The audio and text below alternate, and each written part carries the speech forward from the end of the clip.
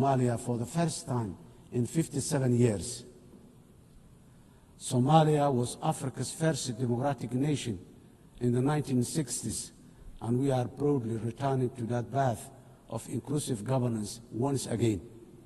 Today, our national election registration process is ongoing, and more than 40 independent political associations have registered to participate in the upcoming elections.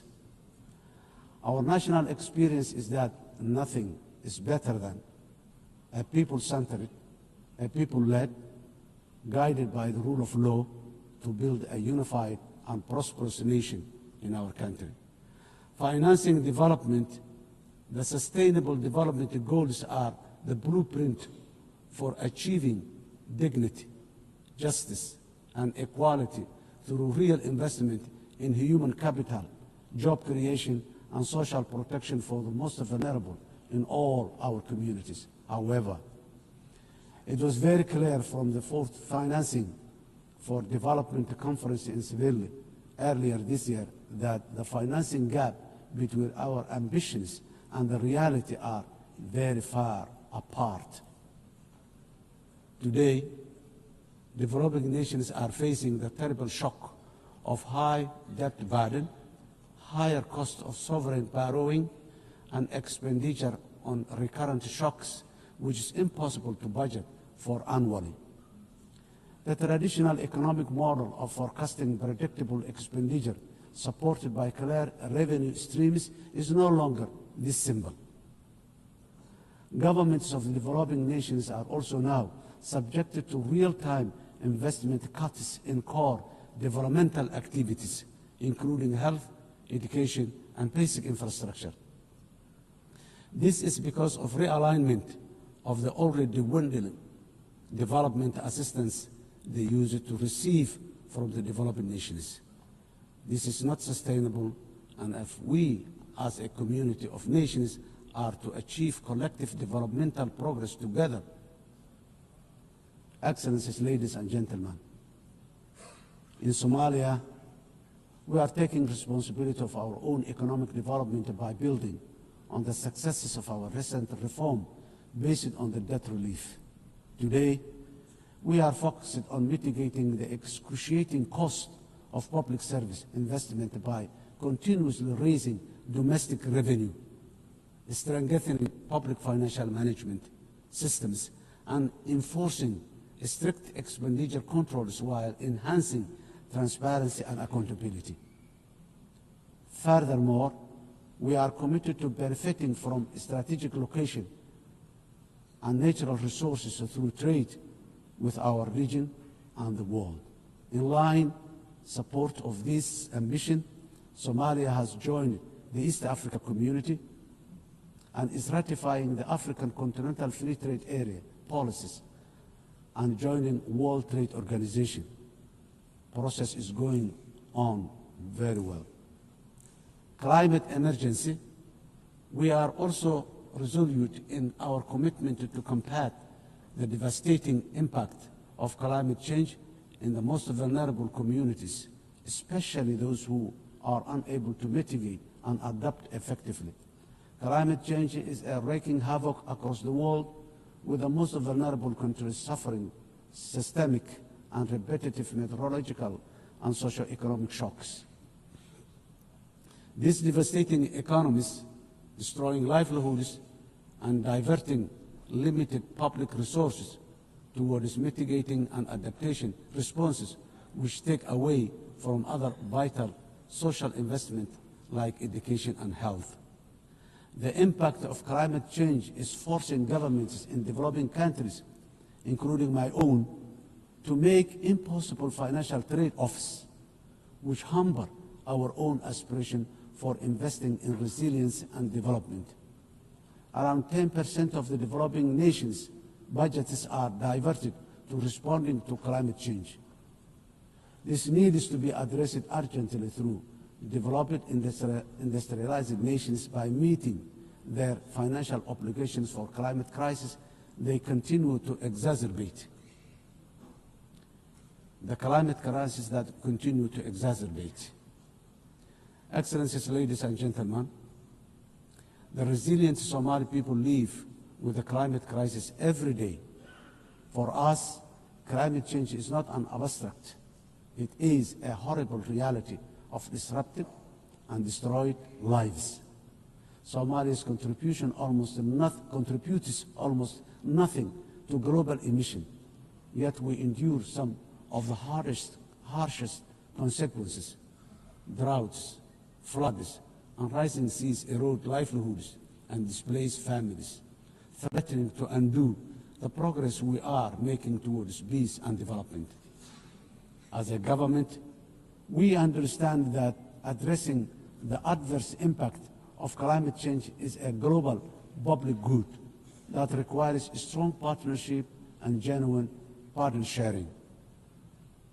On our part, Somalia has adopted the national climate change policy, updated our national determined contribution, and is preparing its first biennial transparency report. We are also developing a robust national climate finance strategy to guide how we mobilize and manage resources to address the challenge.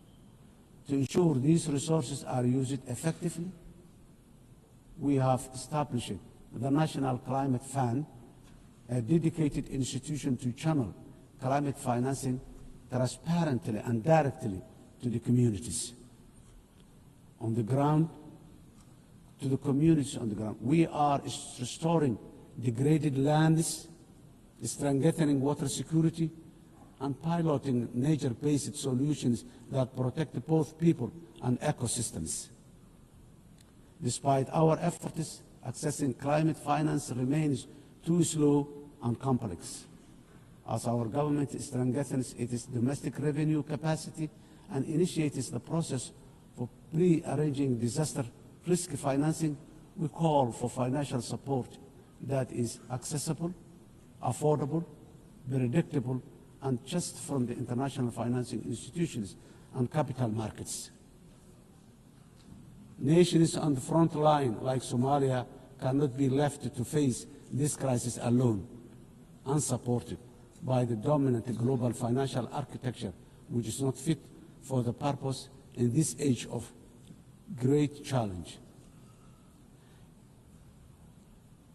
Excellencies, ladies and gentlemen, in conclusion, the 80th anniversary of the UN General Assembly is the best possible opportunity to take stock of our global achievement as far as our common commitments to sustainable development are concerned. We quietly transitioned from the Millennium Development Goals to now the Sustainable Development Goals. Now, I wonder, with the clock rapidly ticking very fast towards 2030, what the next acronyms of our global development aspirations will be. For us, being better together means common ownership, common responsibility, and genuine power sharing on the global achievement of sustainable development through investment in a resilient and fair future for all. I thank you.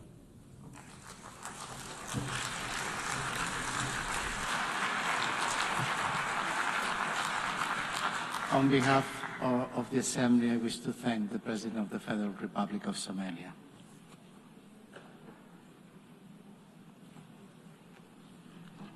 And now the Assembly will hear an address of His Excellency Jakob Mitovic, President of Montenegro. I request protocol to escort His Excellency and invite him to address the Assembly.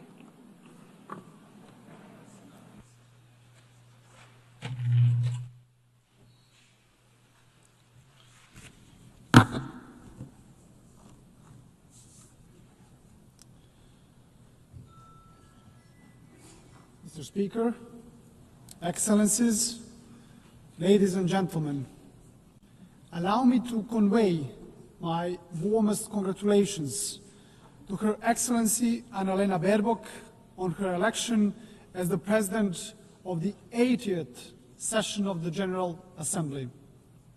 This election is both historic and inspiring, as she is only the 5th woman entrusted with this very high responsibility.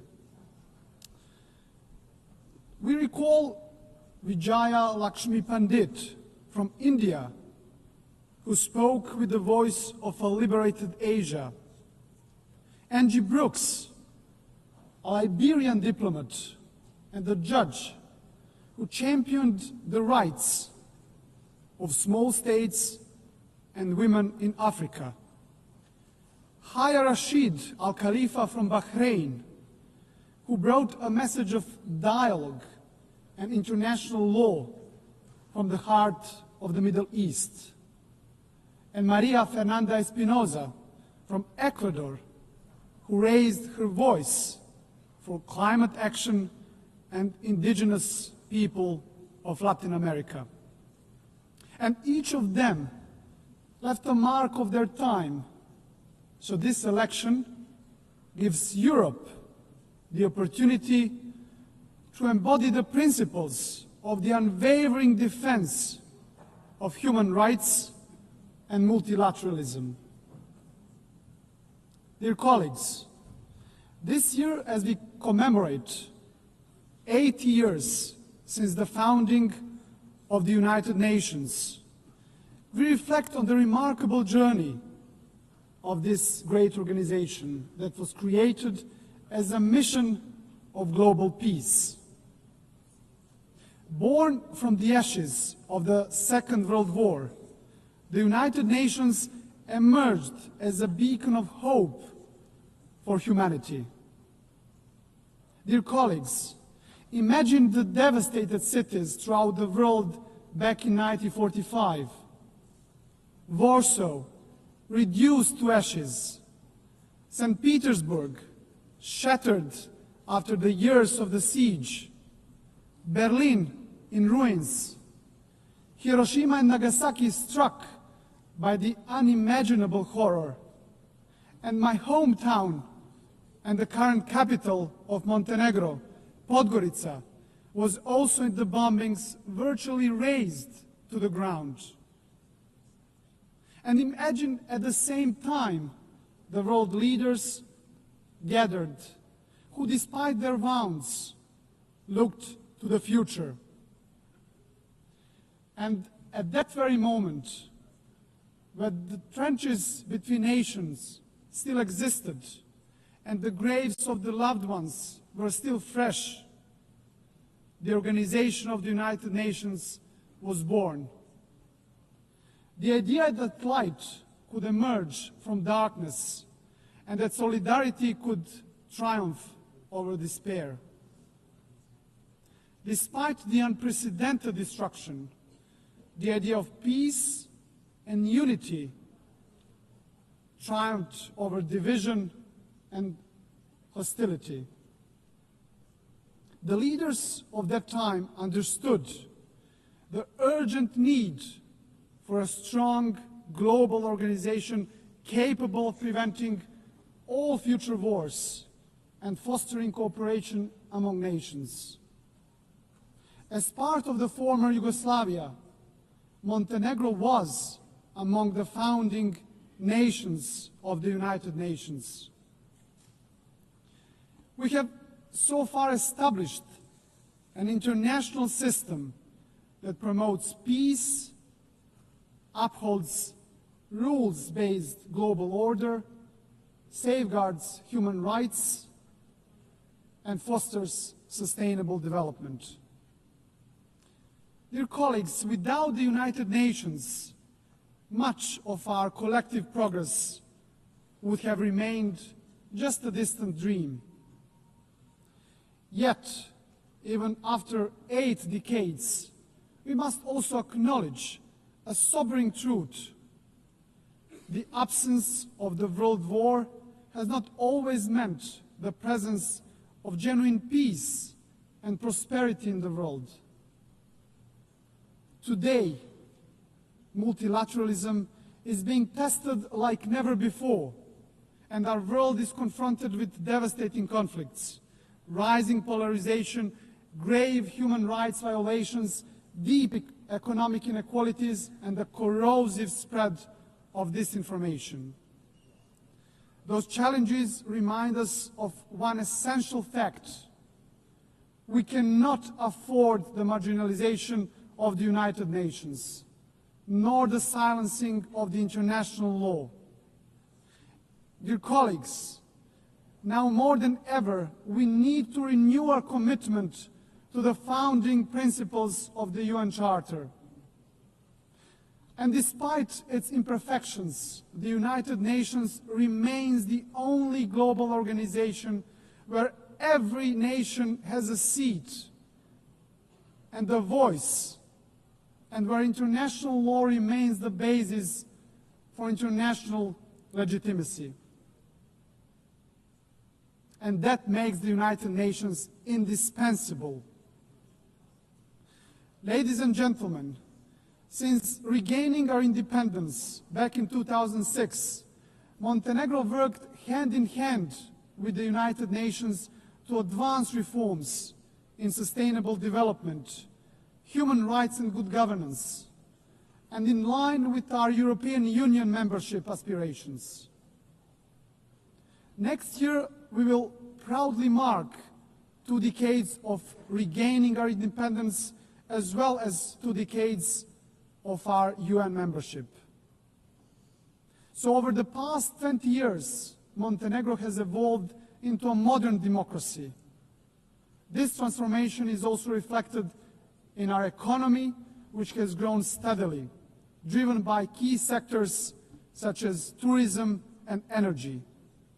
Our resilience has been tested by many global crises, yet Montenegro remains firmly committed to building a knowledge-based economy that fosters sustainable development and contributes to regional stability and regional prosperity. Montenegro's commitment to the United Nations and multilateralism remains a cornerstone of our foreign policy, fully in harmony with our European and Euro-Atlantic paths, and our dedication to good neighborly relations and regional cooperation. With NATO membership as the pillar of our security, our strategic focus is now on joining the European Union by 2028. It's an ambitious goal, dear colleagues, yet one that is now firmly within our reach. And as the most advanced EU candidate country, Montenegro remains steadfast in implementing structural reforms and fully aligned with the European Union's common foreign and security policy. We are convinced that the EU integration is a catalyst for lasting progress, stability, and ultimately security of the European continent. And in this process, Montenegro is not only a beneficiary, but also a contributor, demonstrating that enlargement strengthens the European Union as much as it strengthens the candidate countries. Your Excellencies, to strengthen multilateralism, we also must confront its weaknesses. The Security Council is increasingly paralyzed and unable to fulfill its mandate as the primary guardian of peace and security. The latest example is the war in Ukraine, which has brought unimaginable suffering to the people of Ukraine. And Montenegro welcomes recent diplomatic efforts of the international community led by the United States, aimed at achieving a just and lasting peace.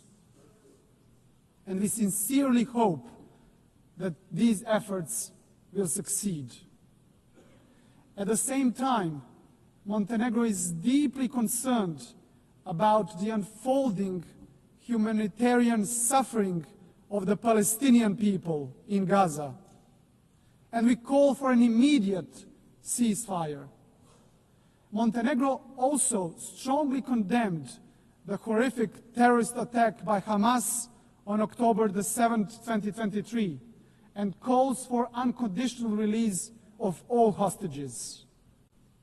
Montenegro has consistently supported a peaceful resolution of the Israeli-Palestinian conflict based on the two-state solution in full accordance with international law and relevant United Nations resolutions.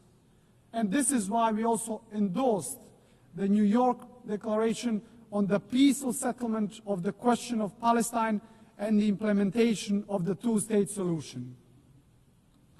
Dear colleagues, dear delegates, Montenegro fully supports the implementation of the UN Pact for the Future as well as the Seville Compromise, a renewed global commitment for financing sustainable development as important steps in strengthening our collective capacity to respond to global challenges. And we also believe that the upcoming second World Summit for Social Development must move decisively beyond reflection and analysis and deliver concrete, tangible solutions that will improve lives of people across the globe. Ladies and gentlemen, back in 1991, Montenegro proudly became the world's first ecological state, a milestone that proclaimed our commitment to the highest principles of environmental protection, the preservation of nature, and the pursuit of sustainable development. UN Agenda 2030 remains our guiding light for sustainable development, and Montenegro takes pride in being among the first countries in the world to integrate all the SDGs into its national framework almost a decade ago. A further important step in advancing the implementation of the 2030 Agenda was the creation of the SDG Acceleration Fund, a powerful mechanism for financing SDG goals. Ladies and gentlemen, for Montenegro, the priority is clear, which is to create conditions that will enable our young people to build their future at home, offering them equal opportunities to thrive. And by insisting on the value of knowledge and ensuring equal access to education, we strive to reduce inequalities and empower our citizens to reach their full potential. Ladies and gentlemen, climate change must be tackled globally and urgently.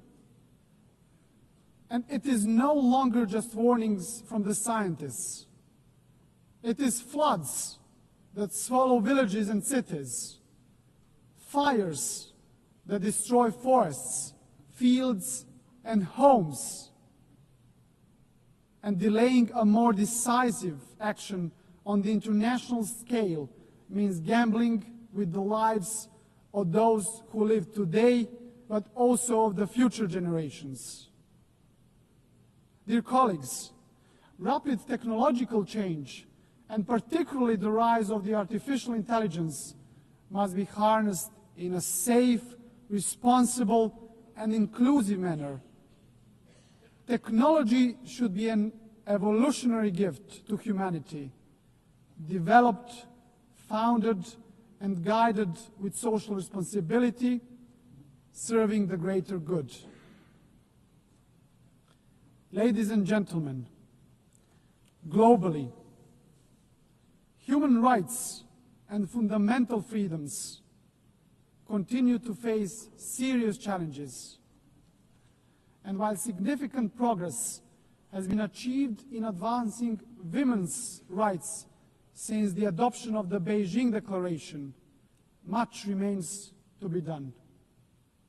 In this regard, Montenegro is fully committed to gender equality.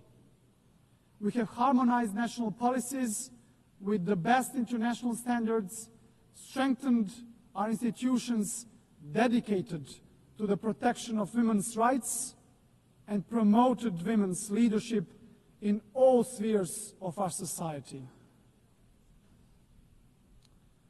Your Excellencies, As we celebrate today 80 years of shared achievements, our collective task is to reform the United Nations and prepare it for the challenges and opportunities of the future.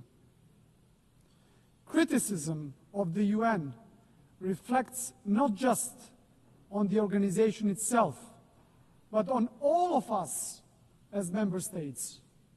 For it is we who have created it, who guide it, and who bear responsibility to strengthen it. This is why Montenegro strongly supports the Secretary General's reform initiative, UN 80. It must not be seen as a mere bureaucratic exercise, but embraced as a commitment, a solemn commitment that the United Nations of tomorrow will be more agile and more efficient. And at the heart of these efforts must remain the UN's three key pillars: peace and security, sustainable development, and human rights, as the bedrock of all United Nations action. To conclude, dear friends, Montenegro is firm in its conviction that the United Nations must remain the cornerstone of peace, international law must prevail over force, and the rule-based order must be further strengthened. For without these principles, there can be no trust among nations, no true security, and no hope for a just and lasting peace in the world. And let me, at the end, quote the most famous writer from our part of the world and the Nobel Prize laureate, Ivo Andrić, who wrote in his masterpiece, The Bridge on the River Drina, "Of everything that man erects and builds in his urge for living, nothing is, in my eyes, better and more valuable than bridges. They are more important than houses, more sacred than temples, for they belong to all and are equal for everyone." Dear colleagues, this timeless truth reminds us that bridges are not only structures of stone, but structures of peace. It is a dialogue that builds bridges, and it is only through bridges that nations can walk towards peace. So our task is not to be passive heirs of history, but active builders of a better legacy. So let the next 80 years of the United Nations be not years of hesitation, but of courage and solidarity. So guided by these values, Montenegro will continue to build bridges, strengthen dialogue, and work tirelessly towards a future of stability, future of progress, and future of common success, fully aligned with the very spirit and mission of the United Nations. Thank you very much for your attention.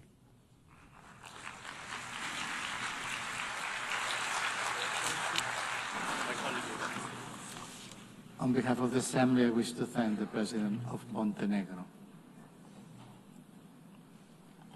In accordance with Resolution 80/1 of 19 September 2025, I give the floor to the distinguished observer of the Observer State of Palestine to introduce an address by the head of the state.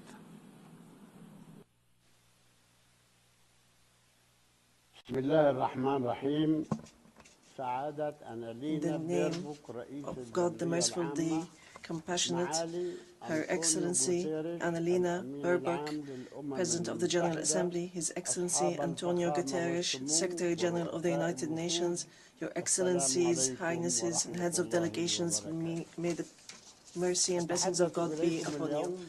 I speak to you today after almost 2 years in which our Palestinian people in the Gaza Strip have been facing a war of genocide, destruction, starvation, and displacement waged by the Israeli occupation forces, in which they killed and injured more than 220,000 Palestinians, the majority of whom are unarmed children, women, and the elderly.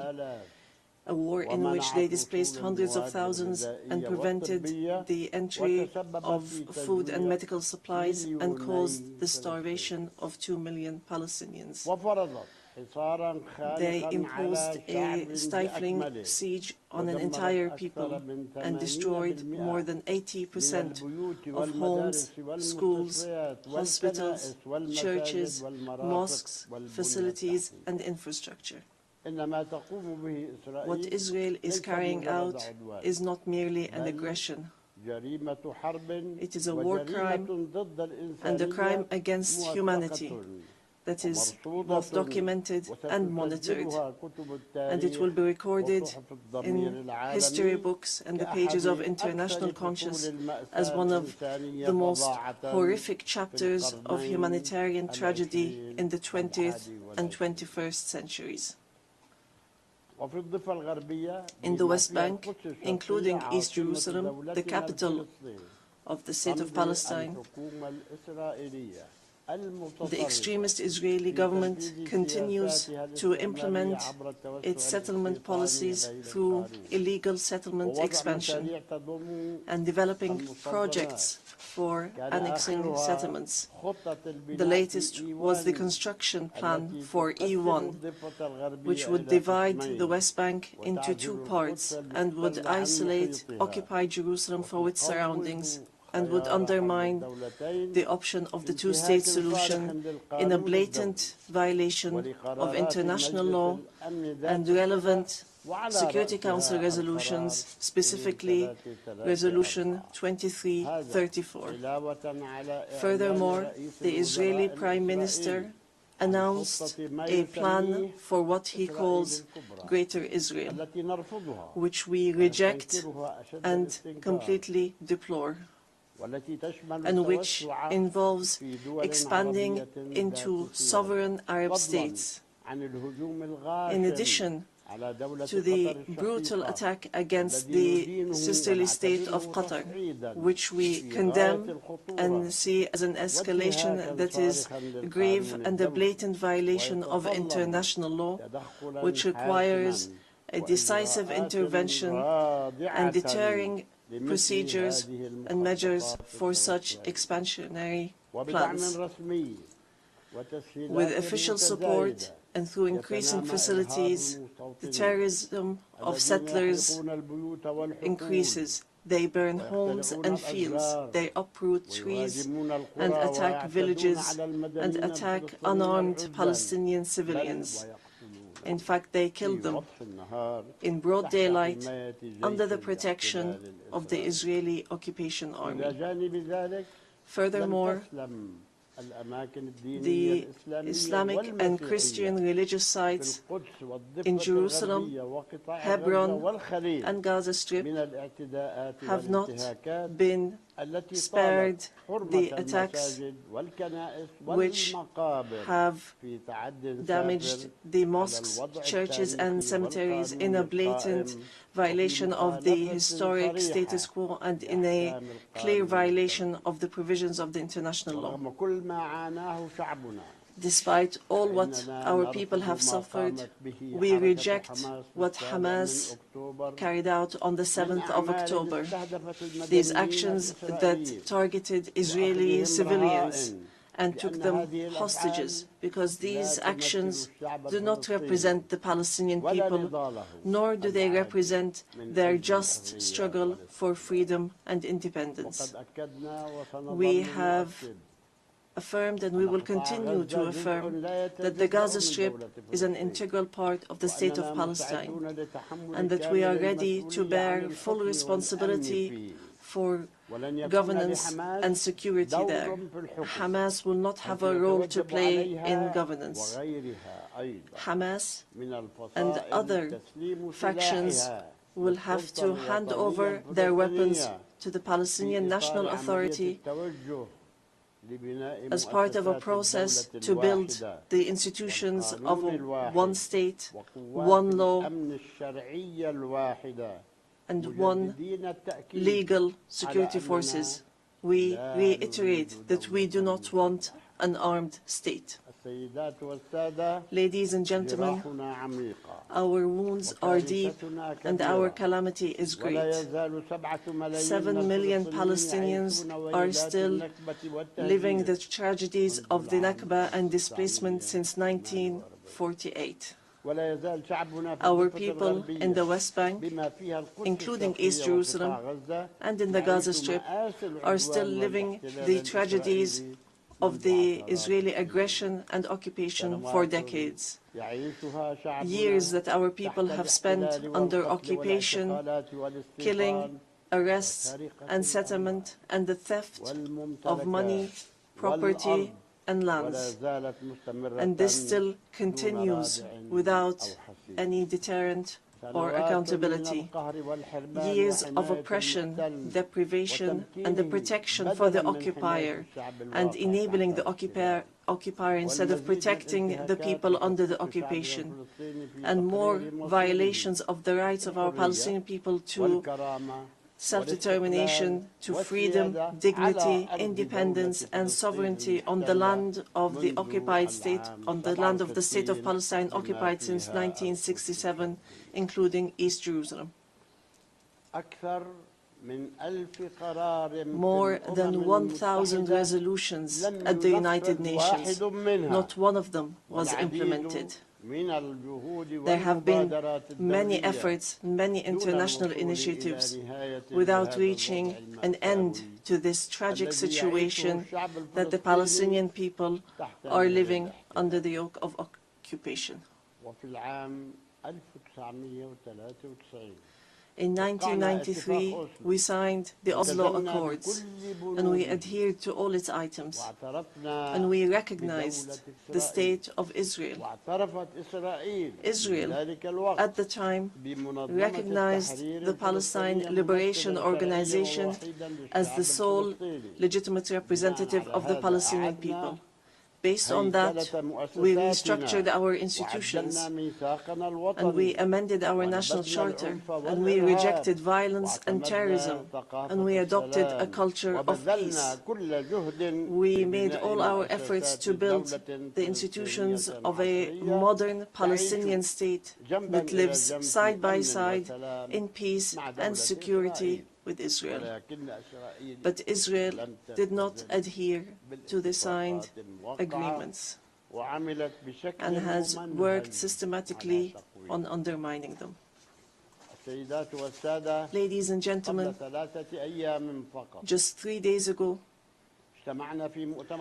we met at a high-level international conference in New York under the joint chairmanship of France and the Kingdom of Saudi Arabia, with wide-scale international presence and united positions that expressed a genuine international will to put an end to this historic conflict by recognizing the State of Palestine, ending the occupation, and returning hope to both the Palestinian and Israeli people.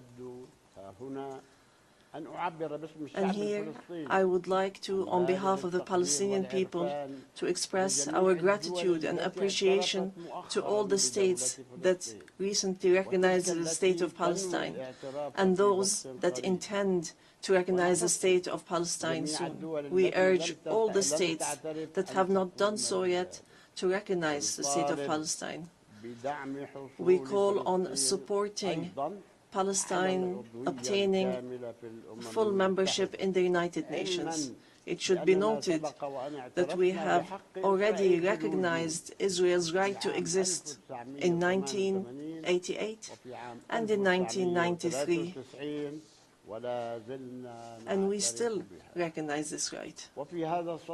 In this regard, we would like to thank France, the UK, Canada, Australia, Belgium, Portugal, Luxembourg, Malta, Monaco, San Marino, Andorra, and Denmark for their recognition of the State of Palestine.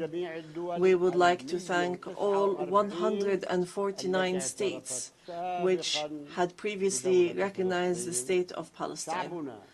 Our people will not forget this noble position.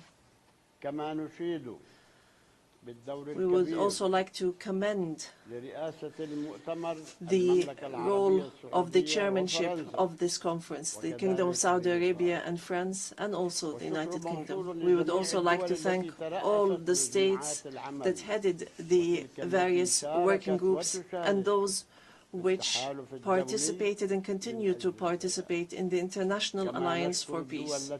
We would also like to thank the states that are supporting our efforts to stop the genocide and the occupation and achieve peace. We highly appreciate all the peoples and organizations around the world who protested in support of the rights of the Palestinian people to freedom and independence and to stop the war, destruction and starvation. We reject confusing the solidarity with the Palestinian cause and the issue of anti-Semitism, which is something that we reject based on our values and principles. Within the framework of welcoming the outcomes of the International Conference for Peace, we reiterate today before the General Assembly the following points. First, the need for an immediate and permanent end to the war in Gaza. Second, the entry without conditions of humanitarian aid through United Nations organizations, including the UNRWA, and to stop using starvation as a weapon. And here we would like to thank the brotherly and friendly states and organizations that have been sending aid. Third, the release of all hostages and prisoners on both sides. Fourth, the complete withdrawal of the occupation from the Gaza Strip and the rejection of the plans for displacement and putting an end to settlement, the terrorism of settlers, and the theft of Palestinian lands and property under the headline of annexation, and stopping the aggression against the status quo in holy sites. These are all unilateral actions that undermine the two-state solution in Gaza, the West Bank, and Jerusalem.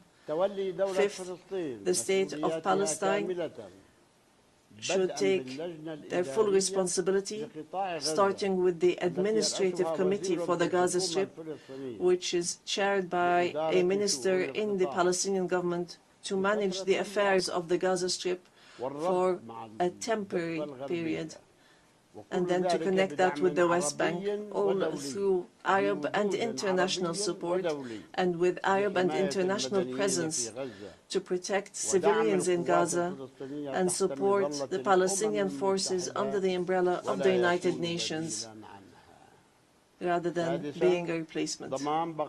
Sixth, to guarantee that the residents of the Gaza Strip remain on their lands without displacement, and to implement a recovery and reconstruction plan in both the Gaza Strip and the West Bank. Seventh, releasing the Palestinian tax money that is being held by the State of Israel unjustly, and lifting the economic siege and the barriers from the Palestinian cities, villages, and refugee camps. Eighth, supporting our national efforts towards reform and conducting presidential and parliamentary elections within a year after the end of the war. The practical procedures has begun. A committee has been assigned to draft a temporary constitution, and it will end its work within 3 months, so that we move from authority to state. We want a modern and democratic state that abides by international law, the rule of law, and multilateralism, and the peaceful transition of power. And we are extremely keen to empower women and the youth. Ninth, we declare that we are ready to work with US President Donald Trump and with the Kingdom of Saudi Arabia and France, the United Nations and all partners to implement the peace plan that was approved in the conference that was held on the 22nd of September in a way that would lead towards a just peace and regional cooperation. Ladies and gentlemen, today we say clearly, peace cannot be achieved if justice is not achieved, and there can be no justice if Palestine is not freed. We want to live in freedom, security and peace like all other people on earth, in an independent, sovereign state on the borders of 1967, with East Jerusalem as our capital, in security and peace with our neighbors. We want a modern civilian state that is free of violence, weapons, and extremism, one that respects law, human rights, and invests in people, development, technology and education, not in wars and conflict. The time has come for the international community to do right by the Palestinian people so that they may obtain their legitimate rights to be rid of the occupation and to not remain a hostage to the temperament of Israeli politics, which denies our rights and continue in their injustice, oppression and aggression.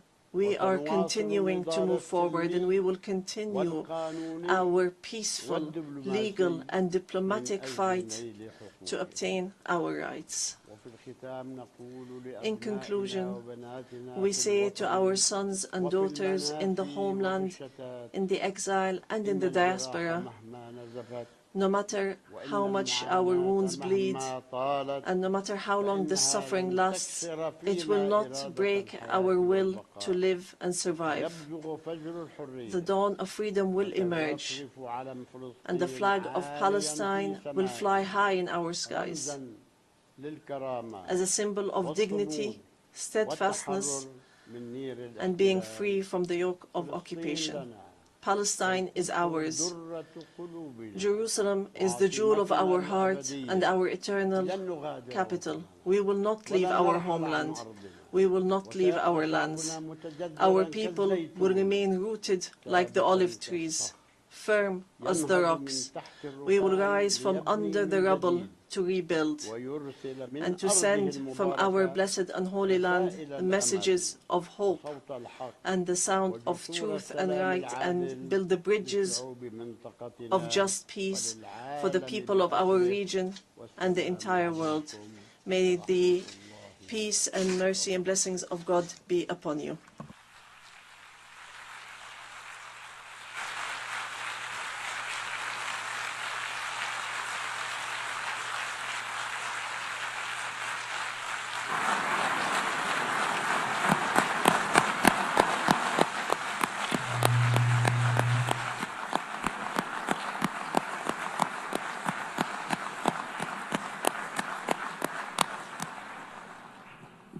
On behalf of the Assembly, I wish to thank His Excellency Mahmoud Abbas, President of the State of Palestine.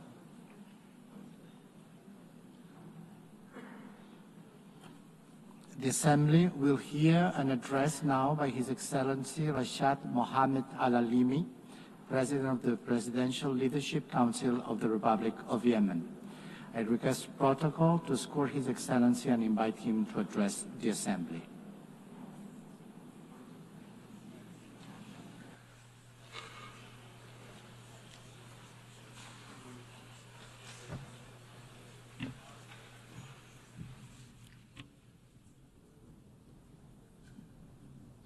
In the name of God, most gracious, most merciful. My statement today will be entitled For Yemen, for the world. Your Majesties, Your Excellencies, Your Highnesses, Madam President of the General Assembly of the United Nations, Mr. Secretary General, ladies and gentlemen, distinguished delegates. I would first like to offer Madam Annalena Baerbock and her friendly country, the Federal Republic of Germany, I'd like to offer them our sincere congratulations on her election as President of the United Nations General Assembly. I wish her success in leading this session, which we attach great importance to as under the slogan, Better Together for Peace, Development and Human Rights. I would also like to commend the efforts of the Secretary General of the United Nations, Mr. Antonio Guterres. We look forward to working with these two leaders of the United Nations to champion peace and human rights in Yemen and to offer protection to the relief staff that have been kidnapped by the terrorist Houthi militias that are backed by the Iranian regime. I also take this opportunity to offer our sincere congratulations to our great Yemeni people who tonight are celebrating the anniversary of the overthrow of the racist Imamate regime 63 years ago and the birth of the republic that is based on the principles of liberty, justice, and abolishing differences and class discrimination and encouraging the participation of women and guaranteeing rights and liberties. Ladies and gentlemen, within this organization, which was built in the aftermath of a horrific war, humanity 8 decades ago pledged that no people would be left alone to face dictatorship or chaos or famine without the backing of the international community. You pledged, and we pledged along, that this organization will safeguard human dignity and the rights of peoples to live in dignity, security, development, and peace. And today, after all these years have passed, we pose to you the same hateful question from the Yemeni people, whether these values and principles continue to exist or not, or else what would it mean for our country to be left hostage to the Iranian regime's expansionist schemes and its militias that use hunger as a weapon, religion as a tool, and maritime passages as a means of blackmail. What does it mean for this country with an ancient history to become one of the most dangerous hotspots of terrorism, cross-border terrorism in the world? Therefore, we are here today not simply to speak of the epic confrontation of the Yemeni people against the most violent and arrogant of terrorist organizations at all. Rather, we are here to build on what was achieved and to call on the world once again to take action and not simply to take note, and to achieve the salvation that we have promised our people, not simply a repetition of statements of the past. Ladies and gentlemen, Yemen today is not simply a domestic crisis. Rather, it is a test of the credibility of the international organization. After a decade has passed to the coup that was orchestrated by the Houthi militias, supported by the Iranian regime, against the national consensus, our people are living one of the gravest humanitarian crises, facing security threats that transcend our borders and spread to the region and the entire world. The Houthi militias are no longer a rebel group in a remote area in the country. Rather, the Houthi militias are an international terrorist organization armed to the teeth with an advanced Iranian arsenal, including ballistic missiles and drones and booby-trapped boats and sea mines and fissile projectiles and other qualitative weapons that are internationally banned. In addition, this outlaw group supports networks that smuggle drugs and utilize new technologies to disrupt communications and guidance systems in an attempt to transform Yemen into a laboratory to experiment with the weapons of its supporters. These are not simply tools of war. Rather, this is a scheme to redraw the map of Iranian influence in the region. And those who are lenient with this group today must imagine how tomorrow will be when the Red Sea and maritime passengers fall prey permanently to this terrorism. Therefore, ladies and gentlemen, the past years have proven that the policy of conflict management, by offering more incentives, has only brought more disaster and destruction. Moreover, the policy of containment has given the Houthi militias the time and the resources to further expand its arsenal. The United Nations was unable to protect its own staff who were kidnapped in Sana'a, unable to protect the oil installations and the commercial ships. It has become clear that the peace we seek cannot be asked for, but must be imposed by force. Ladies and gentlemen, it has become incumbent upon the world today to reconsider its position on the Yemeni situation.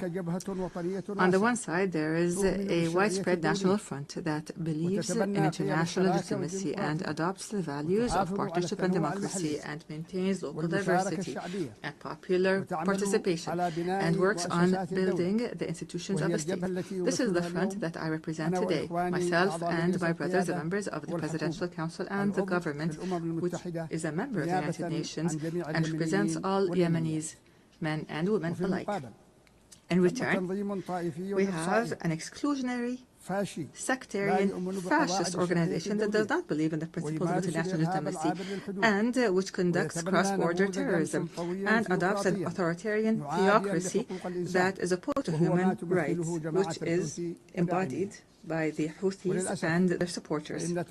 Unfortunately, the disregard by many of the essence of the Yemeni crisis has encouraged the Houthi militias to go further in threatening peace regionally and internationally and targeting energy sources and maritime passages and even kidnapping and abusing United Nations staff. Ladies and gentlemen, I have spoken to you from this podium in the past.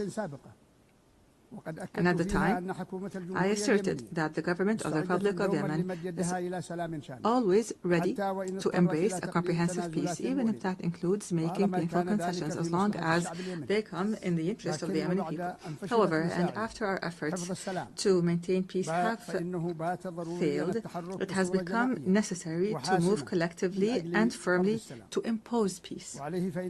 Therefore, I call on you today to form an effective international coalition to restore security and stability to Yemen, a coalition that would rebuild the institutions of the state and would liberate the country from the clutches of the militias and all forms of terrorist groups. Ladies and gentlemen, the United Nations General Assembly, in its 80th session, seems to be in dire need to prove to its members that international law is not simply a myth, and that the rules-based international order is not simply a selective call. Yemen and Gaza, in this context, are the moral testing ground of this important organization. They are the place where we can definitely confirm that the might of right is still able to confront the right of might.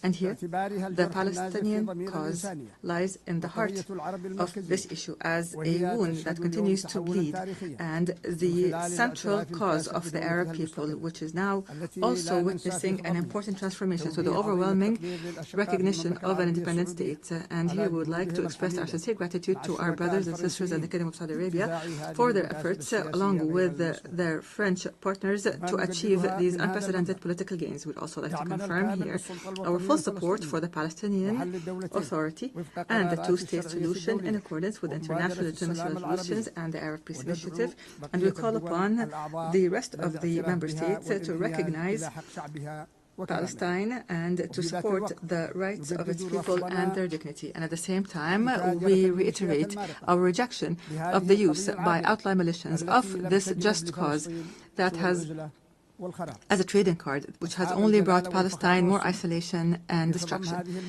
Your Majesties, Excellencies, and Highnesses, in the midst of this suffering of the Yemeni people that has lasted for 11 years, our brethren have not left us alone, namely the Kingdom of Saudi Arabia, the United Arab Emirates, who have not only worked to protect the Yemeni state from collapse, but for the entire region from falling into the clutches of the Iranian scheme. They have presented a practical model of strategic partnership based on development. The world must adopt this model and not simply watch it. At the end of last week, our brothers in the Kingdom of Saudi Arabia once again announced additional economic aid to the country's budget and basic services at a time when the Yemeni government is facing extreme financial bottlenecks. And we hope that the international community would join this effort so that we could keep millions of Yemenis alive. Mr. President, ladies and gentlemen, the title of my statement today was For Yemen, for the World. We are not calling upon you today to simply work for Yemen, but for the entire world.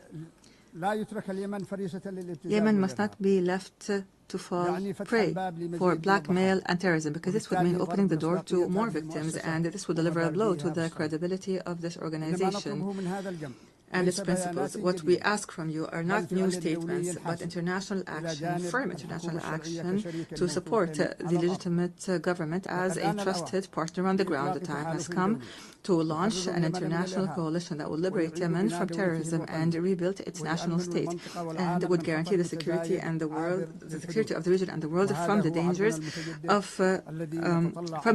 of cross-border terrorism. And this is what we call for, to regain sovereignty in our country and put an end to the chapter of militias once and for all. I thank you, and peace and God's blessings be upon you.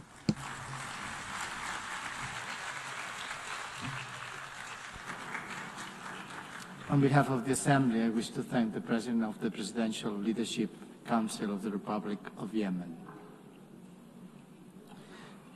The Assembly will hear now an address by Her Excellency Gordana Dzizanowska-Davkova, President of the Republic of North Macedonia. I request protocol to escort Her Excellency and invite her to address the Assembly.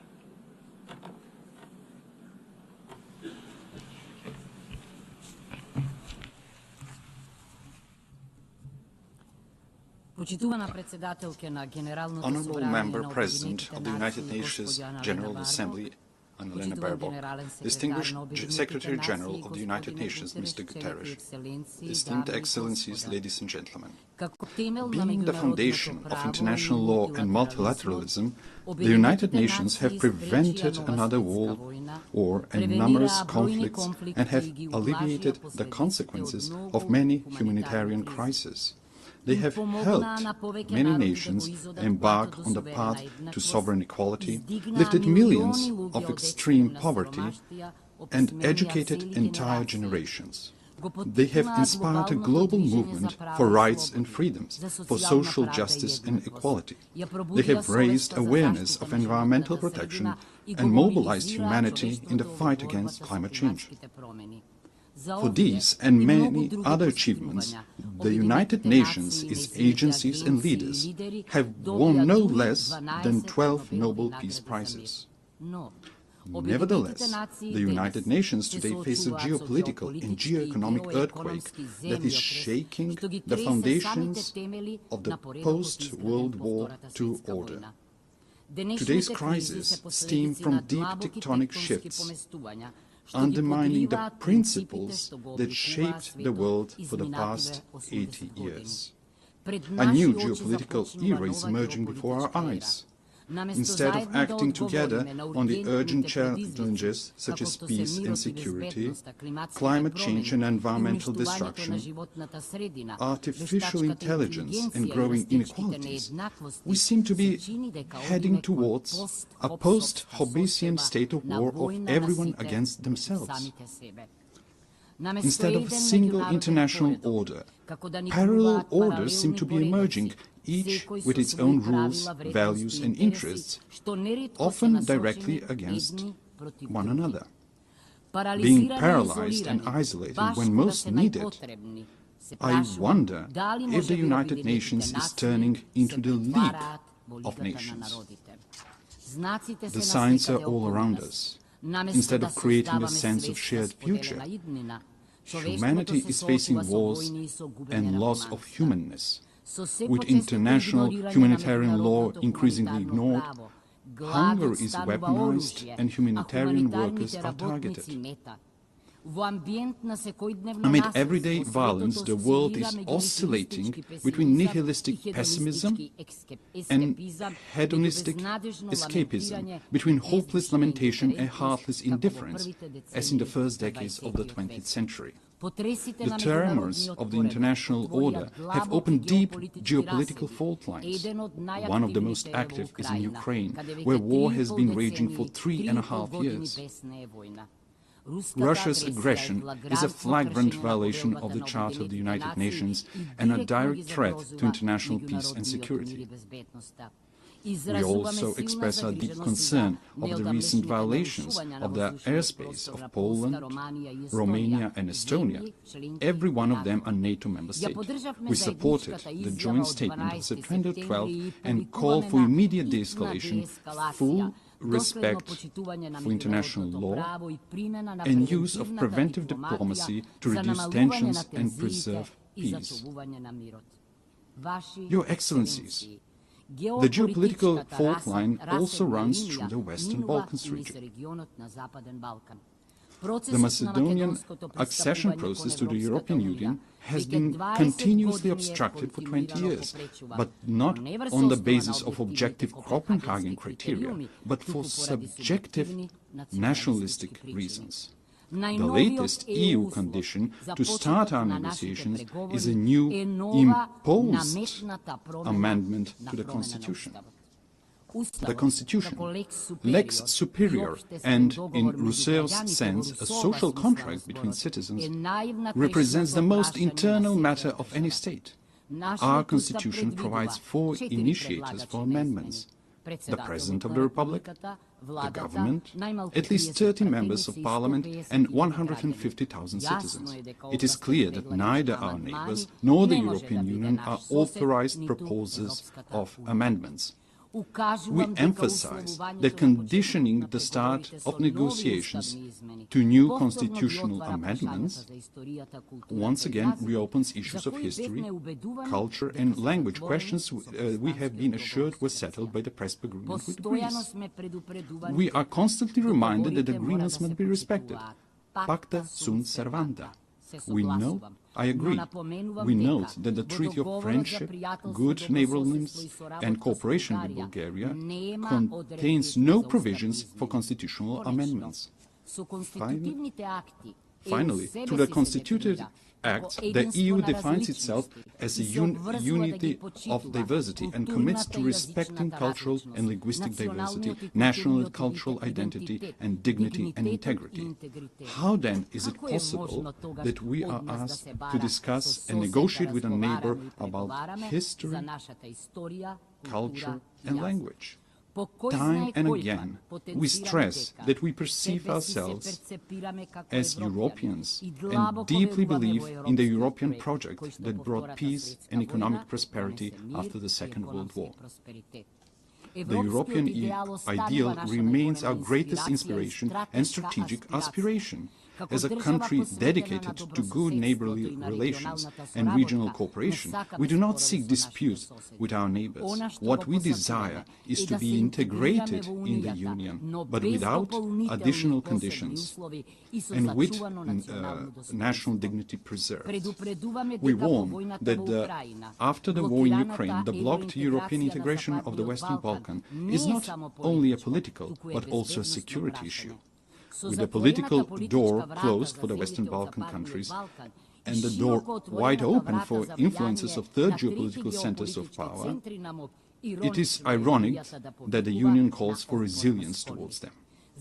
Must we end up on the Security Council's agenda for the EU to unblock enlargement? If the European Union wants to be a geopolitical union, it must not leave the Western Balkans in a geopolitical vacuum.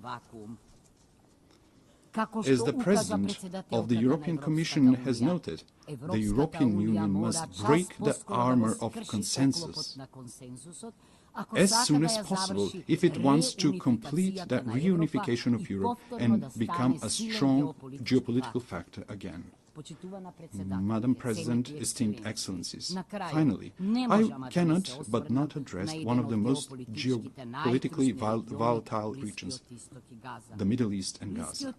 The Middle East has an ancient and rich tradition of inter-religious and inter-ethnic coexistence. History has shown that diversity, when respected, can be a source of cultural enrichment and long-term peace. But also history teaches that violence, regardless of its origin, deepens divisions, prolongs human suffering, and distances the parties from a just and comprehensive solution. We are convinced that sustainable peace in the Middle East can only be achieved through dialogue and diplomacy, in accord with international law. The inviolability of human life and dignity must be respected, even in times of war, in accord with international humanitarian law. In that spirit, we reaffirm our support for international efforts aimed at de-escalation, inclusive dialogue, and direct negotiations. Esteemed Excellencies, these geopolitical fault lines and tensions point unequivocally to the following.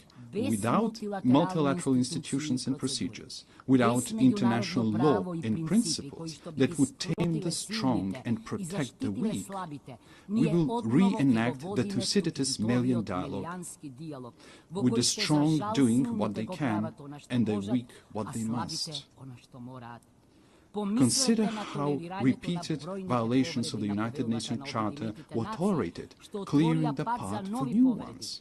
Remember the General Assembly resolutions left unenforced, the International Court of Justice's judgments disregarded and its opinions ignored, and the peace initiatives obstructed in the Security Council. Facing with the dysfunction of the current international order, some realists advise forgetting international treaties and conventions as a needless burden and seeking shelter in regional blocs and alliances. For them, the fastest and best way to resolve crisis is outside the United Nations without a Security Council mandate. However, departing from universal principles and mechanisms in favor of pragmatic opportunism and reaching for ad hoc measures pushes us towards an uncertain future of growing geopolitical and geoeconomic competition and even confrontation in the race for resources. Is that the harsh world we mean to leave to our posterity? The alternative is to try to revitalize multilateralism and make its institutions more resilient to these systemic shocks. Respected Madam President, respected attendees, young generations have the right to a renewed charter, to a reformed and strong United Nations that will enable them to live in peace among nations and peace with nature. These reforms must not be cosmetic, but profound, to enable greater inclusiveness, harmonization between values and mechanisms, optimization of national and global interests, and functional institutions. The UN reforms depend on whether they are seen as an opportunity to renew the rules-based international order or as a challenge to the privileges of some member states. Yet, what is the point of being a privileged member state of a dysfunctional, irrelevant, marginalized international organization? For effective United Nations, it is necessary for the Security Council to be reformed, to be more inclusive, accountable, and responsible for maintaining international peace and security. the General Assembly must evolve into a representative policy-making body rather than a debate club. The implementation of International Court of Justice judgments must become mandatory for all member states, ensuring the rule of international law. Reform is needed not only for old challenges, but also for new ones. Artificial intelligence brings enormous opportunities, but also incalculable risks for our civilization. It is not just a technological leap. Its impact may be greater than the industrial and digital revolutions. Aware of this, my country and I support the proposal to make artificial intelligence a priority of the 80th session. Next year, we will elect a new Secretary General of the United Nations. We need a person with leadership skills, with rich diplomatic experience, and ability to bring differences and build consensus, but also deeply humane and committed to the vulnerable. The next top diplomat of the world must possess knowledge, patience, and tact. After 80 years, it is high time for a woman to be a Secretary General of the United Nations. In a world dominated by strong men, often with weapons, we need strong women with wisdom and empathy. I believe that women, who are, along with their children, are the greatest and most numerous victims of wars, have an inalienable right and obligation to prevent them. The anarchic international order is a threat to all, but especially to small states. It is natural for small and medium-sized states to be the greatest supporters of the United Nations reforms.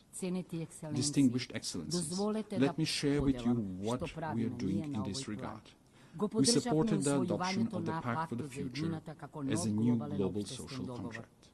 Living in one of the most climate-vulnerable regions in the world, the Mediterranean, Macedonian citizens are already experiencing the consequences of the climate crisis, such as extreme weather conditions.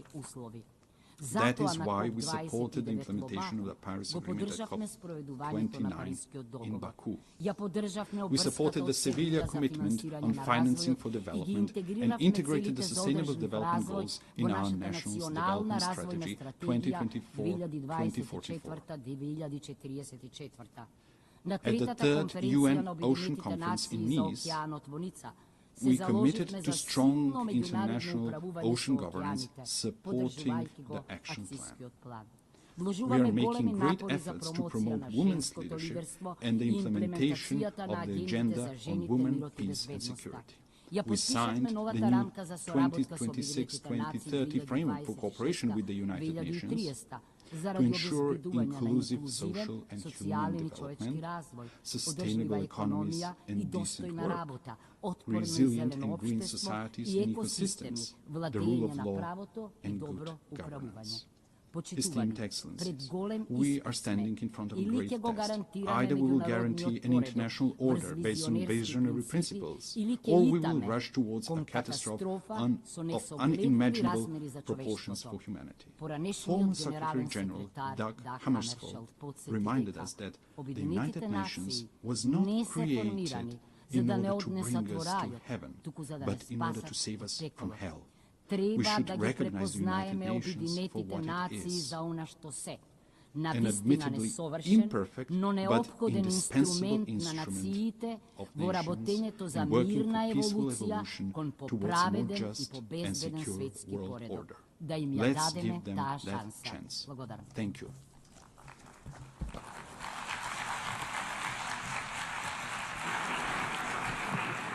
On behalf of the Assembly, I wish to thank the President of the Republic of Macedonia.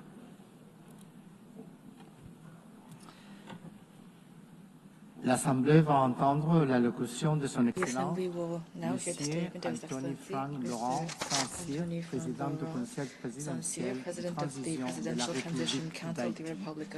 J'ai pris le protocole de vouloir l'accompagner. Son Excellence qui nous invite à prendre la parole devant l'Assemblée.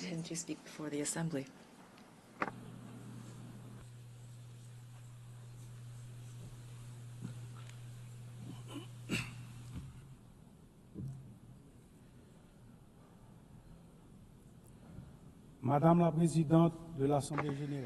President of the General Assembly, Secretary General, distinguished heads of state and government, distinguished heads of delegation, distinguished delegates, it's with a sense of gravity and a great deal of hope that I convey the voice of Haiti and the greetings of a dignified and resilient people, which, despite hardships, is claiming for itself and for all of humanity three universal promises: development, respect for human dignity, and peace. Peace, which is now an absolute imperative for the Haitian people. On behalf of this people, Madam President, I would like to warmly congratulate you on your election as President of this Assembly. I also would like to thank Secretary General Antonio Guterres for his unwavering commitment to our organization and his constant and multifaceted support for the Republic of Haiti. Ladies and gentlemen, the theme of this session, Better Together, 80 Years and More for Peace, Development, and Human Rights, honors the outstanding work carried out over the past decades.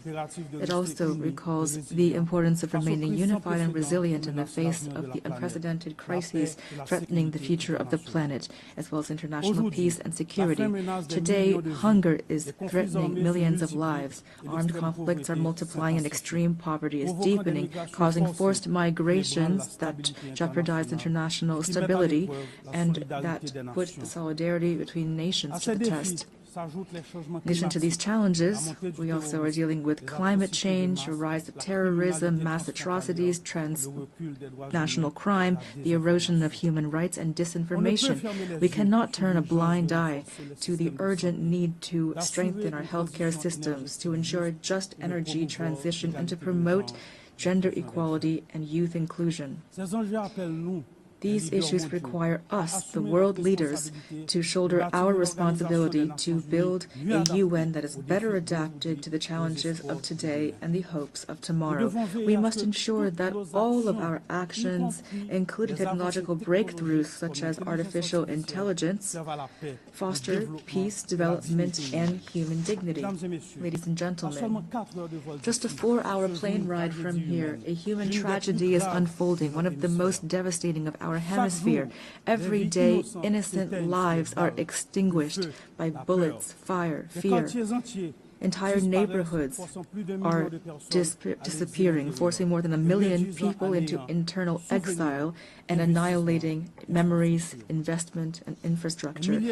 Thousands of children have been deprived of their fundamental right to education. Thousands of young people are condemned to despair. Hundreds of women and girls have been raped, and they will forever carry the scars of this violence in their bodies and souls. Almost half of the population is facing acute food insecurity. The healthcare system is collapsing. Hospitals are being vandalized, burned, or forced to shut down. Doctors are fleeing. Lives are being lost due to a lack of treatment. Even the treatment for persons living with HIV and tuberculosis is under threat. This is the face of Haiti today, a country at war, a modern-day Guernica, a human tragedy at the doorstep of America. Only a 4-hour flight from here. It's important to say this. Haiti is experiencing a war between criminals that want to impose violence as their social order, and a population, an unarmed population that is fighting for human dignity and freedom. The response must be firm and determined. Today, the international community must stand alongside Haiti and take large-scale measures, not half steps. A strong, coordinated, and immediate action is needed. Silence and inaction are not an option. We must act quickly to protect lives, to protect the innocence of children, to provide youth with a future, and to allow citizens to decide their own future at the voting booth. Every minute lost means human lives sacrificed and an erosion of democracy. Haiti wants peace. Haiti expects peace. Haiti has the right to peace. Yes, ladies and gentlemen, Peace today is the most pressing need of the Haitian people. It is the raison d'etre behind our tireless battle, the battle between our security forces, led by our security forces and the multinational security support mission. Many policemen and soldiers have fallen in the war against criminal groups. We pay tribute to these heroes, Haitian and Kenyan, who have laid down their lives for their commitment to restoring peace and security in Haiti. Today, out of the 2,500 troops initially required and promised, there are only 1,000 members of the multinational mission on the ground. Their courage, combined with our own efforts, have not been sufficient to contain the security crisis. And yet we have increased by 40% the budget for our security forces. We've recruited new members. We have strengthened our troops and acquired more material and equipment. We must face the reality. Haiti is at the epicenter of an unprecedented regional threat. Powerful and heavily armed criminal networks are trying to destabilize our country and take over the economies of our entire common space. The new front lines of this battle are in our country, in Haiti. If we lose this battle on our soil, it will be futile to try to contain it in the rest of the region. That is why we must show the same determination, the same resolve, and the same unity that we showed in the fight against terrorism. Haiti could never overcome this challenge single-handedly. Today, it is crucial to mobilize a strong force with a clear mandate and with adequate material, logistical, and financial resources. In this regard, the lessons of the MMS and recommendations of Haitian experts must be taken into account. We also need heightened international cooperation based on intelligence sharing and on rigorous border control to curb the flow of arms, ammunition, drugs, and financing toward these gangs. Peace cannot be restored unless our regional partners take concrete measures to ensure their territories do not serve as a starting point or a transit hub for this kind of trafficking. Approaches that failed yesterday will not save Haiti today. It is critical to listen to the voice of the Haitian people, to try new solutions that are stronger and more adapted to the realities on the ground. In this regard, we fully support the efforts made to transform the multinational security support mission.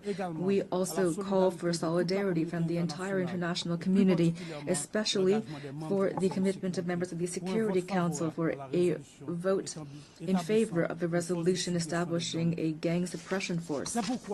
That is why I would like to express on behalf of the Haitian people my profound gratitude to the United States and to Panama for this initiative, the implementation of which will mark a turning point in our fight against insecurity, which is suffocating our nation. I thank the administration of President Trump for the efforts made to provide support and resources in our common fight against the gangs, these enemies that are threatening both Haiti and the entire region. Today, the complexity of the Haitian crisis cannot serve as a pretext for endless talk, for drawn-out negotiations, or for stalemates caused by geopolitical considerations. Every day that we hesitate, criminal groups benefit. We urgently need to be proactive, to transcend divisions, to act together, to promote the values that bring us together, peace and human dignity. Haiti would welcome the holding of a high-level meeting to overcome obstacles and to make tangible progress. In this regard, we welcome the countries of the region and thank them for their constant support, especially through declarations in various regional organizations, including the Organization of American States and CARICOM. We appreciate their support and advocacy with partners from the Security Council for a real solution to the security crisis in Haiti. We also pay tribute to all of those states which during previous crises stood by our side and express the hope to be able to count once again on their commitment. Together, we can and we must resolve this crisis which has lasted for too long already. 12 million women, men, and children are expecting this of us. Ladies and gentlemen, the Presidential Transition Council was born of a political consensus that stemmed from intense negotiations between the nation's political parties. This council, which was supported by various international partners and facilitated by leaders of CARICOM, has a clear agenda which centers on holding free and credible elections. I repeat, free and credible elections. Despite the many challenges caused by the security crisis, the electoral process, for which the PTC and the government have shown real political will, has made real headway. The Electoral Council, Provisional Electoral Council, has already identified more than 85% of the voting centers, mobilized more than 70% of the elections personnel, and national financing to the tune of $65 million is guaranteed. The Presidential Transition Council is working closely with the MMS, the OAS, CARICOM, and BINU to ensure free, transparent, and inclusive elections reflecting the sovereign will of the Haitian people and guaranteeing the full and effective participation of young people, women, people with disabilities, and marginalized groups. To ensure productive political cooperation, constant efforts are being made and will continue to expand dialogue with the various political parties to strengthen consensus and to prevent a power vacuum which would be fatal for democracy and stability. The Haitian people must be able to choose its own leaders. The state wants credible elections. Our greatest challenge remains restoring security.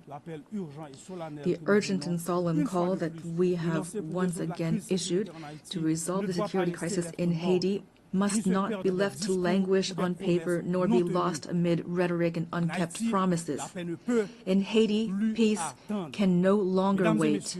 Ladies and gentlemen, the transitional period does not allow us to launch all of the major federal reforms that the country needs, but the humanitarian crisis we are currently experiencing must be overcome. To this day, the Haitian state has provided 72% of emergency assistance for IDPs and is assisting families to relocate. We are profoundly grateful to our international partners that have assisted us in the humanitarian response, and we are keenly interested in the promising initiatives put forward by those which, like the Association of Caribbean States, have chosen to join our effort. But our strategy is not limited to immediate assistance. We must move from assistance to investment. To this end, the government is determined to develop two major economic hubs, the Great North and the Great South, based on strategic sectors such as agro-industry, textiles, renewable energy, tourism, and services. Haiti will continue to count on its key partners to weather this difficult period and to relaunch its economy.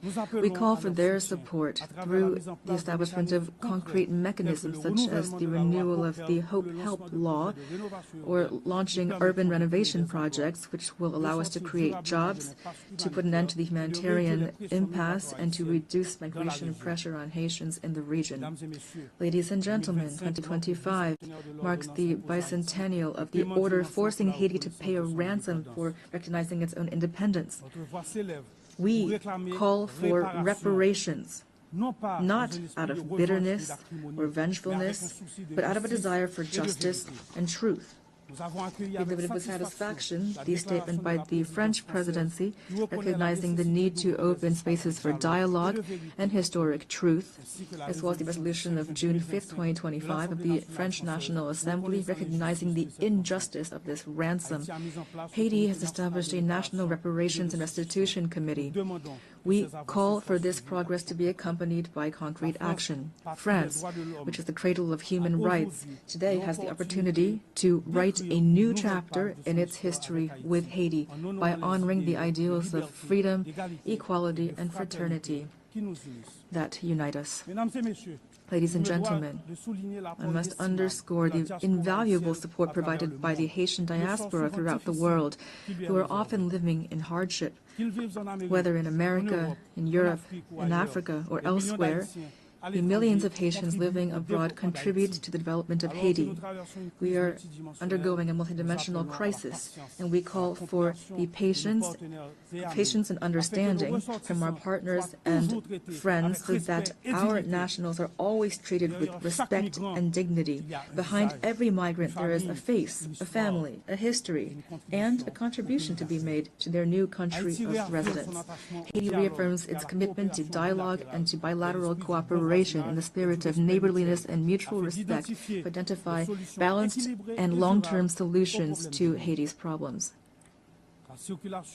The safe and orderly circulation of goods and of people, especially through air transport, is crucial for a shared future and common prosperity.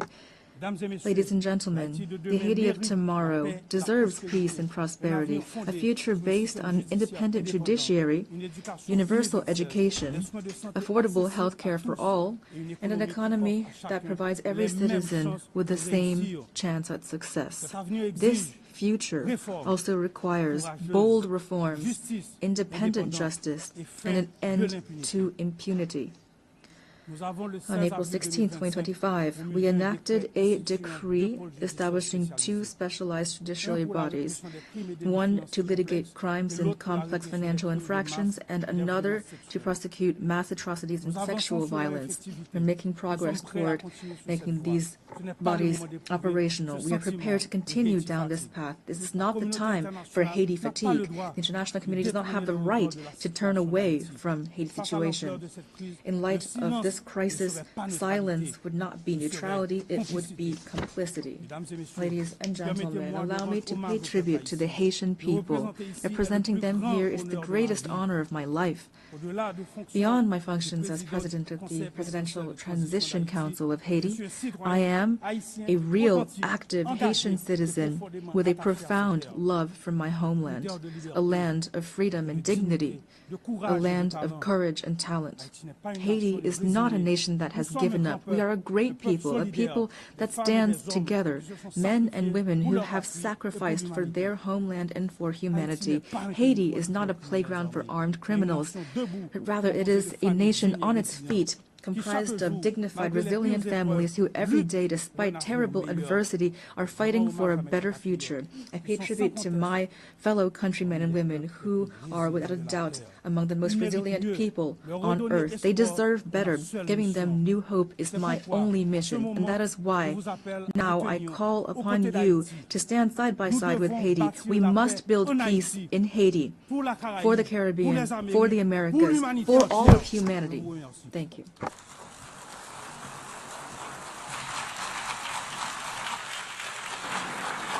Au nom de l'Assemblée générale, je tiens à remercier le président du Conseil présidentiel de transition de la République President of the Presidential Council of the Transition of the Republic of Haiti. The Assembly will hear an address by His Excellency Mikhail Kabalashvili, President of Georgia. I request protocol to score His Excellency and invite him to address the Assembly. I can see it here. Yeah.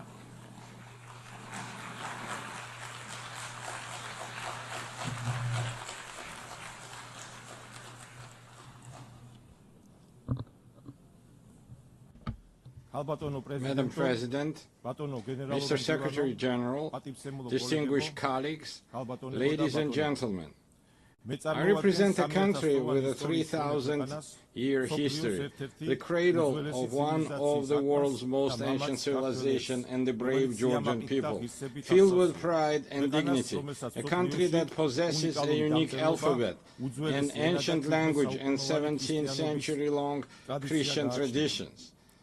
The history of Georgia is a continuous chronicle of our people's struggle for survival against invaders, through which we have miraculously managed to preserve our cultural identity, traditions, and national character. Despite centuries of continuous warfare with invaders, the cultural environment in Georgia has always been distinguished by exceptional humanism, tolerance, and compassion for others, tolerance, openness to others, harmonious coexistence and diversity form the cornerstone of our ancient culture, which is brilliantly reflected in Georgian polyphony, in our national traditions, and in the world-renowned Georgian epic Shota Rustaveli's The Knight in the Panther's Skin. Georgia is a place where throughout history, no human has ever been oppressed or persecuted on ethnic or religious grounds. Quite the opposite. We have always been known for our profound sense of justice. I represent the Georgian people, who know both the cost of war and the value of freedom and peace, a people who cherish their rich history and traditions, while at the same time facing with resolve the challenges that lie before our country. Amid a rapidly changing geopolitical landscape and unprecedented global challenges, such as ongoing conflicts, climate change, ideological polarization, cultural alienation, and war-driven humanitarian crisis, Georgia stands firmly as a guardian of dialogue, peace, stability, and sustainable development. Despite the many challenges surrounding us, we have managed to ensure the security of our people. The fundamental philosophy of the Georgian government remains to preserve peace, and no matter the cost, to spare our people from war. For the fourth year now, a horrific, bloody war has been raging in Ukraine, bringing catastrophic consequences and immense human suffering. Drawing on the bitter experience of the 2008 war, whose wounds have not yet healed for the Georgian people, we understand better than many the pain that Ukrainian nation endures today. Now as before, Georgia expresses its firm and unwavering support for Ukrainian people. As we deeply understand the importance of peace, Georgia contributes to the transformation of the South Caucasus and strives to turn it from a zone of conflicts into a space of dialogue among civilizations and economic prosperity. We welcome President Donald Trump's peace initiative between Armenia and Azerbaijan, as well as his efforts to bring the bloody war between Russia and Ukraine to an end soon.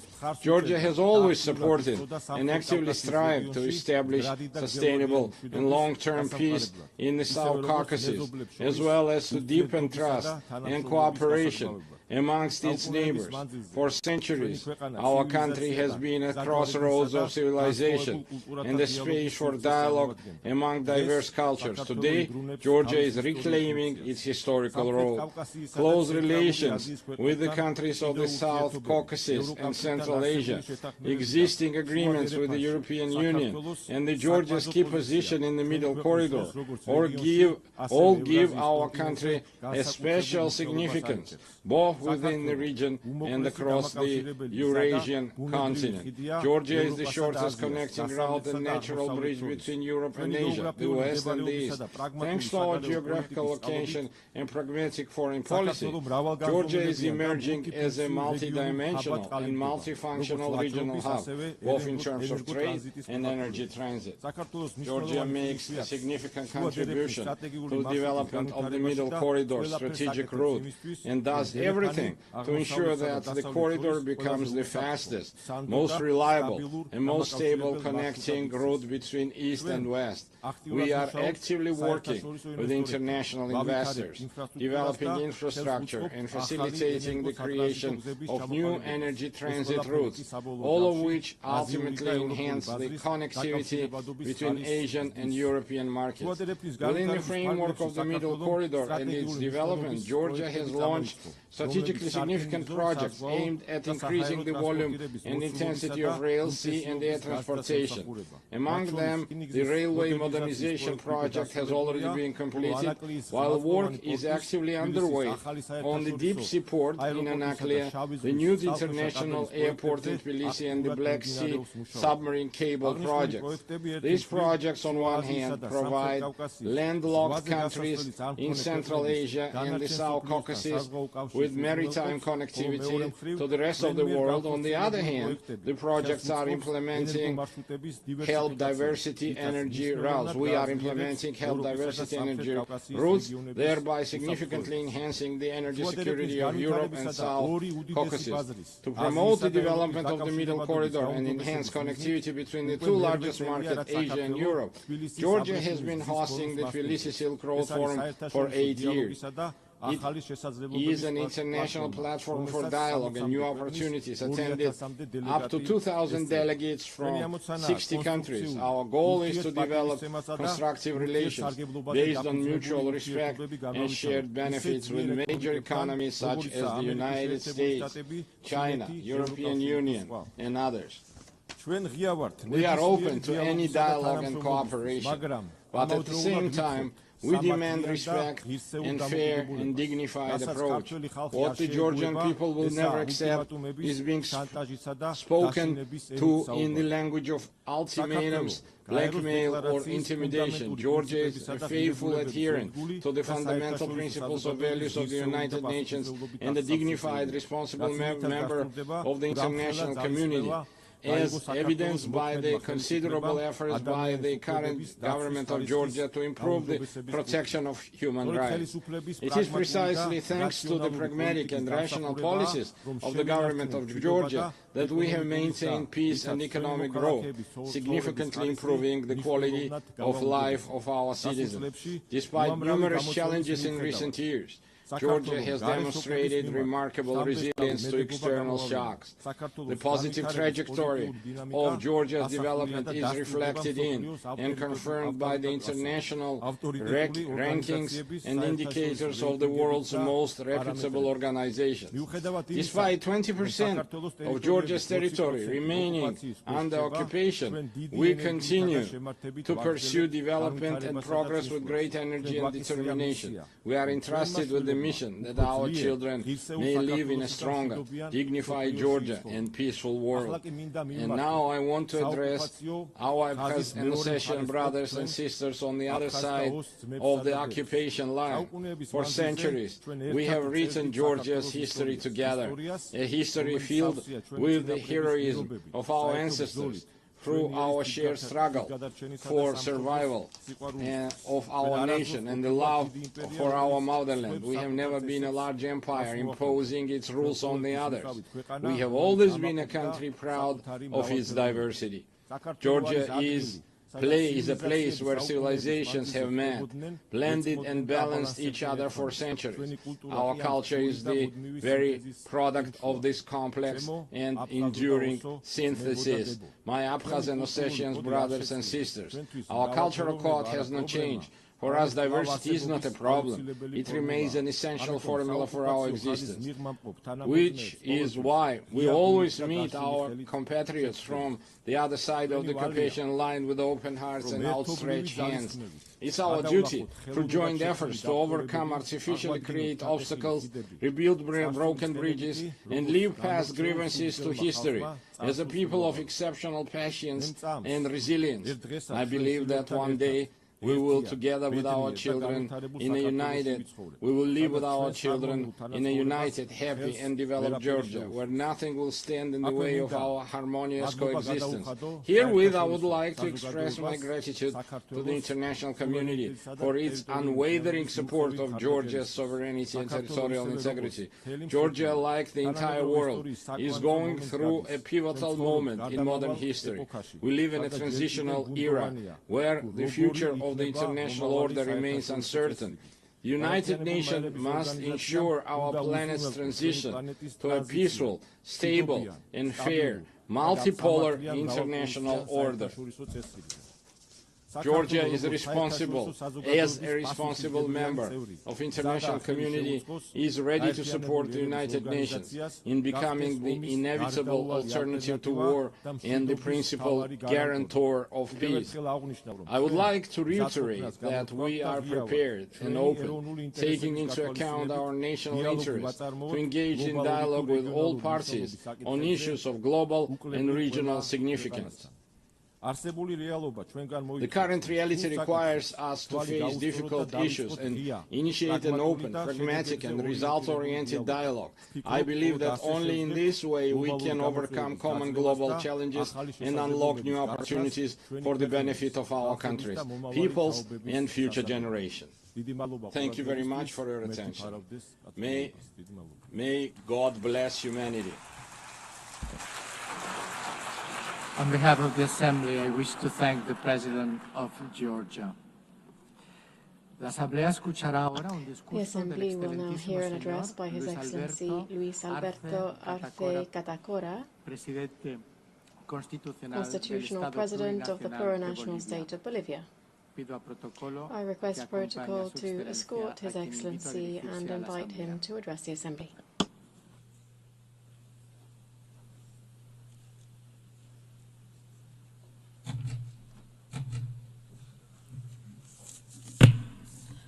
Muy buenos días. A very good morning to all of you. Permítame expresar un Allow me fraternal to saludo a la express Presidenta de la brotherly Asamblea General greetings de to the Naciones President Unidas, of the General Assembly of the Annalena United Nations, Baerbock, Annalena y por Baerbock, su intermedio a toda la Asamblea. and through her to the entire Assembly. El 80º periodo de The sesiones 80th session no es un dato cualquiera, isn't just any other date.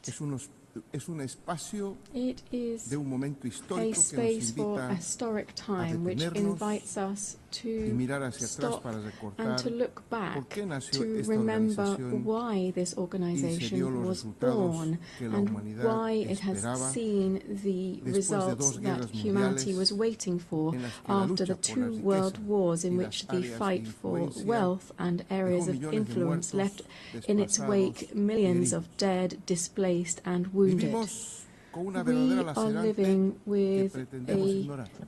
wound that we're trying to En overlook. 8 décadas Over 8 se han decades, desarrollado en el concierto de las in naciones the concert of nations, narrativas que, we have seen the development of usando la narratives habilidad that, de las potencias con larga using the experiencia skill en el of the derecho great internacional, powers with long-standing experience in camuflado international heridas community, have y camouflaged recuerdos deep wounds desgarradores de la and humanidad, the devastating memories of empleando humanity.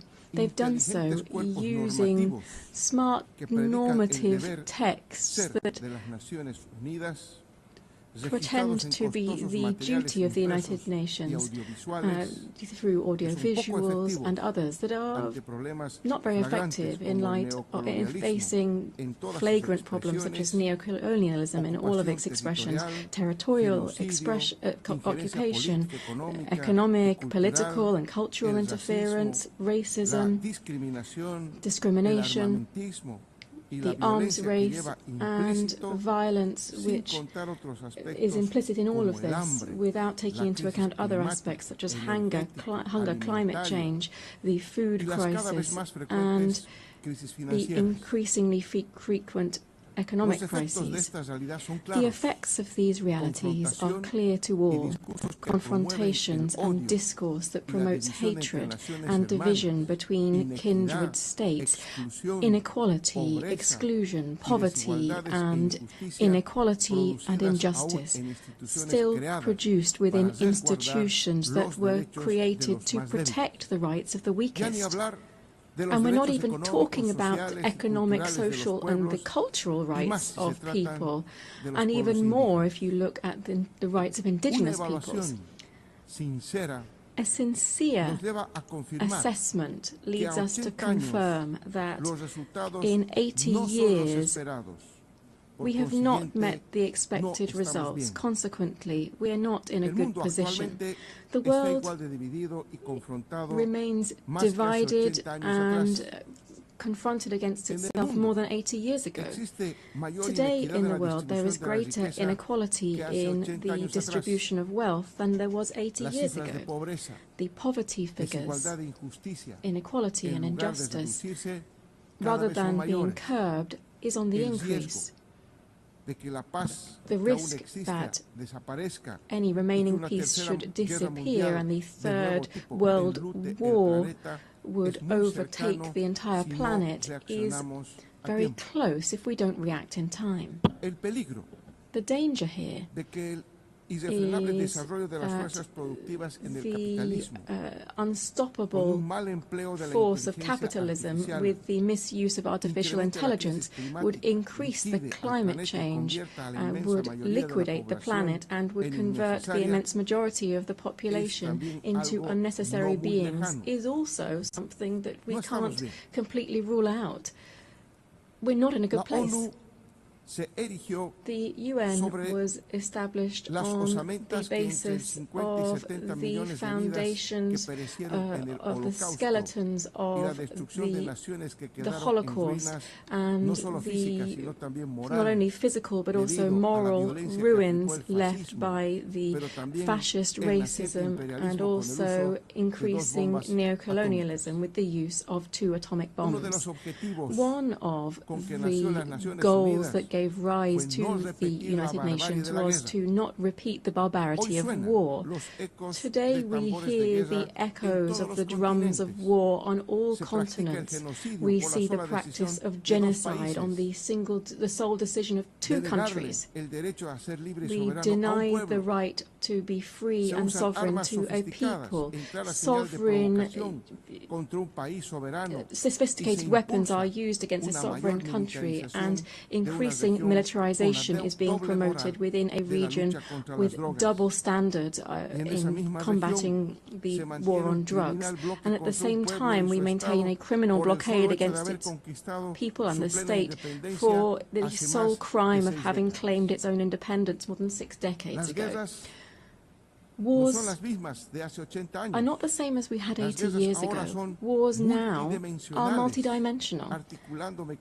They use economic, financial, media, information, cyber warfare, without even taking into account military warfare, which now encompasses biological warfare, war from space, and other technologies that continue to be developed with impunity on the basis of technology of war.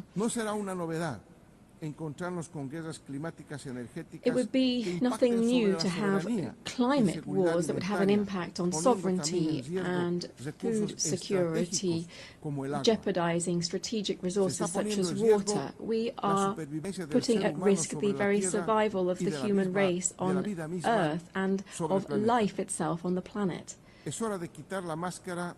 Just taking off the mask from all of these tragedies, we can see that the cause of all of this is the wild capitalist system that places the greed of the few over the rights and lives of the majority on the planet. The cause of this is the current capitalist development, which tries to resolve its own crisis and ends up returning to the original forms of accumulation and increasing rates of profit. Capitalism and its imperialist face is once again using the deployment of violence, plundering natural resources from sovereign states, and the bloodletting to lead to the political and economic power and take that away from another. Added to that, we have a third cause of the current wars, which is more immediate. That is the obsessive zeal of the new Trump administration to give the United States back its position as a hegemonic power at the cost of the liberal system, free trade, globalization, and to cause pain and death. Why? For what?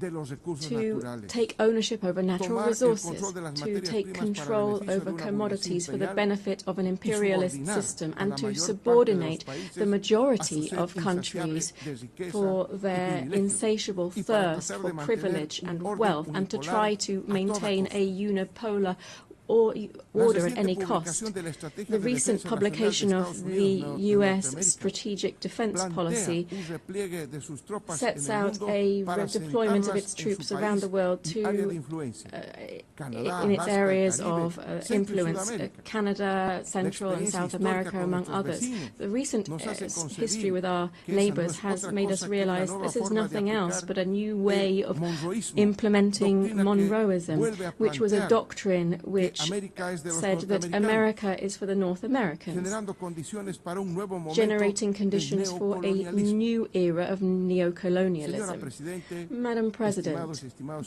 distinguished heads of state and government, from the indigenous name for Latin America and the Caribbean, we can say that we are a zone of peace, and we did so at the second summit of CELAC in Havana in 2014. The nations in our region are complying with this mandate that we set ourselves, still bearing in mind our political and ideological differences on various topics and with regard to border and territorial occupation-based disputes that remain ongoing. We can say when we invert the equation of the Pentagon that it is peace rather than war that guides our international relations. In hearing this declaration statement, in 2022, in this same place, I came to appeal to the United Nations for a General Assembly to declare to the world that it would be an entire territory of peace. And 11 years have passed since that historic declaration of CELAC, and 3 years since I made that statement in this assembly. Not only have we not declared the world as a zone of peace, rather we are facing the harsh reality of seeing how death is becoming increasingly normalized in international relations. We also feel the threat of fascism in all of its variants to try to exploit and dominate peoples at the current time. The threat of death has made is covering Latin America and the Caribbean. We are seeing a bellicose potential which would even go so far as to use missiles, submarines, helicopters, using the pretext that this maritime space is being used against the national security of the United States through the illegal introduction of cocaine through illegal gangs belonging to drug cartels. Beyond violations of international law, this provocative action of imperialism has two intentions. First, to intervene into our kindred Bolivarian Republic of Venezuela that since 1999 has been raising high the flags of the freedom of its people and the sovereignty of its state, and which possesses considerable natural resources, particularly in oil, which the North wishes to appropriate and claim. Secondly, to try to reconquer the Latin America and the Caribbean on the basis of it undermining liberal democracy, to impose militarization and to use other colonialist practices that we should call out. Imperialism is said to be used to combat drugs trafficking. This is a fallacy, because if this were true, it would actually be taking effect within their own country, where the demand for this type of drugs is high, and where in its origins, where we see different types of organized crime. What the United States is trying to do is to give our region the role of holding back the edification of a multipolar world and to submit it to its own interests. Added to these military actions, the images of which have been seen around the world, we see other types of devastating actions, such as those aimed at strengthening the economic blockade against Cuba. Billions of dollars are owed by the United States to the Cuban state due to these unilateral coercive measures, which are explained on the basis of rejecting the first communist revolution, which will never be destroyed. The threat of death is also afflicting the Middle East. In the Middle East, the pain of millions of families and the death of hundreds of thousands of Palestinians finds no consolation. All of this history tells us has the unconditional support of the United States, which wants to speed up the displacement of the Palestinian people as quickly as possible. Peace will be an empty world while the Palestinian people continues to face practices of genocide and does not have its own land and full sovereignty with East Jerusalem as its capital. But in this region, that's not the only thing that's happening. The fragile political and geopolitical stability is threatened by preventive attacks against the Islamic Republic of Iran and against the small nation of Yemen, very similarly to what is happening, what was done by ex-President George Bush. The threat of death is also clear in Eurasia. In Eurasia, despite the intermittent attempts to achieve a political outcome, the expansionist ambitions of NATO, which is nothing else than the military arm of concentrated capital, is trying to protract the military conflict by using Ukraine as a launch pad against the Russian Federation. The threat of death also hangs over Asia. The East China Sea, which is an area of great geostrategic and economic importance, is facing two problems that could have an impact not only on the region but also the entire world. The overcoming of the sovereignty of Taiwan by the People's Republic of China is another example of explicit neocolonialism that is encouraged by the United States, as well as the dispute on the Senkaku Islands, the sovereignty of which is disputed between Japan, Taiwan, and China. It appears that these islands are home to important hydrocarbon resources. Furthermore, the constant tension between North Korea and South Korea could not only become a problem that affects these two countries, but also the entire security of the world. Heads of state and government, I've been referring to this entire world to say that in this new imperialist intervention, we should call it what it is, neocolonialism. And what should we do? I'm asking this. I'm asking this because it's led to one of the most outstanding strategies of the fight for the emancipation of labor over capital. This is also the fight of life over death. I wish to propose that we firstly establish a commission for reparations following slavery, apartheid, genocide and colonialism in the countries of the global south. To do so, the United Nations should find a way to ensure that those designing war and death pay their billions of dollars rather into a reparations fund. I hope that this rostrum, the highest on the international stage, will also serve to be able to launch an appeal and recognize that colonialism and neocolonialism was and is an historic mistake that brings and continues to bring a social wound over the population that it victimizes. It also does this with indigenous societies that it affects in particular. Today, on behalf of the construction of a fair future, we have to condemn the devastating impact of colonialism in the past and the present. I appeal to the heads of state of CELAC and the African Union to join forces and to oppose the adverse consequences of colonialism.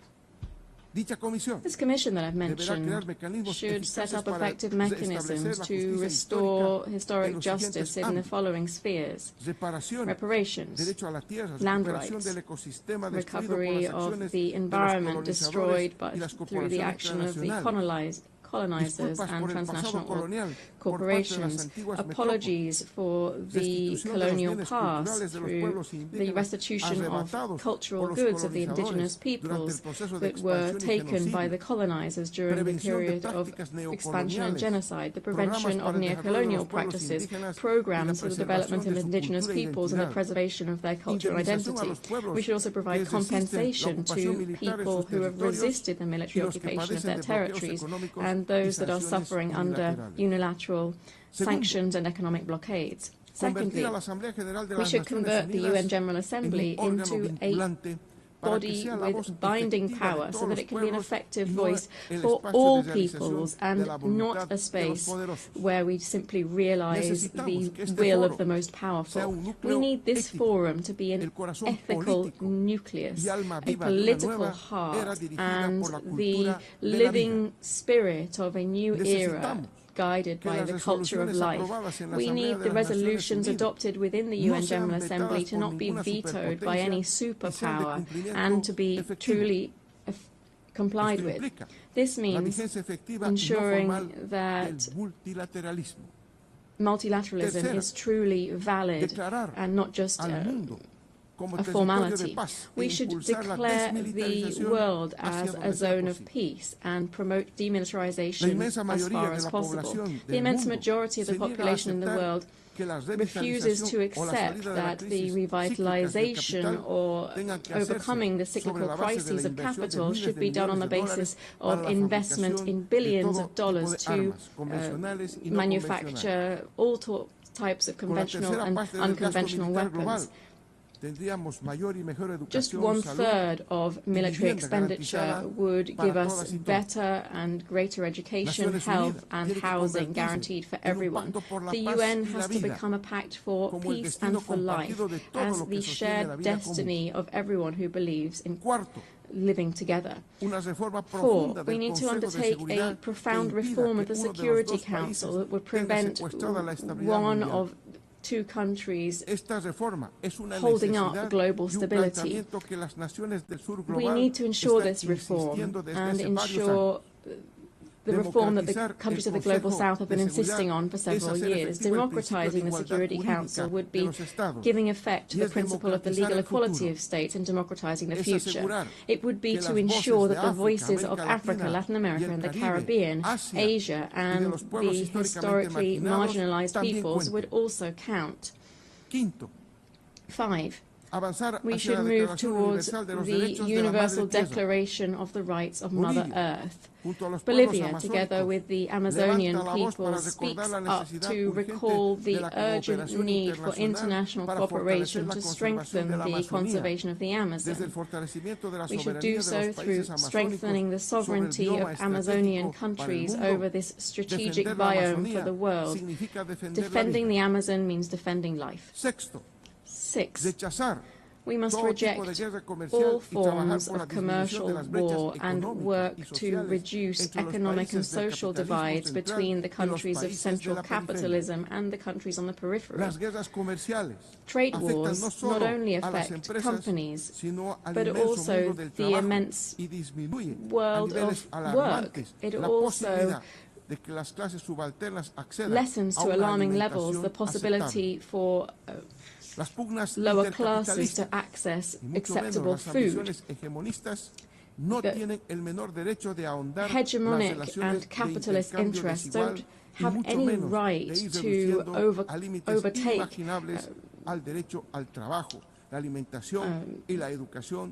rights of trade and reduce the right to employment, food and education for the working classes. Dear guests here at the 80th session of the UN General Assembly, I'm very grateful that on this occasion of the 80th anniversary of the establishment of the United Nations, Having listened to the analysis and the outlook of the plurinational state of Bolivia over critical problems facing us today, and as we look ahead to working together for peace, development and collective human rights, the Bolivian people, to whom we have guaranteed a democratic transit that we have not seen in 28 years in our country, is looking forward to seeing the changes that we must see within the United Nations in order to guarantee global peace. Thank you very much. Gracias. On behalf of the Assembly, I wish to thank the Constitutional President of the Plurinational State of Bolivia. The Assembly will hear an address by His Excellency Brice Clotaire Oligui Nguema, President of the Gabonese Republic, Head of State and Head of Government. I request protocol to escort His Excellency and invite him to address the Assembly.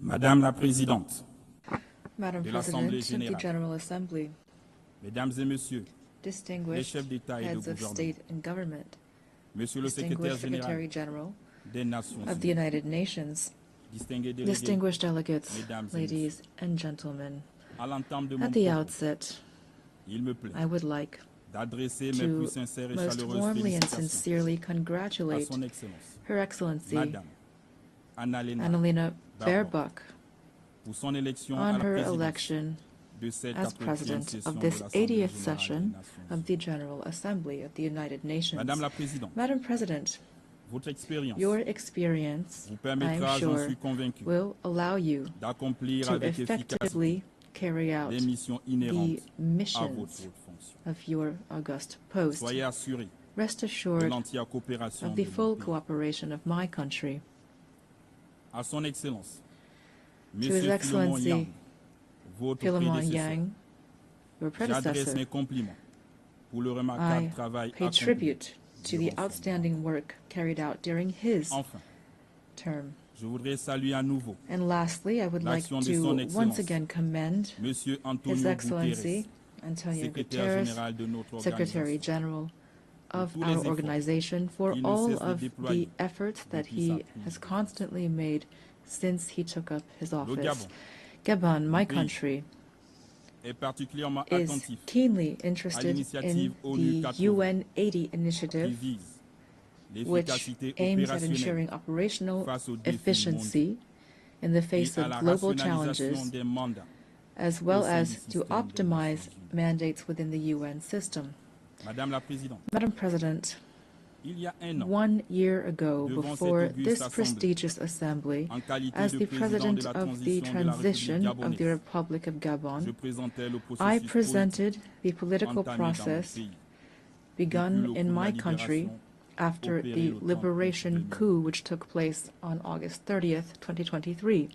Au terme de l'élection After the présidentielle presidential election du 12 of avril April 2025, 12th, dont le 2025, processus for et les which the résultats process ont and été outcomes unanimement were salués unanimously par la endorsed communauté by the internationale. international community. Cette transition s'est This achevée par transition mon investiture le 3 mai culminated with my 2026. inauguration on May qualité 3rd, de premier 2025, président élu as the first de la elected République president gabonaise, of the établissant Gabonese ainsi Republic, les bases thus de establishing l'ordre démocratique. the foundations of democratic order. Comme vous le savez, As you know, le Gabon a connu une Gabon transition pacifique, has undergone a exemplaire, peaceful marquée par and l'inclusion exemplary de transition l'ensemble des forces vives de la that nation, included all of the political parties in Cette our transition nation.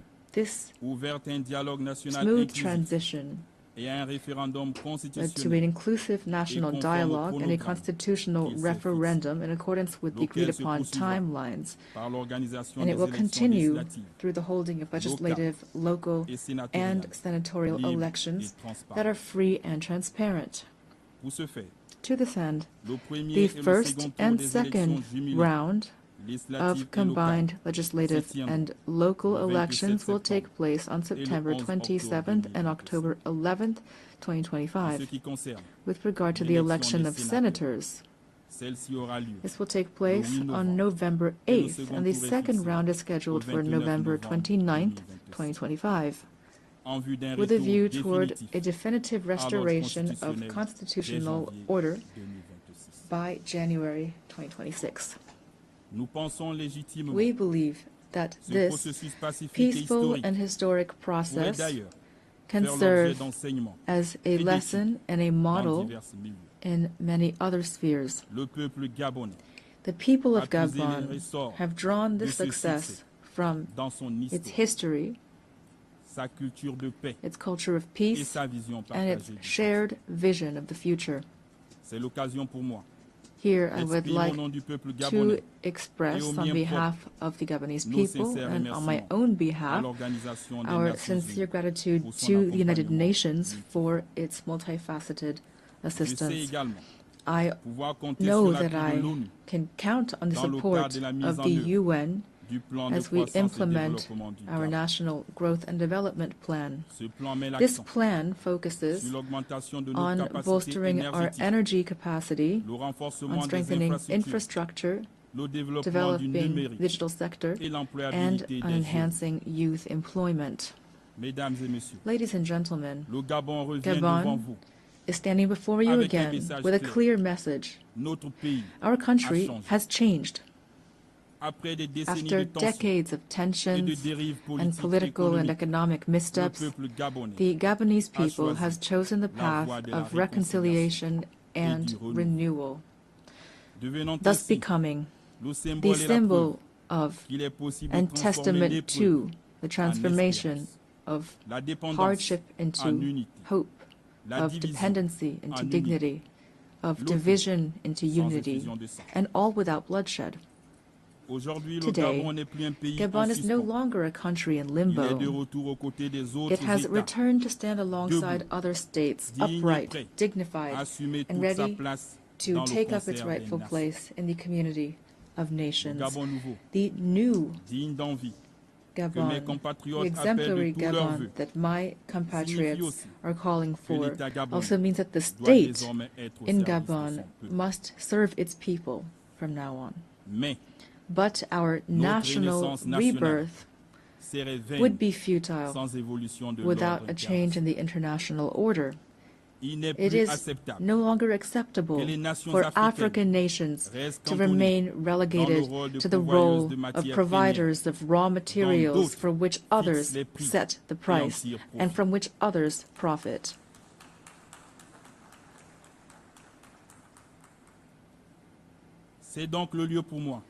Therefore, I would like to invite public and private investors to support us through win-win partnerships.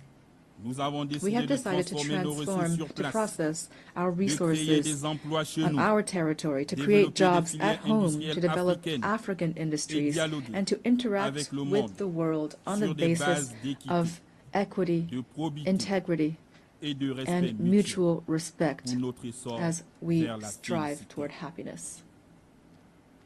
In its path toward development, Gabon, a country of peace and opportunity, will continue to welcome all those who commit to upholding our laws, our Republican values, and to contributing positively to our national rise. Distinguished delegates, ladies and gentlemen, this 80th session of the General Assembly has the theme, Better Together, 80 Years and More for Peace, Development, and Human Rights. It takes place in an international context characterized by economic, environmental, and security crises that call for more sustained and more staunch collective engagement. This is an urgent call to tackle these concerns in accordance with the spirit and the values of the UN Charter. Ladies and gentlemen, today the world has a radically different face.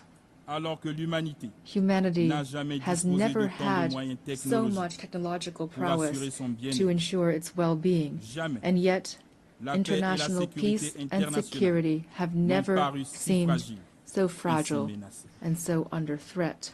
It is high time that peace reign on earth, and especially in Africa, which has so long suffered under conflicts that have been stoked and financed from outside the continent. Let the guns at last fall silent in the DRC, in Sudan, in the Horn of Africa, and in the Sahel.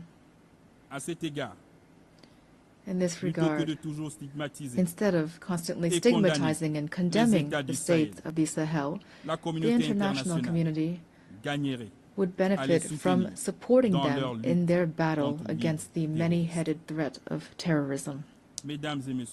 Ladies and gentlemen, on December 12, 1988, Gabon officially recognized the State of Palestine. Then, as now, we support the two-state solution, the only way, in accordance with UN resolutions, to guarantee a just and lasting peace between Israelis and Palestinians, as well as to guarantee international security. In this vein, Gabon must reaffirm its position in favor of lifting the embargo imposed on Cuba due to its negative effect on the well-being of Cuba's people. We solemnly reaffirm our full support for international efforts carried out throughout the world to achieve peace. These efforts must be centered on humans, especially women and youth. Through the Pact for the Future of 2024, the UN must continue to encourage and support the crucial action of women, stemming from the Declaration and the Beijing Declaration and Program of Action, of which we are celebrating the 30th anniversary this year. Madam President of the General Assembly, Secretary General of the United Nations, the triple planetary crisis of climate change, biodiversity loss, and pollution is an existential threat for humanity. And yet, the efforts of the international community to address these challenges remain drastically inadequate. The Treaty on Biodiversity beyond national jurisdictions, which we have just ratified, fills a legal gap and provides an ambitious framework for equitable and sustainable governance of biodiversity. Together, we have a real opportunity to make this treaty a true driver of transformation for present and future generations. Gabon is the guardian of part of the Congo Basin, the second largest green lung of our planet. This extraordinary heritage must not be sacrificed to financial rapacity. We call for an equitable global partnership in which the protection of our forests is accompanied by fair compensation for the ecological services these forests provide to humanity. Ladies and gentlemen, the new global order is underway. The changes taking place in our societies are inevitable and cannot be overlooked. International peace and justice can only be guaranteed by a revitalized multilateralism, in particular through Security Council reform that takes into account the African claims enshrined in the Sirte Declaration and the Eswatini Consensus, to which Gabon is firmly committed. I wish every success to our work, and I wish a happy birthday to our organization. Thank you.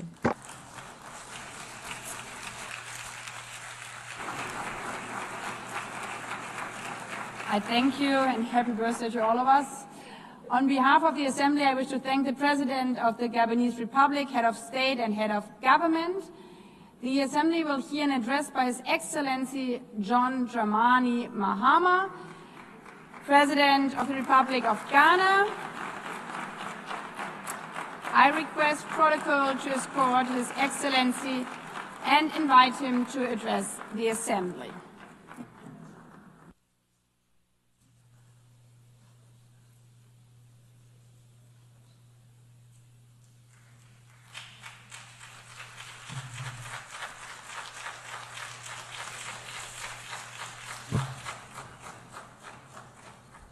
Thank you, Madam President, Mr. Secretary General, Excellencies, ladies and gentlemen.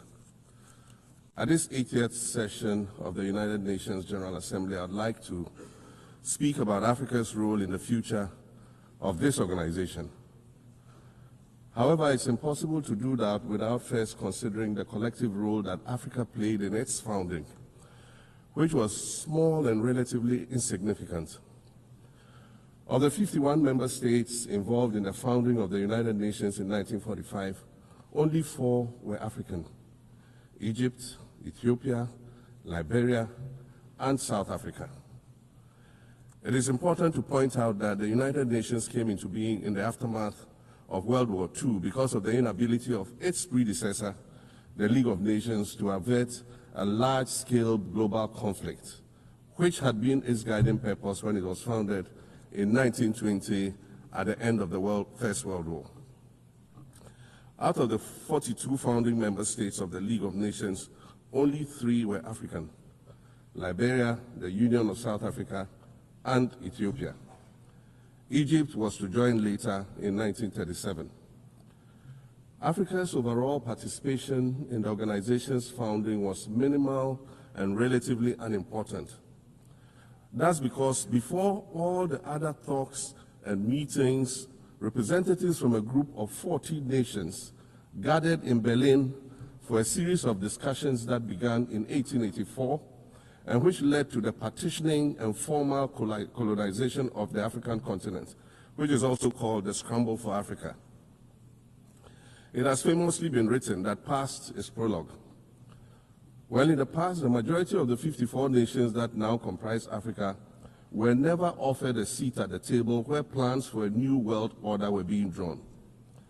But, Madam President, as fate would have it, the tables are turning, and Africa's role in the authorship of whatever is yet to come for this world is going to be huge, and it will be consequential.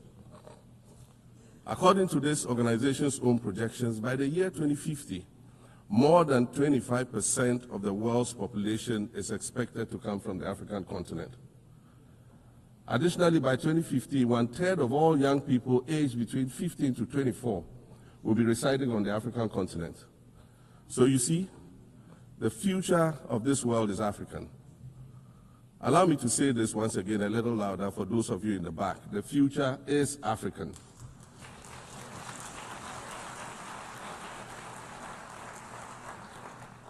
Already today, Africa is a catalyst for human potential and development, as well as for economic reform and ecological stability.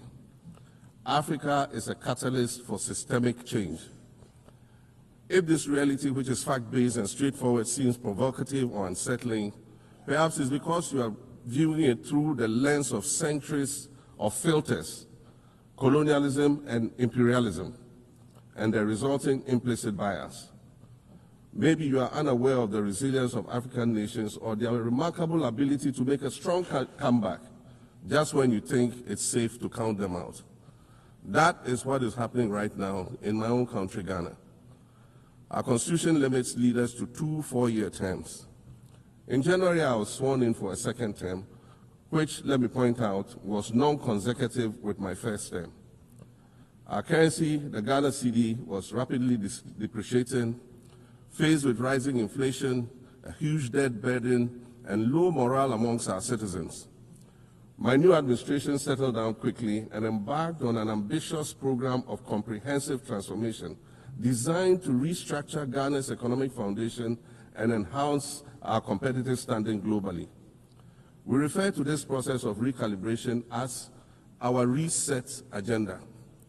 In just 8 months, we have achieved significant reduction in inflation from 23.8% in December 2024 to 11.5% in August 2025, restoring price stability for our citizens. Additionally, our currency, the Ghana cedi, has appreciated considerably against other currencies, with Bloomberg reporting it as the best performing currency in the world at one point. Our improved sovereign credit rating reflects increasing investor confidence in our economy, and our 24-hour economy initiative promises to transform our economy. And there's a renewed willingness amongst our people to trust that their elected officials have Ghana's interests at heart and that we're progressing together. Madam President, I believe that in honor of this milestone celebration, the United Nations should also embark on a process of serious recalibration and establish its own reset agenda. Since the organization's founding, the number of UN member nations has nearly quadrupled. And quite frankly, it is not the same world that it was back then when the UN was formed. I mentioned earlier that I began my second non-consecutive term as president this past January. My first term ended in January 2017. In that span of time, 8 years, the world has changed with such ferocity. My first days in office after my return felt as though I had just awakened from a Rip Van Winkle-style sleep. Now, no, that was only after 8 years. Imagine then what it will be like after 80 years since the founding of the United Nations. In 1945, the sun had not yet set on the largest empire in history. The most common mode of international travel was by sea. The personal computer had not been invented, let alone made portable. And television, a new convenience, was still in its infancy, albeit in black and white color. Relations between the US and the Soviet Union were turning frosty, with Winston Churchill declaring that an iron curtain has descended across the European continent. Fast track 80 years on, in today's world, hundreds of thousands of commercial flights take off and land every day. Libraries have been digitized so that volumes of literature can exist on a small device, small enough to fit inside your pocket. We live in a world of cryptocurrency, artificial intelligence, social media, the internet and its dark hidden dungeon of the dark web, all of which carry a potential threat to global peace and security. Climate change is real, and we're fighting a losing battle against the loss of Maldives and other island nations to the rising sea level, against the loss of Timbuktu to desertification and the Amazon forest to global warming and deforestation. Madam President, the UN Founding Charter is outdated when it comes to representation in this August Assembly. The most powerful post-World War II nations are still being rewarded with an almost totalitarian guardianship over the rest of the world. And yet, the first sentence in Chapter 2, Article 1 of the UN Charter declares that the organization is based on the principle of sovereign equality of all its members. If this were true, and was the case, a continent as large as Africa, with its numerous UN member states, would have at least one permanent seat on the Security Council.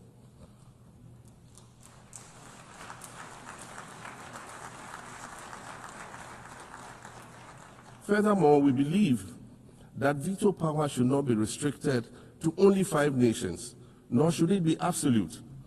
There must be a mechanism in this House for the General Assembly to challenge a veto. No single nation should be able to exercise an absolute veto to serve its own interests in a dispute.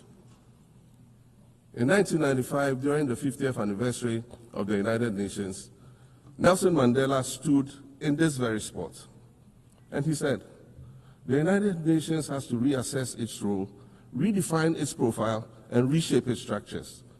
It should truly reflect the diversity of our universe and ensure equity among the nations in the exercise of power within the system of international relations in general, and the Security Council in particular. I close quotations. 30 years later, we African leaders are still making the same simple request for a permanent seat on the Security Council with the power of a veto. So today, Madam President, I stand here in this exact spot and ask the world, if not now, then when? We demand not only a reform of the Security Council, but also a reset of the global financial architecture, which is currently rigged against Africa. Africa must have a greater say in the world's multilateral financial institutions. And while I'm making requests, I'd like to call for the removal of the blockade on Cuba. As Dr. Kwame Nkrumah, our nation's founder, famously said, we seek to be friends with all and enemies Sudan. The Cuban people shed their blood on African soil in the fight against apartheid. And indeed, Cuba has been and continues to be a faithful friend of Africa. You see, the very fact that I can stand here and ask these things and say these things, and the fact that all nations can ostensibly gather here to address critical global issues, air our grievances, and express our concerns, that is what makes the survival of this organization so important. In every old city or village, you'll find a town square, or a courtyard, or a plaza that once served as a gathering space for the citizens of the community and their leaders. Meetings and celebrations were held there, as were trials and elections. And these were spaces that brought people together and held them together as a community. Sadly, time and technology have eroded these spaces. Madam President, in many ways, the United Nations is the proverbial town square of our modern global village. And it has never been more critical for us to protect this one space that brings and holds the world nations together as a community. The internet, social media platforms, and artificial intelligence offer us the illusion of connectivity, when in fact what they do is reinforce isolation by using algorithms that ensure that we do not receive new ideas and perspectives, but rather more of the same content. We are served alternative facts and manipulated images, making it easy to disseminate disinformation and sow seeds of division amongst communities. Madam President, these are dangerous times. Our world is currently experiencing a rise in nationalism and economic instability. There's a general breakdown of multilateralism. Various acts of aggression have been committed against the sovereignty of others, and nations are attempting to circumvent the very safeguards that were put in place to prevent large-scale global conflict. These conditions are all too similar to the ones that led to the League of Nations' failure in fulfilling its mandate. The denial of visas to President Abbas and the Palestinian delegation sets a bad precedent and should be deeply worrying to all member nations of the United Nations. Ghana recognized the State of Palestine in 1988 and supported a two-state solution to the conflict since then. And I say, contrary to the claims of some, a two-state solution would not be a reward for Hamas. It would rather be a reprieve for the hundreds of thousands of innocent women and children and people who are facing collective punishment and forced starvation for no reason other than the fact that they are Palestinian. For nearly 2 years and for the fear of reprisals, we here in this General Assembly have been playing hide and seek with language to find the right words to help us avoid or excuse what we all know is taking place in Gaza. But here's the thing, it doesn't matter what you call it. If it looks like a duck, it swims like a duck, and quacks like a duck, well, then it must be a duck. The crimes in Gaza must stop.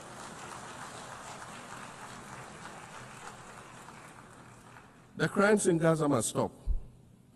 Madam President, I also want to draw particular attention to the conflict in Sudan, which this body has described as the world's largest humanitarian crisis. 12 million people have had to flee their homes. And when we speak of migration, we refer to the 12 million new Sudanese refugees, whom we as a global community should be willing to assist in much the same way that many member nations readily assisted new refugees coming out of Ukraine. Let's dispense with the euphemisms and dog whistles and speak frankly. It is not a mystery that when leaders of Western nations complain of their migration problems, they are often referring to immigrants from the global south. But many of those immigrants are climate refugees. And interestingly, the global north emits 75% more greenhouse gases than the global south. However, the effects of climate change are more severe in the global south because we lack the resources to address them effectively. And so when the desert encroaches on our villages and towns and they become unlivable, we are forced to flee. Wassan Shire, a Somali-born prophet, a Somali-British poet born in Kenya to Somalian refugee parents, was London's first youth poet laureate. She writes in her poem titled Home. And it says, you have to understand that no one puts their children in a boat unless the water is safer than the land. No one bends their palms under trains beneath carriages. No one spends days and nights in the stomach of a truck feeding on newspaper unless the miles traveled mean something more than just a journey. Madam President, we cannot normalize cruelty. We cannot normalize hatred. We cannot normalize xenophobia and racism. If we're going to tell a story, let's not tell its slant. Let's tell all the truth. When we speak of migrants, we speak of Mami Ewusi Mensah Frimpong, a judge on the U.S. District Court for the Central District of California. She's the first black female judge on any of California's 4 federal district courts. She was born here in America to immigrant parents from Ghana. We speak of Peter Bosman, a medical doctor in Ghana who moved to the town of Piran in Slovenia in the 1980s and later became the first black mayor of Piran, the first black mayor in Slovenia and in the whole of Eastern Europe. We speak of T. Michael, the iconic Ghanaian Norwegian artist and designer. And of course, we speak of the late Kofi Annan, former United Nations Secretary General.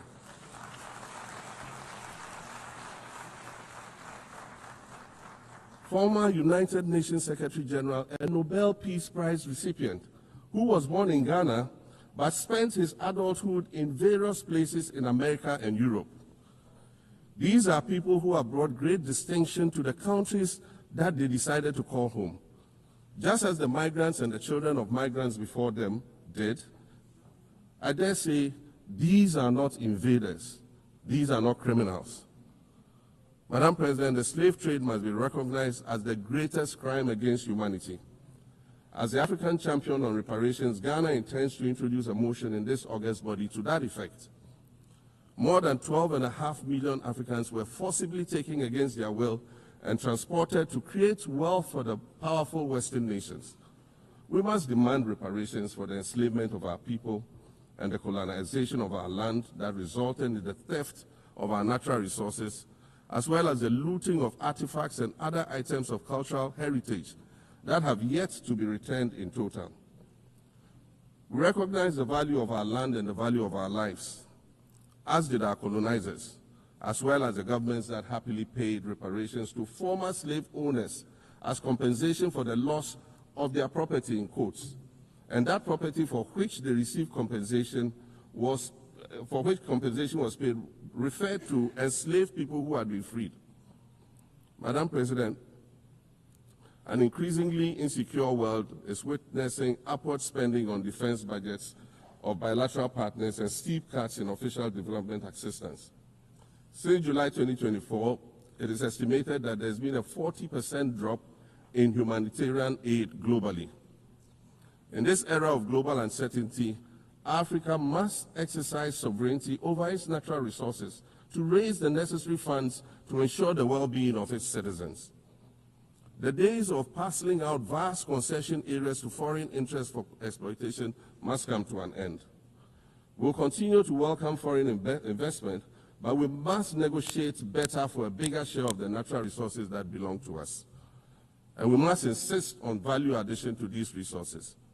We're tired of the continued image of poverty-stricken, disease-ridden rural communities living at the periphery of huge foreign-controlled natural resource concession areas.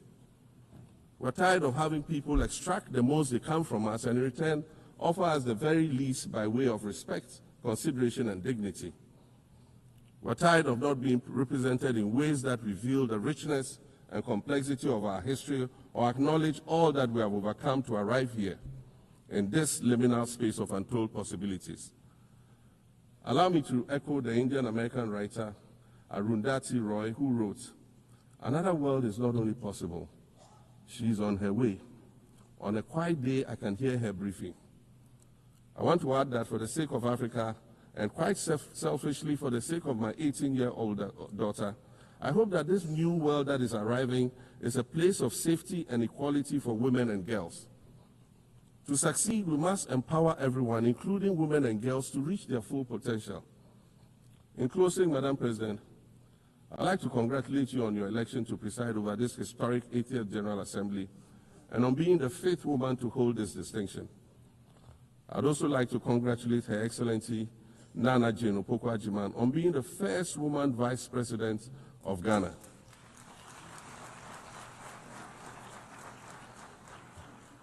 Now every Ghanaian girl knows the heights to which she can ascend. Words matter, but issues of representation matter even more, which is why Ghana looks forward to the appointment of a woman as Secretary General of this organization in the near future. Madam President, Your Excellencies, I thank you for your kind attention.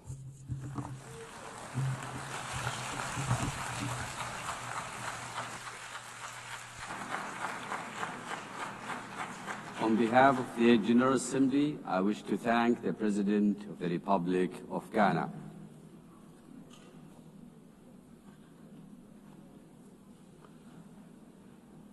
The Assembly will hear an address by His Excellency Omaho O.C.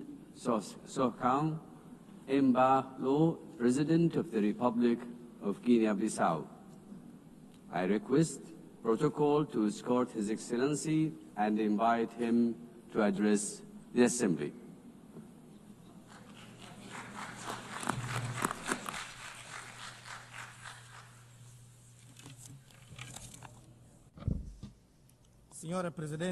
Madam President, distinguished heads of state and government, Mr. Secretary General,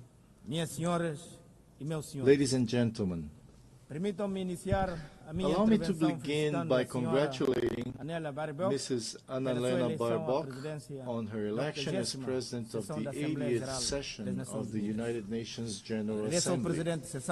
I thank the outgoing President, Mr. Philemon Yang, for his service to the international community. To Secretary General Antonio Guterres, I wish to reaffirm Guinea-Bissau's full support for his tireless efforts in favor of world peace, international cooperation, multilateralism, and sustainable. 80 years ago, the founders of the United Nations pledged to save succeeding generations from the scourge of war. That promise, unfortunately, has not yet been fully fulfilled. Yet this commitment, undertaken by each member state upon joining the UN Charter, remains valid and continues to be honored through the dedication of every UN peacekeeper and every humanitarian worker who often make the difference between life and death in conflict zones or following natural disasters. UN agencies such as WHO, UNESCO, UNICEF, FAO, WFP, UNHCR, and UNDP, among others, provide treatment, education, vaccines, food, and protect every day millions of human beings and contribute to the fight against poverty and discrimination against women and girls all over the world. The United Nations remains relevant, especially in these times of deep global uncertainty and crisis. It continues to be the only forum where all nations, large and small, have a seat and a voice. Excellencies, ladies and gentlemen, we live in a world confronted by multiple crises. We are witnessing what Secretary General Antonio Guterres has called polycrisis. Conflicts in Ukraine, Gaza, Sudan, and other regions persist. Socioeconomic inequalities, environmental shocks, political instability, and humanitarian emergencies disproportionately affect developing countries, with the greatest impact on small island developing states. Progress towards the Sustainable Development Goals has slowed significantly or even stalled. The sovereign debt burden of poor countries is increasing, while development assistance is declining. Guinea-Bissau welcomes the UN80 initiative, and we hope it will contribute to strengthening the organization, especially in promoting peace, international security, and the achievement of the SDGs. The Pact for the Future offers a roadmap and an action plan that must not remain on paper. Madam President, Excellencies, ladies and gentlemen, last July, Guinea-Bissau hosted the 15th Conference of Heads of State and Government of the Community of Portuguese-Speaking Countries, CPLP. I have taken on the presidency of the CPLP for the 2025-2027 term. The CPLP places high importance on its cooperation with the United Nations and its specialized agencies. During our term, we will continue to work with all partners and multilateral organizations toward the implementation of global commitments, especially concerning the Paris Agreement on Climate Change, the 3rd UN Ocean Conference, and the 4th UN Conference on Financing for Development, held last June-July in Seville.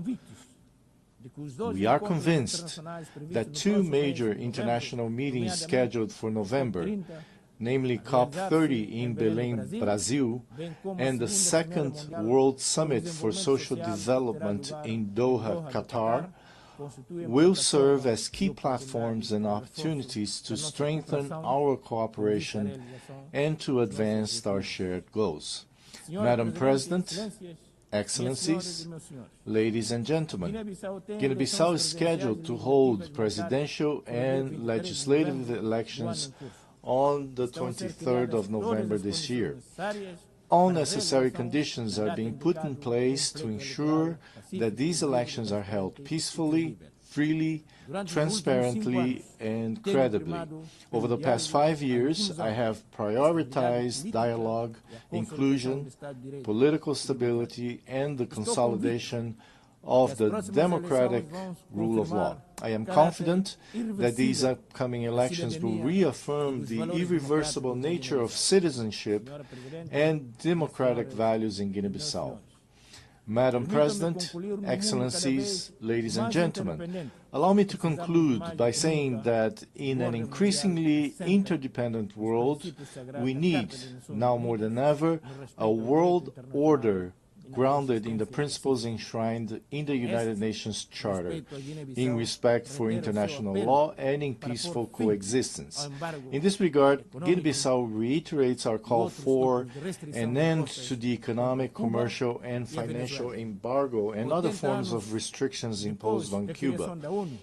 80 years after the creation of the United Nations, the world has changed. We are no longer just the 51 countries who signed the UN Charter in 1945. Today, the United Nations is all of us, the 193 member states, plus observer states, NGOs, civil society organizations, and other actors represented in this great assembly hall.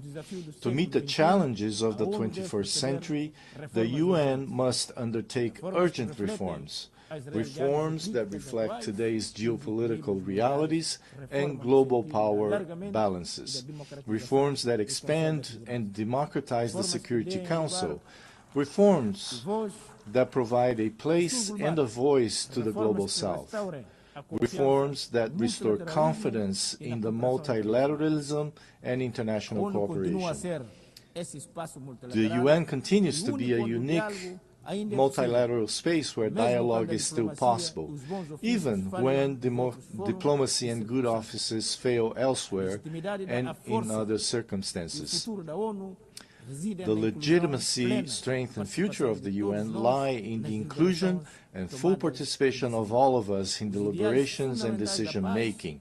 Its core details, peace, dignity, equality, poverty eradication, cooperation, and peaceful resolution of conflicts remain alive and continue to inspire the purposes of the international community and the March of Humanity. Thank you very much.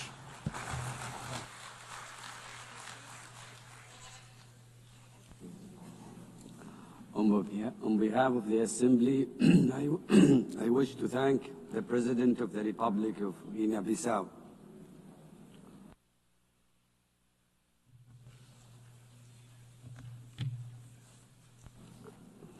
The Assembly will hear an address by His Majesty King Mosawati III, Head of the State of the Kingdom of Eswatini.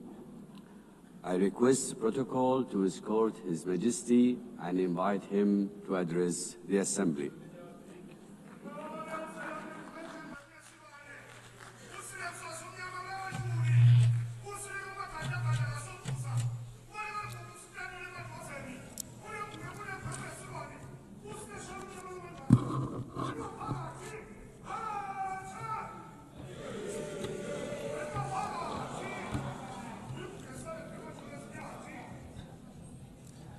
Your Excellency, Madam President of the General Assembly, Your Majesties, Excellencies, Heads of State and Government, UN Secretary General, distinguished delegates, ladies and gentlemen, it is a great pleasure to address the 80th session of the United Nations General Assembly under the theme Better Together, 8 years and more for peace, development, and human rights.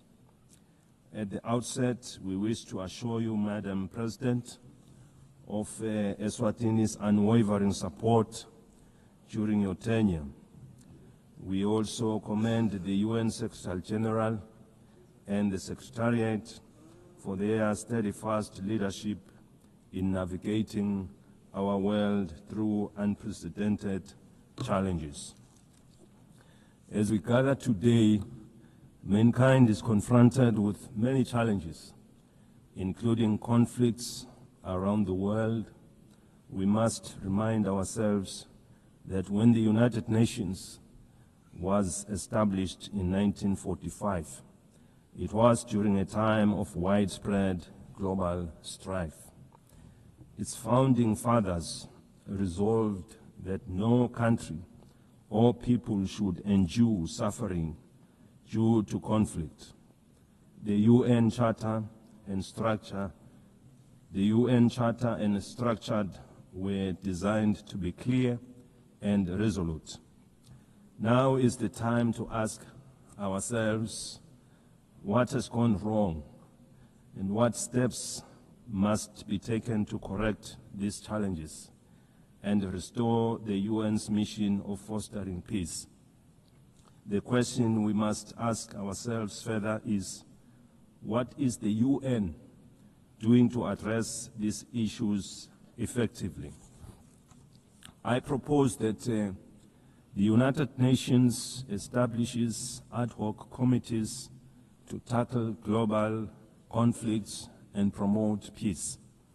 These committees should have equitable representation in dealing with the relative conflicts in the diverse regions of hotspots, including Africa, the Middle East, Europe, and beyond, ensuring that all affected nations have a voice.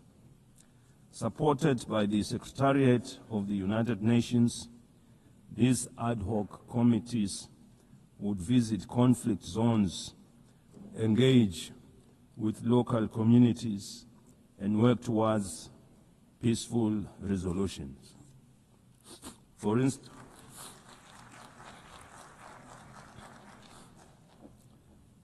instance, in Africa, the conflicts in Sudan, South Sudan, Somalia, the Sahel, and the Great Lakes need the intervention of these ad hoc committees. In the Middle East, they should facilitate dialogue with all parties involved. The team could ask the Palestinians what it will take to release the hostages, given the fact that the Israelis would remain aggrieved as long as their loved ones are not with them. Similarly, the ad hoc committee should engage the Israelis to ascertain what it will also take for them to stop the bombardment, to avoid loss of more innocent lives, widespread destruction of property, and a growing refugee crisis. By engaging directly with the affected communities, these communities could help broker solutions that address the concerns of all sides to reduce tensions, suffering, and foster stability.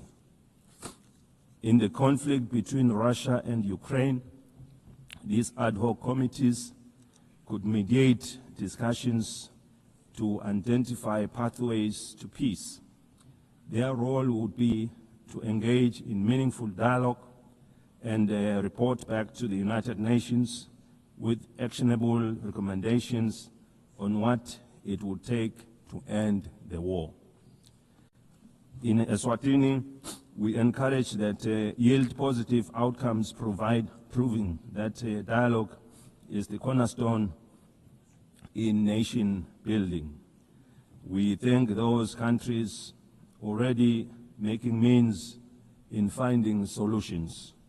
This suggested approach is not meant to undermine their efforts, but it would complement them as they are already working towards peaceful resolutions. We must avoid actions that could escalate tensions further and instead focus on saving innocent lives.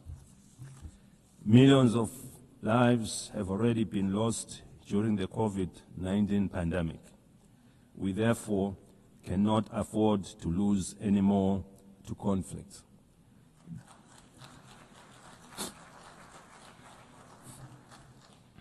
The UN must now focus on supporting the building of economies of the world to address issues of poverty and the global financial crisis which we experienced after the COVID-19 pandemic.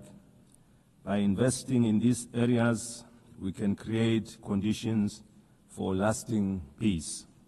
We therefore need one another in building and supporting our development initiatives in our respective countries. The time for action is now. The UN was established in pursuit of international law and peace, and its mandate dates back decades.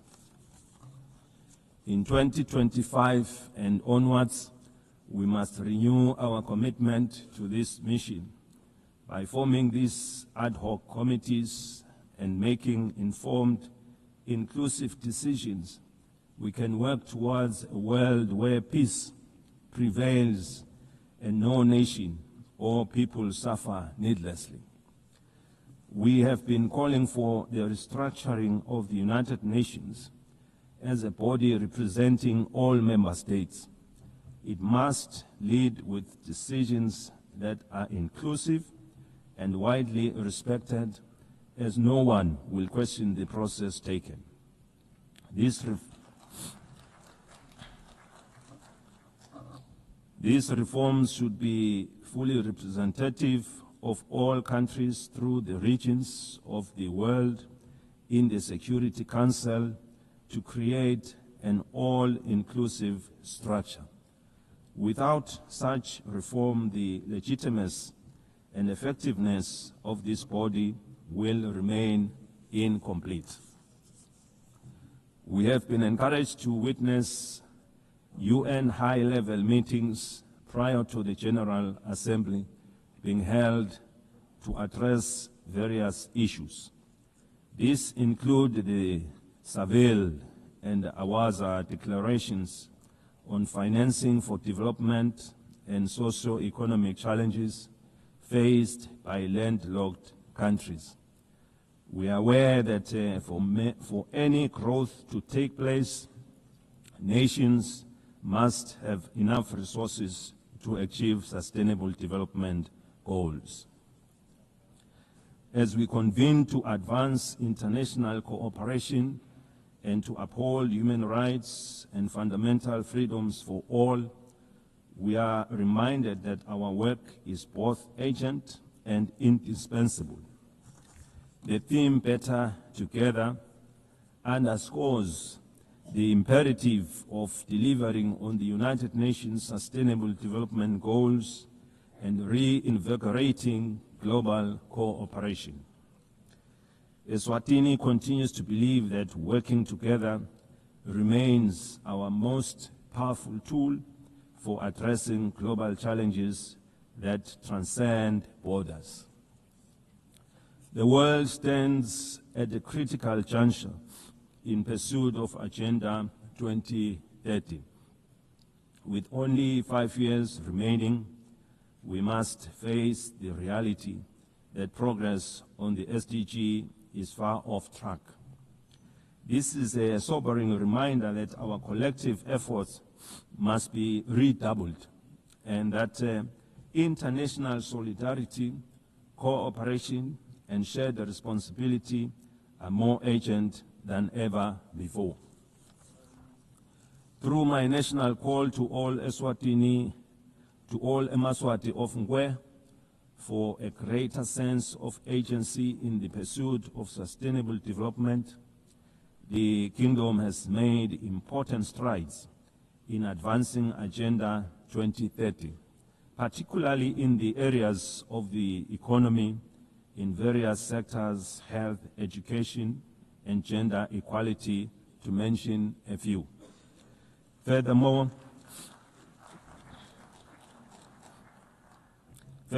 the country's literacy rates have improved, reflecting our investments in education, while the nation continues to be empowered through targeted programs that strengthen their role in our society and economy. These achievements demonstrate what is possible when determination and partnership come together. While we have witnessed the GDP growth of our economy, we remain with a number of challenges to address, and we count on the UN for support to become one of the advanced economies of the world. We have implemented initiatives to grow our economy and attract new investments by opening trade opportunities with other countries that give access to regional and international markets. Your Excellencies, the global economy remains fragile. Persistent inflation resulting in rising food and energy prices, as well as tightening financial conditions, have eroded physical space for many developing nations. Across sub-Saharan Africa, countries spend on average 12% of government revenues on debt servicing, diverting resources urgently needed for social cohesion programs.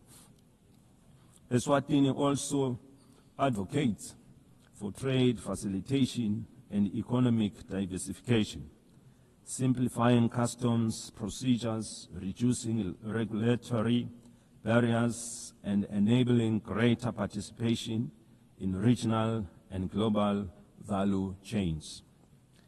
In this regard, the African Continental Free Trade Area has the potential to boost intra-Africa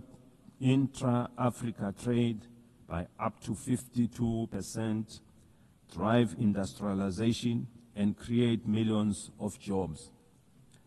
For countries like Eswatini, the AfTA offers more than market access. It provides a pathway to overcome geographic constraints through regional integration, cooperation, and efficient trade corridors. In an increasingly connected world, the Kingdom of Eswatini is actively striving for digital transformation as a catalyst for sustainable development. Eswatini is open for business in technology and looks forward to partnering and sharing experiences with other developed countries in advancing our technologies. Eswatini is proud of the significant progress achieved under Sustainable Development Goal 3. We welcome the progress made in the ratification of the Pandemic Treaty. This landmark agreement is essential for strengthening preparedness and resilience against future health emergencies, fostering effective and equitable cooperation. We remain deeply concerned about the decline in bilateral and multilateral support for global health priorities. Weakening our joint efforts threatens to erode decades of progress in this sector, as health is a global security. The Kingdom of Eswatini recognizes that the increasing frequencies and intensity of natural disasters, emergencies, and protracted crises highlight the urgent need for integrated responses that bridge humanitarian relief, long-term development, and peace building. We urgently need to strengthen disaster preparedness, build resilient communities, and integrate emergency responses with sustainable development. Eswatini, like other countries in the region, has many young and marginalized groups who face unemployment and inequality in various sectors. Ensuring empowerment, capacity building, and employment is our priority, and with the support of the UN programs, we are taking deliberate steps to provide a more enabling environment to guarantee their future. We equally recognize the rights and potential of persons with disabilities who continue to face disproportionate barriers to education, employment, and social participation so that they can fully contribute to and benefit from national development.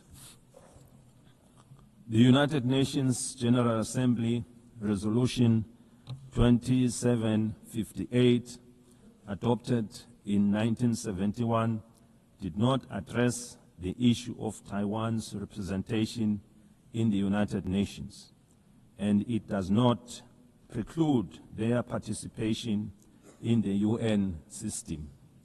The United Nations must seek suitable ways of including Taiwan so that she can better contribute to realizing the UN Sustainable Development Goals. In that way, this will fulfill the UN mandate to ensure that no country is left behind.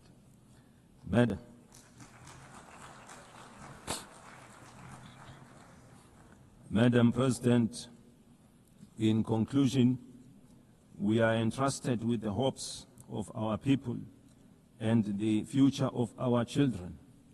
Let us not leave this assembly without reaffirming our commitment to justice, peace, and sustainable progress for all. The Kingdom of Eswatini stands ready to play its part.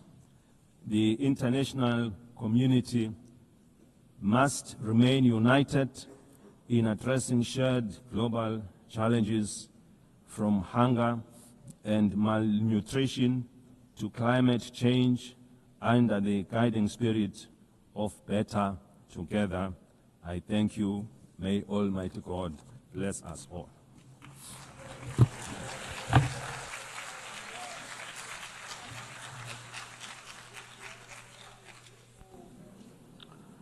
On behalf of the Assembly, I wish to thank the head of the State of the Kingdom of Eswatini.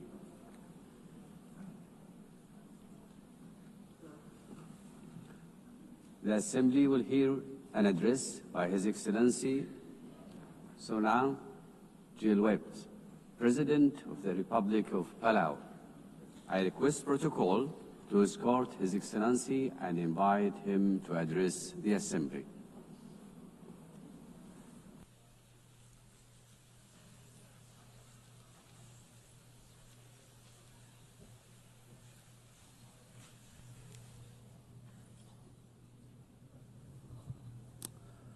Madam President, Secretary General, Excellencies, distinguished guests, delegates, it is my great honor to address this Assembly at a milestone moment, the 80th anniversary of the United Nations. 80 years ago, nations scarred by war came together to say, never again. They built this organization on the belief that cooperation, not conflict, could guide humanity forward. Today, as we reflect on that founding vision, let us remember the United Nations was not built for the powerful, but for all nations, large and small. In Palau, we have a saying, "Ndisan son embrari aklois." Small twigs banded together can light the fire that can bring the pot to boil. This wisdom reminds us that even the smallest among us, when united and determined, can drive meaningful change.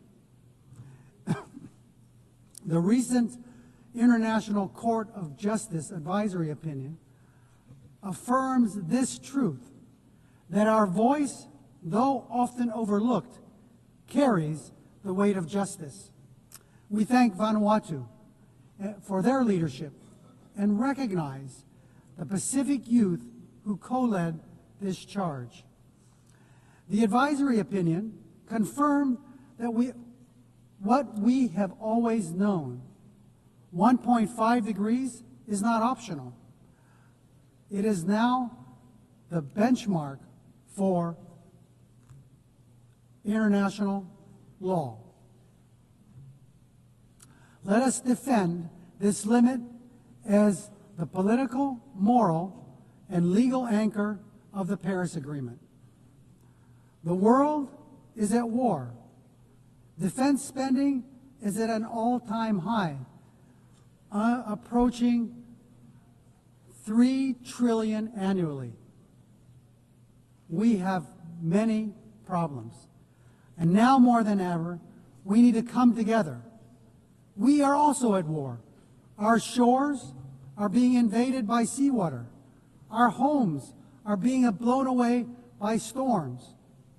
Our roads are being washed away by torrential rains. Our reefs are overheating. Our fish are disappearing. And our land is on fire. This is our daily battle. And ahead of COP30 in Belém, we must see new nationally determined contributions submitted without delay, particularly from major emitters.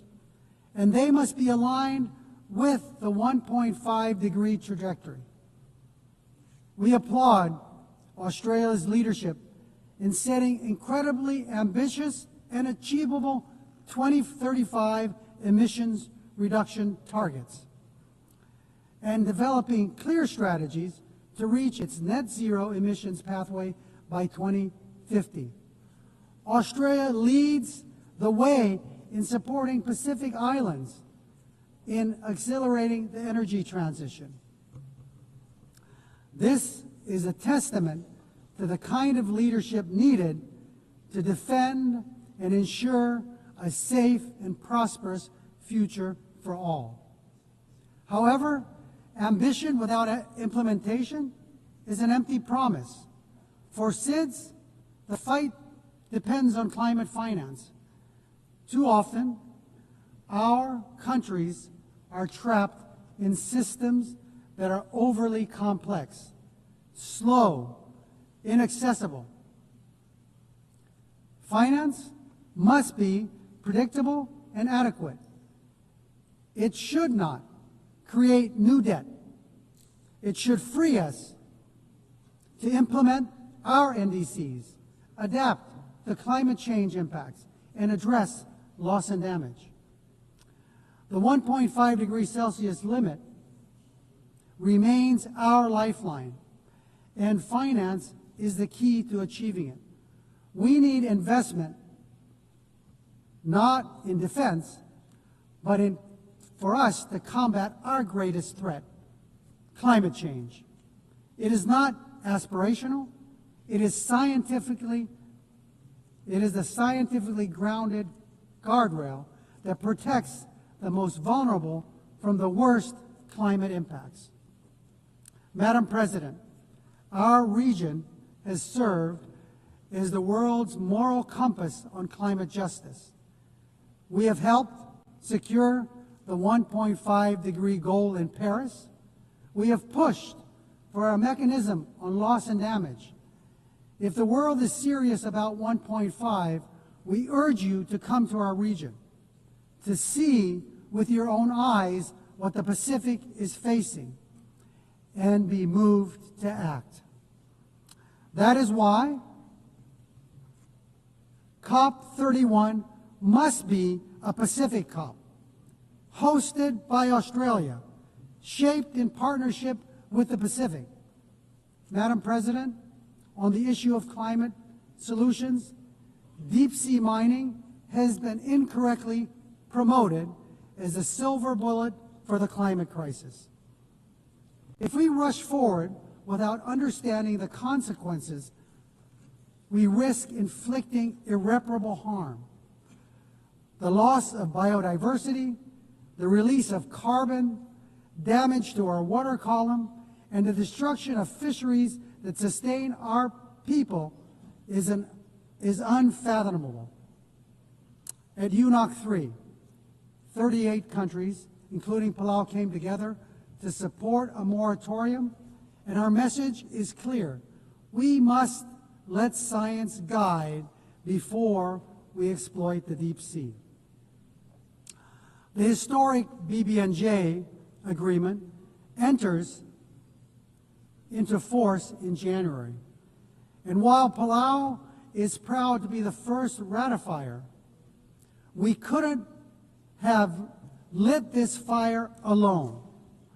Like the Palauan proverb of the twigs, crossing the collective effort of over 60 countries demonstrates that we are better together. While we celebrate this achievement, we need even more nations to join this commitment to truly safeguard our ocean's future. Colleagues, the BBNJ agreement presents an unprecedented opportunity to design new ocean governance institutions where SIDS have a voice from the start.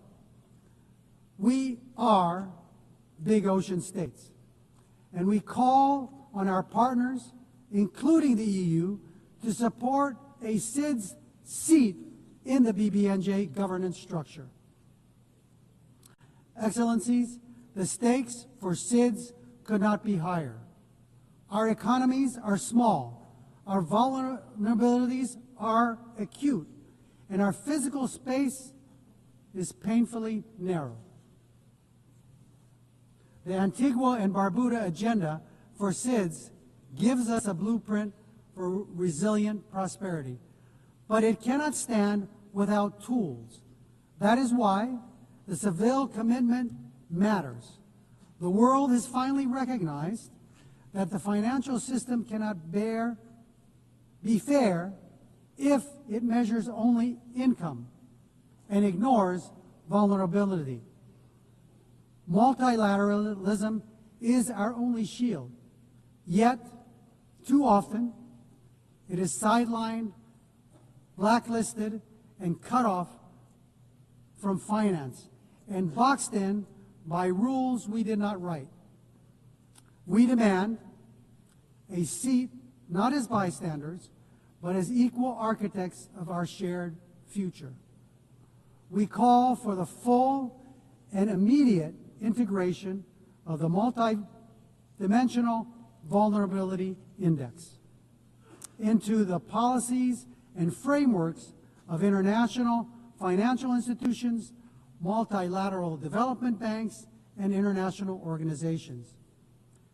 It is time that we move the MVI from theory to practice. As we commemorate 80 years of this United Nations, we must look honestly at the strengths and its shortcomings. We welcome the Secretary General's UN 80 initiative, but let me be clear, reform cannot be cosmetic. This UN must be more responsive, more equitable, and more focused on delivery. Madam President, Palau knows too well the heavy cost of war, having endured the devastation of World War II on our islands. That history reminds us not only of the suffering left in the wake of conflict, but also the sacred value of peace.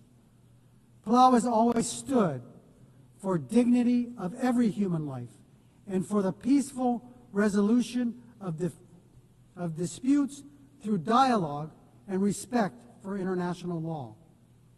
Our positions, whether in support or restraint, are always guided by a deeper purpose, the pursuit of peace that is just, lasting, and stable.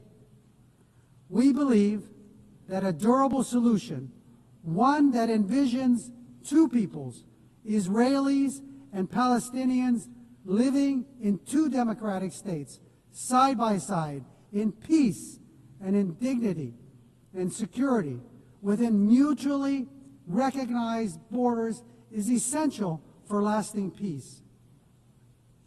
Russia's unprovoked war against Ukraine is a stark reminder that when international law is disregarded, peace everywhere is placed at risk.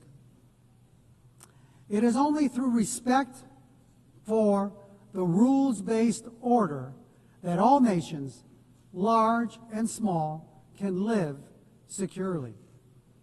Continuing in that spirit of respect for life and stability, I must raise an important issue of principle. Years ago, China wrongly interpreted UNGA Resolution 2758. And today, it continues to claim that Taiwan is a part of the People's Republic. The end result has been Taiwan been silenced. The 23 million people's voices have been kept unheard, keeping Taiwan out of fully participating in the UN system and contributing to the world. Palau believes that inclusivity, which includes Taiwan, strengthens the United Nations, and that no community should be barred from contributing to the solutions of our world that it so desperately needs. Madam President, let me close with another Palauan proverb. It's about tides, dol raidis. An incoming tide should lift everyone. The choices we make together are about lifting all of us, ensuring the next generation inherits a world that sustains them just as it has sustained us. As we face today's greatest challenges, climate change, ocean decline, debt, inequality, wars, and conflict, no nation can carry the weight alone. But together, guided by the spirit of the UN's founding and strengthened by 80 years of hard-learned lessons, we can turn the tide. Let this assembly be remembered not only for the words we speak, but for the actions we take and for the resilience we build, the justice we uphold, and the future we secure for the generations yet to be born. We are better together. God bless you. Sudan, thank you.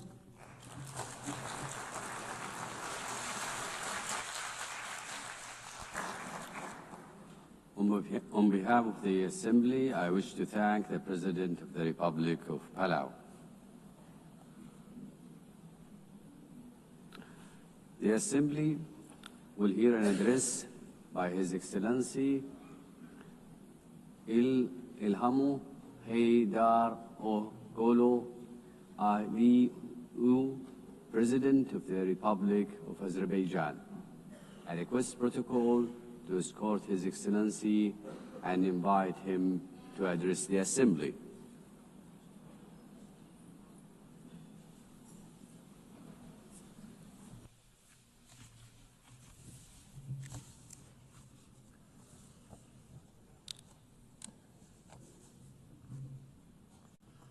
Ladies and gentlemen, for many years I spoke from this tribune about tragedies of aggression, occupation, and injustice experienced by Azerbaijan.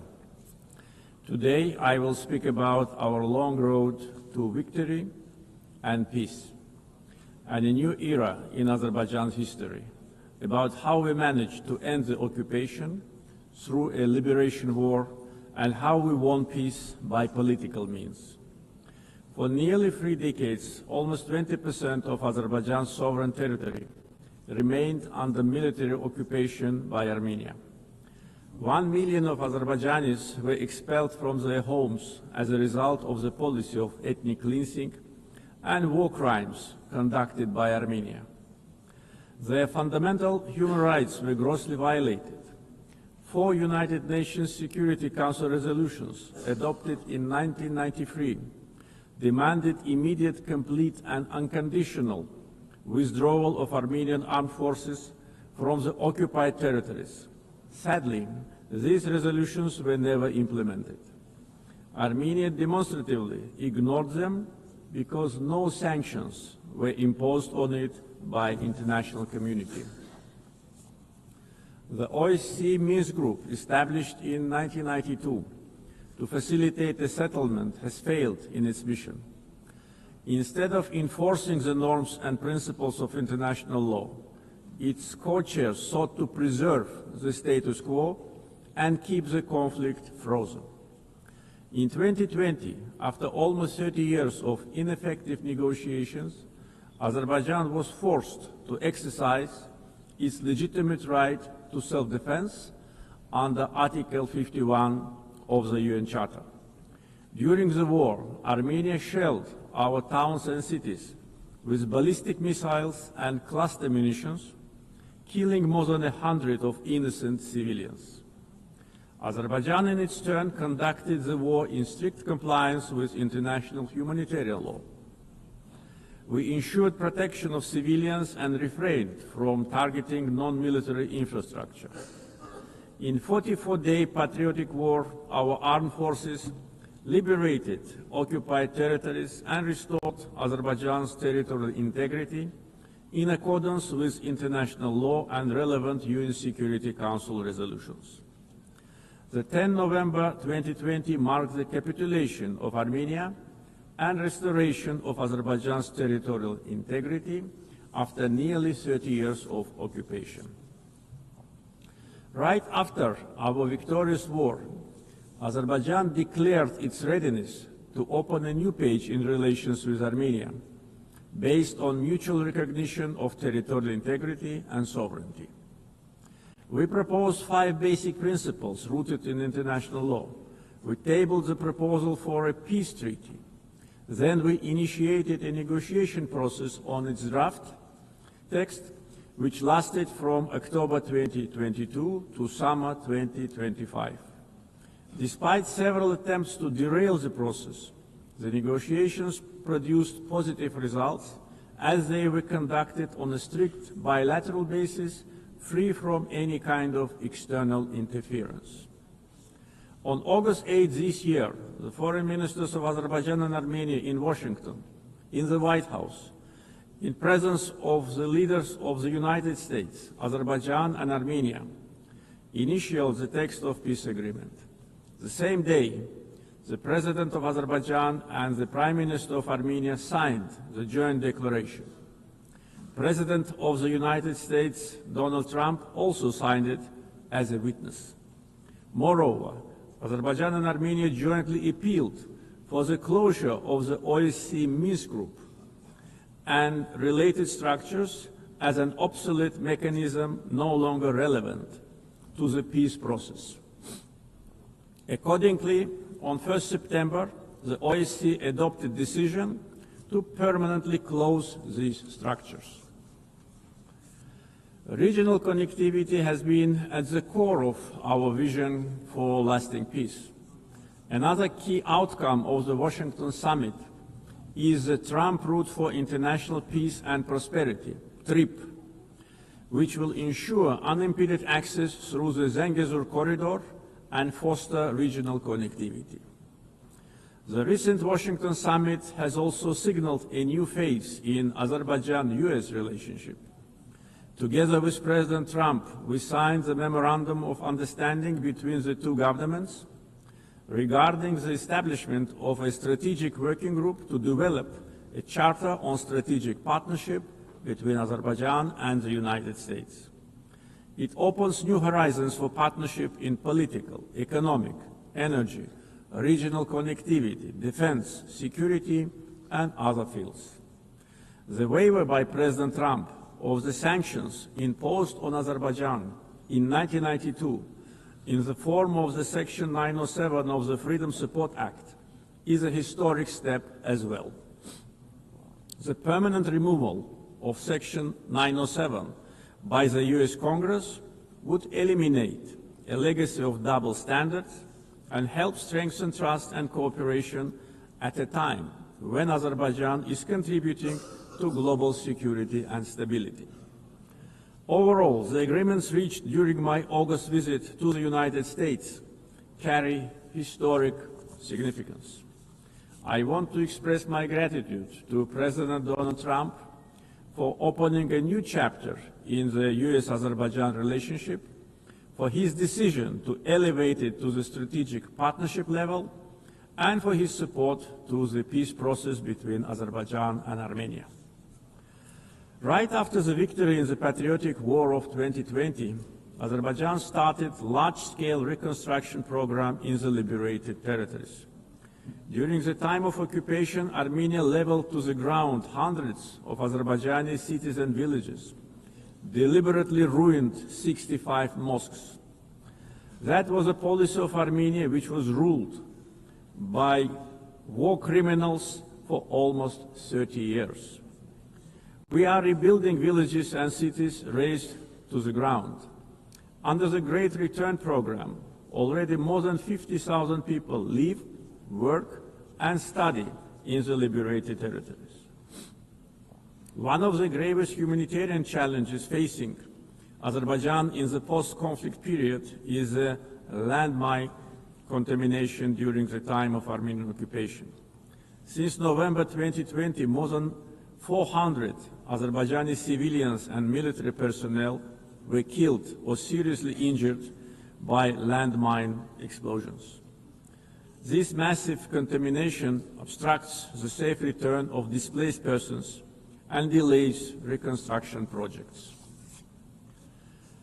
Similarly, the tragic fate of nearly 4,000 Azerbaijanis who went missing during the Armenian aggression and occupation since the early 90s continue to require close attention and action.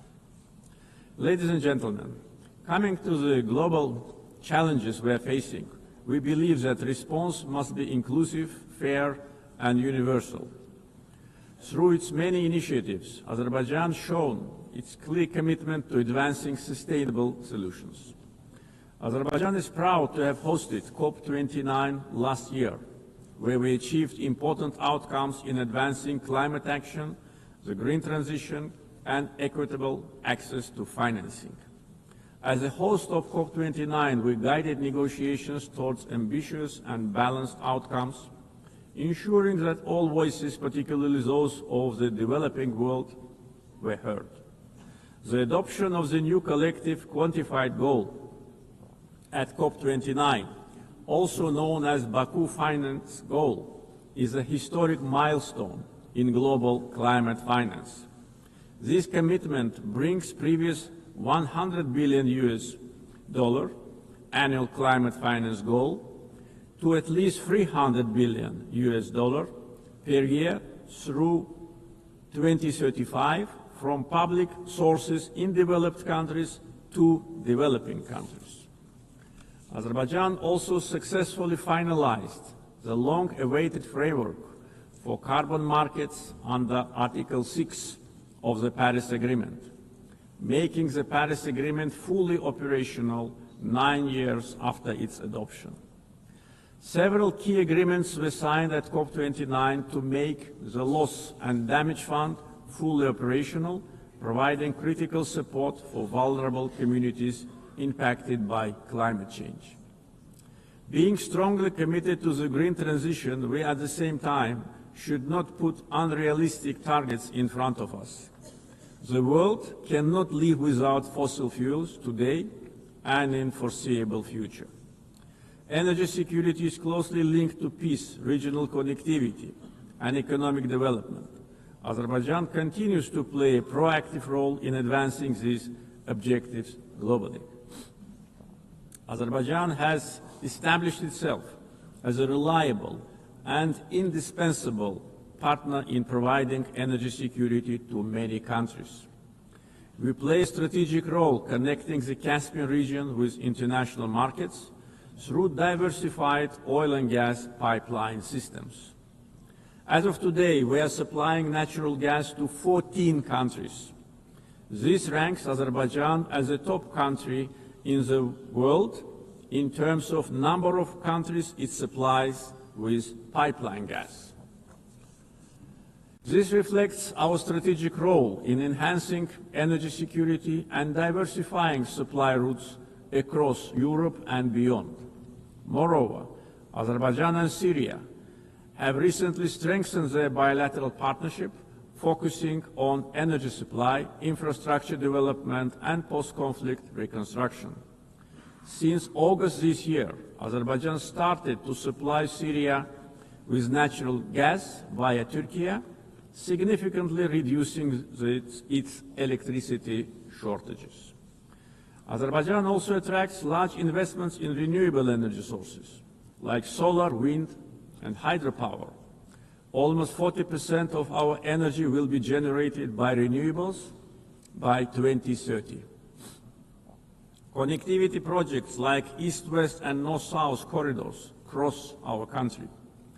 We have witnessed almost 90% growth in cargo volumes through the Middle Corridor since 2022. The transit time along the corridor have been significantly reduced. The biggest trade fleet in the Caspian, Alat International Trade Port, with its annual capacity reaching 25 million tons in the near future. The Baku-Tbilisi-Kars Railroad, 9 international airports, the biggest air cargo company in the region, and many other factors have turned Azerbaijan into one of international transport hubs. There is a great potential for cooperation in digital connectivity. Azerbaijan leads the Digital Transformation Initiative through such ambitious projects as the Digital Seaway. This project includes plans for the advanced fiber optic cable network under the Caspian Sea, establishing Azerbaijan as a key regional digital hub. Azerbaijan achieved significant economic growth by focusing on diversifying its economy beyond oil and gas, developing the non-oil sector and improving the investment climate through reforms and transparency. Reducing poverty and unemployment to the historic low of 5% is another achievement of our country. Recently, 2 major international rating agencies, Moody's and Fitch, have increased Azerbaijan's ranking. Azerbaijan was provided with favorable investment-grade status, citing very strong external balance, low public debt, and substantial sovereign wealth assets as a key strength. This underscores our economic resilience, strong fiscal discipline, and favorable investment climate. Our foreign debt is only 6.5% of GDP, which is one of the lowest in the world. Azerbaijan's foreign exchange reserves exceed its foreign debt almost 16 times. Back in 2022, at the summit of the Caspian littoral states, I raised the issue of environmental degradation of the Caspian Sea. Today's situation is much worse. Caspian Sea is shrinking rapidly. The main reason is not climate change. Joint efforts of littoral states are needed to stop ecological catastrophe with unpredictable consequences. Azerbaijan is also ready to cooperate closely with the UN to tackle this problem. Ladies and gentlemen, Azerbaijan is proud of its global humanitarian assistance efforts. We are providing aid to countries affected by natural disasters, conflicts, and public health emergencies. Azerbaijan contributed to the COVID-19 response, donating financing, protective equipment, medical devices, and vaccines to more than 80 countries in need. Azerbaijan has entered a new era. We won both war and peace.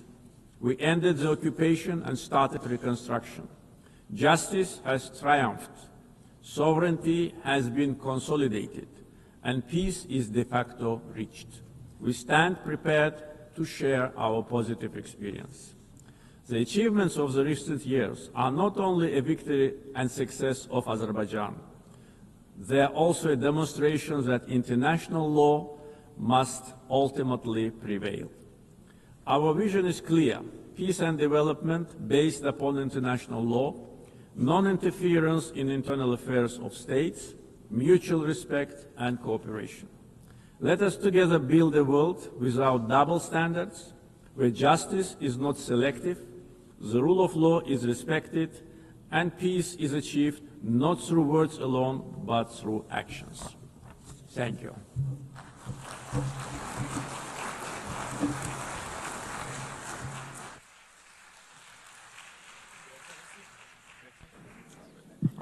On behalf of the Assembly, I wish to thank the President of the Republic of Azerbaijan. The Assembly will hear an address by His Excellency Zirkol Kojic, Chairman of the Presidency of Bosnia and Herzegovina. I request protocol to escort His Excellency and invite him to address the Assembly.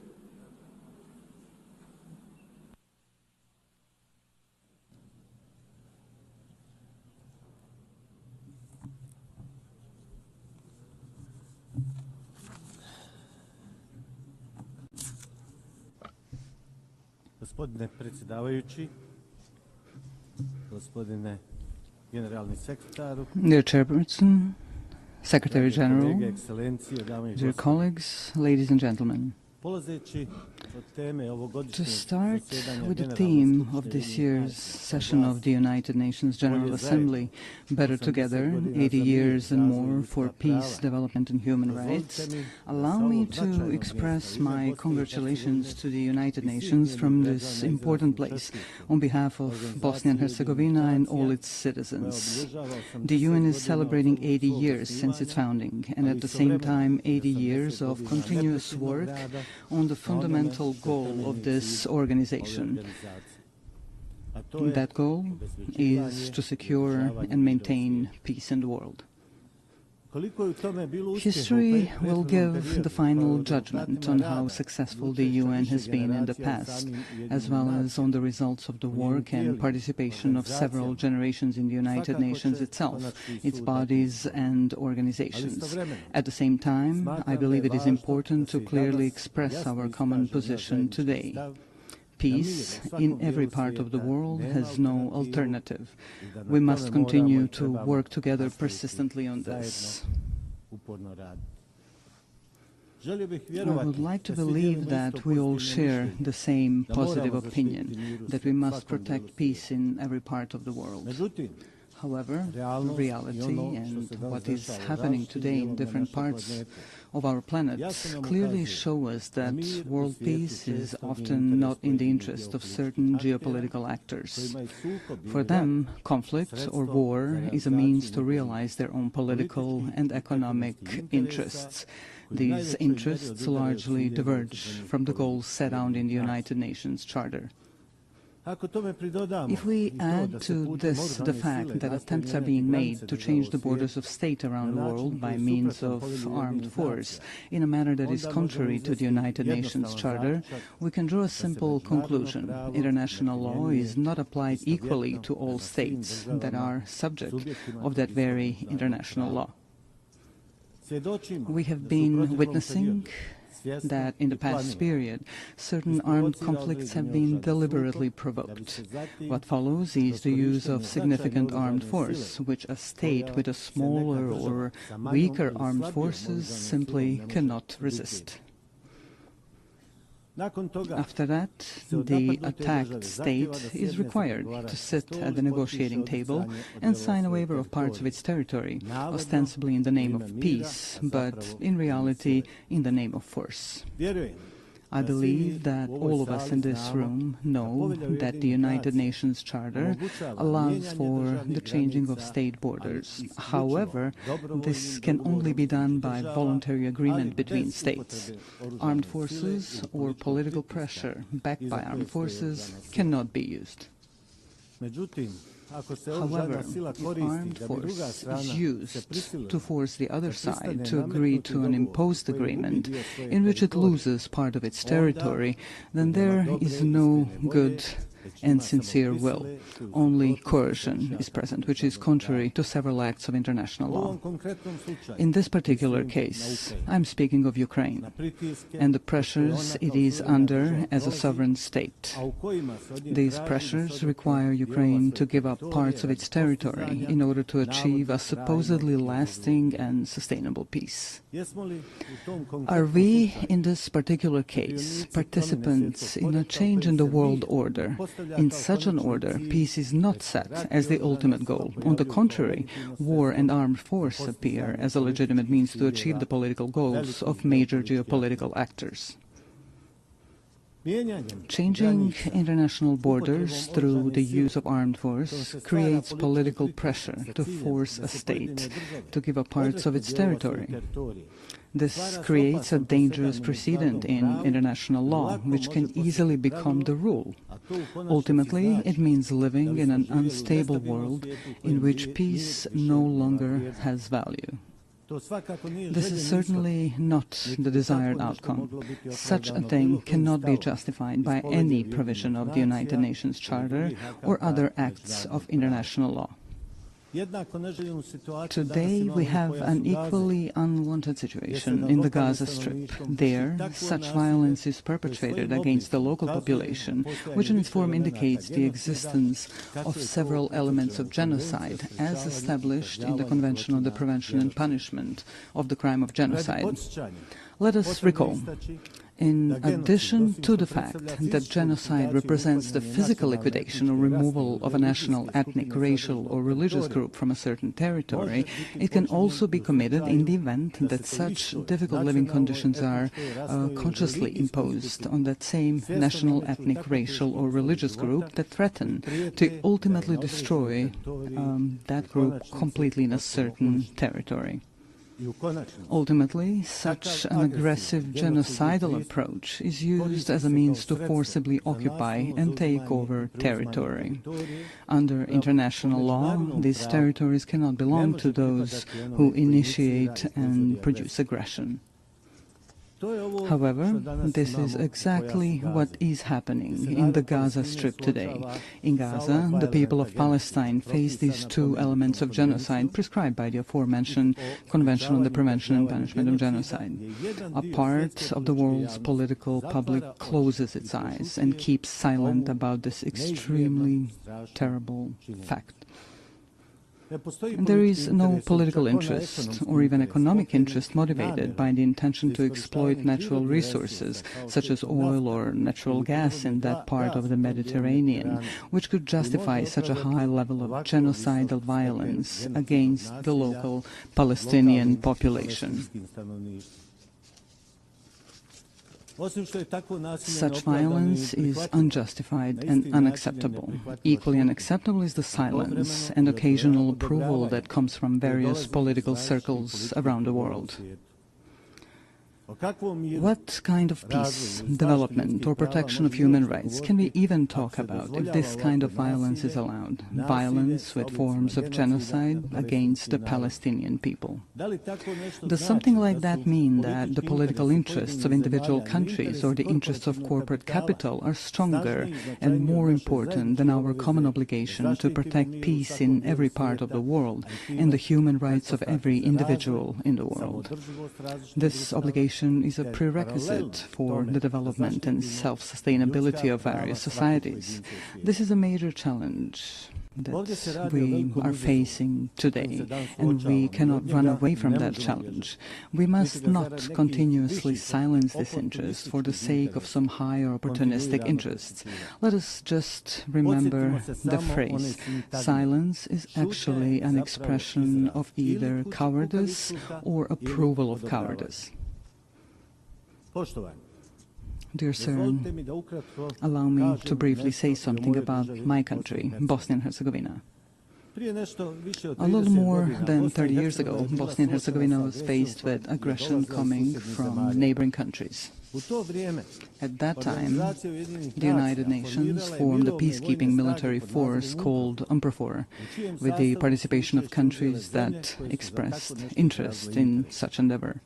The role of UNPROFOR was such that they were, to a large extent, mere observers of a series of war crimes, ethnic cleansing, and ultimately genocide committed by the aggressors of Bosnia and Herzegovina. Of course, there were also positive examples of UNPROFOR's activities, which should certainly not be forgotten, and we are sincerely grateful for that. Unfortunately, a stain remains on that United Nations mission. Certain UNPROFOR commanders did not want to activate airstrikes in order to prevent ethnic cleansing, especially the genocide committed in Srebrenica in July 1995. Unfortunately, genocide was committed in Srebrenica. Hundreds of thousands of citizens throughout Bosnia and Herzegovina lost their lives during the aggression. Many more were injured, and more than 1 million citizens of Bosnia and Herzegovina were displaced around the world. I would like to briefly remind you that the International Criminal Court in The Hague, established by these very United Nations, has found the guilt of several individuals for committing genocide, as well as the existence of a series of joint criminal endeavors. They all had the same goal: ethnic cleansing, with the creation of ethnically pure parts of the territory in Bosnia and Herzegovina, in order to separate these parts from Bosnia and Herzegovina and annex them to neighboring states. A little over a year ago, here at the United Nations, we worked together on the adoption of the resolution on the genocide committed in Srebrenica. I consider that a major step forward and an important document, not only for Bosnia and Herzegovina, but also more widely. The strength of that resolution lies in its intention to prevent the possible commission of some new genocides, which could happen anywhere in the world. Although we were faced with lobbying from several countries not to adopt such a resolution, it was nevertheless passed.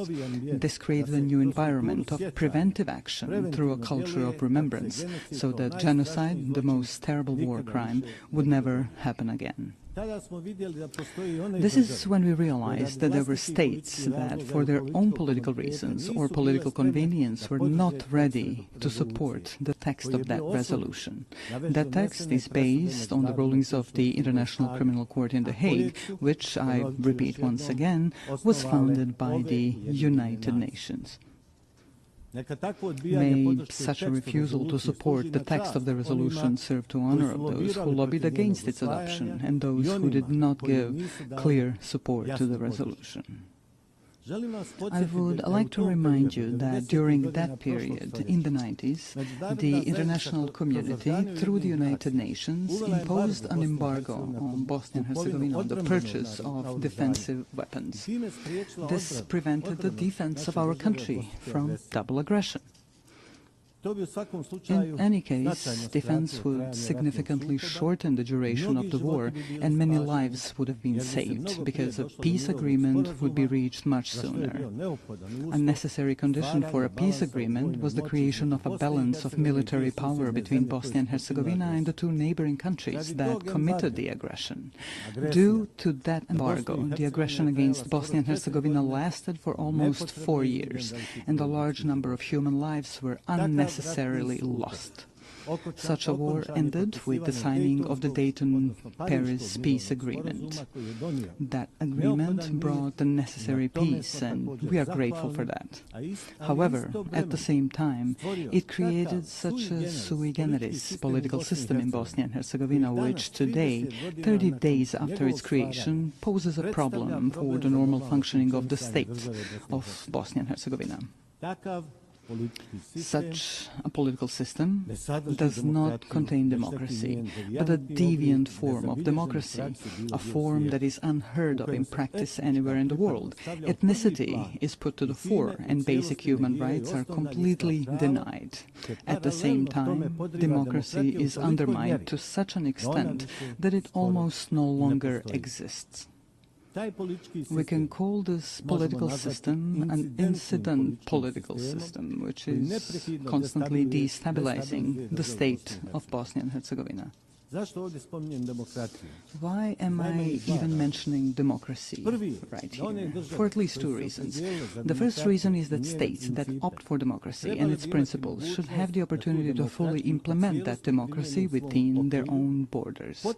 We must be fully aware that there are a number of states that, for their own reasons, be it historical, cultural, or religious reasons, do not want democracy and its principles. Bosnia and Herzegovina has clearly opted for democracy and the transition from the previous political system to a new democratic political system. However, this is continuously being prevented in reality through elements of the political system established by the Dayton-Paris peace agreement. The second reason I mentioned is that after facing an embargo on the import of defensive weapons during the 90s, Bosnia and Herzegovina is now facing an embargo on democracy. Some actors from the international community are trying to ensure this through their political and diplomatic activities and resources. So after we had an embargo on defense, today we have an embargo on democracy and democratic development of Bosnia and Herzegovina. How else to explain such activity by that part of the international community? They're trying in various ways to ensure this incidental political system in which the minority governs the majority. This undermines one of the fundamental principles of democracy, which requires a system in which the political majority should actually govern the state. That is not the case in Bosnia and Herzegovina. The aforementioned actors describe this as an alleged distribution of political power between ethnic communities in Bosnia and Herzegovina. However, that undermines democracy so much at its root that it almost no longer exists in my country. What does exist, however, is something simply called ethnocracy, in which a political minority rules the state. This current deviant political system makes this possible. Are such actors of the international community trying to ban or impose an embargo on democracy in Bosnia and Herzegovina because of its demographic picture? Are they trying to create a situation to reopen talks on Bosnia and Herzegovina with an uncertain outcome for its existence within its current borders? These questions remain open. I would like to remind you here that without democracy there is no rule of law. Without the rule of law there is no protection of individual human rights. An argument for such action by a part of the international community may be the so-called Kovacevic case before the European Court of Human Rights. This case is unknown to you, perhaps unimportant to you, but it is extremely important to us in Bosnia and Herzegovina. This is a case in which the appellant sought simple, justified and logical protection of his active rights to vote, which was denied to him. The case was resolved in favor of the appellant, Mr. Kovacevic, in the first instance. The court also found the existence of ethno-territorial discrimination. However, a part of the international community invested enormous diplomatic and financial efforts in its attempt to annul the verdict during the second instance proceedings.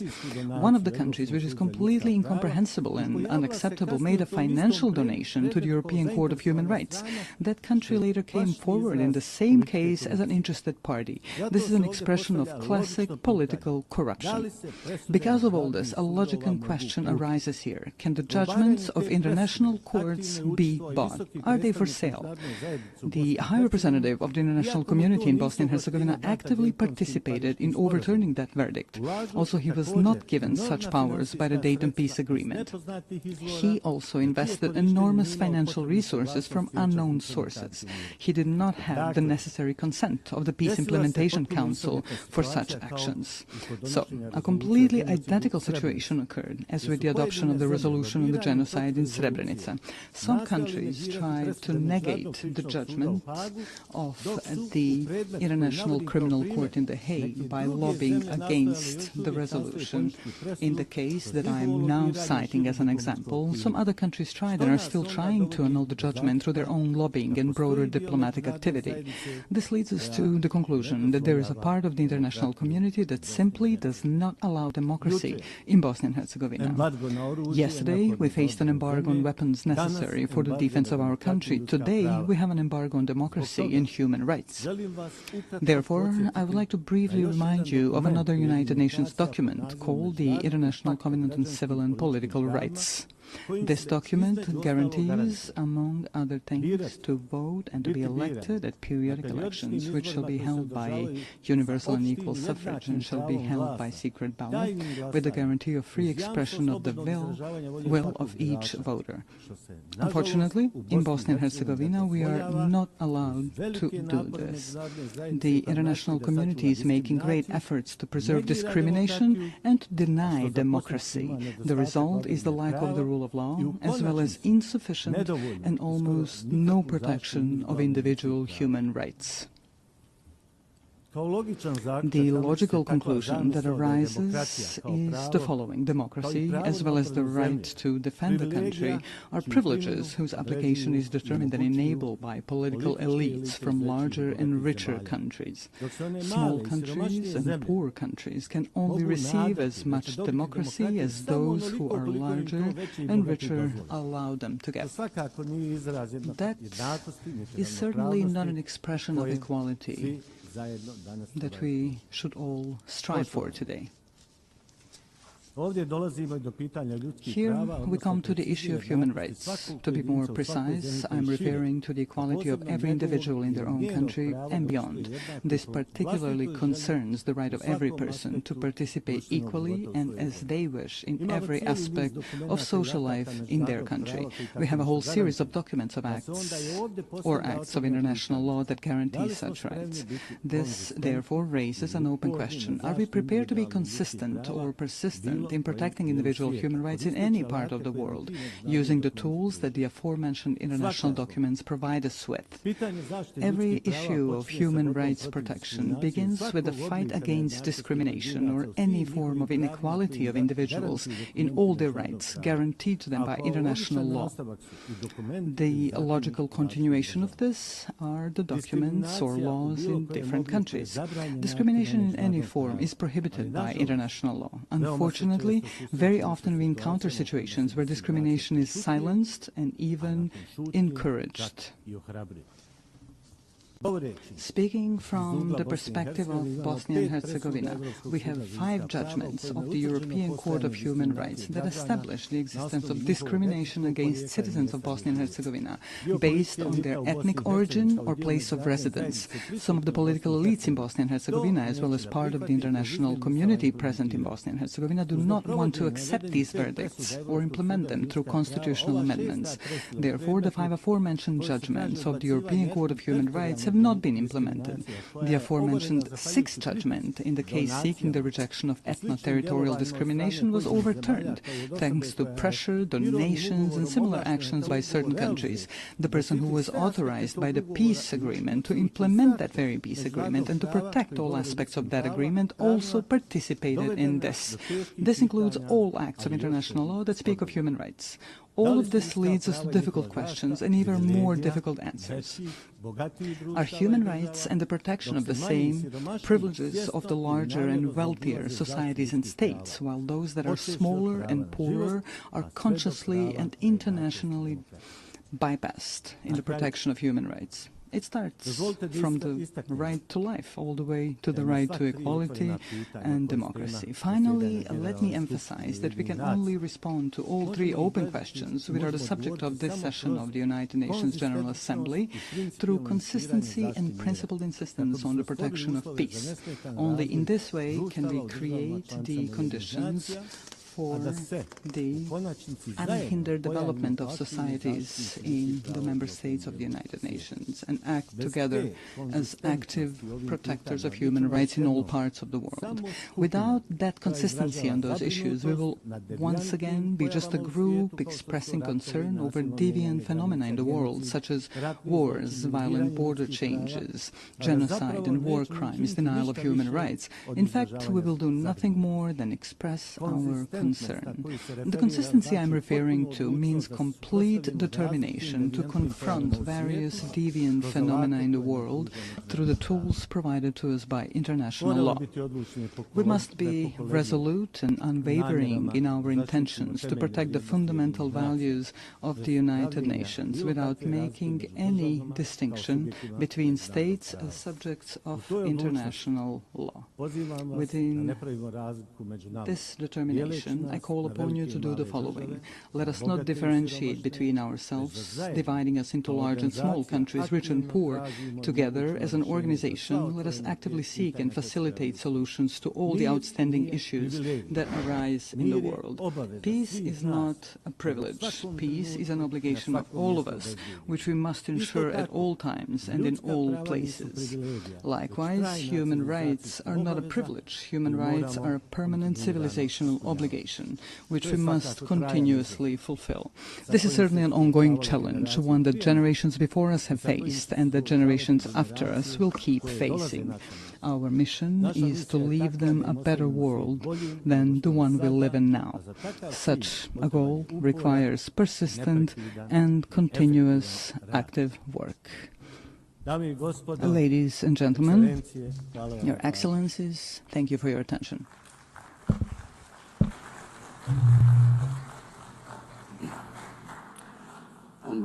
On behalf of the Assembly, I wish to thank the Chairman of the Presidency of Bosnia and Herzegovina. We shall now continue the general debate. The Assembly will hear an address by His Excellency Teodoro Ngoma Obiang Mangui, Vice President in charge of National Defense of State Security of the Republic of Equatorial Guinea.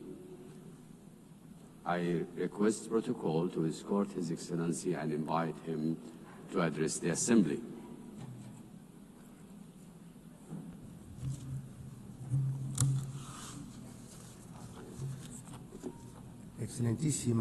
Your Excellency, Ms. Annalena Baerbock, President of the 80th session of the United Nations General Assembly,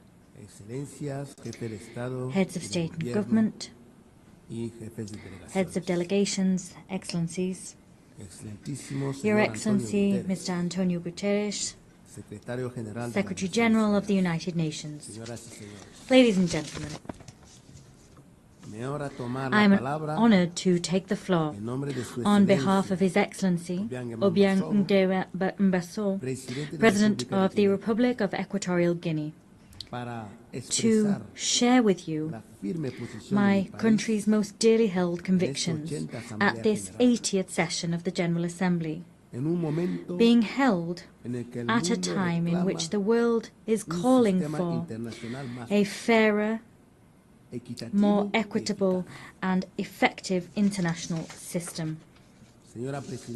Madam President, 80 years ago, the founding states established this organization, aspiring to build a multilateral system based on cooperation, respect for international law, and the dignity of all human beings. This commitment was enshrined in the United Nations Charter. That charter remains a lodestar for states' collective action.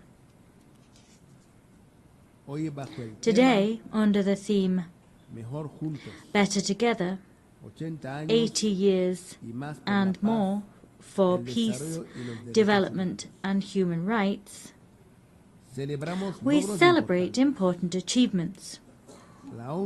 The UN, over these 8 decades, has been a universal forum for dialogue and a space for international cooperation. It has helped to avoid conflicts. It has supported decolonization processes. It has promoted sustainable development. And it has served to pique our moral conscience in service of human rights. However, this anniversary must serve as an opportunity for critical self-reflection. It would be a mistake to simply mark the anniversary and not to recognize the woeful shortcomings of our multilateral system. Excellencies, the peoples of the world trust in the United Nations to tackle the major challenges of our time: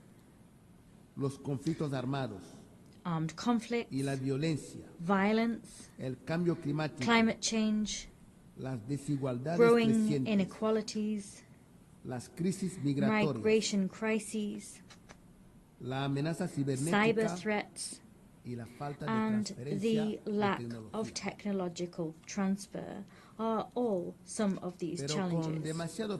However, all too often, the response provided to those challenges has fallen short. The United Nations has been brought to a standstill by individual interests and straitjacketed by an institutional platform which no longer reflects the reality of today's world.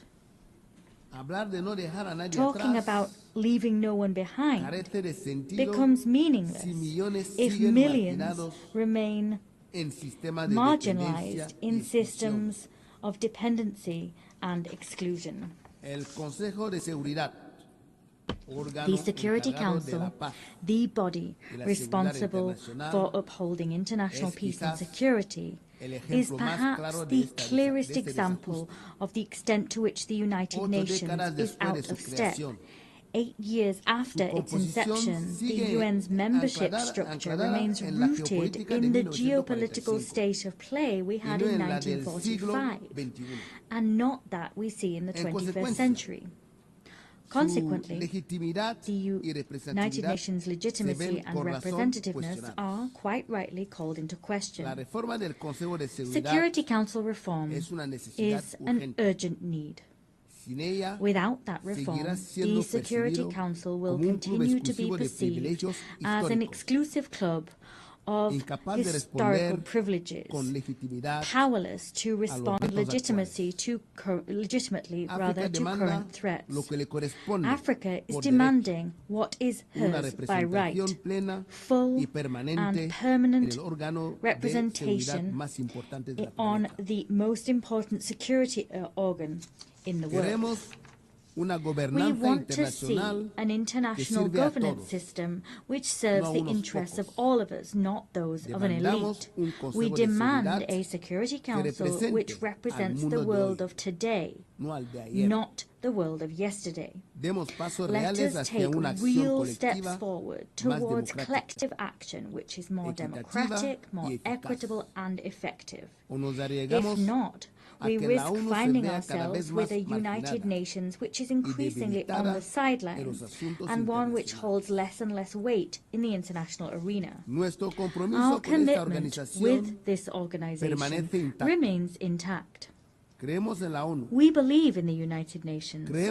We believe in the strength of international law and the force it holds.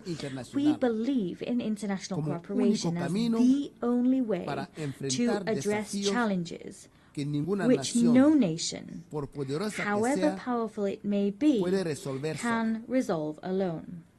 Our commitment is not unthinking. Rather, it must be rewarded with results, reforms, and a UN that can move with the times. On this anniversary, we must recall that peace, development, and human rights are inextricable pillars. Peace is not sustainable without development. Development is false if it is not rooted in dignity and rights for all. As such, let us state here again that we remain steadfast in our support for Agenda 2030, despite the fact that we recognize difficulties and delays in its implementation. Agenda 2030 is a collective commitment which reflects our desire to build a world free of poverty, free of hunger, and with dignity for all. However, we have less than a decade to fulfill it, and the pace of progress is all too slow. Excellencies, climate change is the greatest threat of our age. The most vulnerable nations pay a disproportionate price for climate change. At the same time, major emitters drag their heels with commitments. Climate justice is not a token gesture. It is a moral and legal obligation. Equatorial Guinea also defends the principle of sovereignty between states. Every people has the right to design its own development model, free of interference and arbitrary sanctions, which undermine their independence. We must believe in a world of peace and create one, a world in which no country is considered an enemy for being the friend of another. Allow me to share with you a recent example of the contribution that Equatorial Guinea makes to international peace. The historic agreement reached with the Republic of Gabon on the sovereignty of the Mbanye, Cocoteras and Conga Islands. For decades, His Excellency Obiang Basogo handled this dispute with patience and dialogue until it was resolved peacefully before the International Court of Justice. This case has not only created a historic precedent on the African continent, rather it demonstrates also that conflicts can be resolved in accordance with the spirit of the UN Charter and in line with states' political will.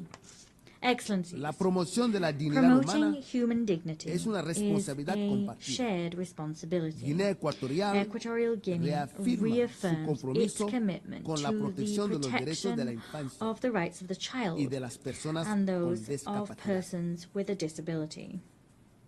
Rights to food security, housing, drinking water, and the sovereign exploitation of natural resources are an inextricable part of human rights as a whole. Without dignity that comes through material comfort, freedom is an empty ideal. Faithful to the principles of an inclusive international community, we insist that the economic, commercial and financial embargo imposed on the Republic of Cuba be lifted. Keeping such measures in place not only gravely affects the development of a sovereign nation, it also runs counter to the fundamental principles enshrined in the United Nations Charter. Excellencies, to conclude, allow me also to address businessmen and women. I wish to invite them to come and discover Equatorial Guinea as a safe destination and one which is very attractive for investment. Our country offers a climate of political stability, fiscal incentives, and a clear vision of the future through our 2035 development agenda. We encourage you to accompany us on this journey, a journey which will not only generate shared dividends, but which will also consolidate the inclusive and sustainable development of our nation. I thank you.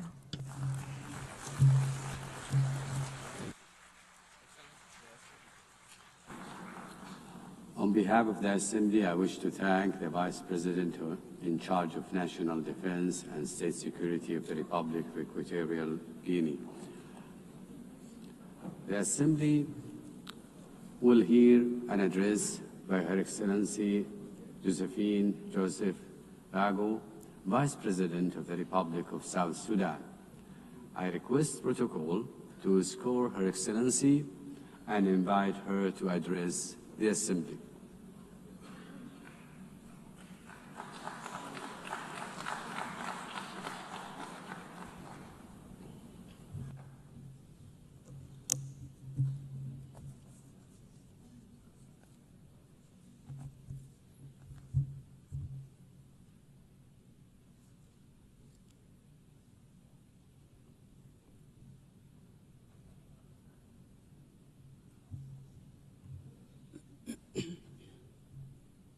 Madam President, Excellencies, heads of states and government, distinguished delegates, ladies and gentlemen. I bring you warm greetings and best wishes from my President, His Excellency Salva Kiir Mayardit, the President of the Republic of South Sudan. I also bring you greetings from the government and the people of South Sudan, a message of peace, unity, development, and unwavering commitment to global partnership. I wish to extend my sincere congratulations to you, Madam President, on your election to preside over the 80th session of this esteemed Assembly. I also express appreciation to the General Secretary Antonio Guterres for his steadfast commitment to advancing the principles and objectives of the United Nations. The theme of this year's session, Better Together, 80 years and more, for peace, development, and human rights, resonates with objectives and aspirations of our country. South Sudan is the youngest country in the world and the 193rd member of the United Nations. After 50 years of brutal armed liberation struggle, it gained independence in 2011. Unfortunately, 2 years later, the country descended into an internal civil war. With the support of regional and international community, a peace agreement was signed between the warring parties in 2018, known as the Revitalized Agreement for the Resolution of the Conflict in South Sudan. This led to the formation of the current revitalized transitional government of national unity, a coalition government comprising the warring parties, other peace partners, and stakeholders. The peace agreement has provisions on governance structure, security sector reforms, transitional justice mechanism, economic sector reforms, and Truth and Reconciliation Commission. The agreement also stipulates 35% affirmative action on women representation at the national, state, as well as local government levels. The presidency consists of a president and 5 vice presidents, 2 of whom are female, thus achieving 40% of female representation at the highest level of government. In the first phase, the unified forces have been trained, some of the forces have been deployed, and the rest are waiting deployment. The second phase of the security sector reforms is due to start imminently this October 2025.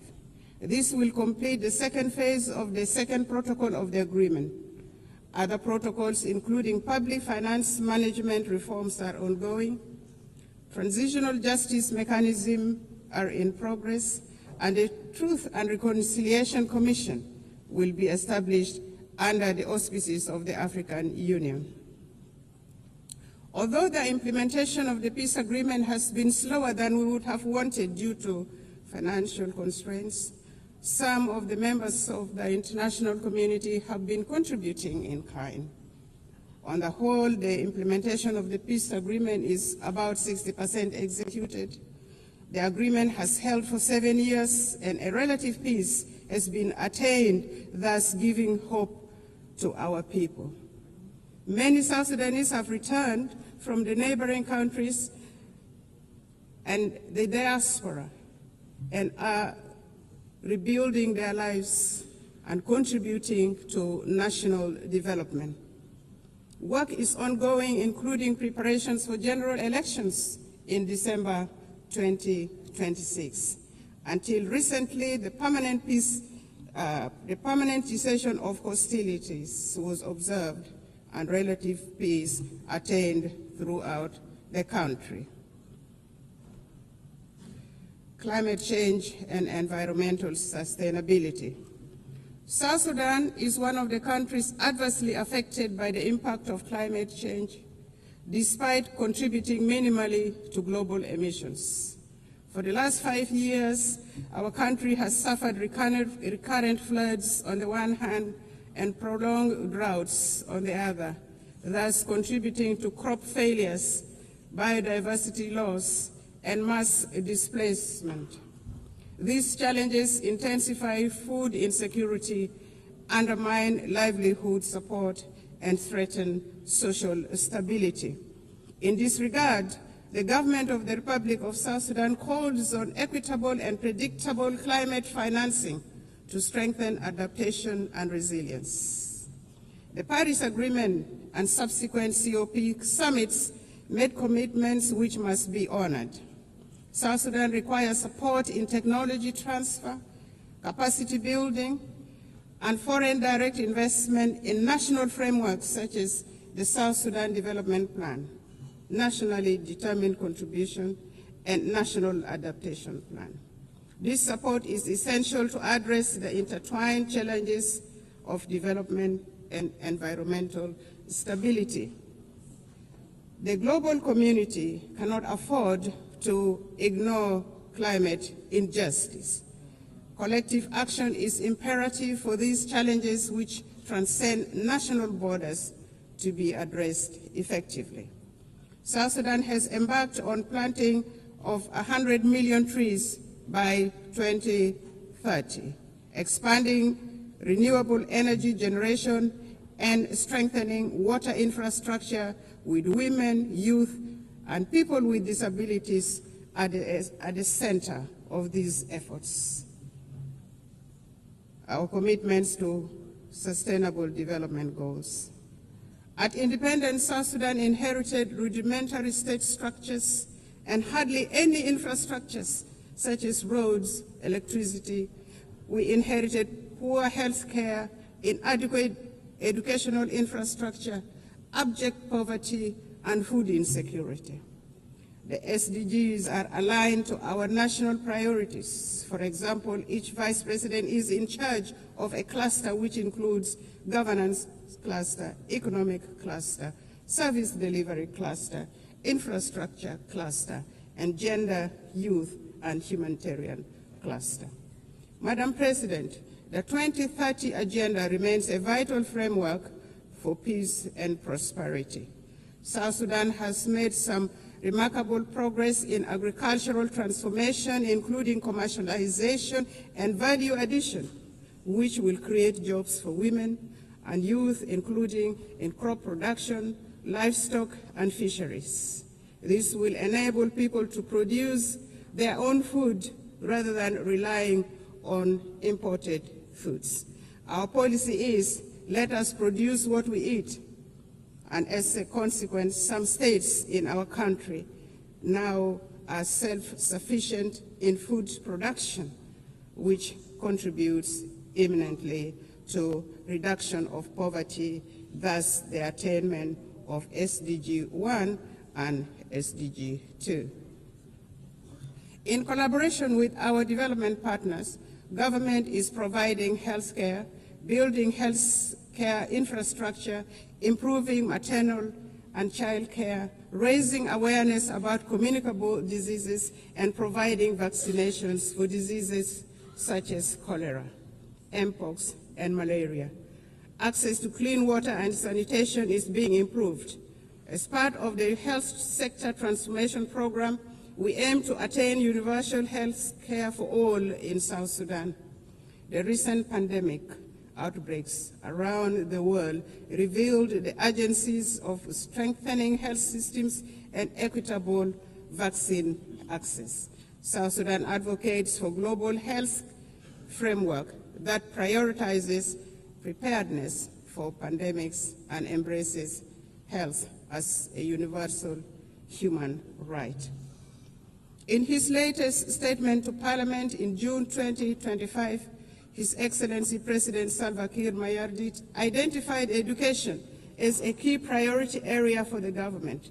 There is improved enrollment in primary schools and secondary schools, and many young people are aspiring now to go to universities and colleges. Enrollment has risen from 300,000 to 2.1 million children, with gender parity in primary schools nearly achieved. This is a remarkable national achievement. There is focus on teacher education to improve the overall quality of education. Despite these efforts and achievements, 2.8 million of our children are still out of school. South Sudan has expanded programs to promote girls' enrollment and retention in schools while investing in technical and vocational skills training for women and youth. Our government would like to take this opportunity to appreciate all those countries that have offered scholarships for our young people to study in their countries, and those supporting girls' education in particular and vocational training to provide employable skills for our young people. But more clearly needs to be done. South Sudan is a young population. Over 60% of the population is under the age of 30 years. In any society, the youth are the future of the country and the future of the society. Our youth are a source of great pride. South Sudan's recent participation in the Olympics Games in Paris last year was a unifying moment for the people of South Sudan and Africa at large. South Sudan athletes showcased talent, discipline, and resilience, embodying the spirit of a nation determined to rise. Sports have become a powerful force for unity, inspiring hope, and bringing communities together across our young nation. The South Sudan basketball team emerged as the best team in the continent of Africa during the last Olympic Games and nearly beat the defending champion in the world. Since independence, and in line with the Transitional Constitution 2011 as amended, we have taken steps to integrate gender equality into our governance and development agenda. Notably, South Sudan has enshrined the 30% of women participation in public life at all levels of government. In addition to the 2 female vice presidents, our cabinet, the national cabinet, and state cabinets comprises of 30% of female representation. And our speaker, the Speaker of the National Transitional Assembly, is also a female. We have adopted national gender policies to advance women's rights and are working to harmonize our laws with international commitments. Efforts have been made to address gender-based violence through new legislation and establishment of a special court. We have mainstreamed gender into the National Adaptation Plan and nationally determined contributions for climate change. We are committed to advancing women's economic empowerment by improving access to land rights and credit facilities while creating opportunities for women entrepreneurs. To achieve the SDGs, we must shift from commitments to action, emphasizing multilateral cooperation, fair trade, debt relief, and tailored support for fragile and conflict-affected states. South Sudan has been advocating for debt cancellation and the support of the international community to complement these efforts will be appreciated. Financing for development. Transforming aspiration into results require adequate financing. We urge developed nations to scale up contributions to the International Development Association, which plays a central role in protecting vulnerable populations, reducing poverty, and financing sustainable development in fragile states. South Sudan supports reforms of international financial institutions to enhance the representation of developing nations, ensuring that financing mechanisms align with objectives of development priorities. Together, we can build a more inclusive and just global financial system. Internal peace and security. We acknowledge the delays in implementation of the revitalized peace agreement. However, the government has renewed its political will and is accelerating key benchmarks, including the deployment of the unified forces, electoral legislation, and launching of national civic education campaigns. His Excellency President Salva Kiir Mayardit announced on several occasions that he will not take this country back to war. And this became a theme of our engagement to restore peace and stability in the country. We reaffirm our commitment to world peace and security. In South Sudan, peace and stability remain our highest priority. Since the 2018 revitalized peace agreement, government has been working to consolidate peace through implementation of the peace agreement, transformation of the governance system, and security sector reforms. Additionally, government is also engaged in promoting peace building at subnational and community levels using the principles of people-to-people peace initiatives. The civil society, women's group, youth group, and faith groups are all actively involved in peace-building activities supported by UNMISS, the United Nations mission in South Sudan, among others. The security sector reform is progressing well. In phase one, the first batch of unified forces are already trained, as mentioned earlier. The second phase is ongoing. At the same level, the governments at state levels are disarming civilians to bolster security. The aim is to have one national army under one commander-in-chief, contrary to the current state of affairs where the country has several commanders-in-chief, which in itself is a source of insecurity. In general, there has been relative peace and security throughout the country, with the exception of the recent attack by the White Army militia associated with the first Vice President, Dr. Riek Machar, on South Sudan People's Defense Forces in Nasir, which led to his detention and the detention of the co-accused. This matter is now being handled legally, and it will take due process, with assurance of a fair trial in a competent court. The government is committed to following due process to achieve justice in this matter. It should be noted that the arrest of the first Vice President, Dr. Riek Machar, and his co-accused was not politically motivated, but had endangered the peace process and constitutional order in the country. Notwithstanding the legal proceedings, Dr. Riek Machar and others have been formally charged and presented to court. Their legal rights have been respected, including granting access to their legal team, and they appear on their behalf in court. South Sudan remains open to meaningful dialogue with other holdout groups. In this regard, the government is considering resumption of the Tumaini Peace Initiative and welcomes facilitation from regional and other partners. We urge regional and international communities to urge the holdout groups to renounce armed violence and engage in political dialogue. Furthermore, we appeal to the international community to continue supporting South Sudan's efforts and democratic process through provision of technical assistance, capacity building, and development support. It is worth mentioning that consolidating peace in South Sudan is not only vital for our people, but also for stability across the Horn of Africa, the Great Lakes, and beyond.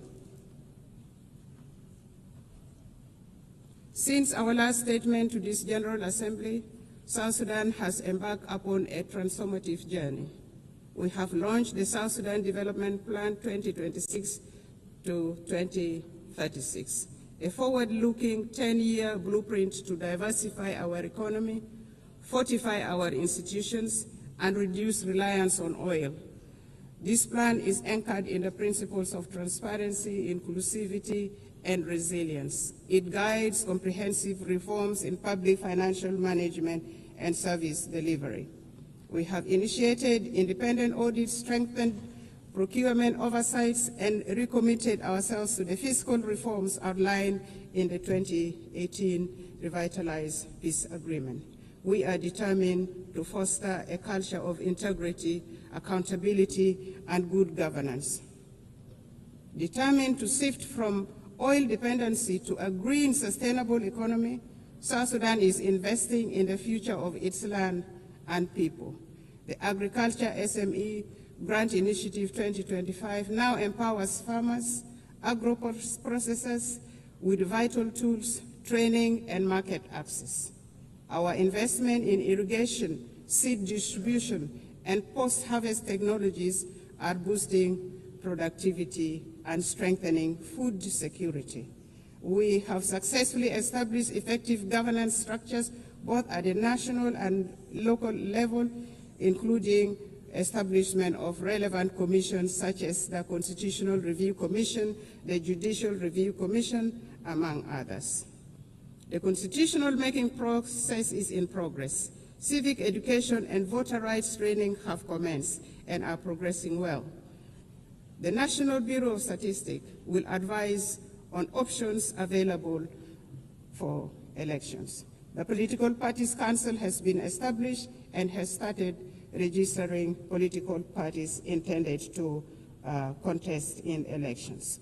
Therefore, with these positive developments, the government of the Republic of South Sudan appeals for the removal of targeted individual sanctions and the arms embargo on South Sudan. Elections. According to the peace agreement, the transitional period must end with the conduct of general elections currently scheduled for December 2026. This will enable the people of South Sudan to democratically elect their leaders for the first time in the history of this young nation. His Excellency President Salva Kiir has reaffirmed the government's determination to deliver credible, inclusive, and peaceful elections. The establishment of electoral institutions, namely the National Election Commission, the Political Parties Council for registration of political parties, and voters' right education have been established. The Bureau of Statistics has been restructured to deal with the issues of census. The restructured Permanent Constitution Review Commission has been actively working to ensure that the country has a new permanent constitution by the time of the general election in December 2026. Civil society groups are being facilitated and have started civic education of the general public, especially among women and the youth. South Sudan is committed to promoting and protecting human rights. We are strengthening national institutions, promoting accountability, empowering women and youth. We have taken steps to integrate gender equality into our governance and development agenda, not forgetting the people with disability. Civil society is actively engaged in the promotion of human rights and civic education. We believe constructive engagement and dialogue are the best path for building resilient and just institutions. Some regional concerns. Madam President, South Sudan and Sudan share deep historical and economic ties, as well as the longest border in the region. For instance, South Sudan's oil is at the moment being transported through Sudan. Developments in Sudan directly affects development in South Sudan. Since the outbreak of conflict in Sudan in 2023, South Sudan has opened its doors for Sudanese refugees and returnees from Sudan. In partnership with the international aid agencies, we are providing humanitarian assistance, and we have also gone further and given plots of land for refugees to cultivate and produce their own food, thus integrating them into our local communities. However, there are still outstanding issues with respect to the Comprehensive Peace Agreement 2005. Among these are issues of border demarcation and final status of Abyei, including the status of the Ngok Dinka of Abyei, which remains unresolved. We are committed to working with the government of Sudan to amicably resolve these outstanding issues. Furthermore, the current composition of the Security Council no longer, in our view, adequately reflects the realities of today. And for this reason, South Sudan supports the call for the expansion of the permanent membership to include African representation. Furthermore, we advocate for the removal of sanctions and arms embargo on South Sudan and other sisterly countries. Madam President, at independent South Sudan inherited rudimentary state structures, hardly any infrastructures. The government is now working simultaneously on nation building, state building, provision of services including healthcare, education, capacity building, poverty reduction, and food security. South Sudan is seeking to transition from humanitarian aid to development aid. What we are asking for is for the international community to continue supporting South Sudan, a country with immense potential, abundant natural resources, and a young population. We are actively empowering women and young people for the country to become a useful and productive member of the international community. And we are already seeing signs of progress. To conclude, Madam President, Excellencies, and distinguished guests, the United Nations was founded on the belief that humanity is stronger together. The theme of this 80th session, Better Together, is a reminder of our shared responsibility for survival and progress. Notwithstanding the challenges, South Sudan, with the resilience of its people under the leadership of His Excellency President Salva Kiir Mayardit, remains committed to a multilateral solidarity and partnership with an aim of building a fairer, safer, and more prosperous world for all, for us in South Sudan. It is, a more prosperous world for all. And for us in South Sudan, we all know that it is better together. It is better together for us nationally. It is better together for us globally. Permit me in closing to reaffirm our unwavering faith in the principles of the United Nations and the possibility of a better world, built upon solidarity and shared purpose. May God bless the people of South Sudan. May God bless the nations of the world. I thank you for listening. Thank you.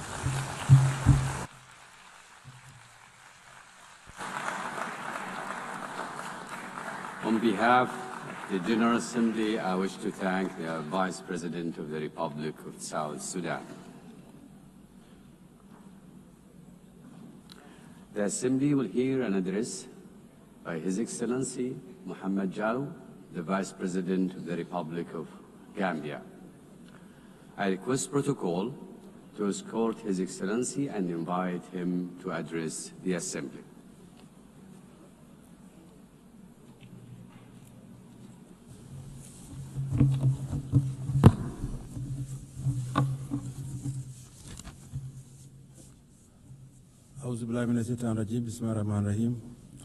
Your Excellency Annalena Baerbock, President of the 80th session of the United Nations General Assembly, His Excellency Antonio Guterres, Secretary General of the United Nations, Your Majesties, Excellencies, Heads of State and Government, Heads of Delegation, distinguished delegates, ladies and gentlemen. As we commemorate the 80th anniversary since the founding of the United Nations, it is with great honor and profound sense of commitment that I stand before you to deliver this statement on behalf of His Excellency, Mr. Adama Barrow, who could not be here due to circumstances beyond his control. At the outset, allow me to convey warm greetings and best wishes for a successful session from His Excellency, Mr. Adama Barrow, the President of the Republic of the Gambia, and government and people of the Gambia. Madam President, let me also use this opportunity to congratulate you on behalf of the government of the Gambia on your election as President of the 88th session of the United Nations General Assembly. Your election is a testament to the importance our organization attaches to gender mainstreaming and the empowerment of women. It constitutes an affirmation that more than ever, women are capable of leading organizations like the United Nations and achieving remarkable success. The Gambia, therefore, assures you of its unwavering support and continued cooperation in the discharge of your duties while reaffirming our faith in the relevance of multilateralism and the sacrosanct foundational principles of the United Nations Charter. Allow me to seize this moment to also thank and congratulate Mr. Philomen Yang, President of the 79th session of the General Assembly, for his leadership and for competently guiding the work of the Assembly during his tenure. The 80th session of the General Assembly is being held at a very pivotal moment for the international community.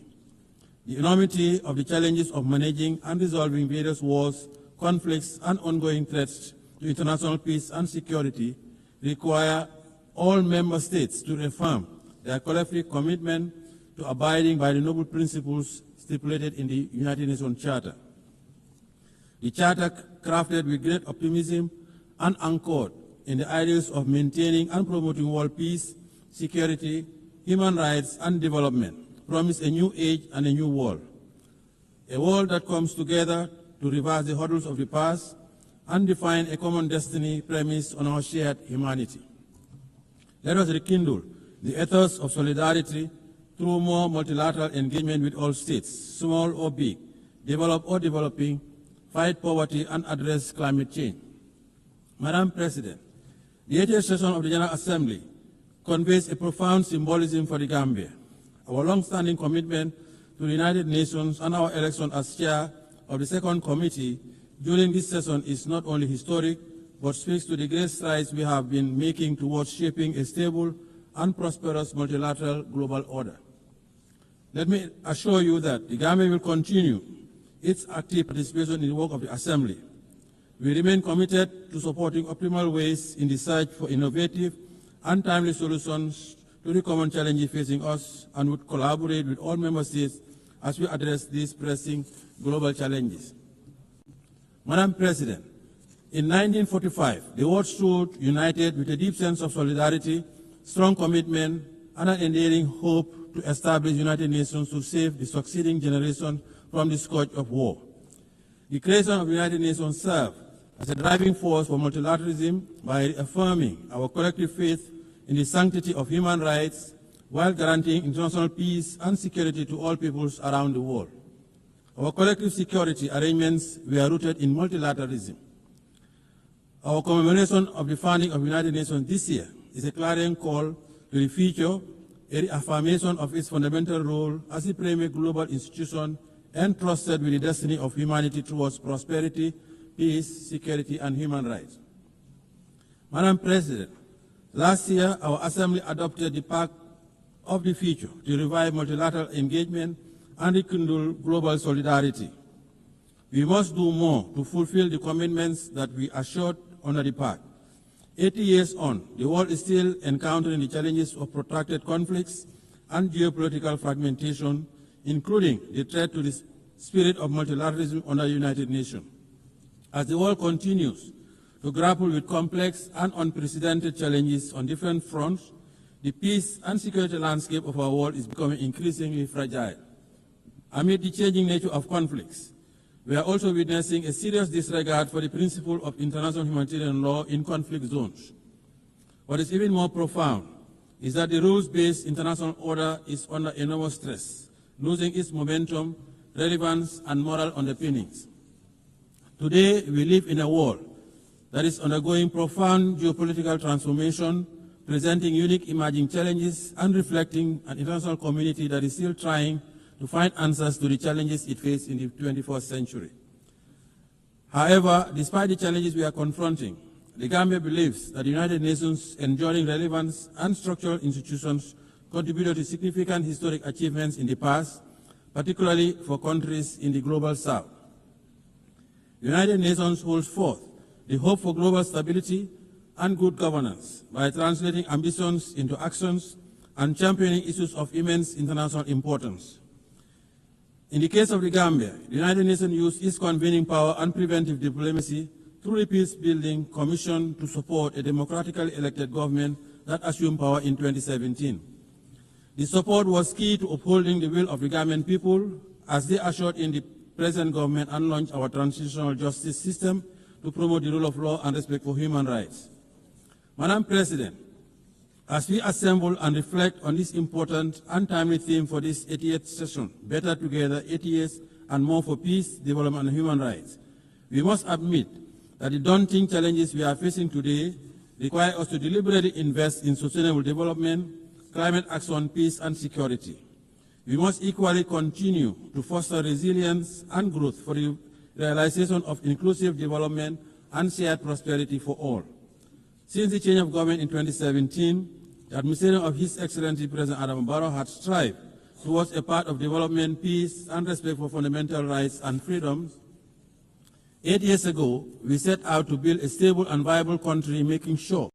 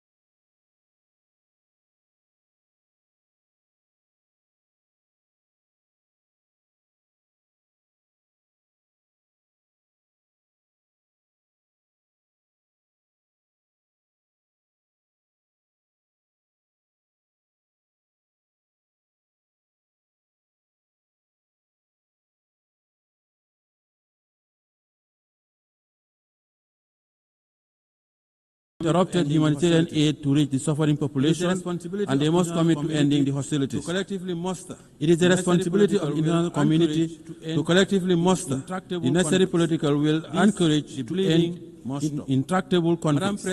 This, the bleeding, must stop.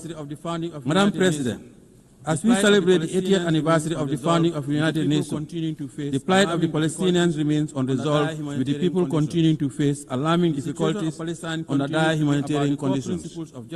The situation of Palestine continues to be about the core principles of justice, respect for international humanitarian law, and self-determination. The ongoing situation needs to stop. We cannot remain unperturbed by these worsening conditions, and it is imperative that we act urgently and collectively by utilizing our leverage to revitalize the prospects of an inclusive peace process for Israel and Palestine and the region. In this context, we reaffirm our call for the two-state solution to urgently enable the Palestinian people to regain their legitimate national rights as recognized by the international community through its recognition of the State of Palestine within the 1967 borders with Al-Quds al-Sharif as its capital. We also support the membership of the Palestine in the United Nations.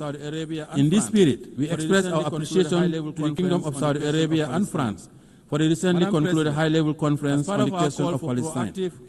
Madam President, as part of our call for proactive engagement towards the resolution of global conflicts, the Gambia reaffirmed its support for the efforts undertaken by UN Secretary General in launching the roundtable process in the Moroccan Sahara to achieve a realistic, pragmatic, and sustainable political solution to the regional dispute over the Moroccan Sahara. The Gambia welcomes Morocco's commitment to the ceasefire, full cooperation with MISRO, and relaunching the political process based on the parameters of Resolution 2756 of 2024. In this regard, we call on Polisario to abandon its unilateral withdrawal from the ceasefire, lift restrictions imposed on the freedom of movement and the provision of supply to MINUSCA, and urge all parties, Morocco, Algeria, Mauritania, Polisario to work towards a realistic, pragmatic and sustainable political solution based on compromise. The positive impact of the Moroccan Autonomy Initiative, a realistic, credible and serious effort for the settlement of this regional dispute, is already well recognized, and the people of the region continue to enjoy peace and development and protection of their human rights.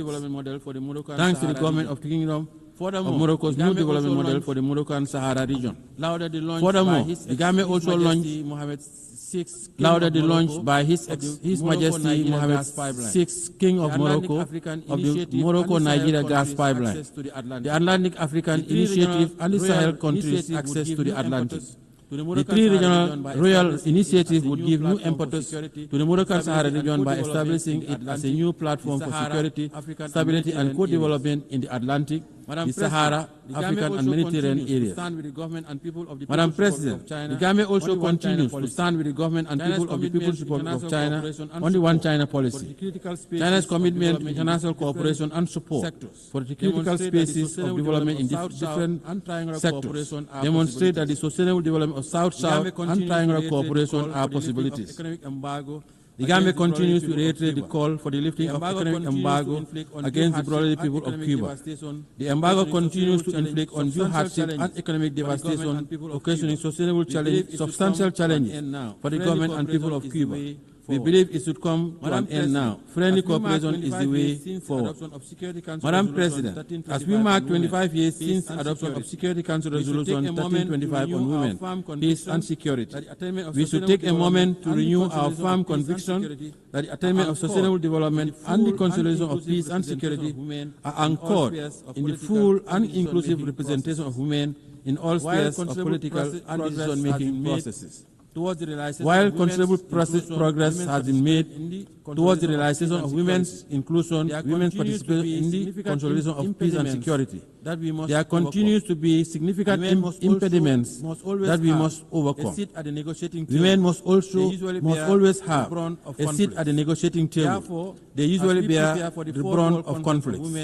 Therefore, as we prepare for the Fourth World Conference of Women, and as nations sharing the same destiny, we have a moral obligation and a collective responsibility to act swiftly to address all issues hampering the empowerment of women, including institutional advancement and their contribution to the consolidation of peace and security. Madam President, in view of the outcome of FFD4, it is our hope that international finance architecture and mechanism will change for the better as the current international financing architecture, especially as it relates to debt restructuring, continues to hamper the development aspiration of developing countries.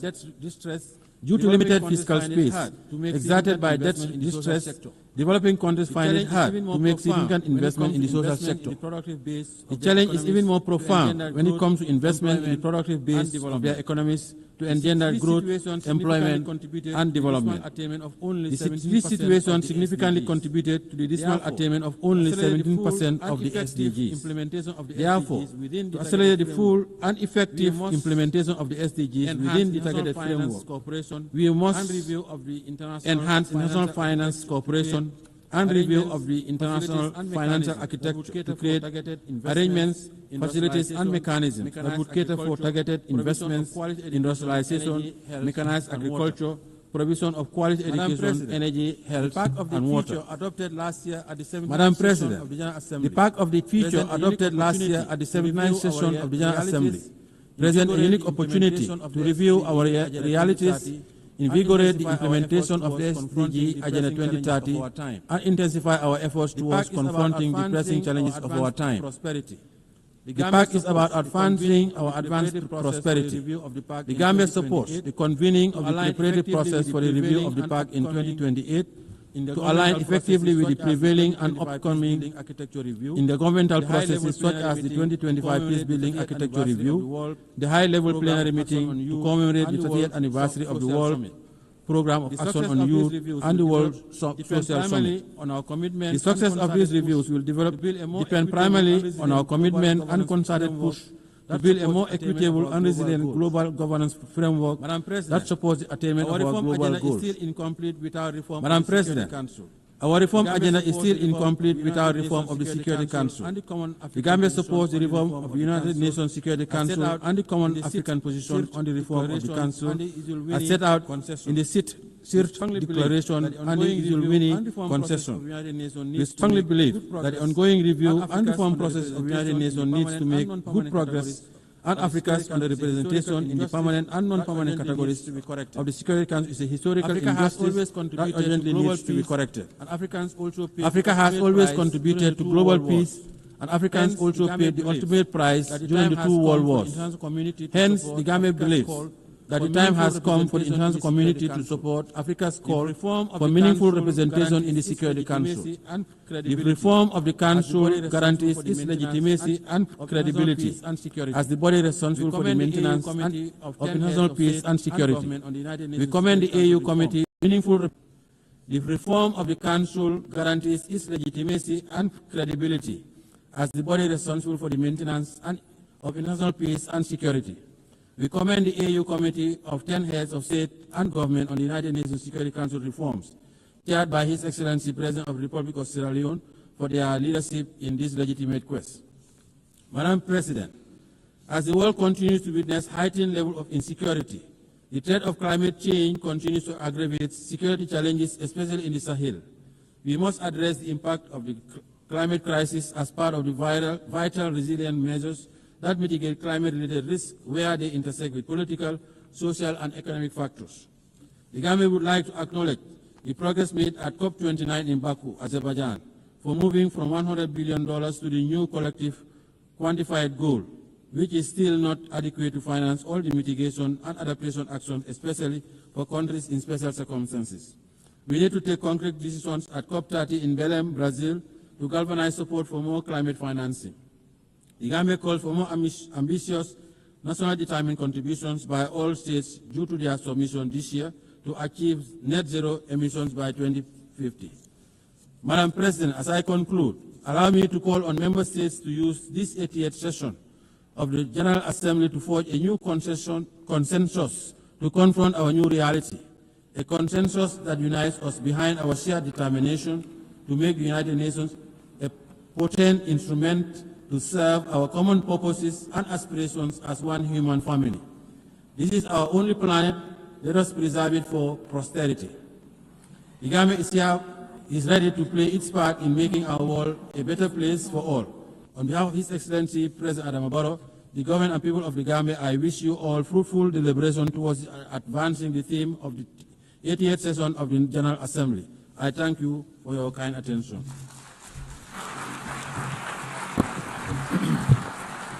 En nombre de la Asamblea agradezco al vicepresidente de la República de Gambia. The President of the Republic of Gambia.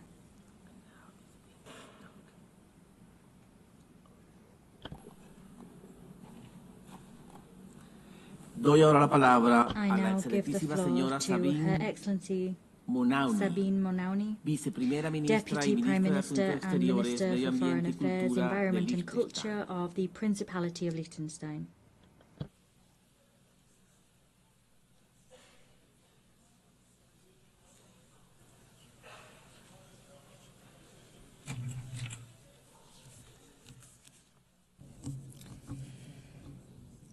President, ladies and gentlemen, let me begin by saying how happy I am to see a woman preside over this assembly. For only the 5th time in the history of the United Nations, and for the first time by a woman from our region. It is my hope that this is also a good sign for the selection process of the next Secretary General, a position in which no woman has ever served over 8 decades, and which will be conducted under your leadership. It is a distinct honor and pleasure for me to address this assembly for the first time as a foreign minister, continuing a very long tradition of female foreign ministers in Liechtenstein. The United Nations is a key building block of our foreign policy, which is guided by a strong belief in international law, cooperation and multilateralism. We are gathering at a landmark moment in the history of the United Nations. For over 80 years, this has been the place where nations have come together, where international law has been developed, where human rights have been codified, where we have agreed on common development goals. Of course, it has also been the source of many disappointments. Too often people around the world have been looking to this assembly and at the Security Council chamber next door in the hope of decisive action to secure peace. The key purpose of this organization, only to realize that political paralysis was shattering these expectations, justified as they were. In Ukraine, our system has allowed the aggressor to veto collective action supported by the vast majority of the House. In Gaza, we have become bystanders, despite the fact that the two-state solution was one of the first decisions of the United Nations many decades ago. We are merely witnesses to the unprecedented and unjustifiable suffering of civilians in spite of our pledge to end and prevent atrocity crimes. The people of Sudan must have concluded that indifference is the guiding principle of our rare discussions, and that the outrage over a cynical veto wears off after a few weeks, if not days. These challenges to the credibility of the United Nations would be massive enough in and of themselves. But if we are looking at a completely uncertain future for this organization today, it is for largely different reasons. The very foundations of the United Nations are being challenged in a way we have not seen before. Such efforts threaten to undermine our joint commitments to solve common problems together on the basis of the principle of sovereign equality, the principle that we set ourselves rules that apply to us all equally and that they are enforced equally, and the belief in the value of international law as the common ground that allows us to govern world affairs in a way that is predictable, equitable, and fair. For us in Liechtenstein, the United Nations, which we joined 35 years ago, occupies a special place. It has been instrumental in our progress towards gender equality. Our membership in the organization has helped to put human rights at the center of our foreign policy. The Sustainable Development Goals have been embraced by civil society and the private sector. Most essentially, the Charter of the United Nations is the guarantor of our sovereignty. The United Nations is also our window to the world and the one place where we can connect with everyone. And it offers a unique foreign policy platform where we can present our initiatives and ideas as a sovereign equal. We have done so with commitment and enthusiasm, and I believe with some success. Today we feel a special bond with every other state, which is small in size, but not small in ambition and vision. Today we realize more than ever that we need this organization. We need a world based on rules that we have all agreed to. And especially now, those who share these views need to join together in common purpose to safeguard our common interests. The times we live in are fast-paced and full of challenges that can seem incredibly daunting. Many years ago, we identified climate change as the biggest threat to us all, big and small, wherever we are located on the globe.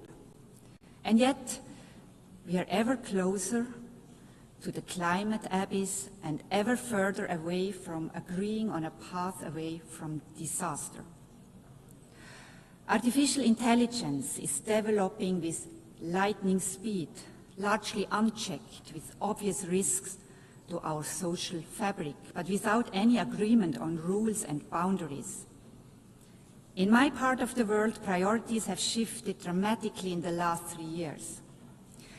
We are now mostly preoccupied with the fallout of the destruction of the European security architecture by the Russian Federation and with preserving our trade relationships, which we had believed were on a firm basis.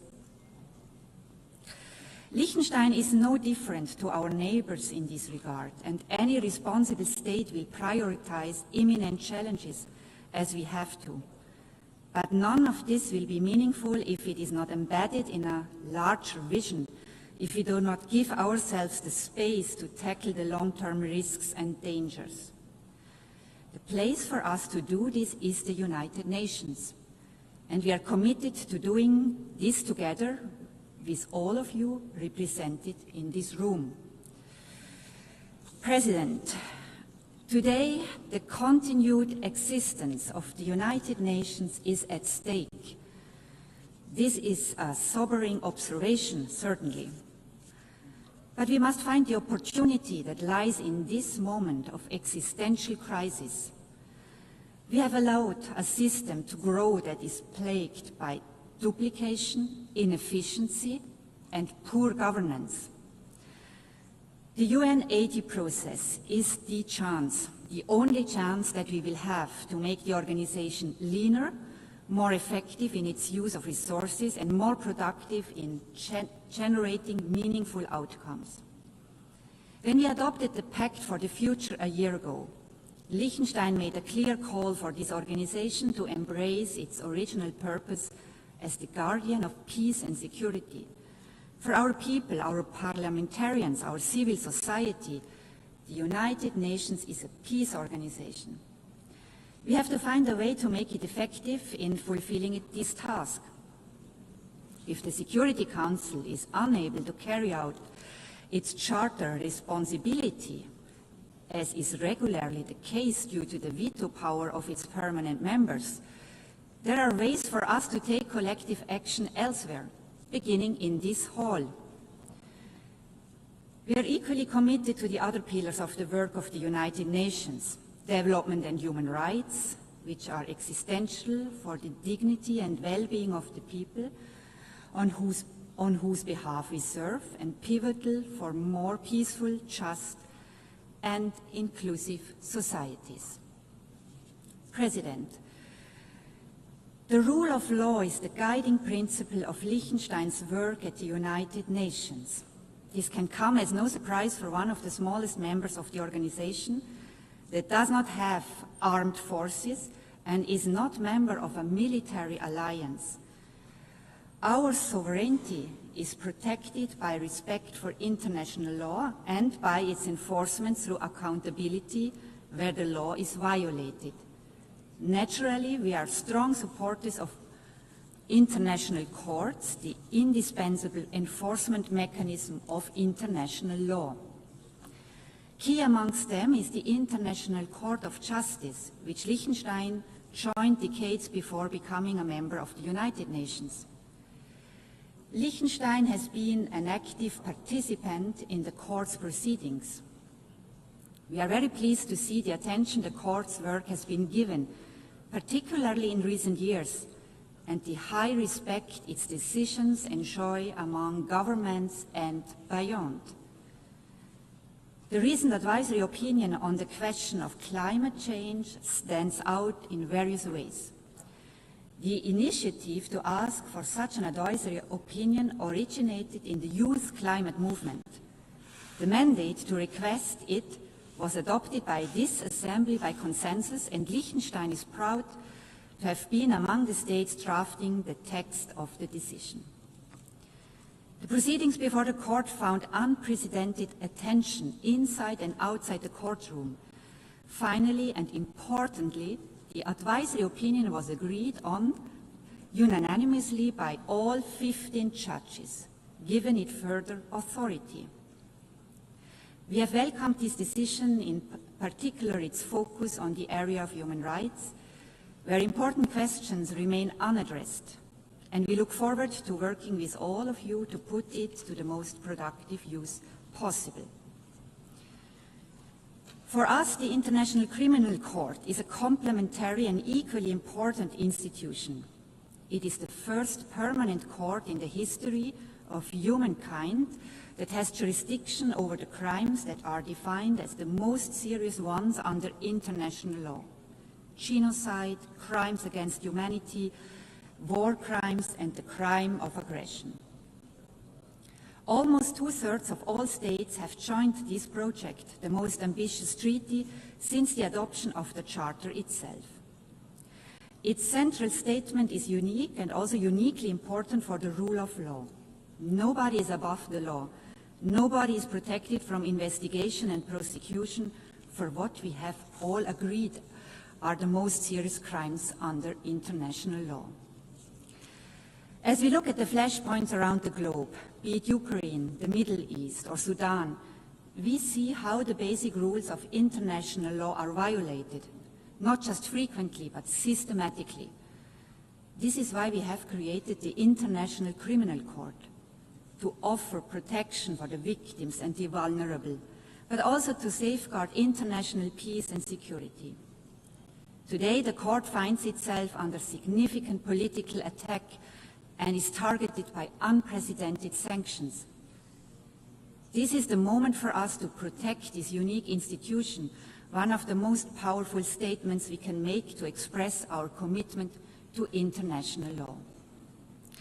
President, the most among many worrying trends with regard to the respect for the United Nations Charter is the rapid erosion of the rules governing the use of force. Instances of the blatantly illegal use of force without any consequences or accountability, the threat of the use of force to solve disputes, and the suggestion that aggression may not only go unpunished, but in fact be rewarded and incentivized as part of a political agreement. These dangerous trends can set us back to a time we all believe we have left behind, and they are an attack on the very core of the Charter of the United Nations. Mitigating the fallout of armed conflict will sadly remain part of our daily work. But it is time that we become serious about our central task: preventing war in the first place, ending war where it takes place, and ensuring accountability for illegal war making. The International Criminal Court, the only institution with jurisdiction over the crime of aggression, is therefore key to enforcing the UN Charter, and thus deserves the support of all states, including those who have yet to join it. President, our world is in a very difficult place today, with the forces of destruction and indeed self-destruction on the rise. If we are to have a chance to be successful in our fight against them, to safeguard our planet for future generations, we need this place, a stronger, better United Nations that we can shape together. I thank you.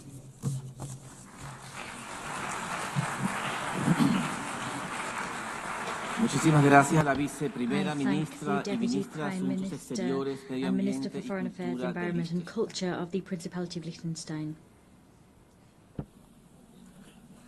Hemos escuchado la We última have heard the intervención en el last debate speaker general in de the esta general sesión. debate for La this próxima meeting. sesión plenaria para We continuar will el debate continue general the general comenzará a las 15 debate horas. at Se levanta la sesión. 1500 hours. The meeting is adjourned.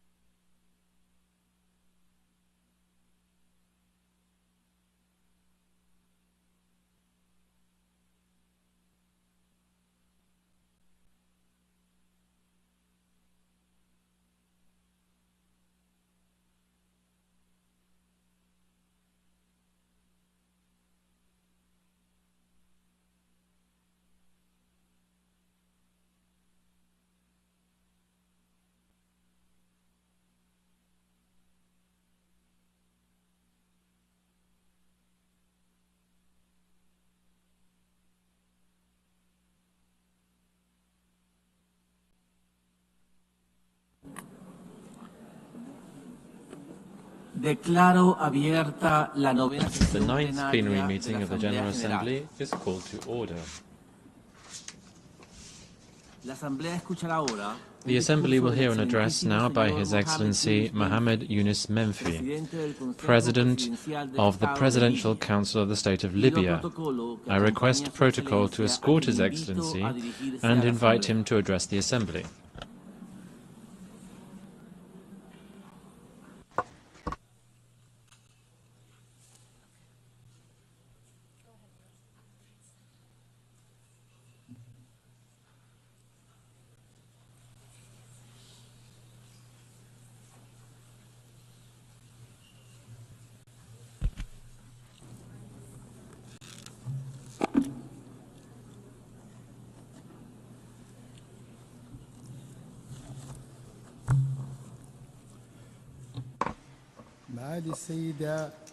Your Excellency Annalena Baerbock, President of the 80th session of the General Assembly of the United Nations, Your Excellency Antonio Guterres, Secretary General of the United Nations, Your Majesties, Your Highnesses, Your Excellencies, ladies and gentlemen.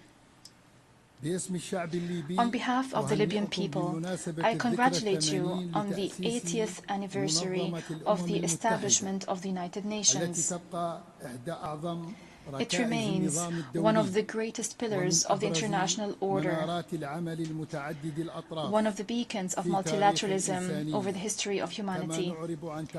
We appreciate the holding of this session under the theme Better Together, 80 years and more for peace, development and human rights. These are principles that we firmly believe in, principles that we are consolidating at the national, regional and international levels. As we celebrate this global anniversary, we're also celebrating the 70th anniversary of Libya joining the United Nations. It was the culmination of the struggle of the Libyan people when Libyans raised their voices in this hall, demanding freedom and independence following decades of colonization. The organization heeded this urgent call and adopted the historic resolution that led to the independence of Libya in 1951, reaffirming thereby the right of peoples to self-determination. Ladies and gentlemen, I stand before you today representing the will of a people that is still holding on to hope, still believing in its ability to build a stable and prosperous future. Libya is not a zone for fighting. It's not an arena to settle scores or a place to which crises can be exported. It is a nation rich in natural resources, a cohesive society with young people that have tremendous potential.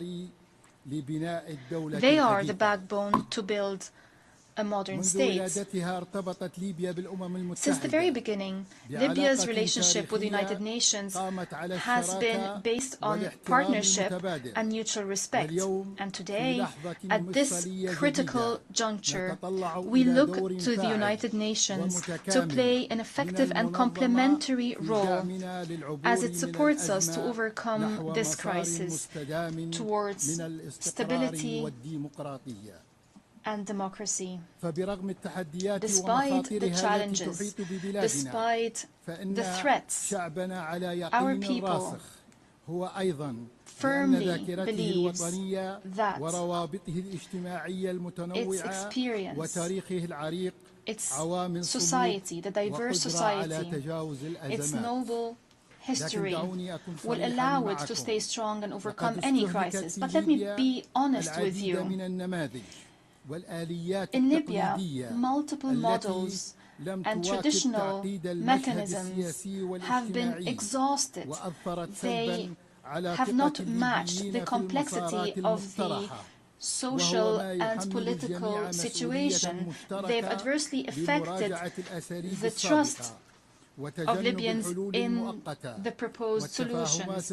We all now bear a collective responsibility to reconsider these methods and to avoid temporary solutions and narrow understandings that only perpetuated the crisis. We firmly believe that any solution that does not restore the national ownership of the political track, any solution that is not derived from the free will of the Libyan people would be destined to fail, as we've seen in the past. In this context, we present to you a clear political vision based on 4 pillars.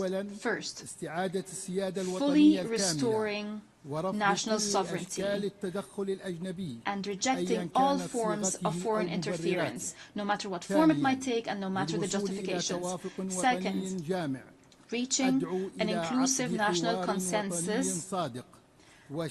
To achieve an inclusive national consensus, I call for holding a sincere and comprehensive dialogue held in Libya with the participation of all stakeholders without exclusion. Third, uniting the sovereign institutions, most notably security, defense, and financial institutions, according to professional mechanisms without polarization and without setting quotas.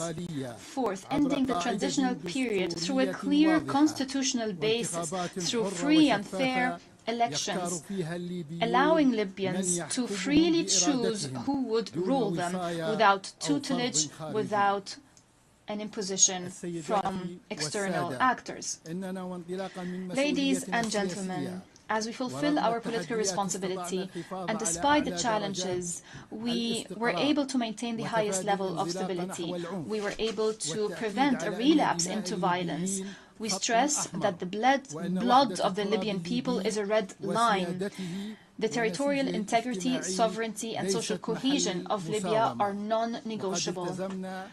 We have been observing the ceasefire agreement concluded in October 2020, and we've established the Committee on Security Arrangements in the capital, Tripoli. Under my direct supervision, this contributed to enhancing stability, rendering this current phase one of the calmest we've seen in years.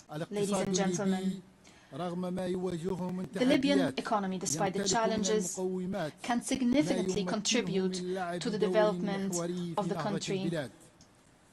The absence of a single budget and the absence of united institutions have been real impediments to development.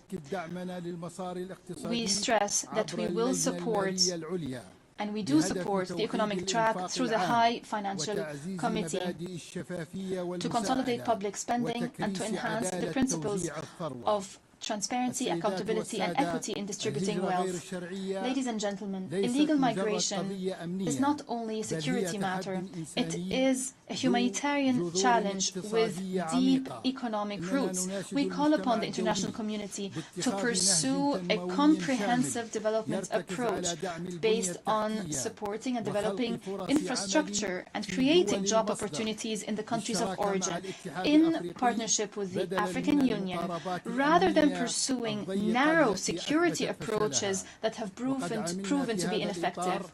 In this context, we have been supporting economic projects connecting the north and the south of the African continent to create a development environment obviating the need for young people to emigrate. Projects that restore demographic and economic balance in the African continent. Ladies and gentlemen, our firm position towards the question of Palestine is based on humanitarian principles and based on our commitments towards the Arab and Muslim world. Against this background, we condemn in the strongest terms the countries that are still hiding behind immoral neutrality towards the genocide and flagrant violations of international law to which the Palestinian people are being subjected, especially in Gaza.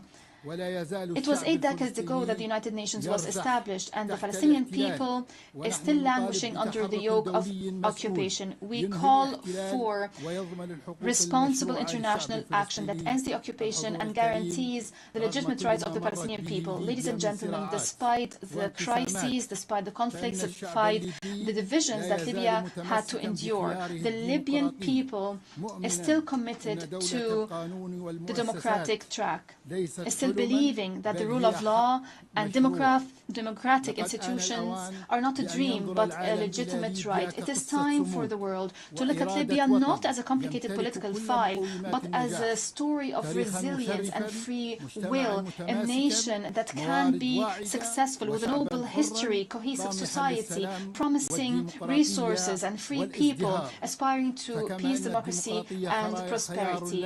Democracy is our choice, and peace and reconciliation are our destiny.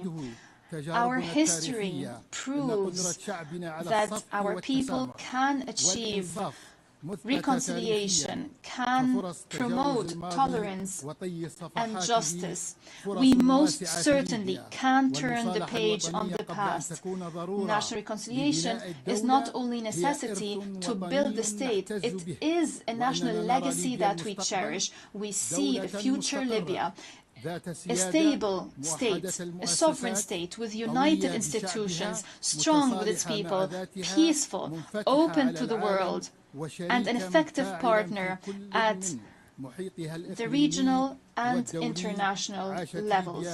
Long live Libya, united and independent. Long live the Libyan people, free and dignified. May the peace, blessings, and mercy of God be upon you. On behalf of the Assembly, I wish to thank the President of the Presidential Council of the State of Libya. The Assembly will now hear an address by His Excellency Duma Gideon Boko, President of the Republic of Botswana. I request protocol to escort His Excellency and invite him to address the Assembly.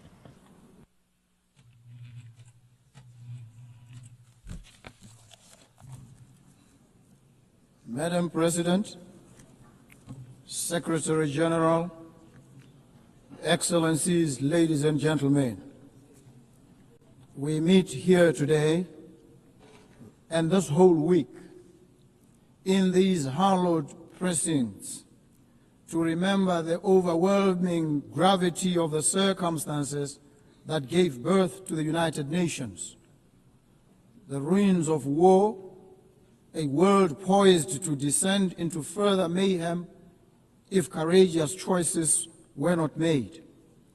Leaders of great vision and courage stepped up. They realized that the charms and allurements of our unity trumped any tendencies to divide us. And from their conviction that humanity is better together, this institution was born. Their courage and fortitude merit our recurrent admiration. So I stand on this enchanted spot today to express my thanks and the gratitude of the people of Botswana to our forerunners and to all of you. We must recommit ourselves to the vision, peace, development, and human rights for all people in all nations. I stand here today in the composite capacity of citizen of Botswana and as an African. Yes, I am an African stamp and root. For Botswana, the ideals of the United Nations are not abstractions. They are the foundation of our identity. Since our independence, we've sought to embody democratic governance, respect for the rule of law, including an international rule-based normative order, and the dignity of every human being. We reaffirm today our commitment to the Universal Declaration of Human Rights and to advancing equality, including the protection of indigenous peoples, women and youth within our borders and across our region. Yet we also acknowledge that the pursuit of justice is an arduous journey. My administration has pledged to reform and strengthen institutions, enhance transparency, and root out corruption. We do so not for accolades, but because our citizens deserve governments that serve them with integrity. We are on a quest for integrity in African leadership. Excellencies, Botswana has been blessed with the gift of diamonds. For decades, this resource has financed schools, hospitals, and infrastructure. But today, we confront the fragility of that reliance. Diamond markets fluctuate. Our people's needs do not recede. Our vision is clear: to diversify our economy, empower our people, and create resilience. We invite global partners to invest in renewable energy, technology, sustainable agriculture, and value-added industries. We extend an open hand to businesses, innovators, and institutions ready to walk with us on this journey of transformation. Botswana is a semi-arid country. Our people know the meaning of drought. We know the anxiety of scarce water, of crops that wilt and wither under a relentless sun, of livelihoods eroded by forces beyond our control. Climate change is not a distant threat, it is a present reality. That is why I've joined the Global Center for Adaptation, because adaptation must be at the center of sustainable development. I call on this Assembly to scale up financing for climate adaptation. Let us invest in water infrastructure, early warning systems, and climate-smart agriculture. Let us ensure that the promise of the Paris Agreement is not confined to paper, but realized in the lives of farmers, of herders, and children across the global South. Earlier this year, Botswana faced an acute shortage of essential medicines. This crisis exposed not only the vulnerabilities of our supply chains, but the wider inequities of the global health system. Access to medicines is a human right, not a privilege. We call upon the United Nations, international financial institutions, and the private sector to work with us to build resilient health systems.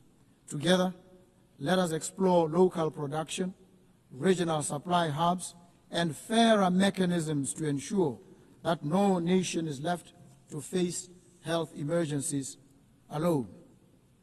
As an African, I stand here as one of the trumpet voices of Africa, a continent all too often treated with affable indifference. Africa's voice is not heard. This United Nations cannot be truly international. It cannot be truly together and will not be better until our continent, home to 1/5 of the population of the world, is afforded an equal voice at the highest body of this organization. Friends and partners in the Permanent Five, it is time to make good on your promise to a continent. Agree a permanent seat on the UN Security Council for Africa for 80 years, the only continent without one. I also appreciate the decision by Britain, Australia, Canada, and France, among others, to give heightened attention and consideration to the Palestinian crisis. The carnage in Gaza, it must prick our collective consciences. We stand in solidarity with the Palestinian people in their pursuit of a home and of dignity. So too, we affirm our support for the sovereignty and territorial integrity of Ukraine. We urge all parties to stop the war and seek a peaceful resolution. Distinguished delegates, the theme of this General Assembly is better together. This is not a slogan, it is a truth. We are better together in combating pandemics, better together in adapting to climate change, better together in securing peace, and better together in ensuring that human dignity is not a preserve of the few, but the inheritance of all. Let us therefore recommit ourselves to multilateralism, not as a matter of convenience, but as a matter of deep necessity. For none of us can weather the storms of this century alone. As Botswana looks to the future, we do so with humility, but also with determination. We stand ready to contribute, to partner, and to lead where we can. Together, let us ensure that when future generations mark 100 years of the United Nations, they will say of us, they were a generation that turned words into action, promises into progress, and hope into reality. I thank you. Thank you so very much. En nombre de la Asamblea, agradezco al presidente. On behalf of the Assembly, I wish to thank the President of the Republic of Botswana. The Assembly will hear an address by Her Excellency Sylvanie Burton, President of the Commonwealth of Dominica. I request protocol to escort Her Excellency and invite her to address the Assembly.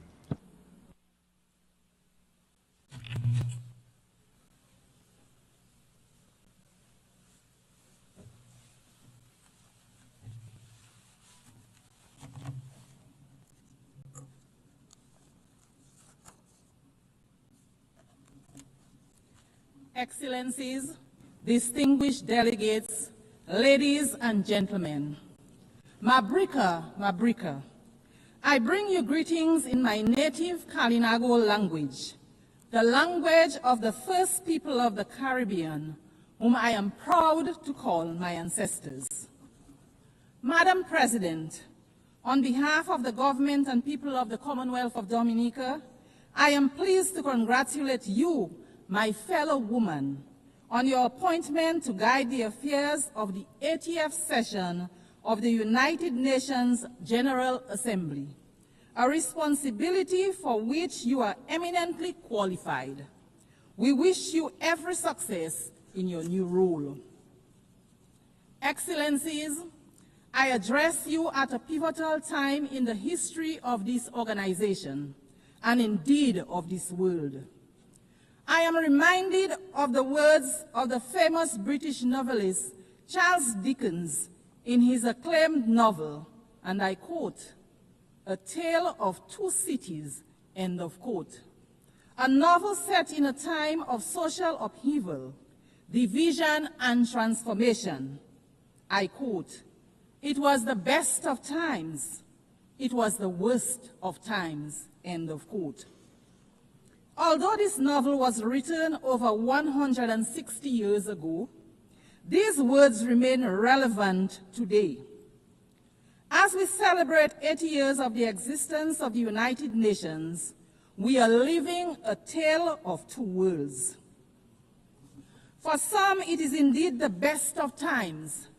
Strong economies, access to education, medicines, top-class healthcare, clean water, sanitation, and housing. They are at the frontier of the artificial intelligence and other emerging technologies with expanding digital infrastructure and rising standards of living. But for many, it remains the worst of times. Persistent poverty, growing hunger, displacement, instability, and war. Nations on the front lines of climate change, enduring the worst impacts and debt crises, not of their own making, but a price they pay for the excesses of others. Unfortunately, this is not fiction, but our shared reality. If we as the United Nations do not confront this duality, this inequality, we will write a catastrophe of our own. It bears restating that the UN was created 80 years ago to prevent wars, to promote peace and international cooperation based on ideals of mutual respect, human rights, and the rule of law. It has championed multilateralism, recognizing that no one country has the answer for the world's problem, that the world is interconnected, and to maintain peace, we should operate a rules-based and not power-based approach. A Tale of Two Cities portrayed a society where the powerful live in luxury and the oppressed suffer in silence. We can take heed of the warning that we glean from Dickens' work, that injustice should not be ignored, that when powerful nations impose their will on the less powerful without accountability or regard for the rule of law, they plant seeds of discord and future unrest. What have the lessons taught us? What should we ask ourselves as we gather year after year in this chamber? Are we truly listening to the nations that take the podium every year to decry poverty, inequality, climate change, underdevelopment, and conflict? Do we have a system where resources and decision-making are truly being equitably shared, or are we instead operating a system where power protects itself? I am reminded of the old African proverb, and I quote, "When elephants fight, the grass gets trampled," end of quote. We, the small island developing states, we are the grass. In today's geopolitical landscape, we feel the brunt of the impact when global powers engage in political, economic, or military confrontation. Economic sanctions, trade restrictions, aid conditionalities, conflict, and wars, to name a few, affect global supply and the affordability, availability, and transportation of goods and materials. This significantly increases the cost of doing business and the prices of basic foods on our supermarket shelves, putting several goods out of the price range of many. Madam President, we have come here time and time again to advocate for fairness, to advocate for understanding, to advocate for change in respect of matters that concern our very viability as small nations, on matters that affect our very lives and livelihoods. A major area for us is the devastating impact of climate change on our nations. Yet, in climate negotiations, powerful nations still drag their feet. Polluters enjoy protection, and adaptation and mitigation efforts are underfunded. Meanwhile, our countries, which everyone accepts contribute the least to the climate crisis, continue to risk extinction from rising seas, extreme flooding, devastating storms, drought, amongst many other negative impacts of climate change. Madam President, how can this be fair? How can this be morally defensible? While we complain about these things, equally horrifying is the indiscriminate and deliberate loss of life that we see around the world from bombings, from induced hunger, from sanctioned violence and genocide. We do not have the power to prevent the storms and to bring the rains where there is drought, but we do have the power to limit further climate change and help countries adapt and mitigate its impact. So too, we have the power to end wars and not start new ones. We have to be willing to talk to each other, To empathize with each other, we should return to the founding principles of the United Nations. Wherever there is conflict, be it in the Horn of Africa, the Middle East and Southeast Asia, or sad to say, in the Caribbean, major powers engaging in geopolitical conflicts result in civilians becoming collateral damage, economies collapsing, increase in prices and instability. I want to emphasize here today that there is no place in the Caribbean for war. The Caribbean is a zone of peace. Any military conflict in the Caribbean will have significant negative impacts on the Caribbean and Latin America. There is a better way to resolve differences. We urge the powers that be to find another way. And so, Madam President, I return to our tale, where a man dismissed by society gives his life for another. Are the wealthiest nations willing to give up dominance for fairness, to make sacrifices to ensure justice, equity, and climate resilience for all? Will we choose compassion and empathy over control and indifference? Madam President, we stand in solidarity with the people of Haiti. We insist, like other CARICOM member states, that the current crisis being confronted by our sister CARICOM state in no way nullifies the entitlement of its people to the recognition of their sacred sovereignty and their right to be central in the search for a fair and durable peace in their country. The government of Dominica remains convinced that our sister CARICOM state, Haiti, faces major challenges today, in part because of the glorious contribution Haiti made to the quest for justice and freedom in our region and the world. Indeed, the current complexion of this august body would have been unimaginable without the heroic struggles of the Haitians. As such, the crisis in Haiti is much more than a Caribbean crisis, and its solution requires a united response and the support of the United Nations to resolve.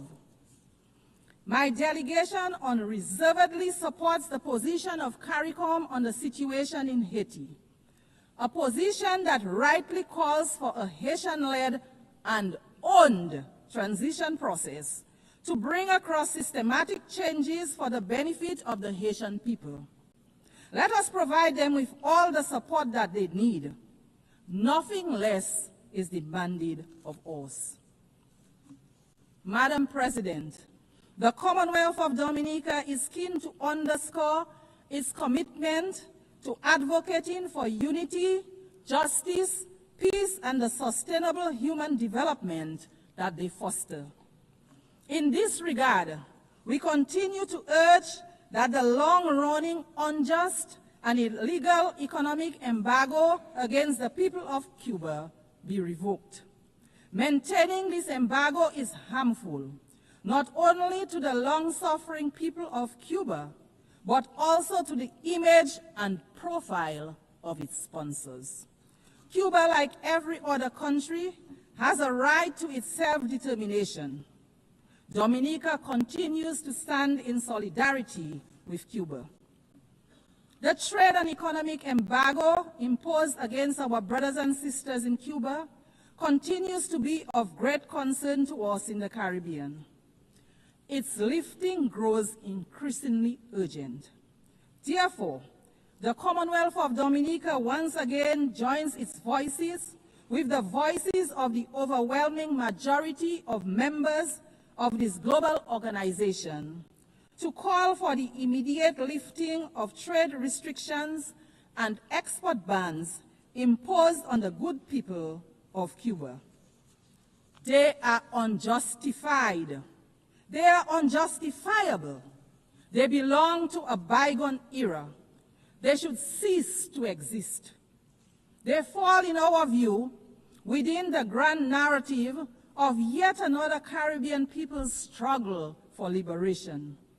It is for these reasons that the government of Dominica strongly urges a radical reconsideration of these actions. Madam Speaker, our steadfast advocacy for respect for the United Nations norms of sovereignty and non-interference impels us as well to urge that the right of the government and people of Venezuela to resolve internal challenges without outside interference be respected. We renew our condemnation of the imposition of sanctions on Venezuela. The resulting hardship forced upon the people of Venezuela needs an immediate and complete end. We also call for restrained and strict adherence to the rule of law as it relates to the presence of U.S. military assets in the blue waters of the Caribbean Sea. The solution to conflict, to challenges, should never be aggression and war. We urge that all diplomatic efforts be pursued to respect the sovereignty of states, preserve the dignity of human life, and promote peace.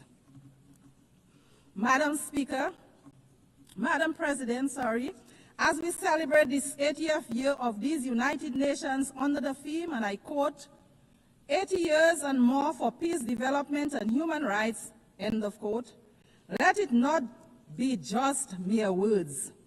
Let it instead be a call for respect and adherence to a rules-based order that applies to all nations equally, weak and strong, not just when it is convenient to the most powerful. The UN arose out of the ashes of a world torn by devastating wars. Let us not return to those dark days, but instead be guided by law, diplomacy, and shared values. Let us reform the system where small and developing nations have a real seat at the table, that we may have the opportunity to influence decisions that shape global climate policy, security, and economic well-being for all. Let it be where we build solidarity and cooperation, and where power is exercised with humility, compassion, and restraint. Madam President, let the history books say that in this chamber, in our time, we chose a better path. In the words of Charles Dickens, and I quote, "It is a far, far better thing that I do than I have ever done," end of quote. Let those words not only be the end of a novel, but also the beginning of a new era for us, the beginning of our collective resolve, where our actions are guided by the desire for true peace, by respect for others and the rule of law, for upholding the sanctity of human life, of ensuring true development and prosperity for all. Let us judge the strength of our global system, not by how loudly the elephants roar, but by how well we protect the grass beneath them. Excellencies, the challenges before us are too great and complex for any one nation to solve alone. We all need each other. So let us leave this hall committed to action, committed to partnership, and committed to each other. Because the truth is simple, yet profound. We are always stronger, wiser, and better together. Madam President, I look forward to the day when a woman leads this great institution as Secretary General, which to my mind would be a symbol of true equality. I thank you for the courtesy of your attention. Thank you. Muchísimas gracias a la presidenta de I would like to Commonwealth thank de Dominica. the President of the Commonwealth of Dominica. La Asamblea escuchará ahora The Assembly will now hear an address by His Excellency Wesley Simina, President and Head of Government of the Federated States of Micronesia. I request protocol to escort His Excellency and invite him to address the Assembly.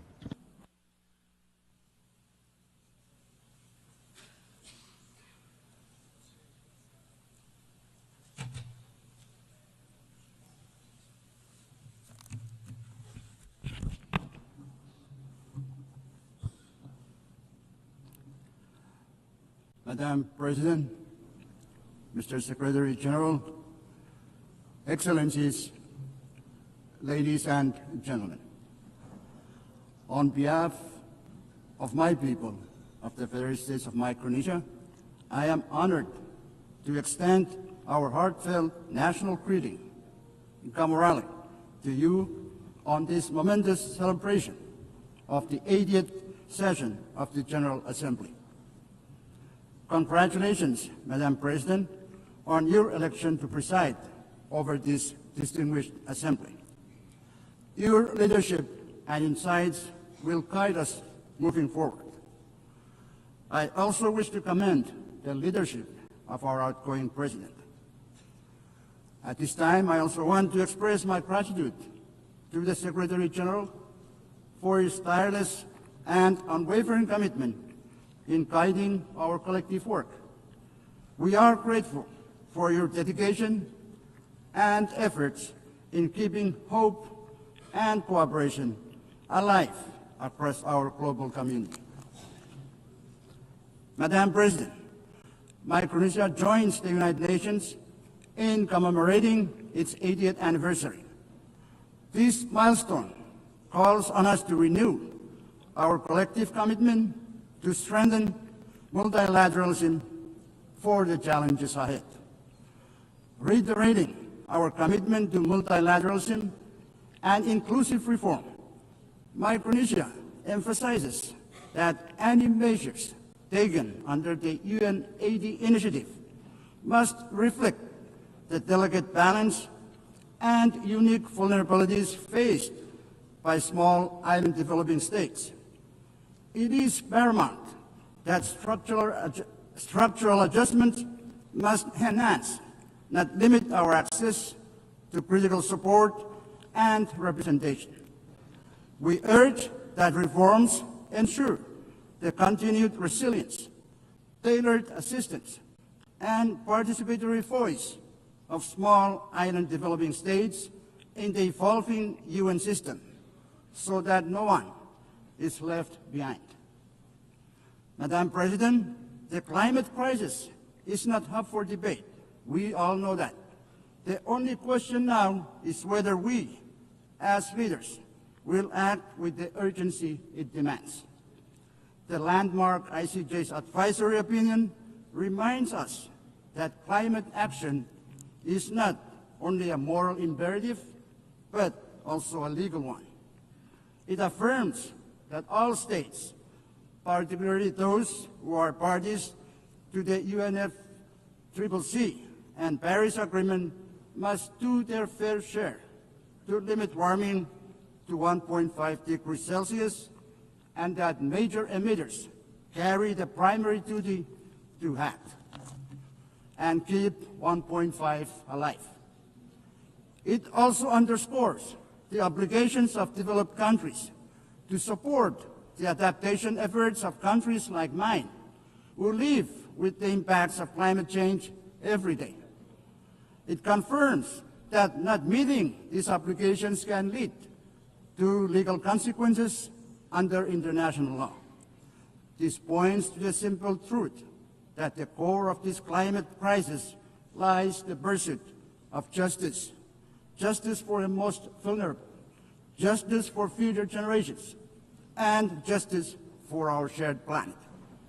I call on the General Assembly to adopt a resolution endorsing the ICJ's opinion, so that together we send an unmistakable signal that upholding climate obligations under international law is the shared duty of all nations. Pacific Island leaders have spoken with one voice in our recent Pacific Islands Forum communique. Methane mitigation must be a global priority, and methane mitigation across all sectors must be a core objective of every country. Cutting methane now could prevent 0.3 degrees Celsius of warming by the 2040s, slowing ocean heating and buying us time for long-term decarbonization. This is the only scalable near-term solution that can protect vulnerable nations and peoples today, while we build the future of clean energy tomorrow.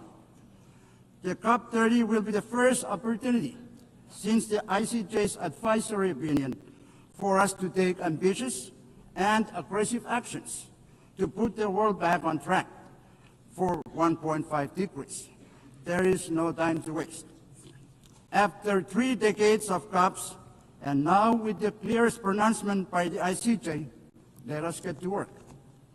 Madam President, Micronesia remains committed to achieving an ambitious global agreement to end plastic pollution, including the marine environment.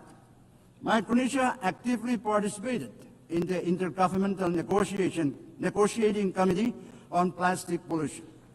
We are proud to have stood with over 100 countries, making clear that the pollution emitted from the full life cycles of plastics requires a full life cycle approach to address all pollutions from plastics, from the production and design stages all the way through the waste management and remediation. This pollution, including climate warming greenhouse gases and thousands of other toxic chemicals, severely impacts our health, our environment, and our economies. Despite the failure of the INC to produce a plastics treaty in Geneva, we are not giving up. The plastic pollution crisis is far too dire to ignore. Madam President, the year 2025 is an important year for the ocean. In June this year, the UN Ocean Conference adopted the Nice Ocean Action Agenda, a forward-looking document to guide us all. Also, as of today, there are 145 countries that have signed the PB&J agreement and 70 that have ratified. With this development, we are pleased that PB&J agreement will enter into force in 4 months. Micronesia is also participating in the related and critical work of the International Seabed Authority. Micronesia is following a precautionary approach to deep-sea mining. We emphasize the necessity of consolidating comprehensive knowledge, data, and scientific understanding of the marine environment and the impacts of deep-sea mining before any exploitation takes place. Additionally, it is crucial that all stakeholders, including adjacent coastal states, indigenous peoples, and local communities in the Pacific, are consulted and their perspectives considered before any exploitation occurs. In Micronesia, we have taken steps in preparation for exploration and possible exploitation in a responsible manner.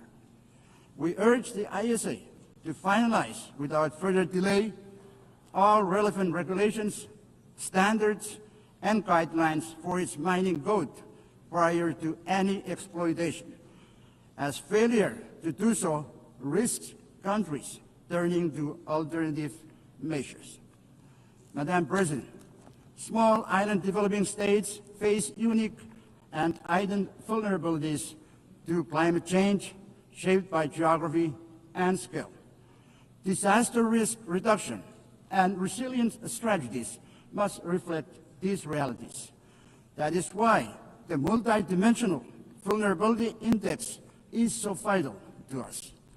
It recognizes our economic, environmental, and social fragilities, and it ensures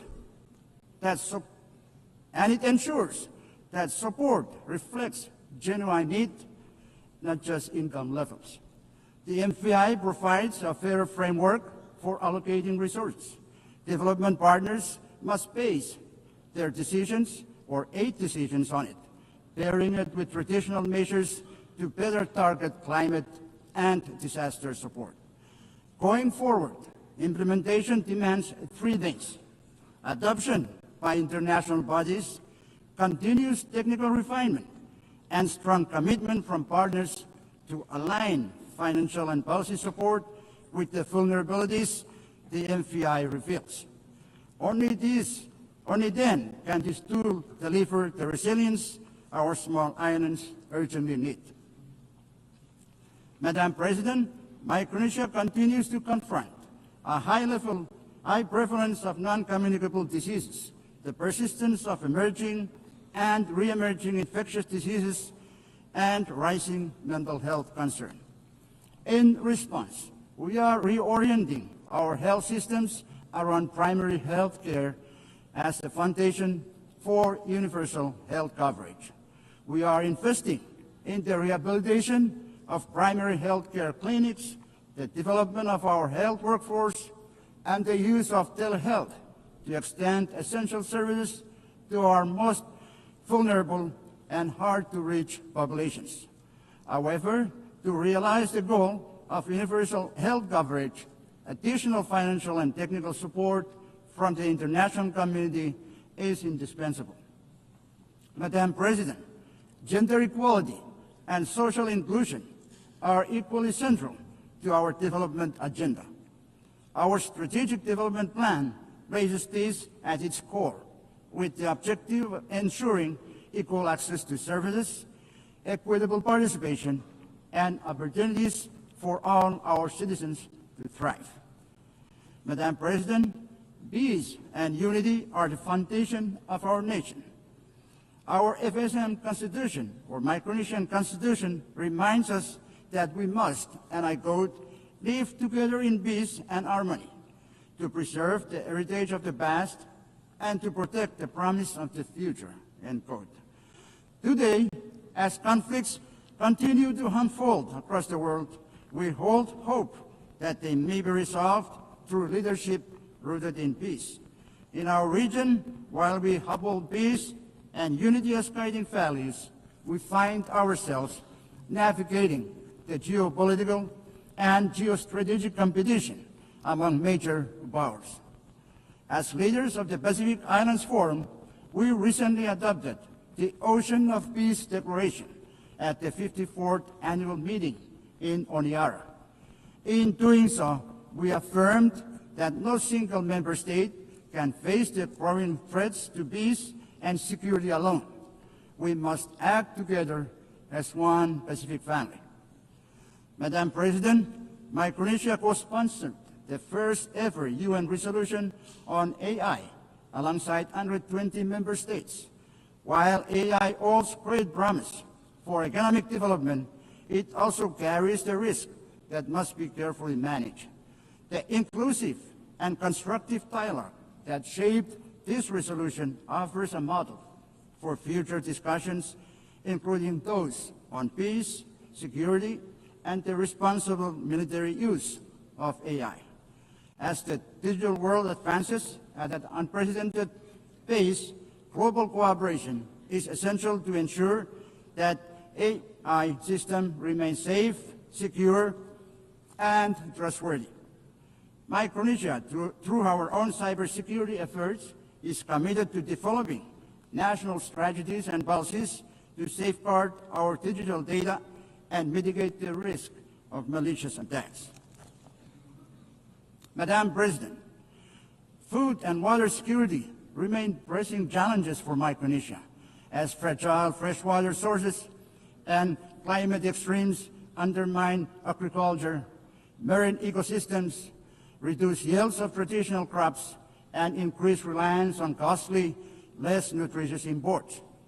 Compounding these challenges, just days ago, I was compelled to declare a national state of emergency due to an ongoing oil leak from a World War II sunken vessel in Chuk Lagoon.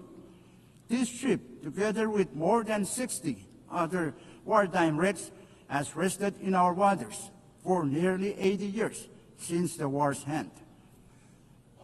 But now, these remnants of conflict pose new dangers as toxic oil seeps into our ocean, threatening our fisheries, coastal communities, and livelihoods. The scale of this crisis far exceeds Micronesia's capacity to address alone. As we mark the 80th anniversary of the war's end, we appeal to the international community to work with us in transforming this legacy of war into an opportunity for cooperation. Madam President, Micronesia again emphasizes the urgent need to address the current structure of the United Nations Security Council, which fails to represent the geopolitical realities of the 21st century. The exclusive nature of its permanent membership creates inequities and hampers effective responses to global crises.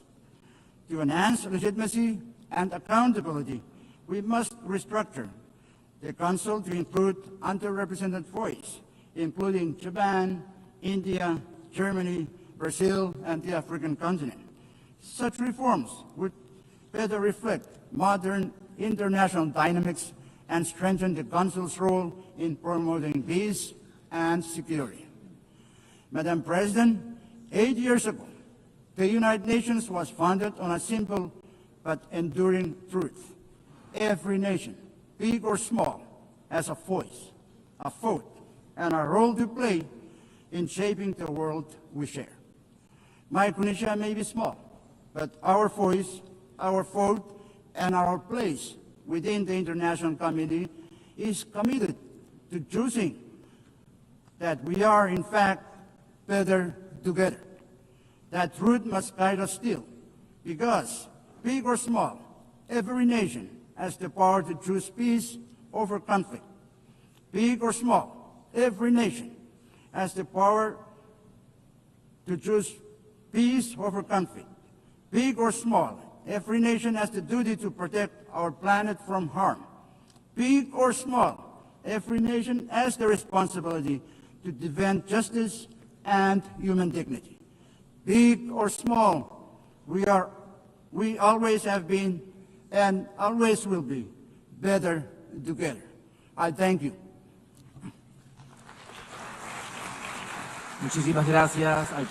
I would like to thank the President and Head of Government of the Federated States of Micronesia. The Assembly will now hear an address by His Excellency Taye Atse Selassie Amde, President of the Federal Democratic Republic of Ethiopia. I request protocol to escort His Excellency and invite him to address the Assembly.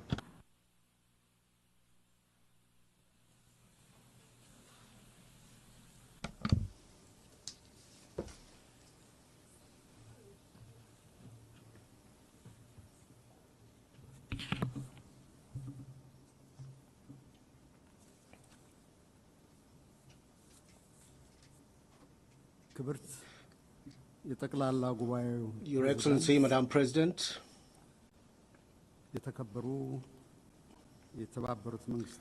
Your Excellency, Secretary General Antonio Guterres,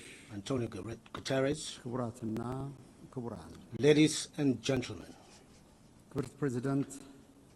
Excellency Annalena Baerbock, I would like to extend my heartfelt congratulations to you and your country, Germany, on your election as President of the 80th session of the United Nations General Assembly and wish you a productive tenure. I would also like to thank His Excellency Philemon Yang, President of the 79th session of the General Assembly, for his able leadership.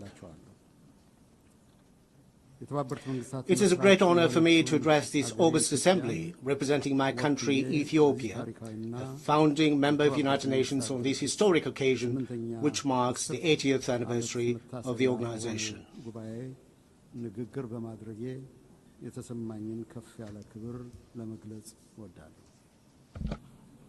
Madam President, looking back on the 80 years of its existence, the United Nations has considerable achievement to celebrate. Our sacrifice for decolonization has left a lasting legacy on the global body, making it truly universal with the admission of newly independent states. Armed conflicts are prevented, humanitarian catastrophes are averted, and deadly pandemics successfully contained. Global cooperation under the framework of the Millennium and Sustainable Development Goals has resulted in a reduction of extreme poverty and paved the way for climate action. These achievements, however, cannot conceal the outstanding need for reform and revitalization. The most glaring one is the inequitable representation of states in the global security, political, and financial architecture. The United Nations must also overcome the systemic problems it suffers from a lack of impartiality, selectivity, and double standards. The emerging controversy over the fundamentals of the international system and the principles of the United Nations Charter is risking the very foundation of international cooperation. These trends should not be normalized or serve as a baseline in the determination of our standards and targets. We are also deeply concerned by isolationist policies, unprecedented military buildup, arms race, and the disturbing trend of retraction from development and climate commitments. These worrying trajectories are counterproductive to the collective progress of humanity and undermine the very premises of peaceful interstate relations. It is Ethiopia's conviction that the remedy lies within our reach. No state can single-handedly manage global challenges.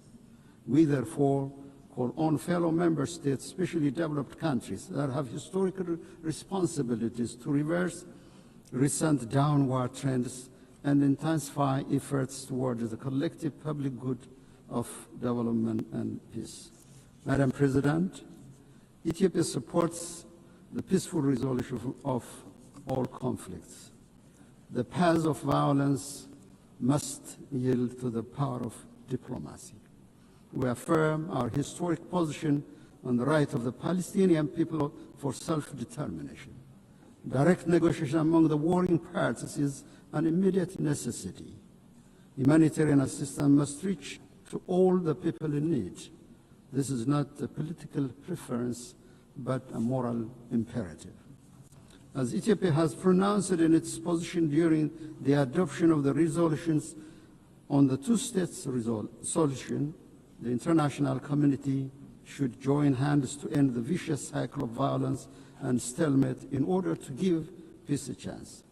We wish to underscore any proposed peace and reconstruction plan in the Middle East should not create complications to adjacent countries and regions.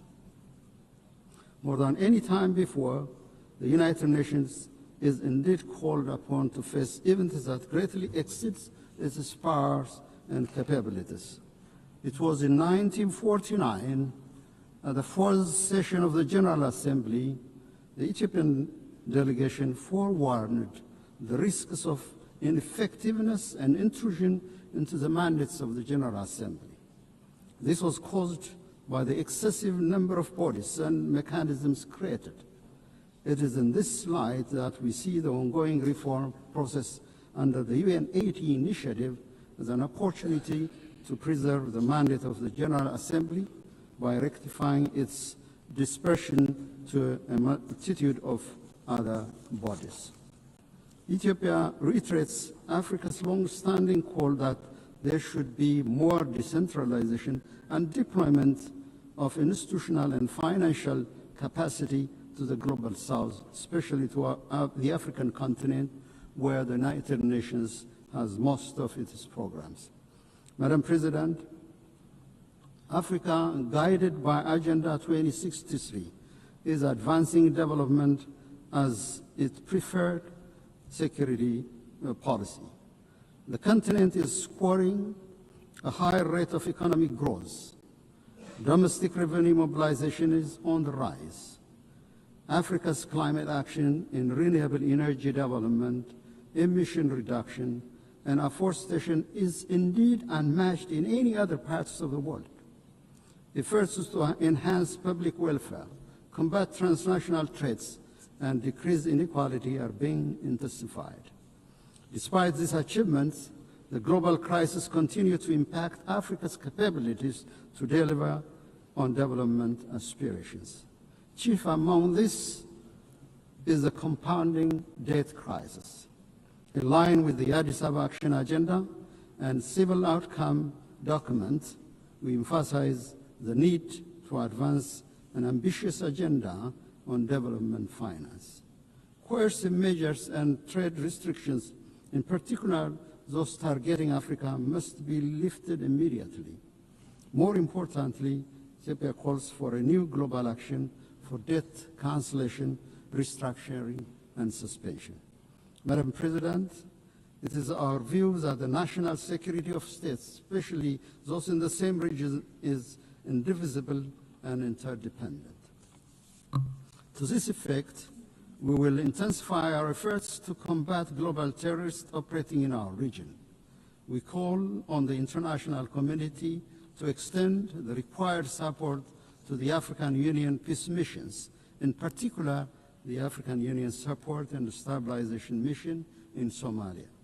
Now is not the time to retreat from global action in combating terrorism. Furthermore, we reiterate our call for urgent action to reform the United Nations Security Council. Africa's representation in both categories of membership of the Council must be given priority. There is no shortcut or half solution to this long-standing pursuit for justice. Distinguished delegates, excellencies, I have the distinct pleasure to share with this august assembly recent milestones of great significance achieved by the people of the Nile River Basin. With entry into force of the agreement on the Nile River Basin Cooperative Framework, the Entebbe-based Nile River Basin Commission is nearing establishment. This year, we also celebrated another milestone. On the eve of the Ethiopian New Year, Ethiopia commissioned the Grand Ethiopian Renaissance Dam, which transforms Ethiopia's renewable energy generation capacity. The Grand Ethiopian Renaissance Dam, with an installed capacity of over 5,000 megawatts, signifies our commitment to clean energy for all. Its true meaning is found in the lives it transforms. The Renaissance Dam brings light to 60 million Ethiopians who currently lack access to any form of clean energy.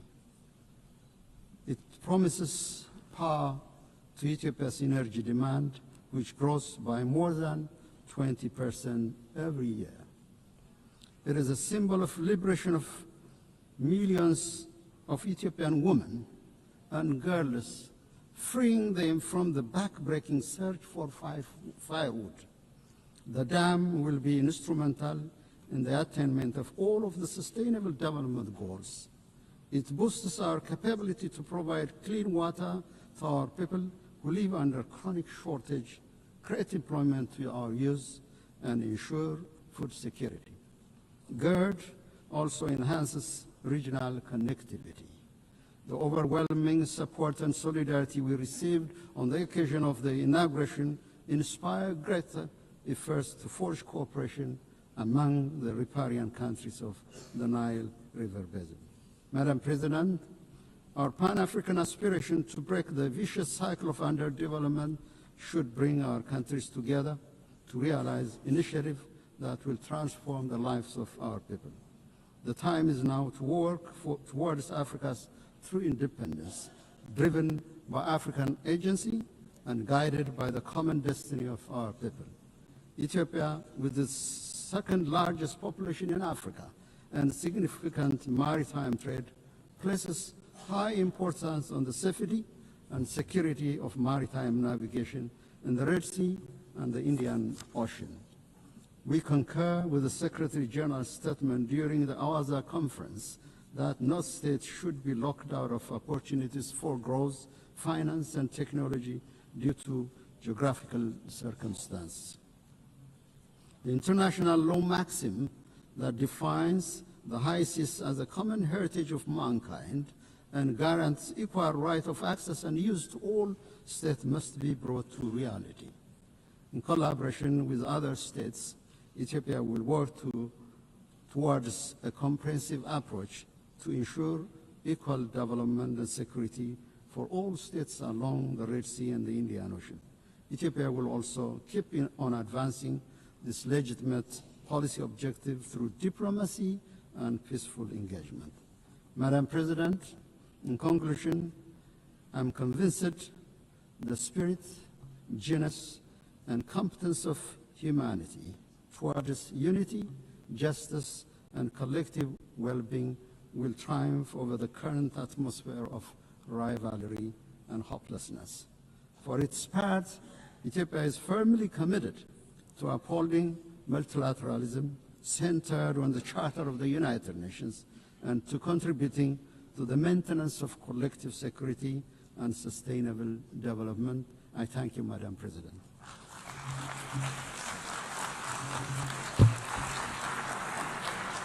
On behalf of the Assembly, I wish to thank the President of the Federal Democratic Republic of Ethiopia.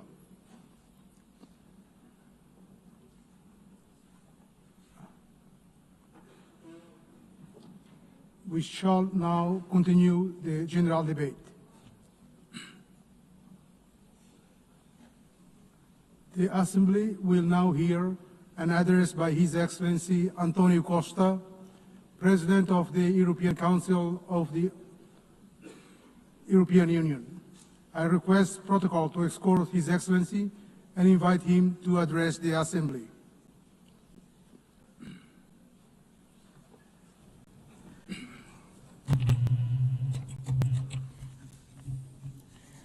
Senhor Presidente, Excellencies, ladies and gentlemen, the world faces a crucial choice.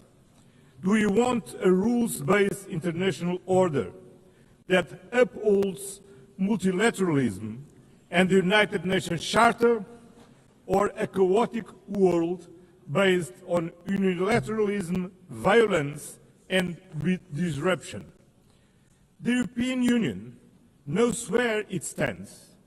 We are a project of peace, of reconciliation, of social justice. We are and will remain a steadfast defender of multilateralism, of the rules international-based order, and of the United Nations Charter. The alternative to this international rules-based order is a chaotic and violent world. As seen in Sudan, an unreported and devastating conflict with destruction of huge proportions, as seen in Gaza, as seen in Ukraine. In Gaza, where we witness an unimaginable suffering, children starving, families shattered, a humanitarian catastrophe that shocks the world's conscience. The use of starvation as a weapon of war is immoral and one that defies words. The European Union condemns terrorism in all its forms. The horrific attacks by Hamas cannot be forgotten. And we stand with Israel's right to security. Every country, every people have the right to live in security. The hostage must be released immediately. The Palestinian people have also the same right to security and to live in a viable state. A negotiated two-state solution is the only path to peace. Security for both peoples, dignity for both peoples, this is the solution we seek. The European Union has been an indispensable partner in the region. We are the largest provider of humanitarian aid to Palestinians. European funding has kept hospitals, schools, and institutions running. We have been, over the years, the largest supporter of the Palestinian Authority, supporting them in their reform agenda and in their efforts to ensure effective control of all the territory of Palestine. Dear friends, the European Union fully assumes its responsibilities, but we alone cannot stop this humanitarian catastrophe. Peace in the Middle East requires a collective response, and we need everyone to assume their responsibilities. We must act together and demand the unconditional release of all hostages, an immediate ceasefire, full and unimpeded humanitarian access, an end to illegal settlements, a renewed, credible commitment to a two-state solution. This was the strong message from the two-state conference hosted on Monday by France and Saudi Arabia, to which the European Union is fully committed. In Ukraine, a sovereign nation was brutally attacked by a permanent member of the Security Council, in clear violation of the United Nations Charter, a clear violation of sovereignty, territorial integrity, the respect of internationally recognized borders, and the right to choose its own destiny. Principles that bind all the members of the United Nations. This aggression threatens not only Ukraine, it threatens every nation in this assembly. If we accept Russia's invasion of Ukraine, no country will ever be safe. There is only one root cause to this war: Russia's refusal to accept Ukraine's right to choose its own destiny. For over 3 years, this war has claimed innocent lives, destroyed cities, and fueled global insecurity. Our collective security is tied to Ukraine's resilience. The European Union stands firm in supporting Ukraine in their fight for a just and lasting peace, in their efforts to bring an end to the killing and Russia to the negotiation table, in their future reconstruction, in providing security guarantees to prevent future attacks, in their path to full membership in the European Union. We will continue to apply pressure on Russia to end this war. We call for meaningful negotiations and an immediate ceasefire and a just and lasting peace. This is not Ukraine's fight alone. It is a fight for the principles we all hold dear. Excellence, Your Excellencies, the European Union is determined to build a world founded on the fundamental values that we share with the United Nations: peace, human rights, and sustainable development. Human rights are the foundation for global peace and stability. Social protection, decent jobs, gender equality, and the fight against poverty are not optional. Rather, they are the guarantees of human dignity, of social stability, and of lasting peace between nations. The European Union defends freedom, democracy, and human rights, values which today are threatened by disinformation and by the abuse of digital technologies. We need to have global standards for transparency and accountability mechanisms. They also need to be as dynamic as the technologies that we are trying to regulate, to make sure that digital technologies give citizens means to act, and not autocrats or the new technology oligarchs. The European Union is in favor of a human-centered approach to artificial intelligence. We are at the forefront of the first global regulatory framework in the world for responsible AI, and we are calling for an equivalent level of ambition in the international domain. We're doing this based on our fundamental values: dignity, democracy, and the rule of law.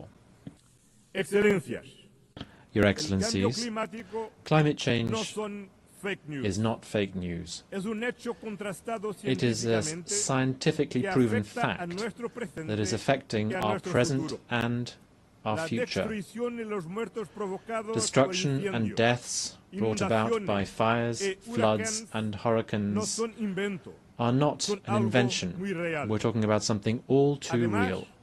In addition, investing in decarbonization is key for the energy sovereignty of every country, for innovation, and for the competitiveness of our economies. That is why the European Union fully shoulders and fulfills its commitments undertaken in the context of the Paris Agreement by reducing its emissions by 55% by 2030 and by achieving climate neutrality by 2050. We will continue actively promoting the protection of our oceans, which are lungs and the lifeguard for our planet. We welcome the ratification of the UN Treaty on the High Seas to safeguard biodiversity beyond national jurisdiction. Sustainable development also means building alliances, not dependencies. We are at the forefront of the fight against climate change. Through the European Union's Global Gateway Programme, some 300 billion euros are being mobilized by 2027 in sustainable investments and connectivity throughout the world. This is a decisive contribution to help attain the Sustainable Development Goals. In addition, the European Union, together with its member states, accounts for some 42% of global development assistance. We are the main donors to the World Health Organization, UNICEF, and the United Nations Development Programme. We lead and we will continue to lead global solidarity, even at these times of major budgetary restrictions affecting the United Nations system. Lastly, we need to make headway in reforming the international financial architecture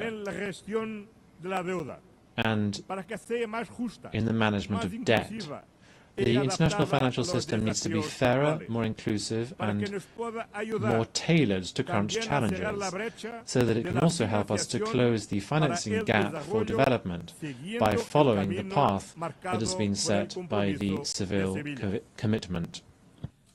Excellencies, the European Union is a global partner. The European Union and its member states are staunch political supporters and the largest collective donors to the United Nations. As the pillar of the multilateral system, we are working closely with other regional partners. That is why we are building stronger trade and industrial partnerships across the globe. We are advancing deals with Mercosur, Mexico, India, Indonesia, the Philippines, and Thailand. not just to boost trade, but to increase global predictability and resilience. The trade and investment agenda, based on fairness, sustainability, digital innovation, labor rights, and climate alignment. Because trade deals, not tariffs, deliver real benefits for all countries, companies, and citizens. In the multipolar world, we are building a powerful global network of partnerships with Africa, Latin America, and the Caribbean, United States and Canada, the Arab world, Asia, and the Pacific, as well with our European neighbors. In today's multipolar world, there is no global south or global north. Both are plural. And the European Union will continue to work with all partners in the spirit of global solidarity and meaningful partnership, because multipolarity needs an effective multilateral system, a rules-based international order under the United Nations Charter. And this commitment stems from our own history. Europe rebuilt itself from the ashes of World War II, through peace, through reconciliation, and through integration. We know these principles work because they worked for us. At a time when international cooperation is being tested, the value of reliable partnerships has never been greater. The European Union is a reliable and predictable partner and stands firmly with the United Nations. We will defend its principles, support the reforms of the United Nations Secretary General Antonio Guterres, work to make the United Nations more inclusive, more representative, and more effective, with the UN Haiti reform initiative and the implementation of the Pact for the Future. At a time when multilateralism is under threat, let me leave you with one simple promise. You can count on the European Union. Count on us to stand for peace, for multilateralism, for justice, for human dignity, for sustainability. The time has come to choose clearly: peace over war, law over force, accountability over impunity, solidarity over division, sustainability over crisis, justice over inequality. The European Union has no doubts about where we stand, and you cannot have any doubt about where we are. Thank you very much.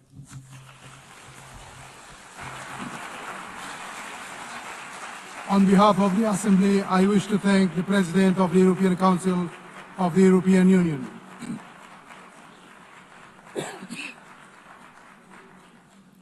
The Assembly will now hear an address by His Excellency Philip Isdor Mpongo, Vice President of the United Republic of Tanzania. I request protocol to escort His Excellency and invite him to address the Assembly.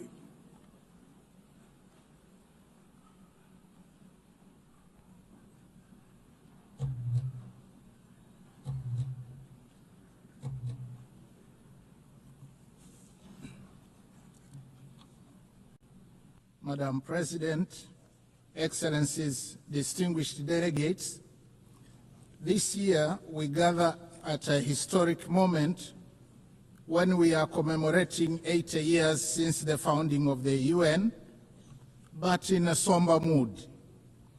The theme of this general debate, that is better together, 80 years and more for peace, development and human rights, reminds us that determined cooperation remains our best vehicle for addressing urgent global challenges of this century and beyond.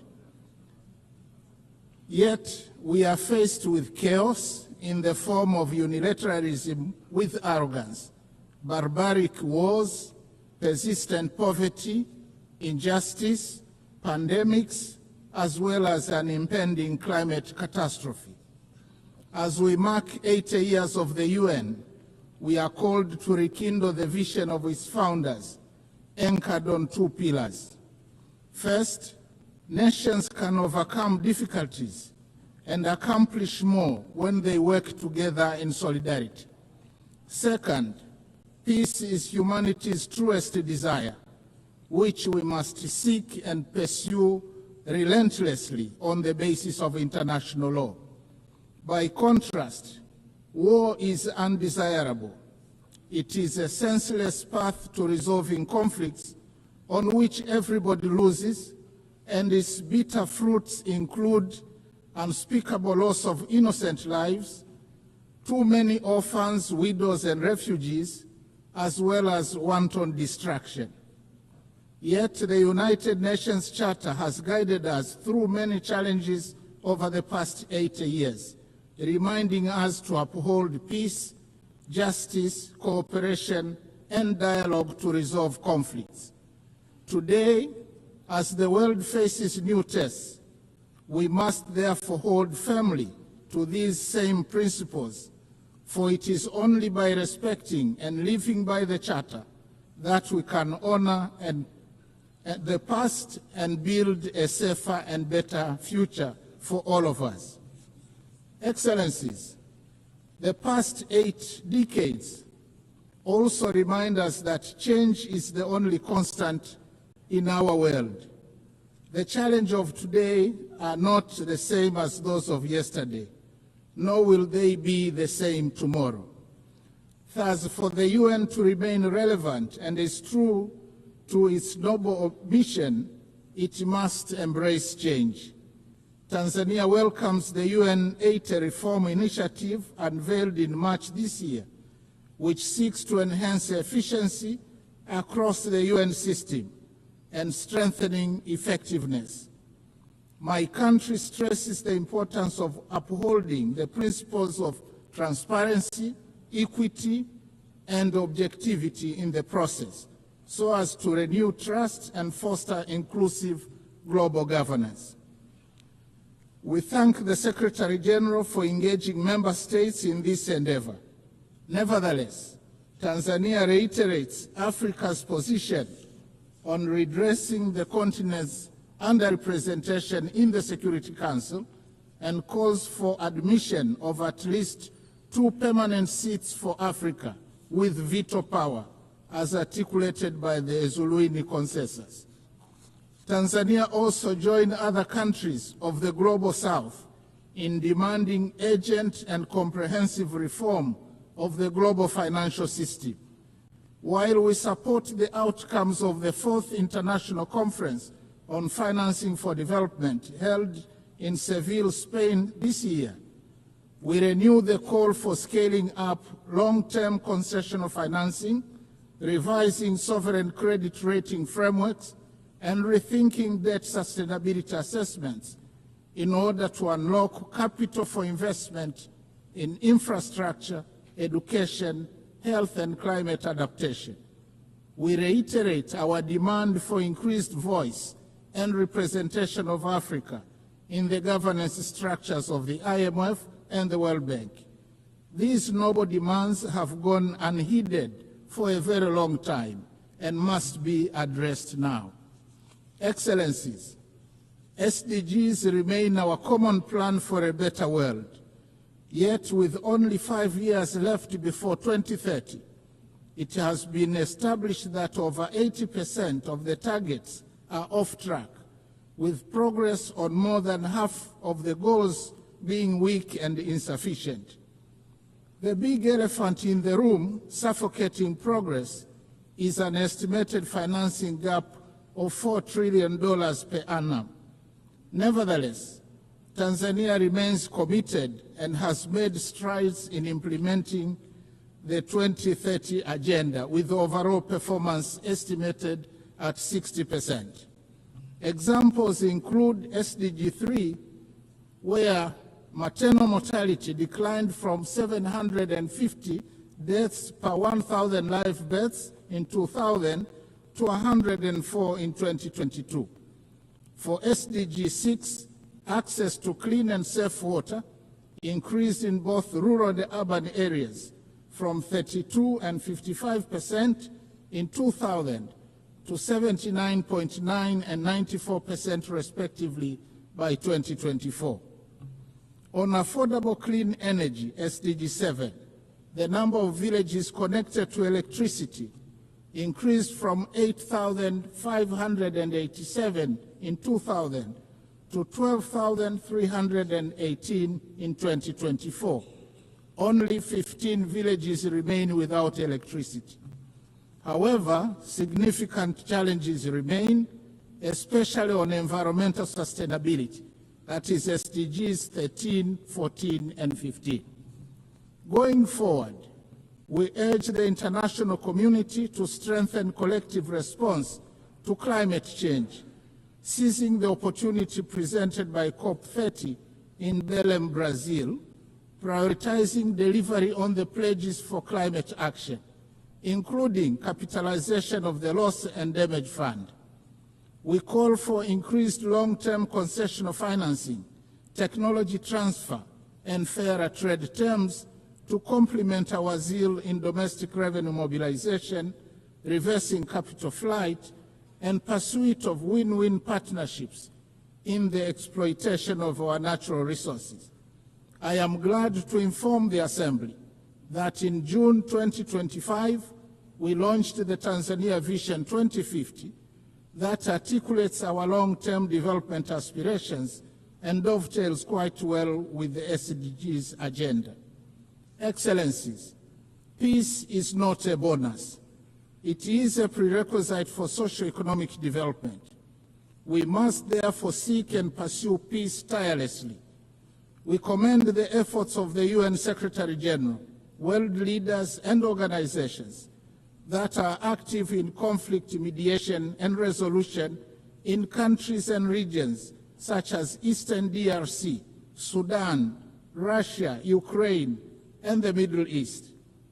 As we commemorate the Beijing Plus 30 and celebrate the progress made in promoting gender equality and the empowerment of women, we call for full involvement of women in the quest for peace.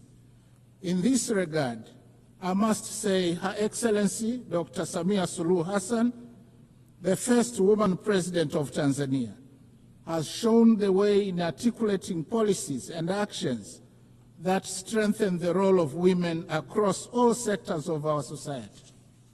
Regionally and internationally, she has been a champion of peace, justice, security, and clean cooking. Tanzania, as a member of the African Union Peace and Security Council, and in our then role as chair of the SADC organ on politics, defense, and security cooperation over the past year, actively contributed to peace initiatives and supported measures to prevent and resolve conflicts. In this spirit, Tanzania announces its candidacy for a non-permanent seat on the UN Security Council for the term 2029-2030, reaffirming our commitment to global peace and security. Excellencies, Tanzania opposes the continued imposition and proliferation of unilateral coercive measures which undermine the principles of sovereign equality and peaceful coexistence enshrined in the UN Charter. Such measures, often applied without mandate of the Security Council, represent a form of economic aggression that disproportionately harms innocent civilians by depriving them of essential needs such as food, medicines, and capital goods. In this context, Tanzania reiterates its principled solidarity with nations, including Zimbabwe and Cuba, and the peoples who continue to endure the adverse effects of the long-standing economic embargo and sanctions. We stress that these embargoes and sanctions contravene international law. Similarly, Tanzania stands in solidarity with the people of Palestine and Sahrawi, who continue to be denied the fundamental rights of freedom, sovereignty, and self-determination. Tanzania also strongly condemns all forms of terrorism carried out within or across national borders. Madam President, Excellencies and distinguished delegates, in his last speech to the United Nations General Assembly prior to retirement in 1985, Mwalimu Julius Nyerere, the founding president of my country, articulated the principle that, and I quote, "To be silent when we see danger, to refrain from attacking policies which are seen as contrary to the interests of peace and justice, to do these things would be to surrender our freedom and our dignity. That we shall never do." End of quote. Following the same principle, Tanzania considers unilateralism and misuse of military might, as well as shameful incapacity of the international community and global powers to bring an end to bloodshed and horrific wars raging in many places around the world to be unacceptable. Similarly, Tanzania condemns the resurging use of the law of the jungle as a means of resolving conflicts, as well as committing atrocities that cast shame on the whole of humanity, particularly extreme violence against children, women, the sick, and the elderly in conflict situations, as well as imperial attitudes, including that of regarding Africa as a free mine to be exploited and ample land to be plundered. The hypocrisy and scandal of international companies, some of which are state-sponsored, to continue to prosper from the exploitation of Africa's natural wealth while causing or supporting conflicts should be brought to an end now. Instead, Africa needs win-win partnerships in the exploitation of our natural wealth. Tanzania also reminds the international community that increased military spending on research and manufacture of weapons for money is tragic and morally wrong. It obstructs the quest for peace in the world and takes away an enormous amount of resources that could have been used to propel sustainable development and prosperity for all humanity. I thank you.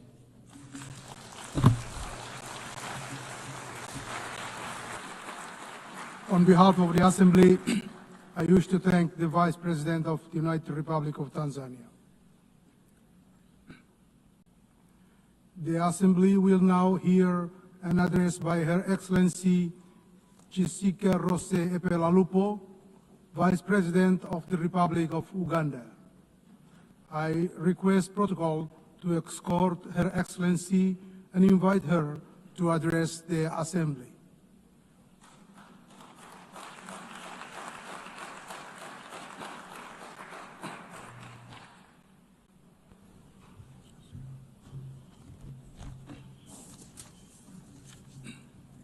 The President of the UN General Assembly, Excellencies, Heads of State and Government, distinguished delegates, ladies and gentlemen, I bring you warm greetings from His Excellency, General Yoweri Kaguta Museveni, who could not be present personally on this and on whose behalf I am privileged to address this 80th session of the UN General Assembly.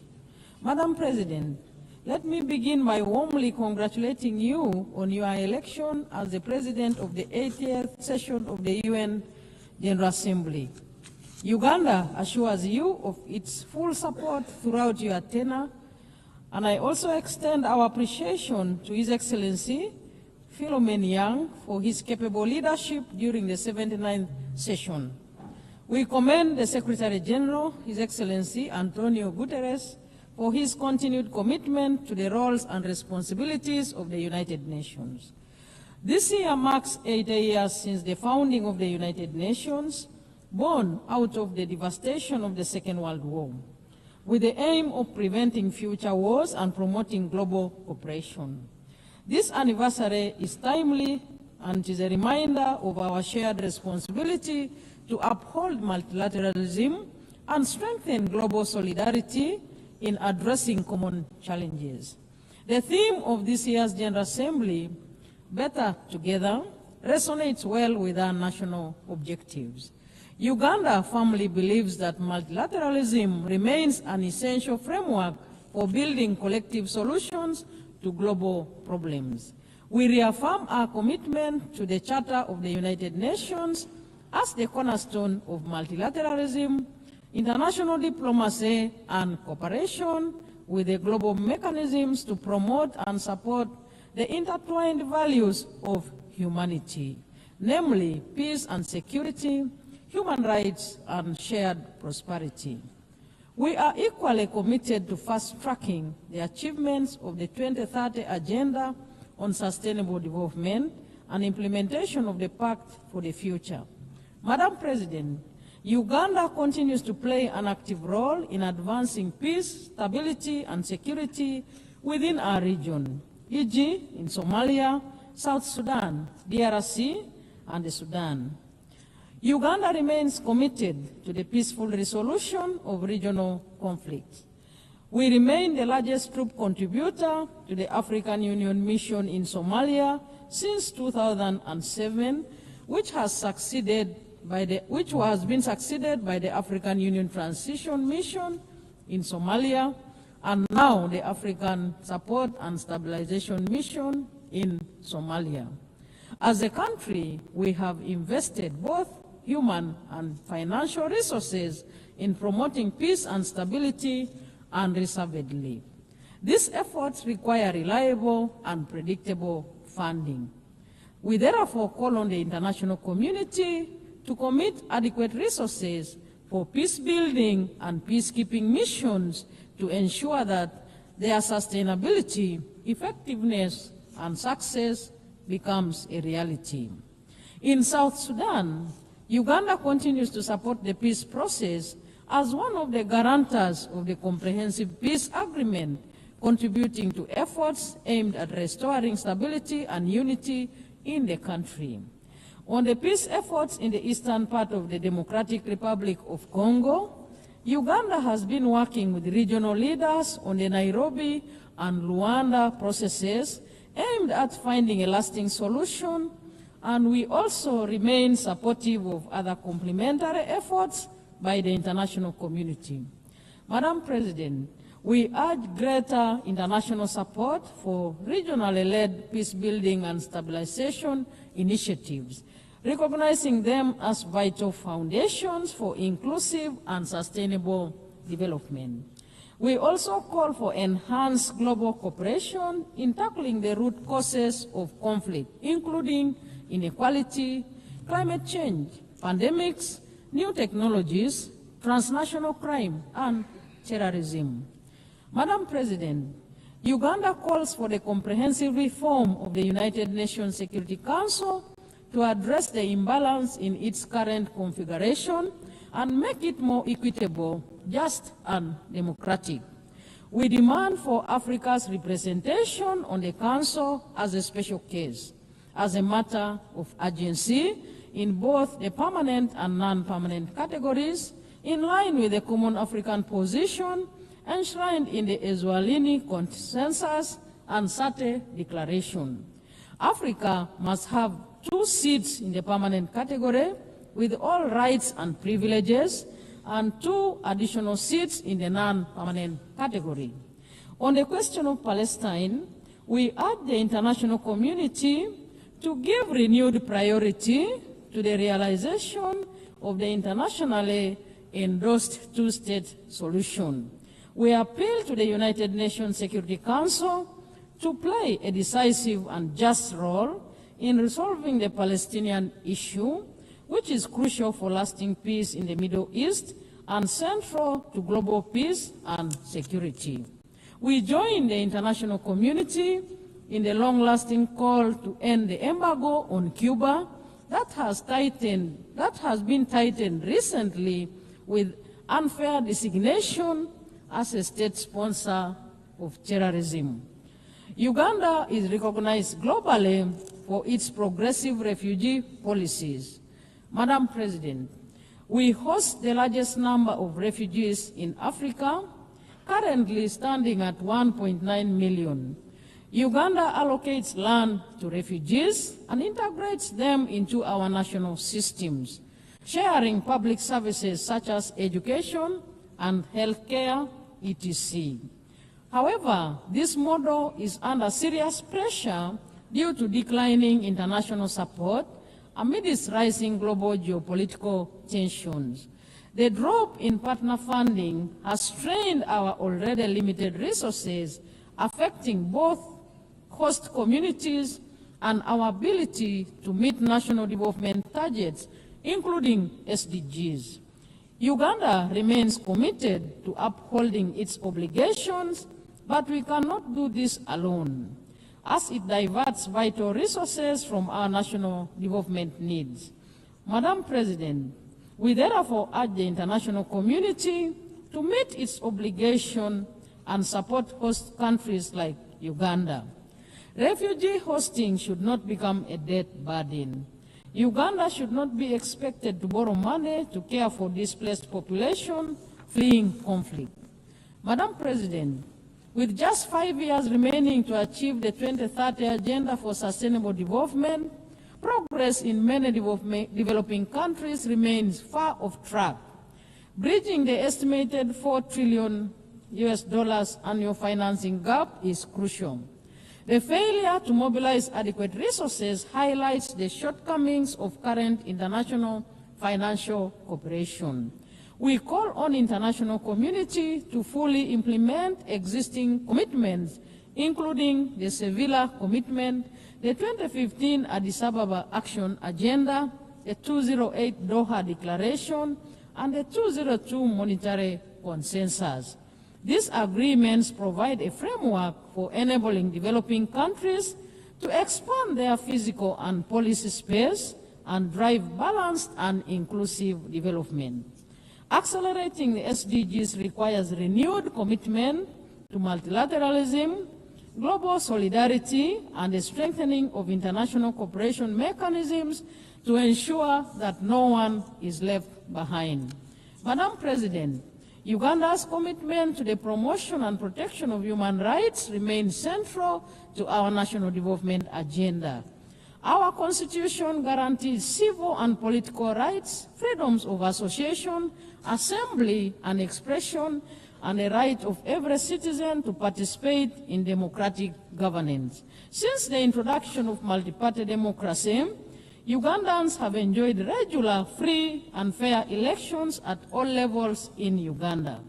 Madam President, Uganda was the first country in the sub-Saharan Africa to introduce universal free primary education in 1987 and universal free secondary education in 2007, an endeavor which has enabled our children to attain basic education and has improved the literacy and numeracy levels in our country, and all the associated benefits and multiplier effects. Health remains at the core of our development strategy. Uganda is scaling up investments in primary health care and deploying digital health solutions to improve service delivery and accountability. Our HIV/AIDS response remains a global model of political will and community engagement. Under the Presidential Fast Track Initiative, Uganda has reduced HIV prevalence to 5.5%, achieved 96% treatment coverage among those diagnosed, and over 90% viral suppression. Madam President, as the current chair of NAM, Uganda is committed to advancing the principle of unity, peace, and solidarity among its members. We support stronger collaboration between NAM and the UN in promoting the interests of developing countries. In this context, we call for accelerated progress on the adoption of the long overdue Covenant on the Rights to Development. Uganda looks forward to welcoming honorable ministers of NAM member states and observers at the 19th Midterm Ministerial Conference scheduled to take place in Kampala between 15th and 16th October 2025. Madam President, as I conclude, the United Nations has stood as a pillar of development, a pillar of peace and human dignity for the last 8 decades. It remains indispensable. It would be impossible to imagine the world today without the United Nations. Uganda acknowledges the UN's many achievements, its legitimacy, convening power, and normative influence. Madam President, more must be done to adopt and adapt and strengthen multilateralism. We must redouble our efforts to uphold international cooperation and ensure that the United Nations system is reflective of the current realities and capable of addressing the intertwined global challenges of peace and security, human rights, and sustainable development. Let us commit to leaving no one behind. Better together. I thank you. On behalf of the Assembly, I wish to thank the Vice President of the Republic of Uganda.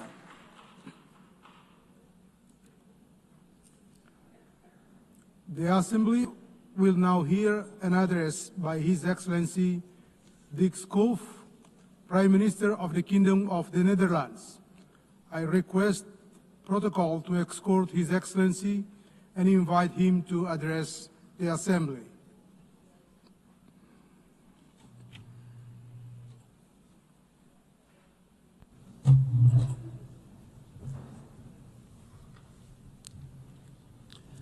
Mr. President, Your Excellencies, ladies and gentlemen, back in 1947, a 7-year-old boy, a Dutch boy called Dirk Salemans, and his father made a long car journey to the German city of Cologne.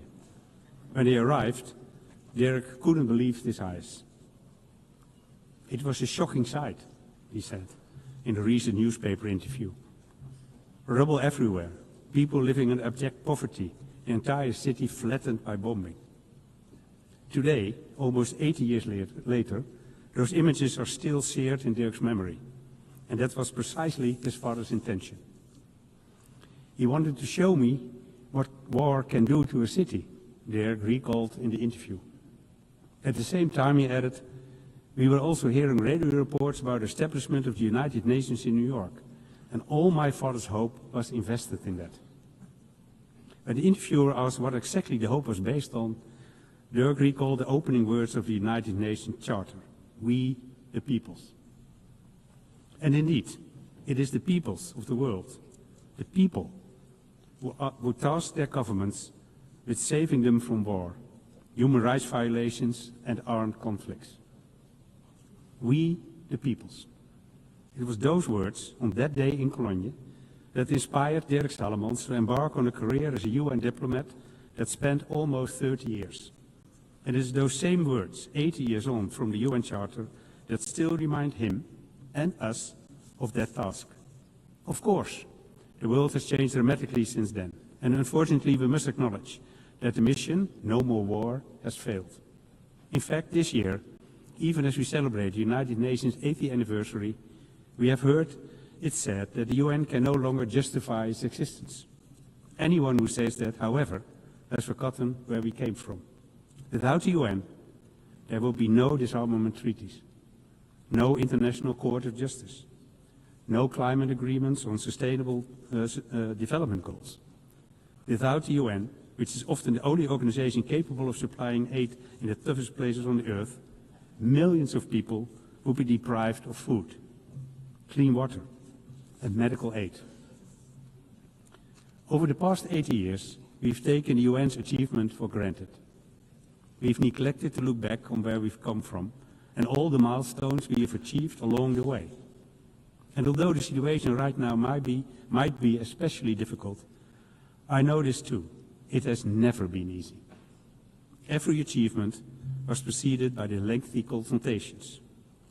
Countries were often at loggerheads, and sometimes they were tempting to throw in the towel. But that never happened. And the reason can only be that, despite our many differences, we all understand what's at stake. That's the context in which I view the increasingly frank debate on the UN future. Yes, the world has changed. Yes, international relations have changed. And yes, The way we work together has changed. But I believe that this can lead us to only one conclusion, that we must change with times.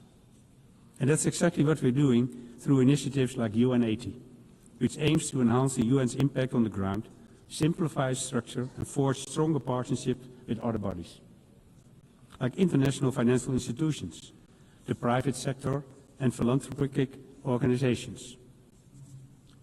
Changing with the times also means making the most of today's opportunities. Earlier this week, I spoke with several UN youth representatives.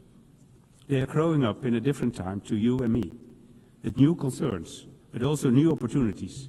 We need their insights, not only because our decisions will affect their future, but above all, because they are the future.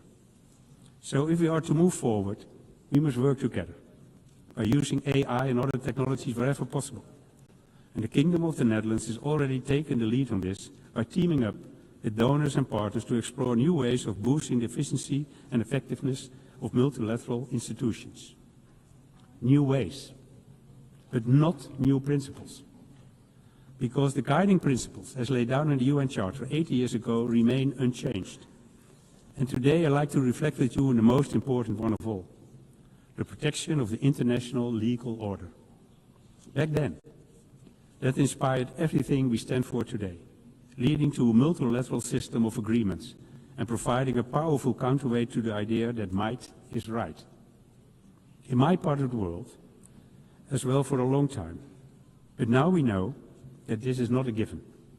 We've seen that in Ukraine, whose people have been suffering under Russian attacks for 3.5 years now.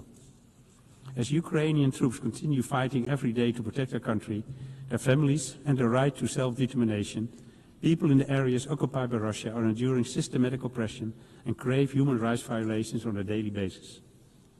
We've seen several initiatives aimed at bringing peace closer since spring, such as the talks in Saudi Arabia, Turkey and the US. But peace still seems like a very distant prospect. Ukraine has adopted a constructive stand, but so far Russia has shown no real willingness to accept the US proposals. And in the meantime, the war of aggression and the suffering continue unabated. But in case you're thinking, there goes another European who only wants to talk about European problems, let me assure you, that is not the case. If the UN 80 years have taught us anything, it's that all the big issues are closely interlinked. As a kingdom of different countries in different parts of the world, we know that better than anyone. Take food security. In the European part of our kingdom, we are approaching the limits of what the earth can sustain, while the Caribbean part of the kingdom has seen how vulnerable people are when they're dependent on others for their food security. And there are those other matters that we hear far too little about, even though they give cause for grave concern. Just look at what's happening in Sudan. Since April 23, more than 150,000 people have been killed, and 14 million more have had to flee their homes. All trade routes and aid corridors have been cut off, so for the past year, humanitarian organizations have been unable to provide more aid. As a result, half the Sudanese population is living with the reality of food insecurity. And in parts of Darfur and Kordofan, a famine has been declared. This has to stop. The Netherlands, together with the EU and donor countries, is therefore calling on all the warring parties to respect international law and allow humanitarian aid to reach those who need it. The Netherlands will continue supporting these humanitarian efforts for Sudan, not only by working via the UN and the Red Cross, but also by giving 60 million euros to the Sudan Humanitarian Fund this year, and almost 7 million euros to the Dutch Relief Alliance in Sudan. As I've said, the horrors unfolding in Sudan have barely registered in the outside world. The same cannot be said of the horrors unfolding in Gaza. Every day we see more heartbreaking images emerging from the region. Images we scarcely thought possible. Images that defy our understanding and even our faith in humanity. And there is only one appropriate response. This war, this suffering, must end now. That starts with the safe, independent and unlimited access of humanitarian aid for the suffering people of Gaza, including UN aid. And we will continue, at both national and European level, to urge the Israeli government to drastically change its course. The annexation of the West Bank and Gaza City is unacceptable, We condemn any move in this direction. In addition, we are supporting the European Commission's proposal to restrict investment in Israeli companies that develop dual-use technologies. And we're also stating clearly that we want to suspend the EU-Israel Association Agreement, refuse goods from illegal settlements, and stop issuing export licenses for arms. At the same time, these actions must not obscure another truth. Hamas is a terrorist organization that must lay down its arms. There is no place for Hamas in the future governance of the Gaza Strip. What's more, the only route to a lasting peace is through negotiations that ultimately lead to a two-state solution. And with the signing of the Nuremberg Declaration in this high-level week, including by the Netherlands, we are taking a step on the path to a lasting peace. Ladies and gentlemen, as I come to the end of my remarks, I realize, as I'm sure you do too, how much work still needs to be done. How many areas in which we, the UN, have fallen short. And how long we've waited to adapt to this changing world. So I understand that some of us may be tempted to give in to despair. And yet, we cannot allow that. Because 80 years ago, a Dutch boy stood hand in hand with his father amid the ruins of Cologne. And in that wasteland appeared a glimmer of hope, sparked by what happened here in New York. A glimmer of hope that inspired Dirk Salomons and his father, and the peoples of these United Nations. We, the peoples. Thank you. On behalf of the Assembly, I wish to thank the Prime Minister of the Kingdom of the Netherlands. The Assembly will hear an address by His Excellency Bart de Wever, Prime Minister of the Kingdom of Belgium. I request protocol to escort His Excellency and invite him to address the Assembly.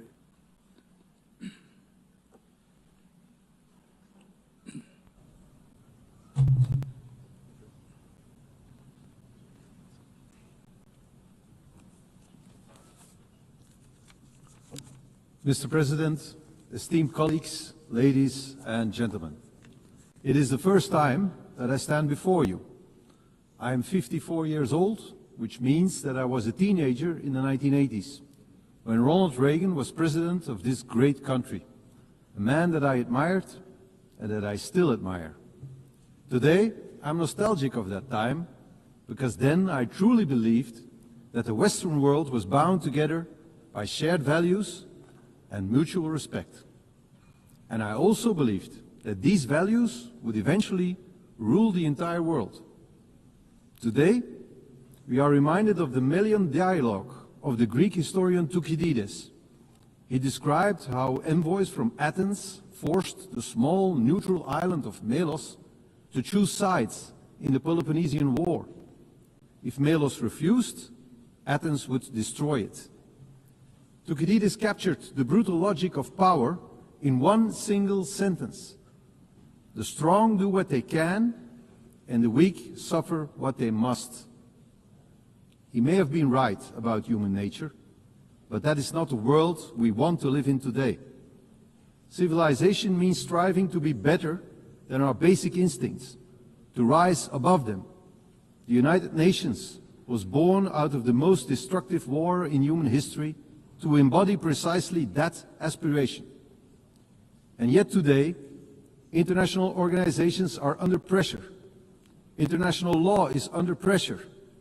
Respect for sovereignty is under pressure. Geopolitics often boil down to sheer ego politics, and I regret this deeply. That is why I stand before you today to advocate for a world anchored in mutual respect, a world of free and fair trade, a world of strong partnerships, respect and cooperation, a world based on international law, a world that tackles climate change, a world of peace, prosperity and progress. The United Nations remain crucial in pursuing that ambition. The United Nations are far from perfect, and this is why we support the UN 80 reform agenda, because the challenges we face are immense. And I would like to highlight two domains in which we urgently need to move forward: our security and our prosperity. First, security. All who cherish freedom must work to build resilient and vigilant societies. We face new forms of imperialism, new military threats, and violent conflicts that destabilize entire regions. This is not the path we choose, but neither can we afford to be naive. Those who wish for peace must be prepared to defend it. That is why we stand firmly with Ukraine. We must erect a barrier against those who look at us the way the Athenians looked at Melos. Belgium is therefore assuming its full responsibility, investing more in defense. Together with our European partners, we are striving for greater integration of our armed forces and defense industry. At the same time, we must strengthen ties with all countries committed to peace and stability. We must also confront the rise of international organized crime. Criminals know no borders.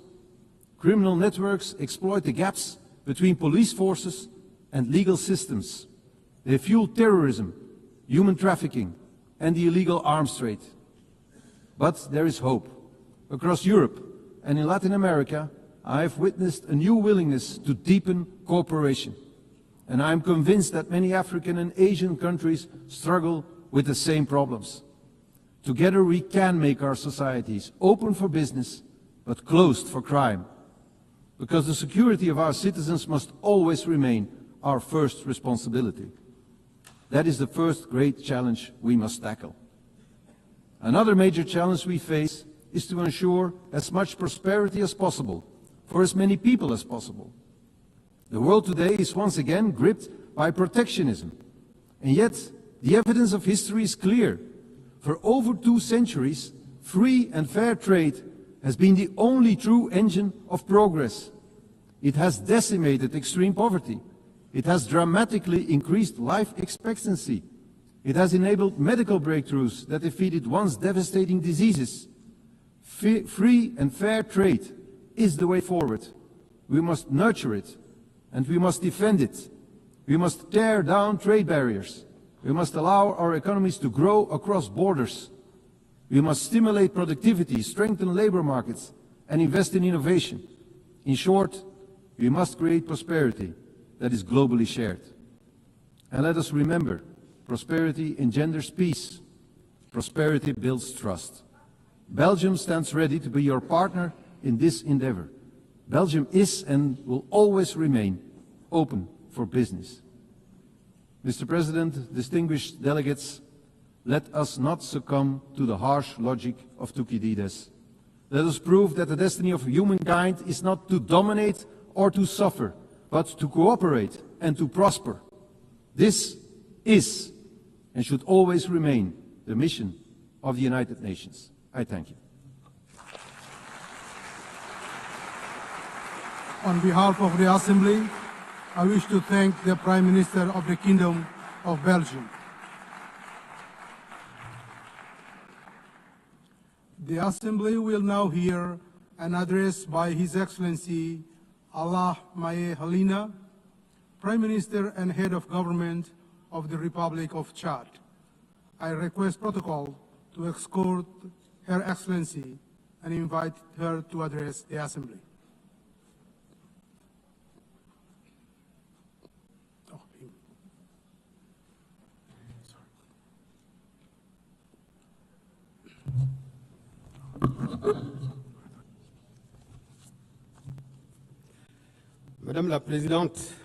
Madam President of the General Assembly, ladies and gentlemen, heads of state and government, Secretary General of the United Nations. Because of constraints linked to his national agenda, Marshal Mahamat Idriss Déby Itno, President of the Republic of Chad, head of state, who wished to be involved in this important meeting at the United Nations, has not been able to come to New York. He would like to convey his sincere regret for not being here and has conferred upon me the task of delivering his message, which reaffirms Chad's commitment to the principles of multilateralism and the sovereignty of peoples. It is therefore for me a great honor to deliver to this august assembly the message of the President of the Republic of Chad, Head of State, and I quote, "Madam President of the General Assembly, ladies and gentlemen, heads of state and government, Secretary General of the United Nations, I would like at the outset to honor God, the all-powerful force of wisdom and strength that enabled us to come here together in a spirit of dialogue to look at the challenges of our time and of our world, primarily the questions of development, but also international peace and security. I would like to convey our congratulations to Madam Annalena Baerbock, President of the 80th session of the General Assembly, on her election, and assure her of the full support of my country in carrying out her mandate. By the same token, I would like to express our sincere thanks to Ambassador Philemon Yang, outgoing President, for his outstanding leadership of the previous session.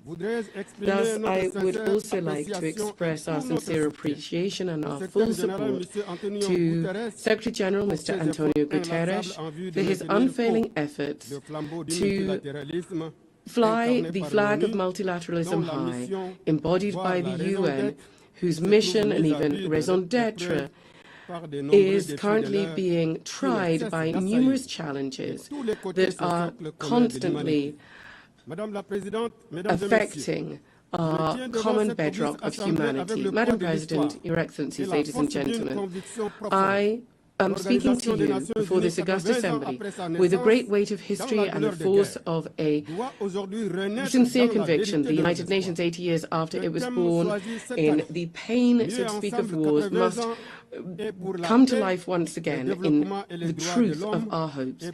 Better Together, 80 years for peace, development, and human rights is more than just a celebration. It is something that strikes us an invitation to re-examine the role, the relevance, and the political and moral legitimacy of our shared organization. It would be wrong to deny the historic merit of the UN. The UN has contributed to preserving global peace. It has helped decolonization. It has fostered human rights and provides a multilateral cooperation framework. Nonetheless, we need to underscore that 80 years after it was established, the UN is still far from having accomplished the aims that were conferred upon it by the Charter.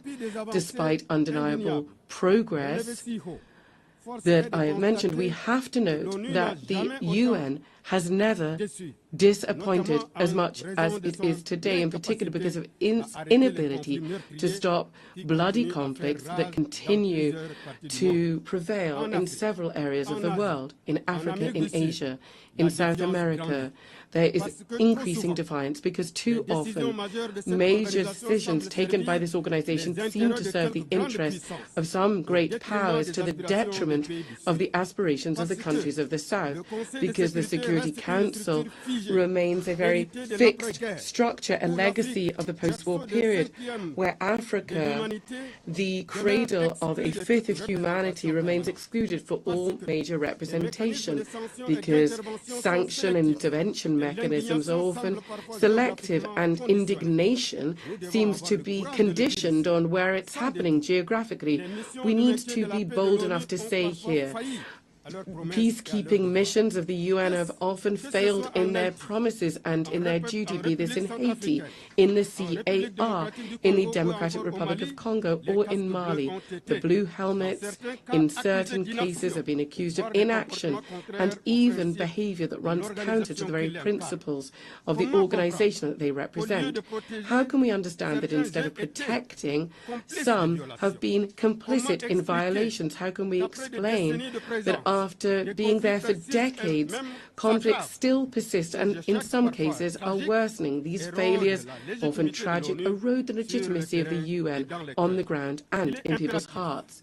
It is crucial for peacekeeping operations to be reformed very deeply and evaluated in a transparent way, refocused on their fundamental mission to protect civilians.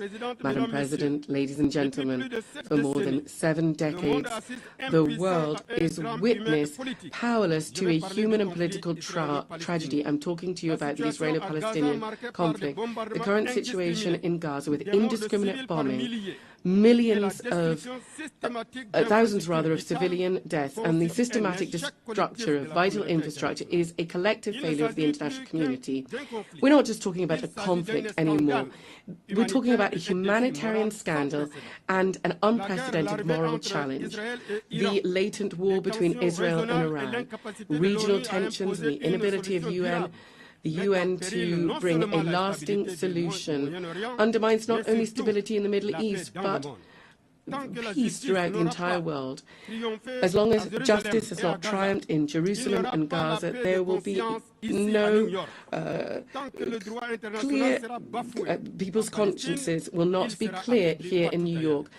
As long as international law is flouted in Palestine, it will be weakened elsewhere. We are calling this year, as we do every decade, for the effective recognition of the Palestinian state in the 1967 borders, the immediate end to illegal settlement, and a political solution that guarantees the coexistence of 2 viable, free and secure states. To this end, my country welcomes the adoption by a broad majority of the New York Declaration on Palestine, dated the 12th of September 2025. This is a historic step forward and a major step in the quest for a just, comprehensive and lasting peace in the Middle East. Our collective duty from now on is to transform this strong declaration into specific acts and to turn the hope of the Palestinian people into a reality. Madam President, ladies and gentlemen, in the area of development, the UN is struggling to make the collective step forward that is needed to ensure the implementation of international agendas, and primarily the 2030 Agenda. 5 years from the fateful deadline, we are going to have to mobilize annually more than $4,000 billion to meet the development financing deficit in poor countries. To this end, the civil commitment is, there is no doubt, our last chance to move from words to action to speed up the implementation of the SDGs. Madam President, ladies and gentlemen, whether we're talking about peace or international security or development or climate action, the future of multilateralism, to which we're all committed, is really at stake here.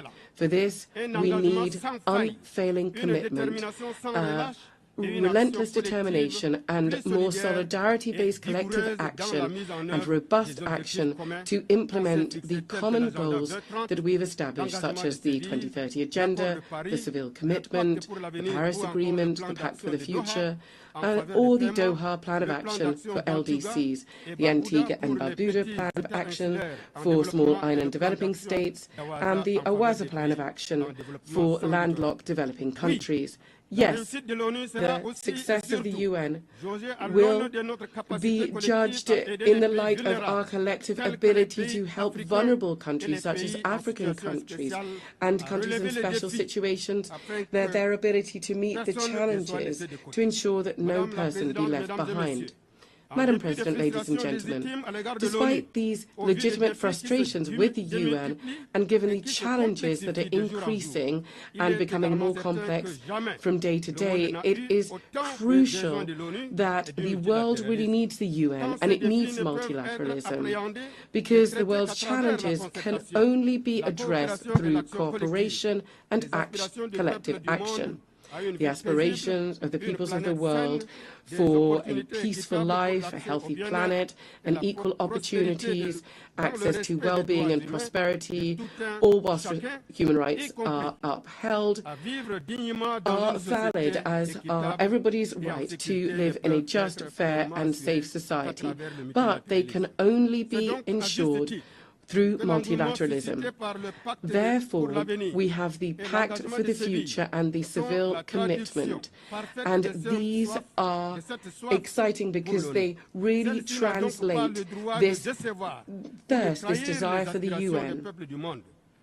So it cannot disappoint or betray the legitimate aspirations of the people of the world. We cannot go it alone. We cannot stop this collective impetus. Of course, we're fully aware of the troubles that are there in the world because of the increase in unilateral actions and geopolitical tensions.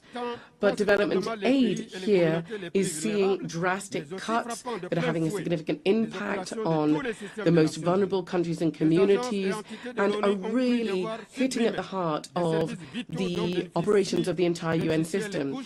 UN entities and agencies have had to cut off vital services that were benefiting the most vulnerable in the most fragile of countries, refugees, women, children, AIDS sufferers just overnight have been found cut off from treatment and healthcare, and therefore their lives are now in danger. It is crucial to preserve what has been achieved in carrying out the reform of the UN very painstakingly, because a fatal blow must not be brought to the UN, because it must carry out its most noble task to assist the most vulnerable. Madam President, ladies and gentlemen, strengthening and preserving multilateralism, and it's something that we all want, also involves a long-expected reform of global governance.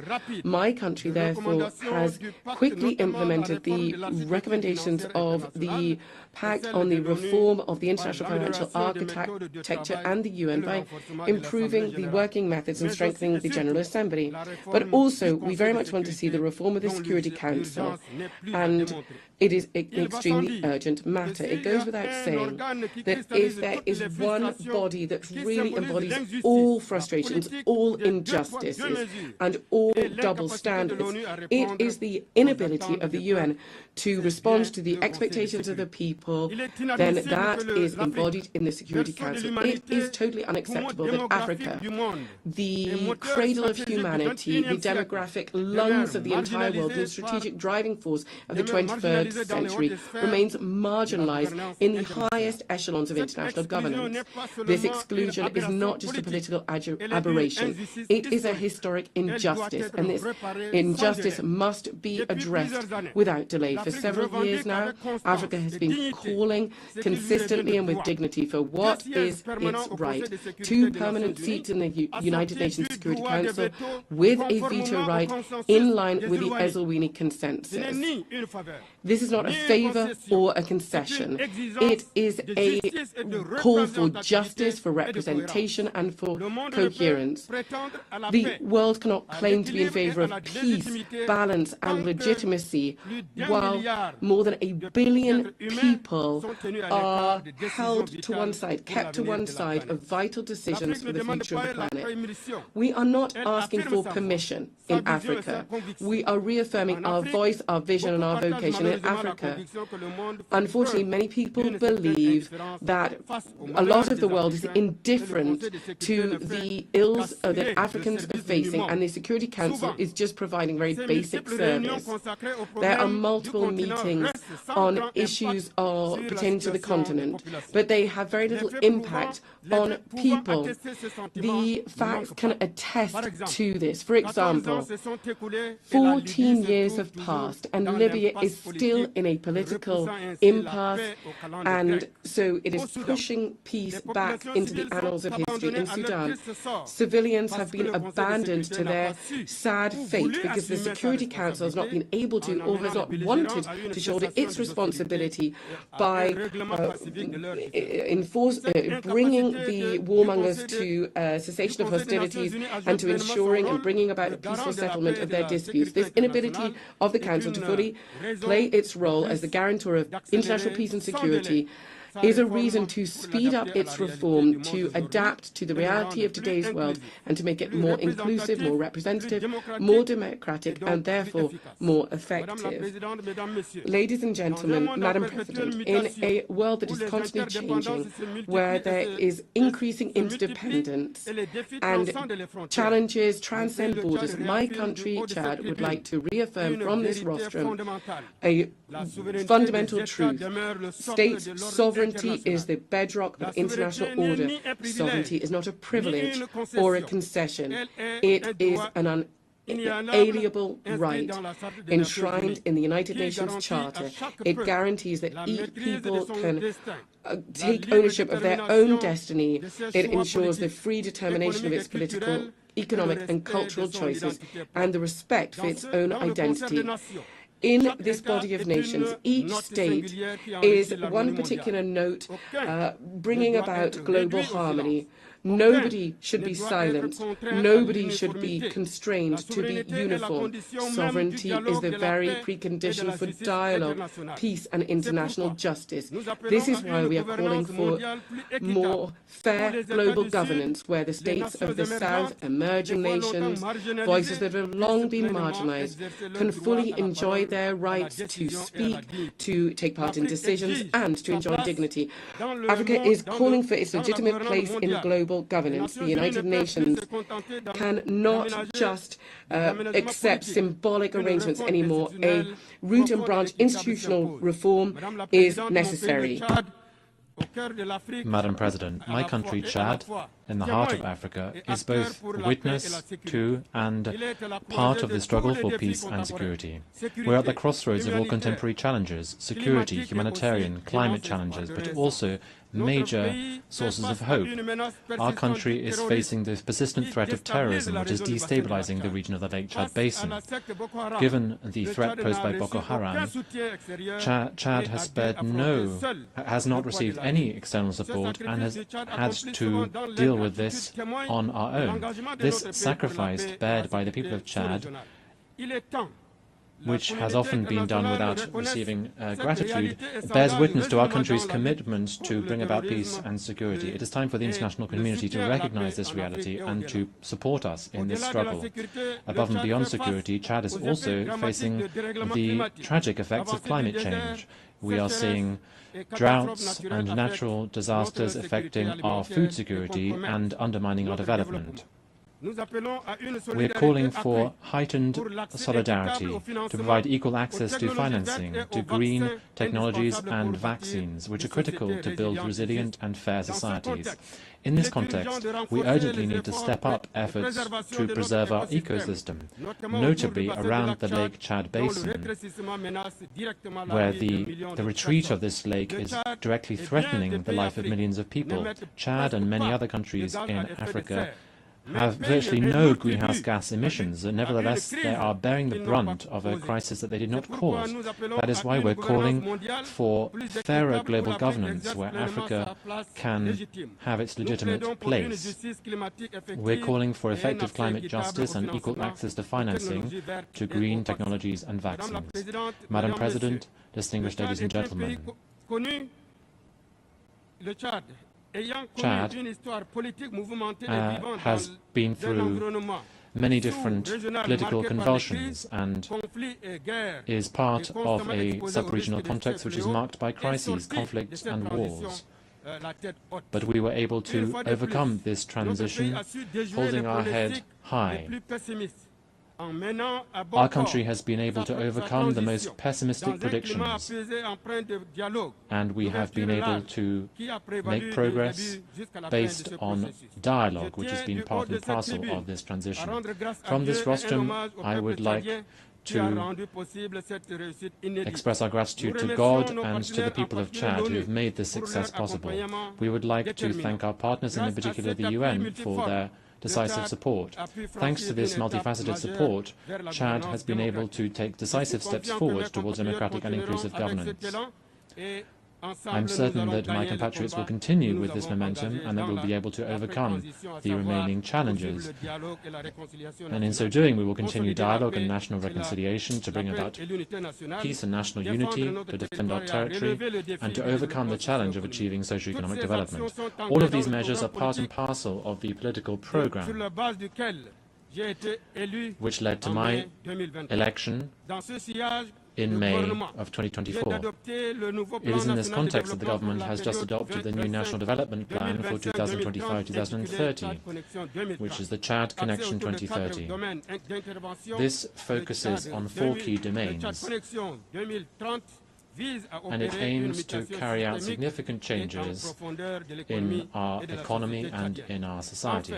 In order to realize this ambitious program, Chad is intending to mobilize $30 billion US, of which 46% are expected to come from the private sector. I'd like to take this opportunity to invite all our partners to the roundtable for the mobilization of resources, which is scheduled for the 7th and 8th of November in Abu Dhabi, in the UAE. As concerns the situation in Sudan, we'd like to express our deep concern about the war which is devastating that country and which is affecting the entire region, with incalculable humanitarian, socio-economic, environmental and security consequences. When it comes to the humanitarian domain, for instance, the situation to the east of Chad is deeply alarming. Ladies and gentlemen, the impact of this crisis on people is also significant. We are seeing that the number of refugees from Sudan into Chad is more than 2 million, of whom 1.5 million have arrived since the 15th of April 2023. In the east, the west and the south, refugees, notably from Sudan, Nigeria and Cameroon, have been coming in significant numbers. We have a sense of humanitarian duty, and we will continue to open our doors to welcome our brothers and sisters, notably from Sudan. But we cannot bear this significant burden for humanitarian assistance alone, and that is why I call upon the international community to help these people and to help Chad to overcome this challenge with support. In the military domain, the continuation of hostilities in Sudan will only extend the suffering of civilians from Sudan and exacerbate the humanitarian situation in combat areas and also in neighboring countries such as Chad, who continue to see the further influx of refugees. Chad regrets the fact that the numerous appeals for a ceasefire have not been heard, and we urge the parties immediately to cease hostilities, to facilitate humanitarian access, and to engage once again in political dialogue. We are convinced that the current crisis in Sudan cannot be resolved through weapons, but rather through peaceful means, through inclusive inter-Sudanese dialogue, so that lasting peace can be achieved. Chad, which has a position of strict neutrality vis-à-vis the conflict in Sudan, and which has always supported efforts to bring about peace in Sudan, reaffirms its commitment to peace in Sudan and its availability to contribute to any initiative that can promote dialogue between the protagonists to end this war, which has lasted too long. On the situation in the Central African Republic, Chad welcomes the positive momentum towards bringing about peace, to achieve national reconciliation and socio-economic progress, which are all still ongoing in that country. We welcome the policy that His Excellency Faustin Archange Touadéra of the CAR has been rolling out. Thanks also to the mediation that Chad has had the honor to be part of. We reaffirm our commitment to the peace and stability of the CAR, and we are willing to further make efforts to support peace and reconciliation in that country. Ladies and gentlemen, beyond our region, Africa as a whole remains a continent that crystallizes all attention, in spite of our marginalization in global governance. If the UN wishes to survive the next few decades, it must once again become the house of the people and not just that of the powerful. The UN must speak to young people in the Sahel, mothers in Gaza, to farmers in the Amazon, to displaced persons in Sudan, refugees in Ukraine and Burma, with one voice, that of shared humanity. Better together, that means recognizing our failures so that better to overcome them in the future. Better together means admitting that no one has a monopoly on truth or pain. Better together means finally building an international system where every nation counts and where every human life has the same value. We therefore call on the UN to once again find its soul and its moral power Madam President, ladies and gentlemen, Chad believes in peace. Chad believes in the UN. But even more than this, Chad believes in humanity, because Chad is the cradle of humanity, because we are convinced that together, united in diversity, we can overcome the challenges of our time. We can change the world. We can protect fundamental rights. We can ensure that peace wins out, and we can bring about sustainable development for all. The words of Idriss Déby Itno, the President of Chad. I thank you for your kind attention. On behalf of the Assembly, I wish to thank His Excellency Prime Minister and Head of Government of the Republic of Chad.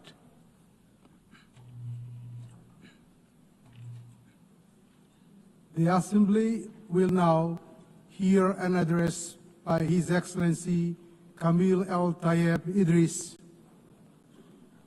the Transitional Prime Minister of the Republic of Sudan. I request protocol to escort His Excellency and invite him to address the Assembly.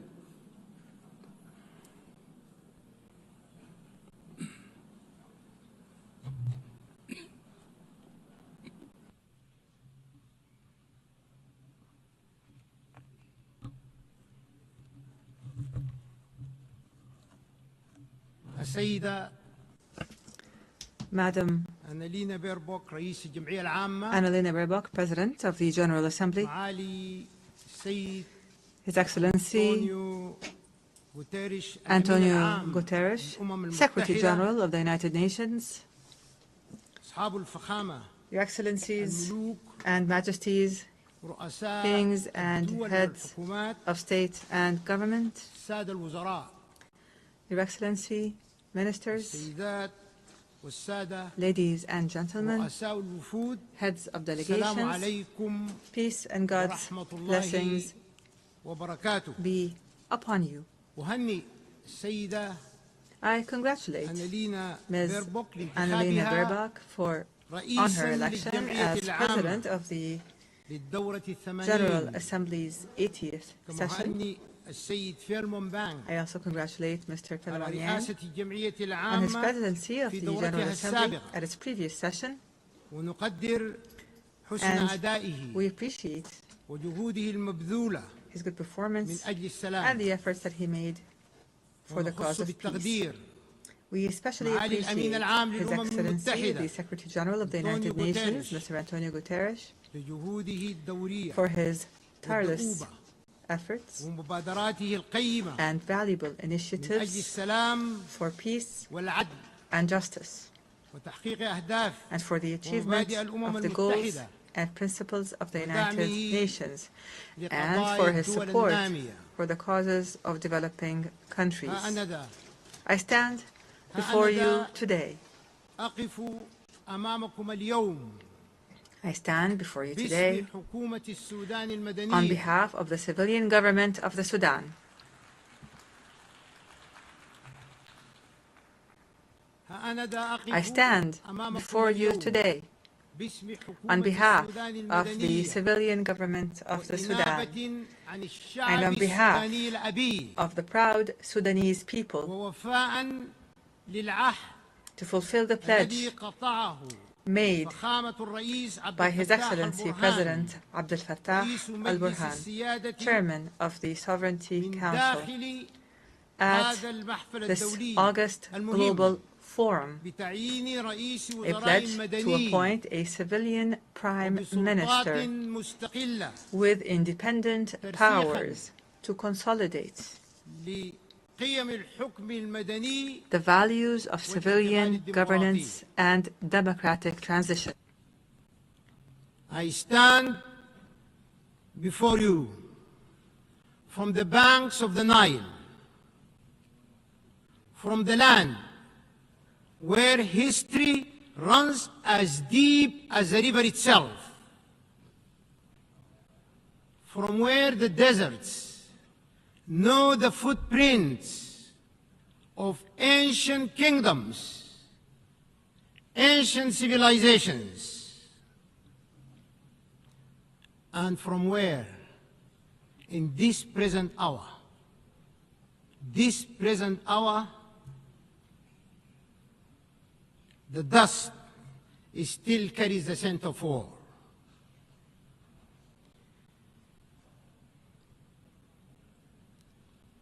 Sudan has bled.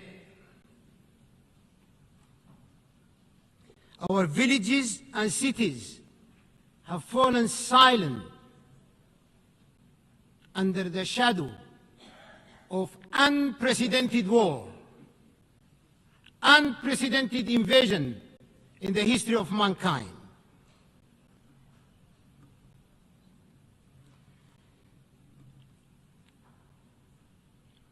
Our children have known fear before they have known the meaning of life. And yet,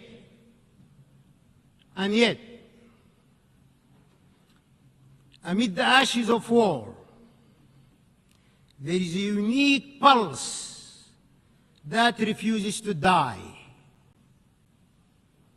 It beats in the refugee's quiet prayer, in the farmer who plants, though he may never reap, and in the mother who sings her child to sleep beneath an open sky. From that pulse, distinguished leaders of the world, from that pulse, I share with you these words. Hope reborn of our unity and strength emanating in our peace.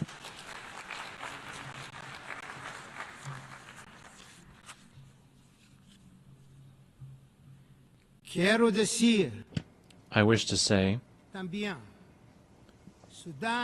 in addition to this, that Sudan is a great civilization.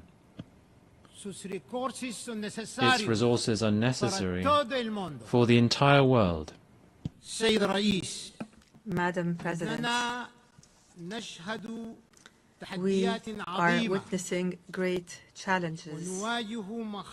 We are facing enormous dangers posed to the principles of the Charter and multilateralism, while threatening regional and international stability. Meanwhile, the norms of international law are being eroded as the crimes of genocide, aggression, and the employment of foreign mercenaries to occupy the territories of states and slaughter their peoples. These crimes multiply in contempt of the Charter and in violation of international law, as is now happening in my country. Mr. President, we must build trust. We must reinforce transparency and strengthen the role of the General Assembly, preventive diplomacy, and the peaceful settlement of conflicts. The capacity and the role of the United Nations can be strengthened through collective action and multilateral international cooperation. We can take advantage of the momentum generated by the UN Haiti initiative, the outcomes of the future summit, and of major international conferences. Despite the international consensus on the illegality of unilateral sanctions and unilateral coercive measures which violate international law, these sanctions continue. They are imposed for political reasons, which threatens the values and bonds of international cooperation, international relations, and the rights of peoples to development, well-being, and the enjoyment of human rights, especially in developing and least developed countries. We are concerned over the political exploitation of human rights and their use as a means to pressure our country without considering the economic aspects of human rights that are affected by these unilateral sanctions and measures. We renew our rejection, our absolute rejection of hate speech, racism, extremism, Islamophobia, and all forms of discrimination and racial supremacy that threaten humanity as a whole. Madam, Mr. President, during the past 3 years, the people of the Sudan have been subject to existential dangers and threats as a result of the crimes perpetrated by the rebel Rapid Support Militia. The people of Sudan have been forced out of their homes and of their homeland to flee systematic killing and torture and looting and rape and humiliation and the savage destruction of all the components of life, the basic components of life. These actions were deliberate.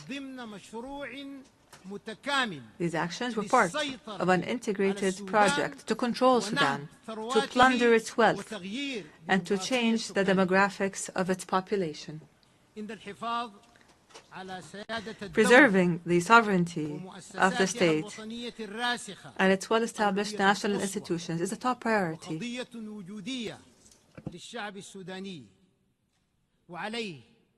It is an existential issue for the Sudanese people. Therefore, the civilian transition and democratic transformation under the leadership of the civilian government of hope and the establishment of peace will not be achieved without ensuring that we have strong national institutions that preserve the sovereignty and territorial integrity of the state. The international community, and you are the leaders of this international community. You are the entire international family. The international community must work to stop the flows of lethal weapons, advanced ones, to the terrorist militia. It must condemn the militia, criminalize it, and classify it as a terrorist group, and must stop the flow of mercenaries.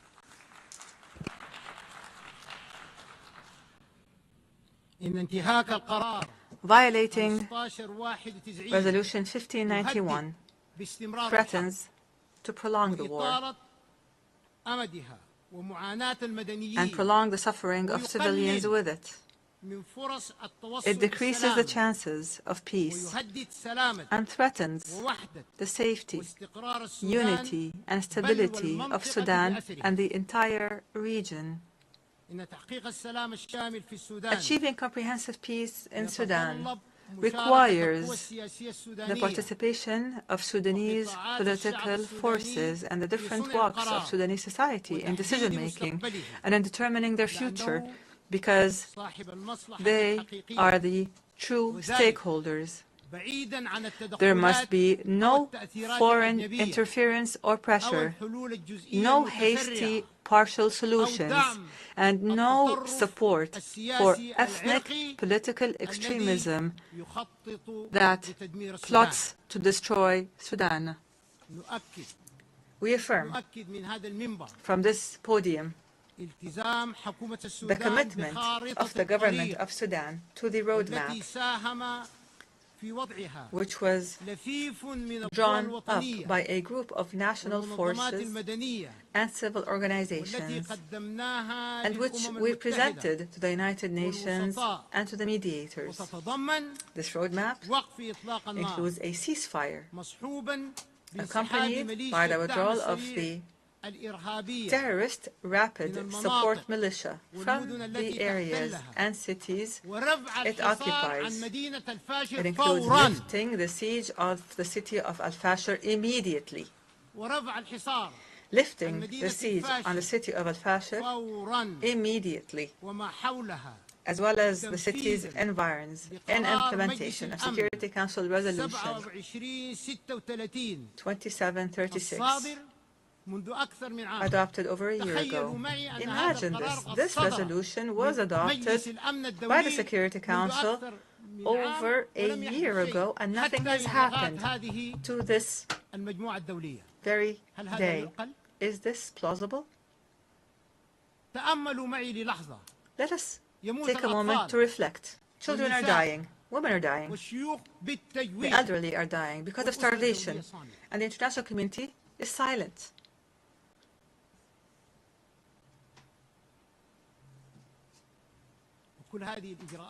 All of these measures include the dignified and safe return of the displaced and of refugees. It includes facilitating humanitarian access to the needy and affected, and continuing with the transitional political process towards democracy. Here, advanced steps, truly advanced ones, have been taken to implement this roadmap. I have formed a civilian government of technocrats that will engage in a Sudanese national dialogue that includes all political and societal forces to lay the groundwork for elections that are free and fair, and to engage positively with regional and international communities. In this context, the government has committed and continues to facilitate all procedures for all Sudanese citizens abroad to return and engage in this important historic dialogue. Mr. President, one of the priorities of the civilian government of hope is to work to achieve objectives that include the following: achieving peace as a top priority, establishing the rule of law, a state based on the rule of law, fighting poverty and corruption in all its forms, activating transitional justice, accountability, ending impunity, adopting a balanced foreign policy, engaging positively with international and regional organizations, providing services such as electricity, water, security, pensions, revitalizing rural development, providing national health care, and laying the groundwork for comprehensive national elections with regional and international observers. We will work to remove the remnants of war, to return to the capital, the national capital, Khartoum, and start reconstruction efforts, raise the quality of the health sector, and increase the participation of women and youth in the national dialogue for peace. Mr. President, the government of the Sudan affirms its commitment to humanitarian international law. The government of Sudan developed a comprehensive national plan for the protection of civilians that it submitted to the Security Council and the Secretary General of the United Nations. The plan covers all aspects of protection, including the establishment of a national mechanism of protection and a mechanism that facilitates humanitarian access and supports United Nations humanitarian efforts and the rule of law, accountability, and action to halt the proliferation of weapons and combat violence against women and children, This plan addresses issues of displaced persons and the refugees and seeks to achieve a comprehensive peace. Moreover, the government has signed a cooperation framework with the United Nations. And in this regard, the government renews its commitment to facilitate, protect, and secure the passage of humanitarian aid through all the agreed-upon crossings identified by the government of Sudan.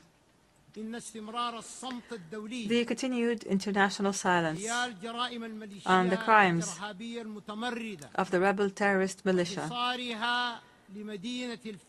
and their siege of the city of Al-Fashir and their bombing of IDP camps and places of worship and educational institutions, their looting of markets and of public and private property, and the destruction of health facilities throughout the country. This silence is tantamount to an encouragement and to giving a green light for these militias to continue with their crimes and their violations. Our doors will remain open. Our doors will remain open to the United Nations and regional and international organizations. We call on the international community to support the choices of the Sudanese people and their civilian government and to support African solutions to conflicts through the will and national ownership and without any tutelage. Mr. President, the dangerous deterioration and escalation and the status quo, what has become of the situation in the Middle East, especially the catastrophic situation in occupied Palestine and the Gaza Strip, warn of serious consequences for the region and its people. And here we renew our conviction that no stability and no security will be achieved in the region without a just and permanent and comprehensive settlement of the Palestinian question. That would allow for the establishment of an independent, sovereign Palestinian state with Al-Quds as its capital on the borders of June 1967 in accordance with international legitimacy resolutions. And here, we condemn the blatant Israeli attack on the sovereignty of the sisterly state of Qatar, which threatens international peace and security. Without peace, there is no viable future. Without peace, there is no viable future. Excellencies, ladies and gentlemen, fully supportive of peace and security, human rights, and sustainable development goals, without which there will be no lasting peace. However, let me say it clearly and openly, our sovereignty and territorial integrity are red lines. We will never give up. I promise you, we will never give up, and I thank you for your attention. Thank you. On behalf of the Assembly, I wish to thank His Excellency, the Transitional Prime Minister of the Republic of Sudan.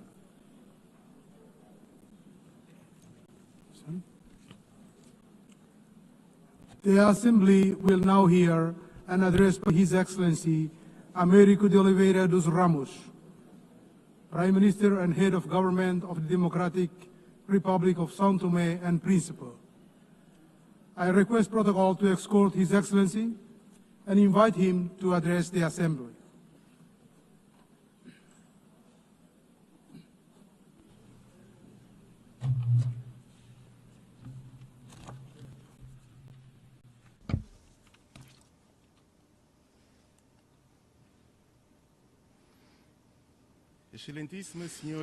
Madam President of the 80th session of the United Nations General Assembly, Mr. Secretary General of the United Nations, Your Excellencies, Heads of State and Government, distinguished delegates, ladies and gentlemen. Allow me, Excellencies, to express the profound honor of addressing this distinguished assembly on behalf of the Democratic Republic of São Tomé and Príncipe, at a time when the international community faces challenges of unprecedented complexity. The theme of the 80th session, Better Together, resonates not only as an ideal, but as an imperative necessity for humanity, for collective development and prosperity. On this solemn occasion, we express our solidarity with all nations that, in recent months, have endured natural disasters, conflicts, and humanitarian crises. Here we speak not of mere statistics, but of real human lives, of broken families, of entire communities forced into suffering. Your losses are felt by us all, and your resilience inspires us to redouble our efforts in pursuit of a safer and fairer world. In the same spirit, I take this opportunity to warmly congratulate Your Excellency, Madam President Annalena Baerbock, on your election to preside over this august and historic session. Your vast diplomatic experience and commitment to multilateralism are guarantees of wise and effective leadership. I assure you, Madam President, of the full support of São Tomé and Príncipe in the fulfillment of your mandate. Likewise, I extend warm congratulations to the outgoing President, Philemon Yang, for his very successful leadership of the previous session, which greatly honored the legacy of all those who came before him. I could not fail to pay a well-deserved tribute to the Secretary General Antonio Guterres, whose tireless and persistent voice in defense of peace, human rights, and sustainable development continues to serve as a moral compass for our organization. His visionary leadership has contributed to revitalizing the United Nations and adapting it to the pressing challenges of the 21st century. Madam President, Heads of State and Government, Excellencies, São Tomé and Príncipe comes before this Assembly with a message of hope and a call to action. In recent years, our country has made remarkable progress in consolidating democracy, promoting peace and defending human rights. We are an example that even with limited resources, it is possible to build an open, pluralistic, and tolerant society and to sow the seeds of a better future. The privileged geographical position of São Tomé and Príncipe in the heart of the Gulf of Guinea grants us an added responsibility in promoting regional stability and security. Our country has sought to establish itself as a natural bridge between continental Africa and the Atlantic island communities, facilitating dialogue, cooperation, cultural and economic exchange, combating piracy, and promoting safe trade routes that benefit the entire international community. Our democratic journey, which has become a reference in our sub-region, is marked by the regular holding under existing law of free and transparent elections, by the active participation of political actors and civil society, society and by the guarantee of freedom of the press. We believe that democracy is a fundamental pillar of sustainable development and lasting peace. Domestically, the São Tomean state has responsibly undertaken reform processes in the fiscal, economic, judicial, and public administration sectors, implementing public policies aimed at improving human development indicators. Yet we recognize that the progress achieved remains fragile and constantly under threat. Excellencies, the recent graduation of São Tomé and Príncipe to the category of middle-income country in December 2024, becoming the 8th to achieve such milestone, constitutes without a doubt a significant achievement and a just recognition of the efforts made by our people. This graduation is the fruit of concrete and measurable gains that attest to our progress. Between 2020 and 2022, our gross national per capita income reached $2,271, significantly surpassing the graduation threshold set at $1,306. At the same time, our Human Development Index showed remarkable progress, rising from 59.3 in 2002 to 91.4 in 2024, far above the threshold of 66 points. These indicators reflect advances in fundamental areas such as health, education, and macroeconomic stability. Nevertheless, while this achievement honors us, it also places us before new and demanding challenges that require appropriate responses. It is in this context that we appeal to the international community to ensure that this transition is carried out gradually and harmoniously, accompanied by continuous and transformative support, so that we may advance in the economic and productive sectors, preserve the gains achieved, and prevent our hard-won progress from being undermined. Aligned with our development efforts, we have defined a vision and the National Sustainable Development Strategy 2026-2040, anchored in sustainable tourism, which will be presented at the Investment Forum scheduled for December of this year in Brussels. On this occasion, we appeal to and invite our bilateral and multilateral development partners to participate actively in this important event, which represents a unique opportunity to establish lasting strategic partnerships. This forum will provide a privileged platform to present our national priority projects, attract foreign direct investment, and consolidate alliances that will accelerate our transition to a green and resilient economy. The implementation of the SDGs remains our primary priority. Despite challenges, we have made significant progress in areas such as health, education, and access to energy. However, the impacts of the recent global health crisis, coupled with the ensuing global economic crisis and the reduction of development financing, reflecting a decline in solidarity and new donor country priorities, have slowed our progress toward the SDGs. This requires a joint and redoubled effort from our country. São Tomé and Príncipe remains firmly committed to the 2030 agenda. Our current performance places us 112th among 167 countries, with a score of 64, reflecting the significant challenges we still face, notably in Sustainable Development Goal 8, decent work and economic growth. This highlights the urgency of diversifying our economy and creating more opportunities for our youth, the fundamental pillar of our future.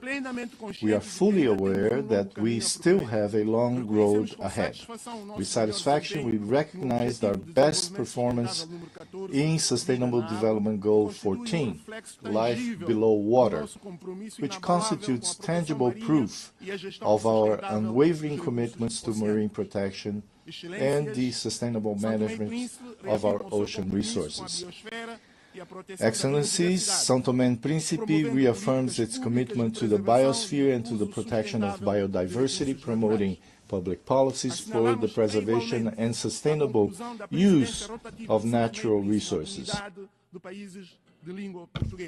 We also note the conclusion of our rotating presidency of the Community of Portuguese-speaking countries, exercised under the theme Youth and Sustainability, which reflected our vision of a future built on inclusion, youth empowerment, and collective responsibility for protecting the environment. São Tomé and Príncipe is proud to be a pioneer in global biodiversity conservation, with the island of Príncipe having been recognized by UNESCO in 2010 as a World Biosphere Reserve, an acknowledgement of the exceptional nature of our ecosystems and of our exemplary commitments to environmental preservation. We now look forward with equal anticipation to the conclusion of the ongoing process that will, at the 5th World Congress of Biosphere Reserves, designate the island of São Tomé as a World Biosphere Reserve, along with the creation of 8 marine protected areas. Once completed, these initiatives will make São Tomé and Príncipe the first country in the world with its entire national territory designated as a World Biosphere Reserve, alongside extensive marine biodiversity protection areas. This will represent an unprecedented milestone in global conservation history and position our archipelago as a living laboratory of sustainability and global model for small island developing states. I also highlight the decision of the Economic Community of Central African States to establish in São Tomé and Príncipe the regional headquarters dedicated to the blue economy.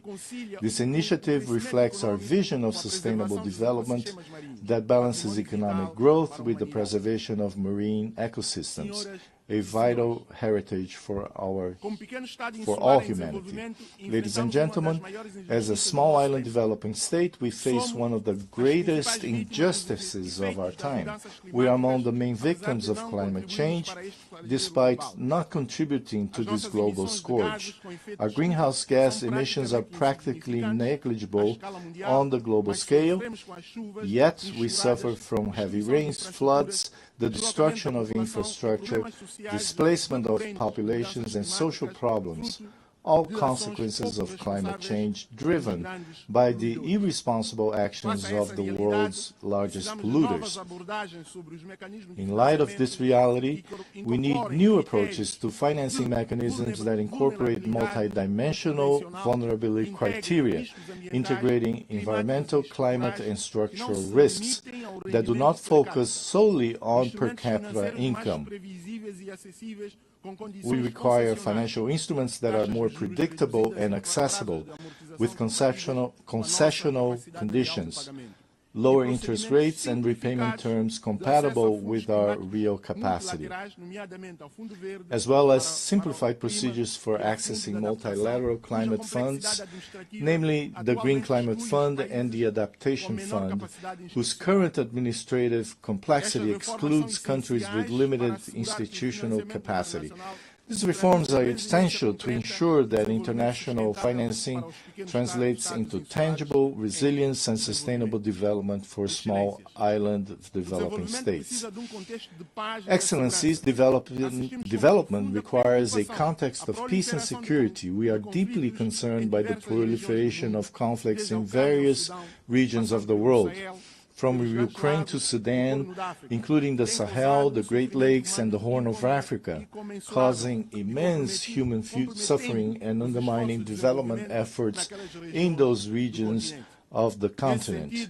In this regard, we advocate for the peaceful resolution of all these conflicts, because only silencing the guns can create an environment in which a better future with peace and development for all peoples can be built. São Tomé and Príncipe strongly condemns all forms of violence and aggression. We stand for full respect of international law and the Charter of the United Nations. We reiterate our call for a peaceful and lasting solution for the Israeli-Palestinian conflict based on the coexistence of two states with secure and internationally recognized borders. We urge the international community to intensify support for African peace and security initiatives, always respecting African leadership and endogenous solutions. São Tomé and Príncipe solemnly reaffirms its unwavering commitment to the fundamental principles of non-interference in the internal affairs of sovereign states and respect for territorial integrity, essential pillars of the international law and the UN Charter. São Tomé and Príncipe also expressed its deep concern regarding the persistent disregard of the international community's appeals for the lifting of economic, financial and commercial restrictions imposed on the Republic of Cuba. We observe that with concern the worsening of these policies through new extraterritorial measures that compromise Cuba's economy and affect its resilient people. Domestically, we remain committed to consolidating peace and stability, essential conditions for our progress. In this regard, a reform of our security and defense system is underway, aimed at institutional modernization, technical capacity building, and the construction of a more effective, transparent, and resilient sector, founded on a preventive approach to conflict. However, this is a demanding process that requires the cooperation of our international partners, both technically and financially, to guarantee its success. Distinguished participants, to control these challenges, we need a revitalized United Nations, more agile and more representative of the diversity of today's world. We support reform of the Security Council so that it reflects 21st century geopolitical realities and includes at least one permanent seat for the African continent. It is equally crucial to reduce bureaucracy within the UN system so that our organization can respond more rapidly and effectively in global crises. We need a UN that is closer to the people it serves, more transparent, more inclusive in its decision-making, and more accountable for its results. Cross-cutting issues such as women's empowerment and multilingualism must be at the heart of this reform. São Tomé and Príncipe has made significant progress in promoting gender equality, with women occupying leadership positions in government, parliament, the judiciary, and the private sector.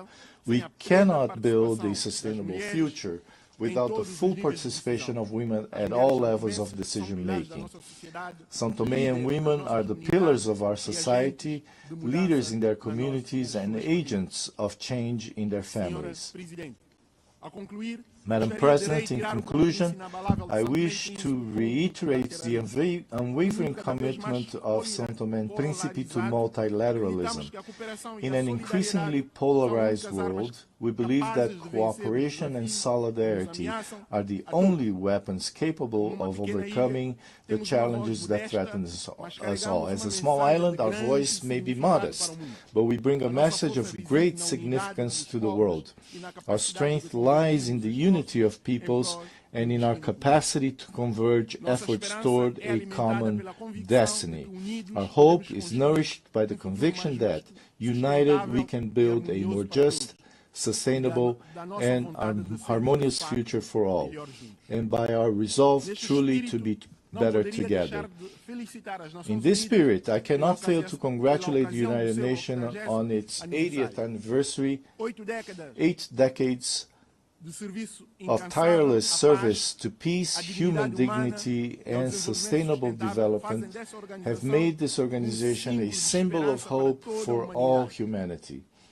We therefore reaffirm our confidence in the central role of the UN as the pillar of multilateralism, and we renew our commitment to continue walking side by side so that all peoples may live in peace with justice and prosperity. At this solemn moment, I would also like to express our sincere gratitude to all cooperation partners with whom São Tomé and Príncipe has the privilege to work. In particular, I highlight the support of the United Nations and its various agencies, whose contributions have been decisive in strengthening institutions and improving the living conditions of the São Toméan people.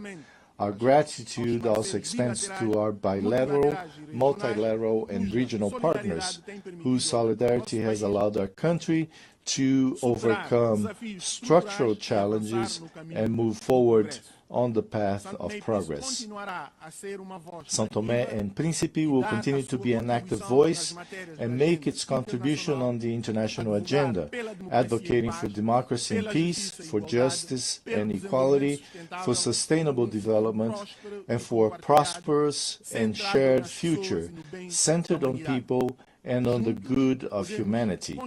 Together we can build a world where no child, youth, woman, or elderly person goes hungry or suffers violence, where no family fears climate change, and where all peoples can live in peace with dignity and happiness. Thank you.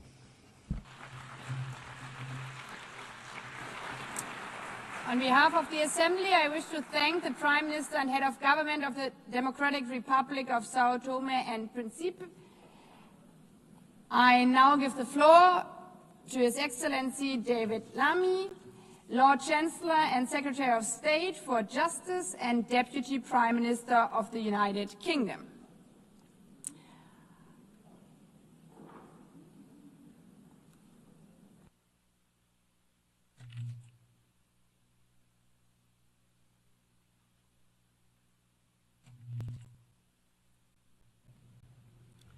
Well, thank you, President, Your Excellencies, colleagues and friends.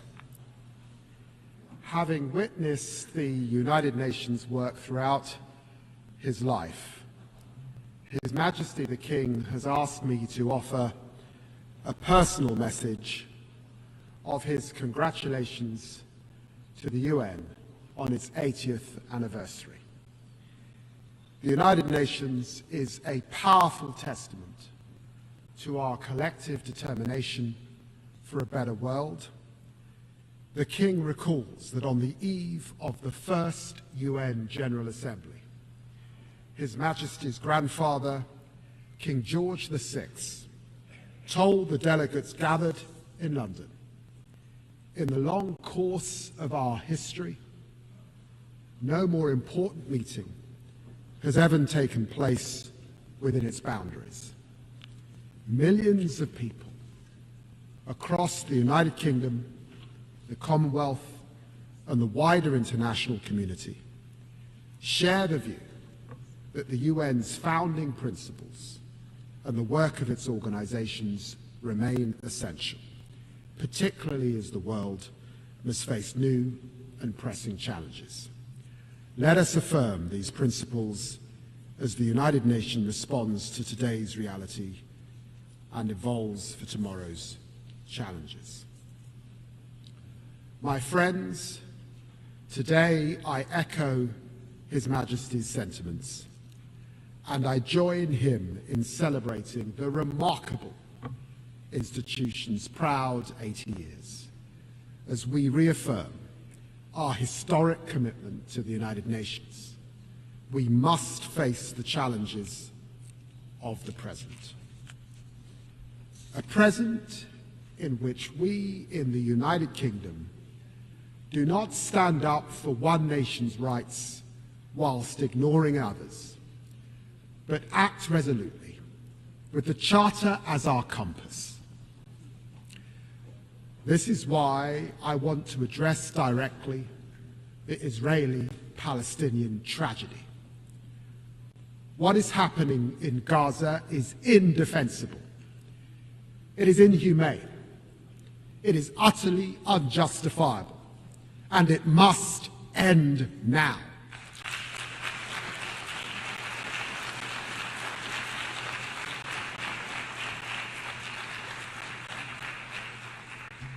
The people of Palestine, whose state we proudly recognize this week, and the people of Israel deserve better than the horrific acts by Hamas on October the 7th that left children without their parents and parents without their children.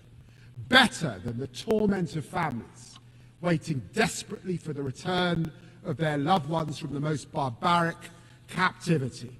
Better than the fanatical rule by Hamas, a vile, pitiless terrorist organization that must have no future in Gaza. Better than Israel's denial of life-saving humanitarian aid and the catastrophic famine that it has caused. As Israel escalates its military operations and displaces Palestinian families again and again and again, there can be no answer to these horrors but concerted diplomatic action to keep the hope of peace alive. As we work with leaders from across the region and beyond in support of the US's efforts to build a consensus around a durable plan for peace, we commend the momentum achieved by the United States, Arab and Muslim states. Annexation must be prevented, a process for peace advanced, and this terrible, terrible war ended. There can be no answer except for the hostages out now, aid in now, and a ceasefire now. And I vow to you that we will not rest until this day has come, and there are two states living side by side in peace and security. Friends, we stand with Palestine because we believe in the values of the UN Charter, in equal rights, self-determination, and the dignity of all peoples. We stand with Ukraine because we must defend the core values of the UN Charter: sovereignty, territorial integrity, and the respect for international law. And because the world will suffer if aggression is allowed to pay. We must all strive for a just and lasting peace in Ukraine, which maintains the integrity of our UN Charter and sees Ukraine emerge from Russia's brutal war as a sovereign, secure, and independent nation. President Zelensky has shown his commitment to that peace at every turn, while President Putin savagely rains down ever more missiles and drones on the Ukrainian people. Our message to Ukraine is clear. We will stand with you today, tomorrow, and 100 years from now. We also stand with the people of Sudan because we never forget the values of the UN Charter, of human rights, and the pursuit of peace for all men and women. This is a conflict waged against Sudan's civilian population, millions displaced, more facing famine. As I speak, the long-besieged city of El Fasher is falling, its people facing unspeakable atrocities. The people of El Fasher and all across Sudan need the international community to come together to make renewed efforts to achieve peace and allow aid to reach those who desperately need it now. We do all this with our charter as our guide, in the name of the equal rights of men and women and nations large and small. The United Nations and its reform are vital because we need our United Nations more than ever to confront these tragedies and to face our historic opportunity as we are living through a moment of revelation. A new technological frontier is coming into view. We are entering a bracing new era of promise, power, and potential. You know, my friends, to live through the Industrial Revolution was to see the first iron bridges that mankind had made, the first railways, the first smokestacks. And to live today through the technological revolution as we are, it is to witness the coming of the internet, the spread of smartphones, and now the dawn of super powerful AI. This is a lightning strike of change, a technological revolution which our leading scientists think could only be compared to the Industrial Revolution, compressed into a decade. This is a moment of truth for us, our institutions, and our ability to work together. And I believe we must act. I see promise on this technological frontier. AI is the most powerful new lever we have to advance the Charter's vision of social progress, better standards of life. This is why it is at the very heart of my own country's growth plan. I believe that by embracing artificial intelligence, we can all build better businesses. We can better fight crime. Look, for example, at dirty money. By spotting fraud in real time, we can crack down on illicit finance, a fight we will lead at a UK-hosted summit next year. And AI is not hypothetically making lives better, it is already saving them. At Imperial College, a new AI stethoscope detects major heart conditions in seconds. In our National Health Service, AI mammogram trials double the speed of diagnosis. And AI research tools are unlocking new drug combos to fight cancer. On the horizon, the promise of fusion power, powering limitless servers through quantum computing, enabling ever stronger AI, could unleash ever more advanced biotech. This is the defining opportunity of our generation, and we must run towards it with hope. I believe in this promise. I believe in our UN values, which is why this promise must now be shared. We are witnessing a truly historic surge in investment in AI. This investment promises outstanding productivity gains, and with it growth of historic proportions. Yet while this promise may well be diffuse, for now it remains concentrated. But there's not just possibility on the technological frontier. There are profound challenges as well, as AI is being used to consolidate repression, fuel disinformation, empower criminals across the internet. Authoritarian states, notably Russia, are manipulating large-scale, large language models so that chatbots answer in the voice of their propaganda across the world. Organized crime is using AI to supercharge their scams, deceiving victims on an unprecedented scale. This is the truth. AI can empower freedom, or it can entrench repression. AI can empower truth, or it can entrench lies. AI can empower law, or it can empower crime.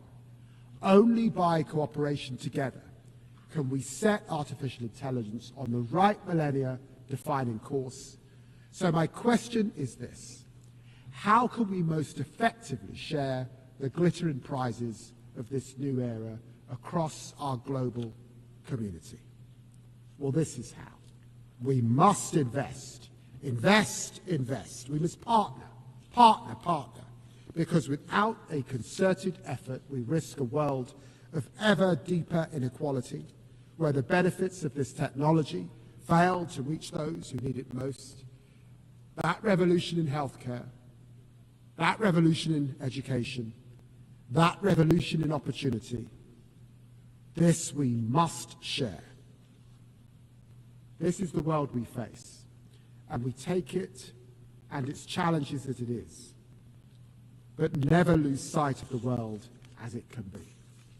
This is why our approach to foreign policy is one of progressive realism, patiently advancing progress through pragmatism and persistence. I see this in the United Nations as it approaches the technological frontier. I salute the Secretary General for championing the Global Digital Compact, which embodies both progress and realism. And this is why I commend the new independent international scientific panel on AI, which will provide evidence-based assessments to all. And I welcome the new global dialogue on AI governance. It is in this spirit of progressive realism that the UK champions AI as a bridge builder across the Atlantic, across the Commonwealth, and across continents, seeking everywhere to share its extraordinary potential. This is why we invest so heavily in the AI Security Institute, with more dedicated researchers than anywhere else in the world, and this is why we launched OpenBind and its gigantic data set. And this is why we champion AI for development, working with 10 African partners, creating AI ecosystems that empower thousands of communities to meet the Sustainable Development Goals. And this drives our digital access programs, which seek to narrow the technological divide for millions. I have seen this happening with my own eyes. I've been so moved to see in Africa, the continent of my ancestors, the young entrepreneurs using artificial intelligence to launch and scale so many businesses that I know will astonish the world, like the UK-funded startup Vinsight, supported by our Assistive Technologies program, which is using its AI-powered app to help thousands of blind Nigerian students read, learn, and live more independently. This is the promise of tech, the promise of growth, the promise of a better world. A better tomorrow turns on one pivotal question. Can we seize the potential in the technological revolution? Can we commit to forging AI as a force for freedom, prosperity, and human dignity? I believe we can together, and together we must. Thank you very much indeed.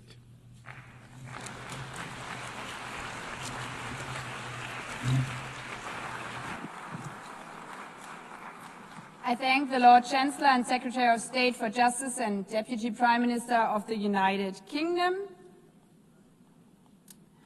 I now give the floor to Her Excellency Beate Meinen-Reisinger, Federal Minister for European and International Affairs of Austria.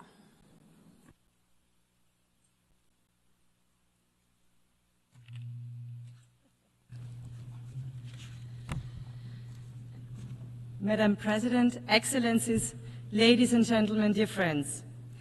As the Austrian Foreign Minister, it is both truly an honor and a profound responsibility to address this assembly today.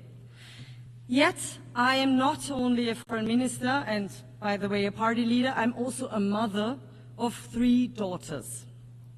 When I reflected about why I'm coming to New York to participate in the General Assembly, it became clear to me.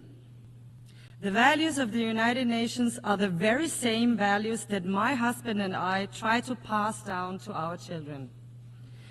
That conflict and dispute can and must be resolved by mediation. that every human being, regardless of their offspring, sex, religion, or race, deserves dignity and owns the same rights. That rules have to be followed by everyone, and big problems can only be solved together, and that every one of us has the responsibility to act not only in their own interest, but to work for a better future for everyone. I suppose that all parents around the globe share a common wish for their children to grow up with the promise of a bright future, especially now, especially in critical times like these, especially in times when these values and simple rules are threatened by disrespect. Madam President, Excellencies, when I listen to my oldest daughter, a teenager, I sometimes get the feeling that weighs really heavy on me, namely that for our children, for my children's generation, the future does not seem brighter than the present. We all can sense that there are fundamental fears of war and conflict, fears of climate change, of radicalization, of fundamentalism, and the division of our societies. That burdens me deeply as a mother, but also as a leader. I believe that the most powerful and most important promise leaders can make is to do everything in their power to ensure that our future is at least a little better than the present. Yet today we cannot close our eyes to the gap between this aspiration and the harsh reality we live in. For example, in Gaza, where devastation, starvation, and despair have reached terrible proportions. For Austria, it is clear the attacks of Hamas on Israel on October 7th were horrible and beyond imaginable brutality. They must be condemned by all of us. We have said it from day one and will continue to do so. Hamas must immediately and unconditionally free all hostages and its rule in Gaza and hand over its weapons. At the same time, nothing justifies the devastating humanitarian catastrophe we are witnessing in Gaza. Civilians must be protected at all times. There is no justification for violating international law, including international humanitarian law. Austria is not only, because of our own historical responsibility, a friend of the people of Israel, but the actions and decisions of the Israeli government break my heart. This war must end now. The hostages must be freed, and humanitarian aid must reach the suffering civilians in Gaza as soon as possible. Our vision, the Austrian vision, is clear: a comprehensive, just and lasting peace in the Middle East. 2 states, Israel and Palestine, living side by side in peace and security within recognized borders. Austria's support for the 2-state solution is not just words. We have supported the Palestinian Authority for many decades. At that point in the future, when this step can make the most meaningful contribution to peace, and when the right conditions have been met, we will also recognize Palestine as a state. We welcome President Abbas' condemnation of the October 7th attacks, his call to free the hostages, the prospect of elections, and his demand to disarm Hamas. We thank all those who took a huge effort to end this war and bring solutions for peace and security to this region. These are steps towards peace, and Austria will work with all partners to turn them into reality. Madam President, Excellencies, we all see the basic principles of the Charter challenged in Ukraine, where Russia has been waging an illegal and unprovoked war of aggression against its neighbor. A very brutal war with horrific numbers of dead and wounded, soldiers and civilians. We support US and all efforts to end the war through high-level diplomacy. Since the beginning of the war, and especially since March, many initiatives have been launched to end this war. Ukraine showed several times that they are ready for peace. But instead, Russia continues its attacks on cities and villages, on schools, on hospitals and kindergartens. Russia even escalates now towards the EU and NATO countries, and this is unacceptable. Austria calls urgently for an immediate ceasefire as a precondition for genuine talks to end this war. Russia cannot simply talk peace during the day and bomb during the night. And it is absolutely clear that it is up to Ukraine and Europe to decide on our hopefully common future and security architecture. But Ukraine and Gaza are not alone. In Sudan, civilians face massacres while a humanitarian catastrophe unfolds on an unparalleled scale. In Haiti, gang violence and organized crime hold an entire nation hostage. In Afghanistan, women and girls are denied their most basic human rights. Against the backdrop of rising insecurity and armed conflicts, countries are now heavily investing in security and defense, also in Europe, also in Austria. We all have the duty to protect our citizens. This is necessary as we are confronted with the biggest war on our continent since 1945. But let us not fool ourselves. Growing nuclear arsenals or uncontrolled autonomous weapons systems will not make our world a safer one. While we all must ensure the safety and security of our populations, we must never give up on international humanitarian law, and we must ban weapons which kill randomly. Excellencies, today we face growing disregard of the UN Charter itself, a rising tide of coercion and unilateralism, a dangerous erosion of trust. The United Nations were born out of the ashes of war and the promise of never again. Does the UN still live up to this promise? Is the UN still fit for purpose? What we do today matters. We must not fail our ancestors. We must not fail our population. We must not fail our children. We must therefore ensure our activeness, an active world community and effective United Nations that can deliver. Austria is ready to do its part to fulfill the UN's promise, to engage in open and fair dialogue, to build true partnerships, to rebuild trust that has been eroded by reckless actions of one country without considerations of others. It is about time to rebuild partnerships. It is about time to rebuild trust. That is why Austria presented its candidacy for the UN Security Council for 27-28 already back in 2011. We strongly hope to count on your valuable support at the elections in June next year. Why should you support us?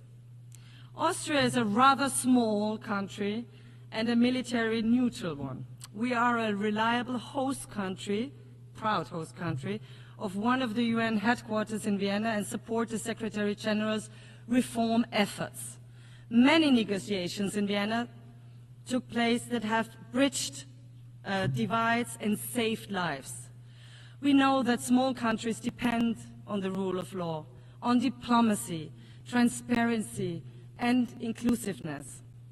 That's why we will serve the entire international community if elected. We champion international law, the protection of civilians, disarmament, and UN peacekeeping. More than 100,000 Austrians have served as peacekeepers around the world since the 1960s.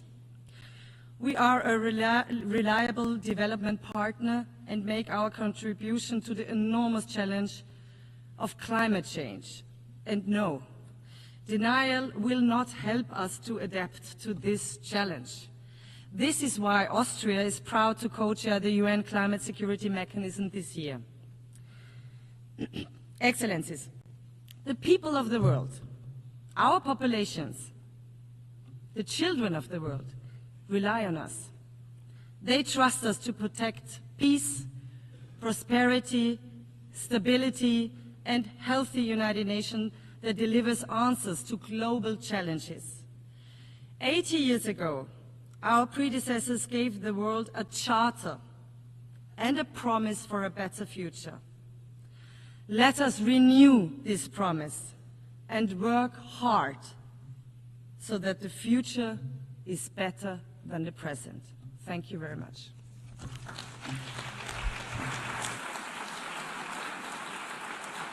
I thank the Federal Minister for European and International Affairs of Austria.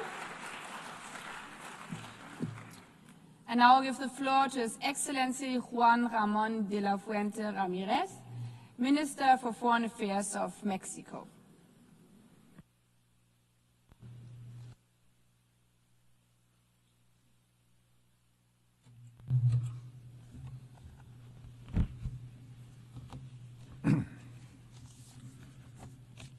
Señora Presidenta, Madam President, Excelencias, Excellencies, es tiempo de mujeres. The time of women has come, and Mexico has made this very clear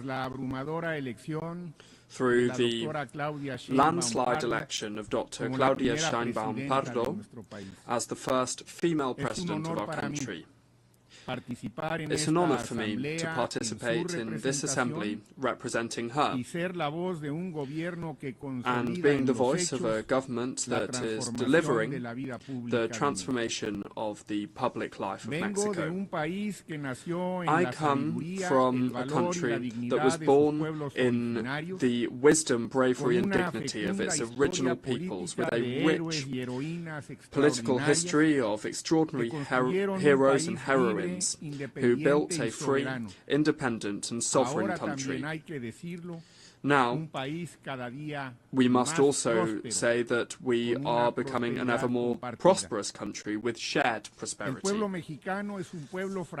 Mexican people are a fraternal people, both within and beyond our borders.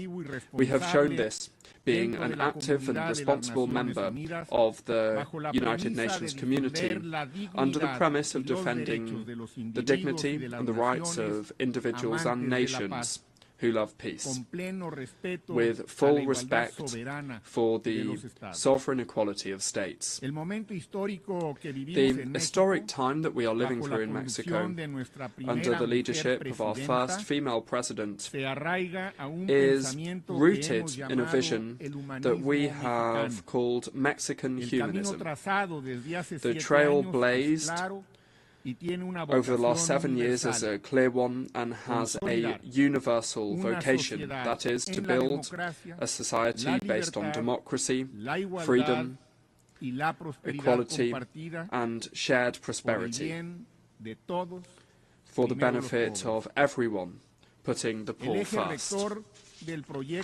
The guiding pillar of this project is a vision of justice, full recognition of the dignity of people, and inclusive social development without discrimination. It is a project that establishes a separation between political and economic power that moves towards achieving a moral economy that seeks coordination and cooperation with external actors and doesn't accept any type of subordination, because national sovereignty is non-negotiable.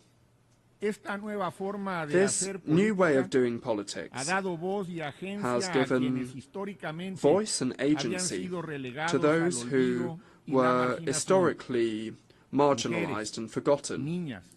Women, girls, indigenous peoples and persons of African descent, youth, LGBT plus persons and the elderly.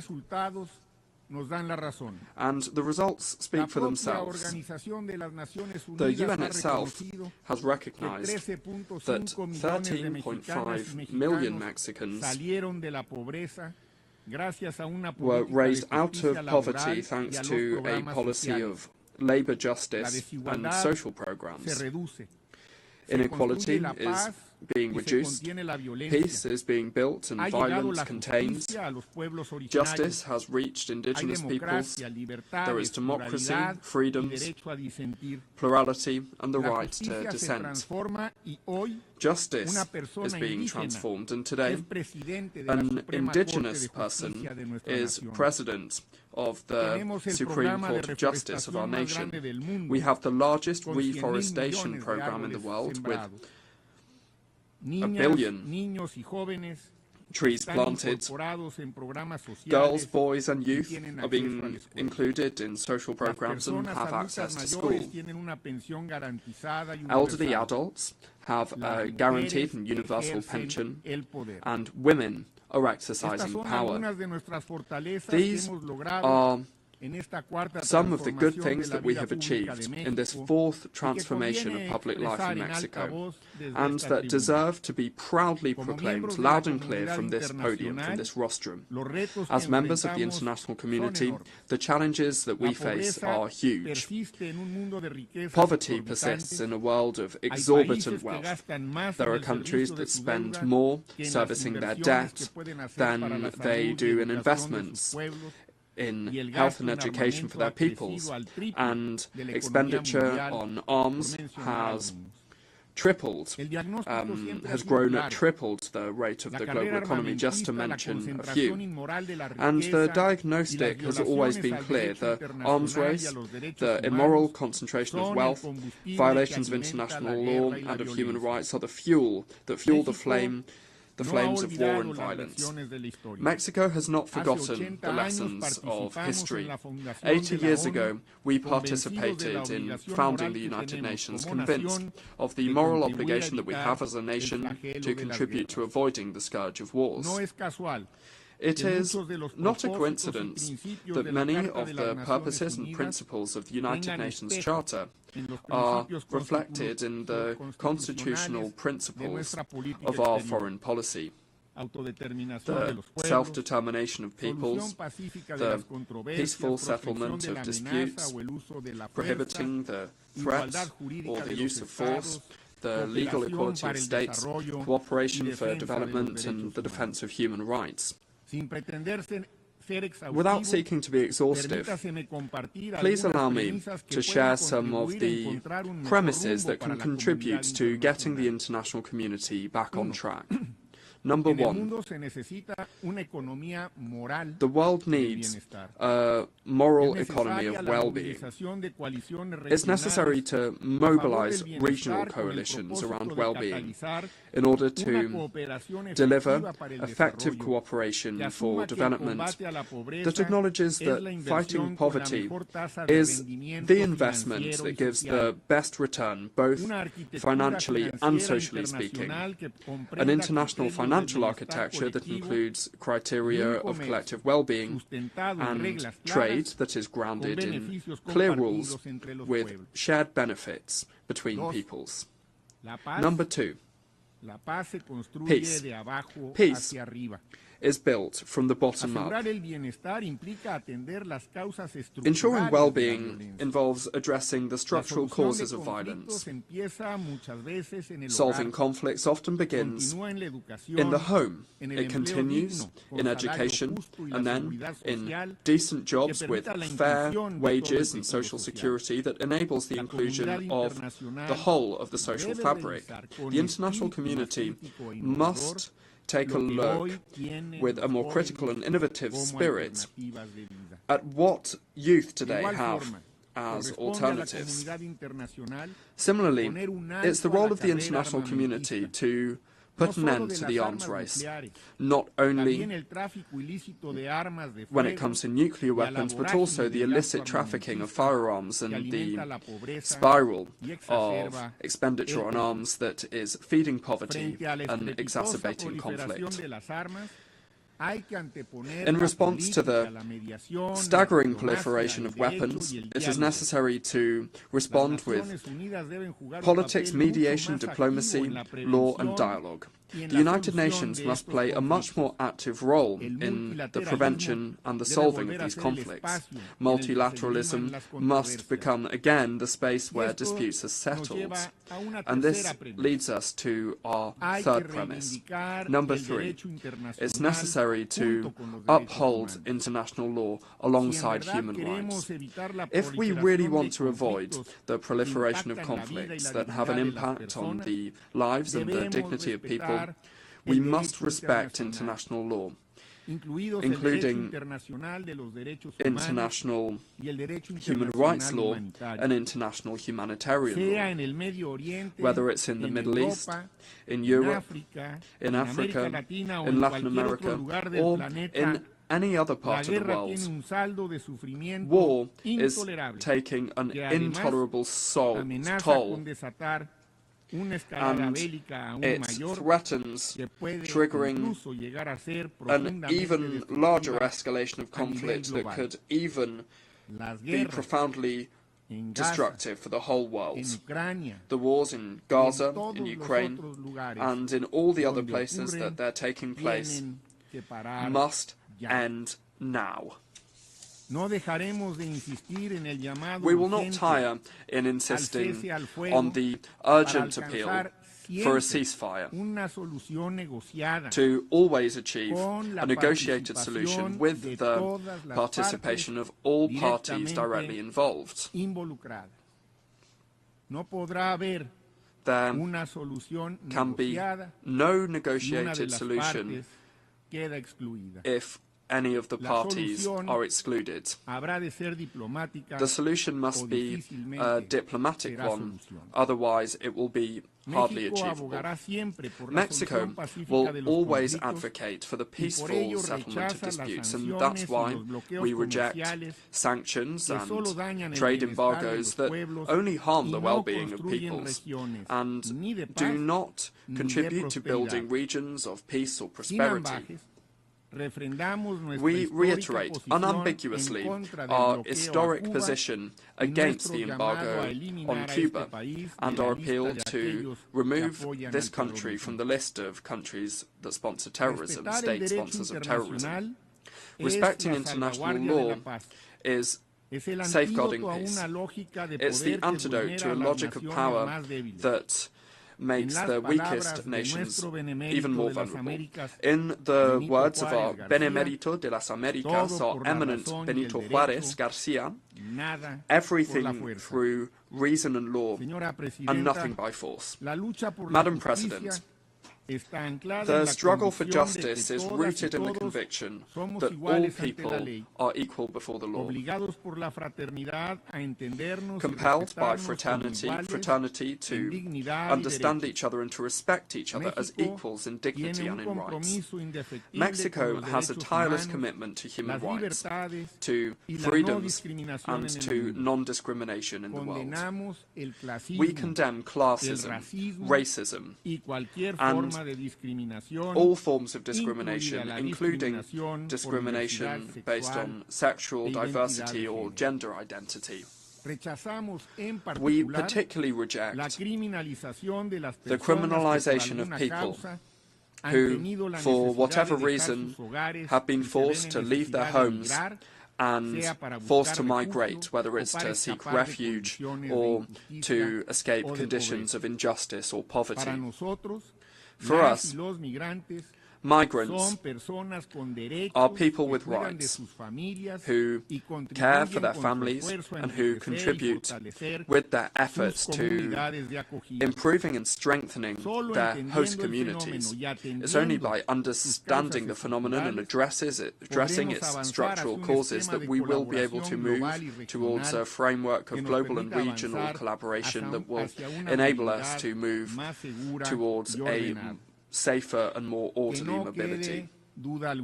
Let there be no doubt, Mexico will not tire in ensuring the attention to and protection of Mexican nationals who are outside of our country and those that deserve all of our support and assistance. In this framework of justice and rights, we are including the fight of women and for gender equality, because despite the progress, there are still gaps and violence against women in the world that are wrenching away freedom from girls, young women, and women in all of their diversity. 30 years since the Beijing Declaration and Programme of Action, the diagnostics and the roadmap are clear, and we invite all nations to mobilize to accelerate the progress towards gender equality. In my country, the transformation of consciences has been intrinsically linked to the fight for gender equality. Today in Mexico, we are seeing gender parity prevail in the legislative and judicial branches of government, in public policies. We are including a strict gender perspective, and that has been enshrined in our constitution. Madam President, 80 years since the United Nations was created, we must recognize the grave dilemma it faces, and this is something that cannot be delayed. The United Nations must assert itself once again as an institution that not only helps to contain war and prevents pandemics, but also shapes narratives that leads to public policies for human dignity. We believe that the United Nations must go back to its purposes and its principles and return to its fundamental pillars, which are the maintenance of international peace and security, sustainable development, and the protection and promotion of human rights. It is necessary to get back to these objectives, and everything must revolve around this, from working on the budget to reviewing the thousands of mandates that we have given to the Secretariat, many of which really are not that useful today. The legitimacy of the United Nations will depend increasingly more on its ability to respond to the grave challenges that the world faces. We trust that the next Secretary General, who we hope will be a woman from our region, will accelerate progress, will accelerate the transformation process that we set forth with the objective of ensuring peace and justice, as well as the well-being and freedom of people, the sustainability of the planet, and shared prosperity. In Mexico, Excellencies, colleagues, Madam President, in Mexico the time of women has come, and it's going very well for us. We think that at the United Nations also the time for women has come. Thank you very much.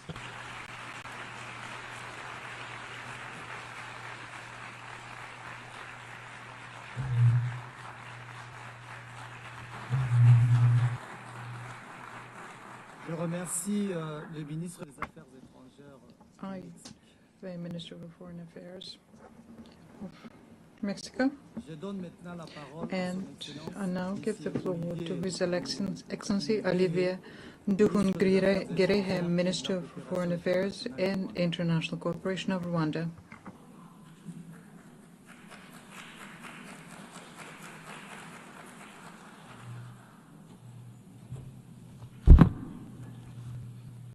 Your Excellency Annalena Baerbock, President of the 80th General Assembly, Your Excellency Antonio Guterres, Secretary General of the United Nations, Excellencies, Heads of Delegation, ladies and gentlemen, good evening. Allow me to begin by congratulating Her Excellency Annalena Baerbock on her election as President of the 80th session of the United Nations General Assembly. I take this opportunity to thank His Excellency Philemon Yang, the outgoing President, for his work and dedicated service to multilateralism. Rwanda extends its gratitude to Secretary General Antonio Guterres for his comprehensive report on the work of the United Nations aimed at improving its efficiency. In this regard, Rwanda has formally expressed interest in hosting UN agencies as part of our shared commitment to a cost-effective and decentralized UN system. We reiterate our support to the work of the United Nations and the Secretary General, particularly in advancing peace and security and drive progress on sustainable development goals. Excellencies, this year, the United Nations turned 80. This journey has not been without challenges.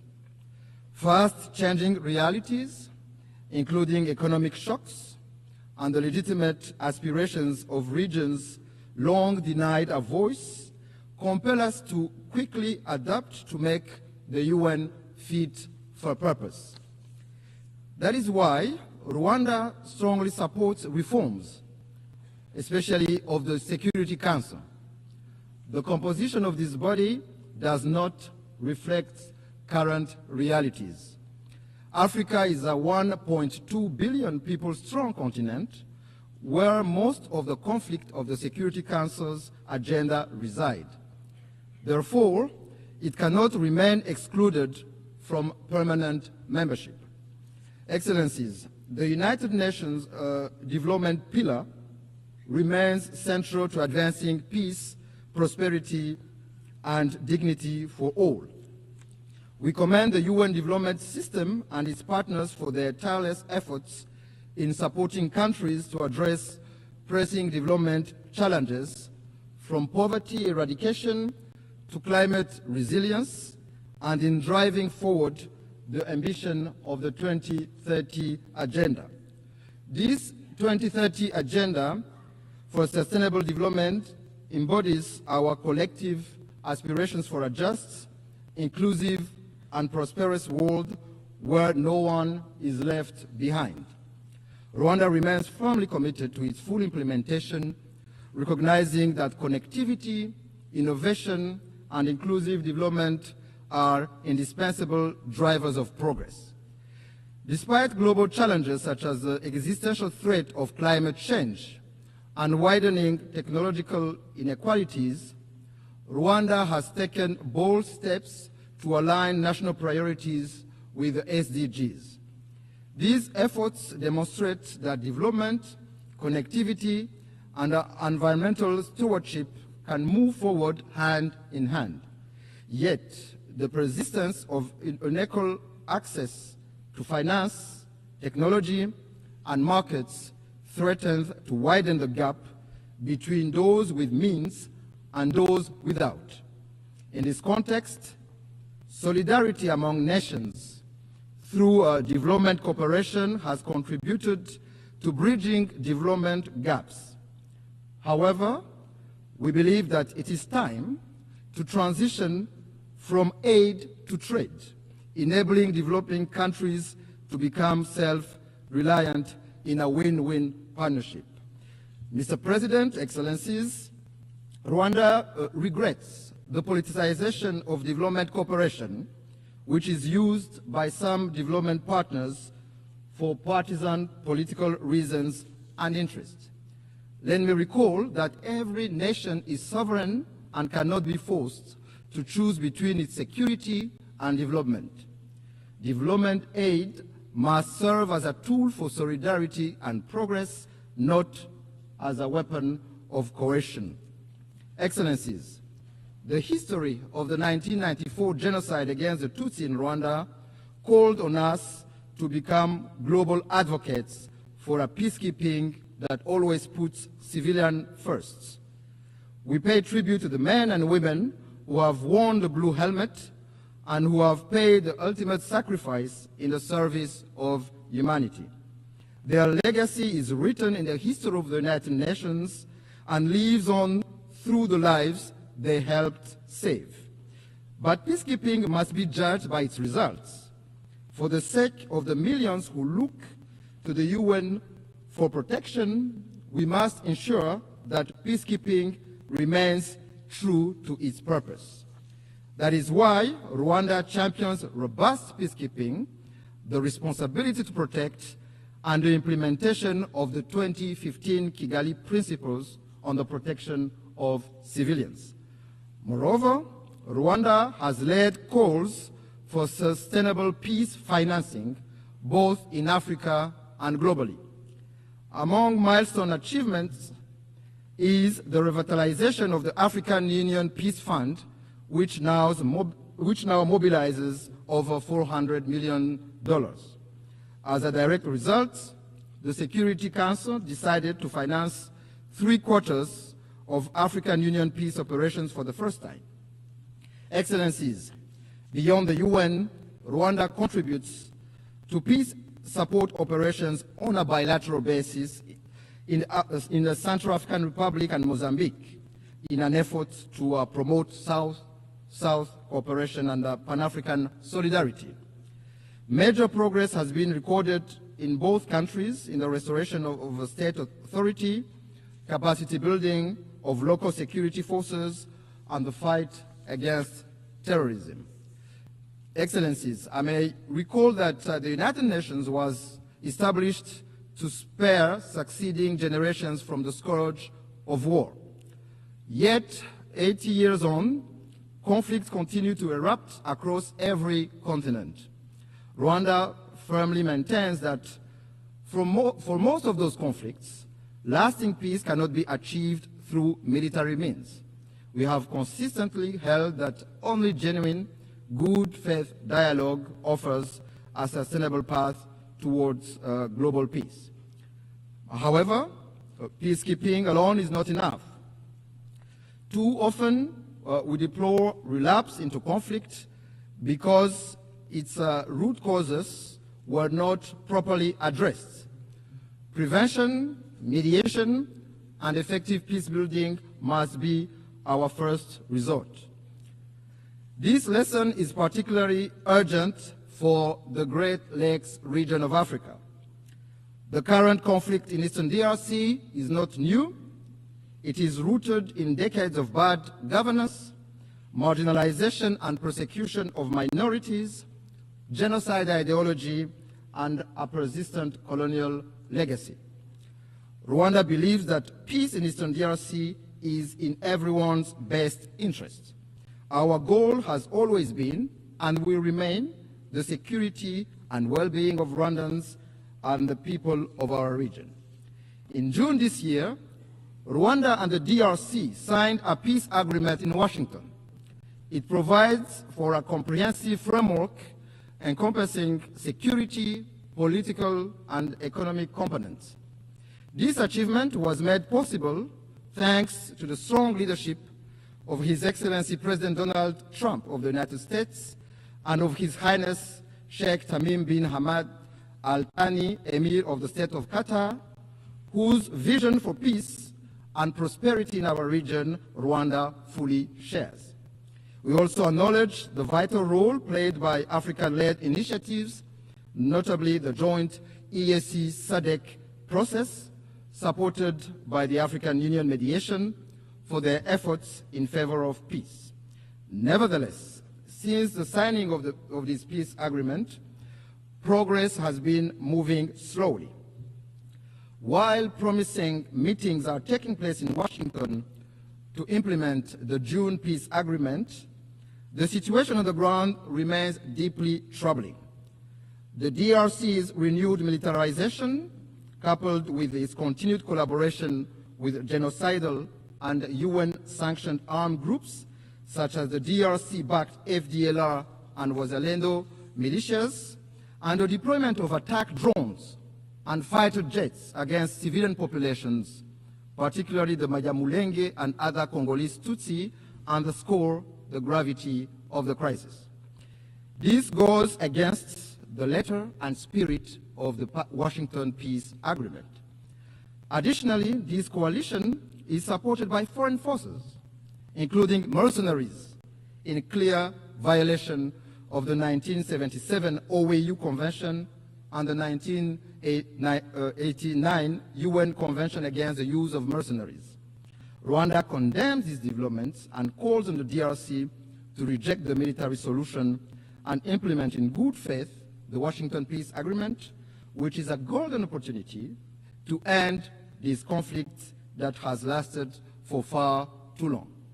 Excellency, since 1999, the United Nations has maintained a robustly mandated peacekeeping mission in the Democratic Republic of Congo, named MONUSCO, to help address the crisis.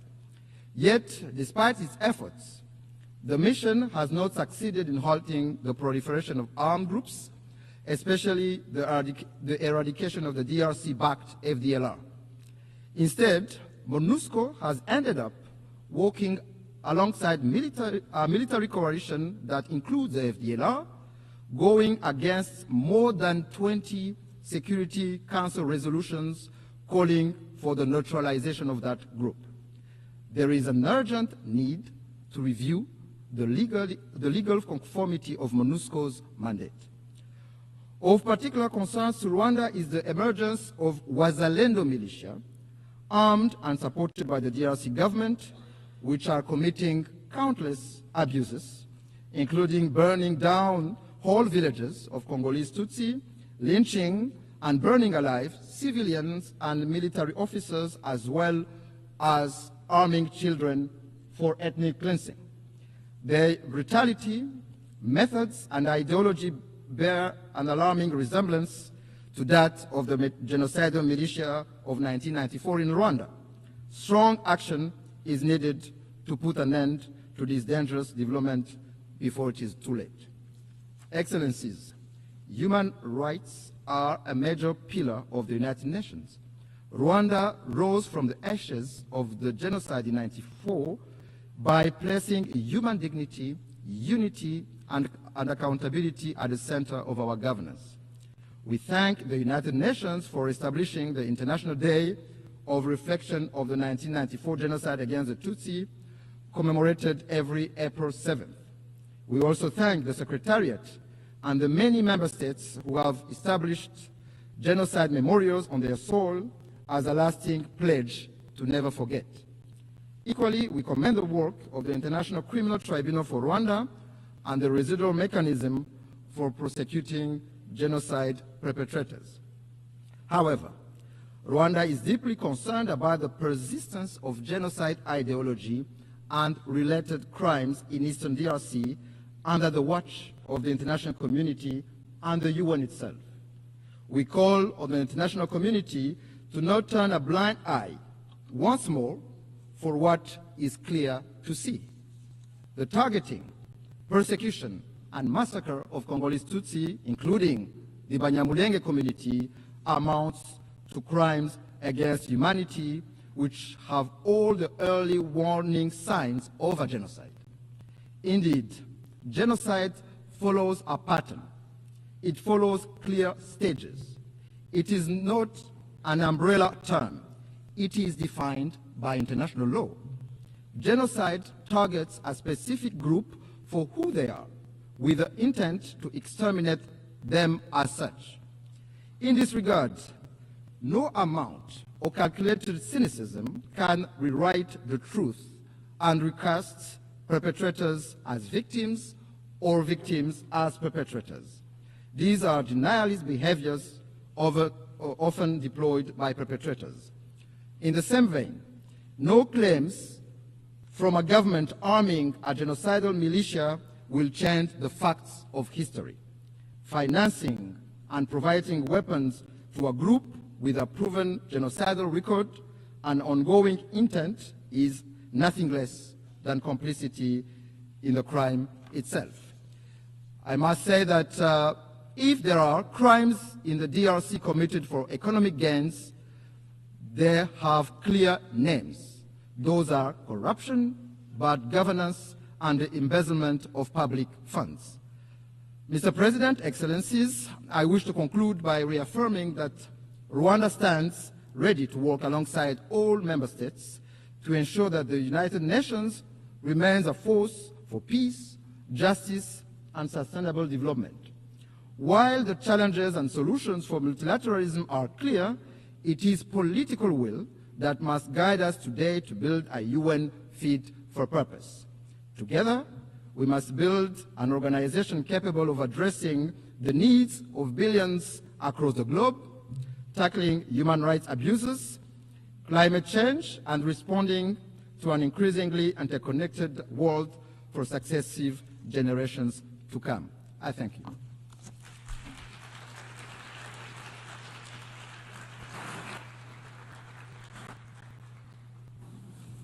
I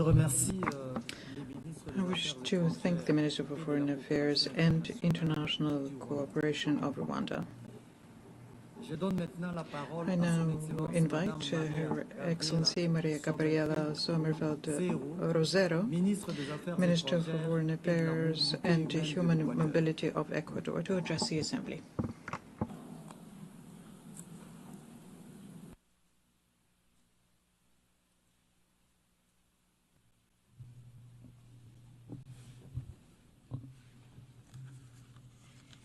Señora Presidenta, Madam President, on the 80th anniversary of the adoption of the United Nations Charter, Ecuador honours with respect and renewed commitment its status as a founding member of this organisation.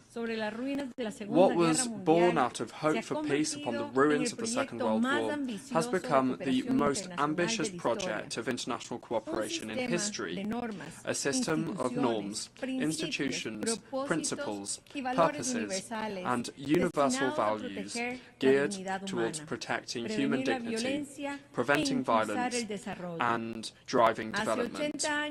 80 years ago, states chose cooperation over disputes, peace over war. My presence here at this Assembly is an opportunity to reiterate before the international community that Ecuador will continue to prioritise cooperation between states, because it is only by working together that we will be able to ensure a future of peace, security and prosperity for our peoples. Therefore, the foreign policy of Ecuador supports multilateralism, which is the model that enables international cooperation to be possible in order to address global challenges and to achieve common goals. Madam President, multilateralism needs to change in order to respond to the current demands of peoples and to confront new threats. Ecuador believes that the concept of international peace and security must be broadened and include the fight against transnational organised crime, which is a phenomenon that undermines governability, that feeds corruption, that perpetuates violence and that erodes the perspectives of progress. Indeed, it causes consequences that are similar to traditional armed conflicts in the economic, political and social realms.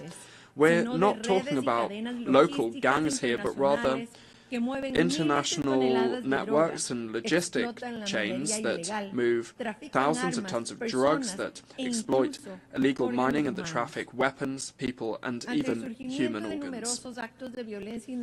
In light of the rise of the many acts of violence and narco-terrorism, the government of Ecuador recognized the existence of a non-international armed conflict in January 2024 and designated several of these groups as terrorists.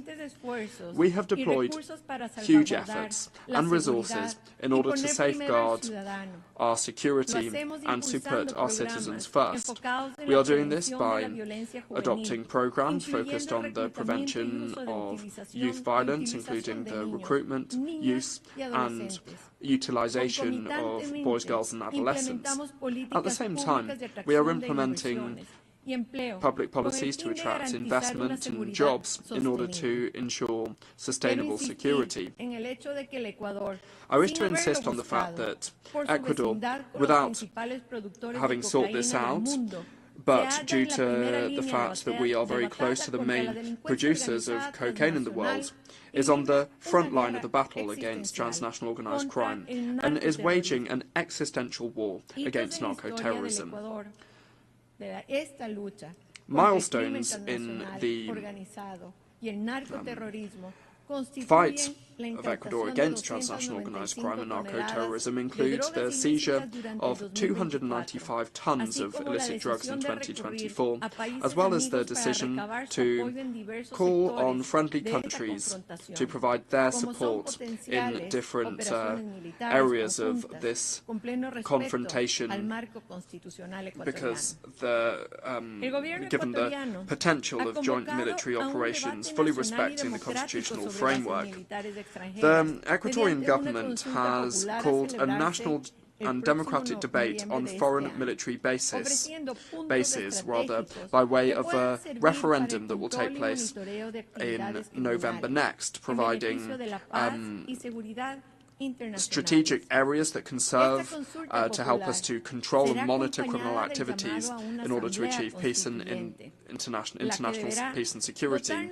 This referendum will be coupled with a call for a constituent assembly that will be tasked with drafting a new fundamental charter that will contribute to defeating narco-terrorism and lead us inexorably down the path of prosperity and social peace. Madam President, on a regional level, Ecuador has established and spearheaded the establishment of the resolutive plan of action as a strategic response of the Andean community to the illicit trafficking of drugs and transnational organized crime. On a multilateral level, Ecuador has spearheaded initiatives such as the presidency of the Latin American Community of Security and Intelligence, where we have promoted the updating of the operational action plans and organized the Latin American Security Summit, consolidating strategic alliances with the European Union and Ameripol. We agree that transnational organized crime and narco-terrorism are global scourges that know no borders, and no country can act against them alone. It's therefore essential to coordinate our efforts to reach cooperation agreements with countries and with international bodies that include financial assistance and technological equipment. Madam President, over the last 8 years that the UN has been in existence, it has been shown that lasting peace can only be built upon solid foundations: security, development, and human rights. These three pillars, which are independent and indivisible, represent the pillars of the international order and multilateralism that are currently seeing cracks in them that are compromising their stability. Indeed, today multilateralism is being called into question, and rightly, because it hasn't been able to address the contemporary conflicts and challenges effectively.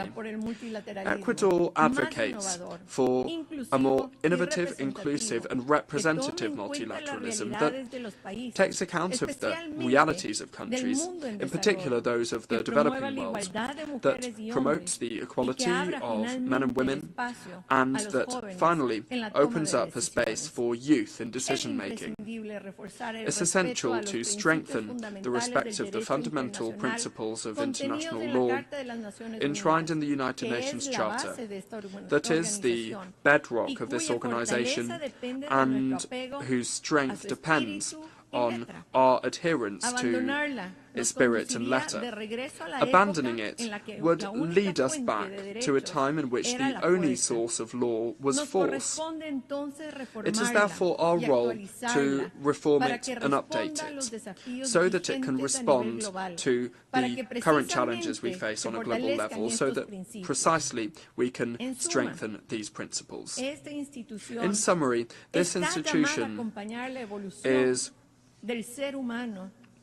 called to support the evolution and accompany the evolution of human beings and of the planet, to address technology changes and new challenges. Madam President, human mobility is yet another of the most complex challenges of our time. Ecuador, which is a country of origin, transit and destination and refuge for migrants, reaffirms its commitment to safe, regular and orderly migration, convinced that managing it properly can contribute to sustainable development. Ecuador strongly rejects irregular, unsafe and disorderly human mobility, because this often responds to the interests of transnational organized crime groups that can also be transnational in nature. Emerging technologies, in particular artificial intelligence, offer up unprecedented opportunities for human progress. However, they also offer up significant risks for security, equity and human rights. Ecuador believes that it's essential to move towards multilateral and ethical governance of these tools that would guarantee their inclusive access to them, that would avoid new digital gaps and that would ensure their use is guided by the common good. Climate change and the loss of biodiversity threaten our stability and development. As a mega-diverse country, Ecuador advocates for more environmental financing, for technology transfer and for international support for the conservation of unique ecosystems like the Amazon and the Galapagos Islands, which are the treasure of humanity. Financing for development is another great challenge. The international financial architecture must respond to the needs of developing countries, in particular those that are classified as middle high-income countries. The exclusive use of GDP per capita, which is limiting and limited, does not reflect our reality, nor does it reflect our vulnerabilities. We require more comprehensive indicators that include multidimensional poverty, structural inequality, and climate resilience, as access to concessional resources and international cooperation are not unfairly undermined. Ecuador supports the use of sustainable financial instruments such as green and thematic bonds and promotes the creation of new financing mechanisms. Madam President, youth of Ecuador and of the world, I'm proud to represent a young people.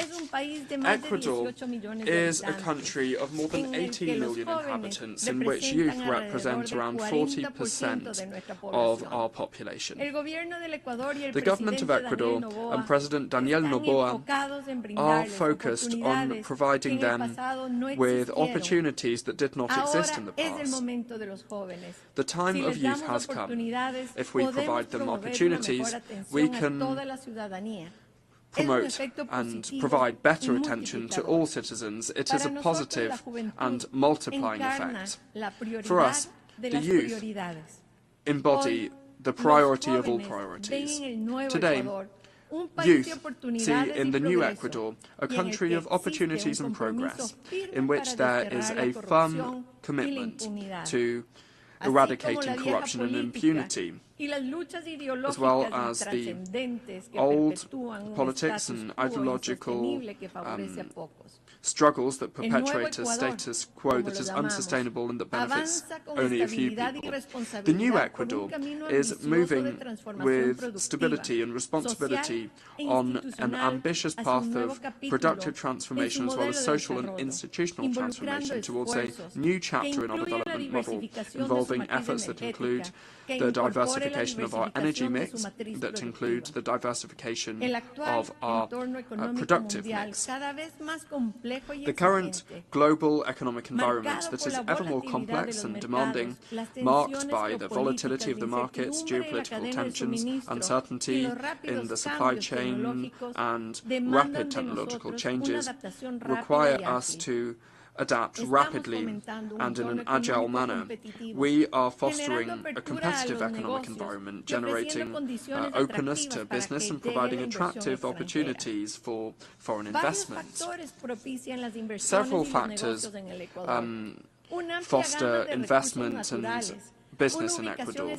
A large range of natural resources, our strategic location in South America, the economic stability provided by us using the United States dollar as our national currency, and our condition as a mega-diverse country with an extremely rich cultural heritage. Our risk indicator as a country continues on its downward trend, and yesterday was at 701 points, which is the lowest level over recent years. Our economy grew by 3.9% in the first half of the year, achieving growth of, heralding growth for around 5% for the second half of the year. And as for the security environment, well, the economy is improving even with the challenges that we still face. In July 2025, we saw 38.6% of decent jobs. In other words, 282,000 more Ecuadorians are benefiting from a decent job compared to 2024. So that is a change of 3.7% compared to July 2024. These achievements are also to do with the laws that President Daniel Noboa and his cabinet have drafted and put to the National Assembly that seek to safeguard peace, transparency and the fight against terrorism and crime, and also providing jobs, economic stability and creating social programs and opportunities for development. Madam President, the 80th anniversary of the UN is a turning point. On this historic commemoration of the United Nations, I invite you to adopt a creative vision like the one that we had in 1945 that's able to renew and strengthen this institutionality grounded in an ethical model of democracy and changing to adapt to contemporary challenges. Global challenges such as transnational organised crime, narco-terrorism, migration and climate change require more multilateralism, more cooperation and more collective action. Ecuador reaffirms its commitment to the defence of peace and security, human rights and development. Thank you very much.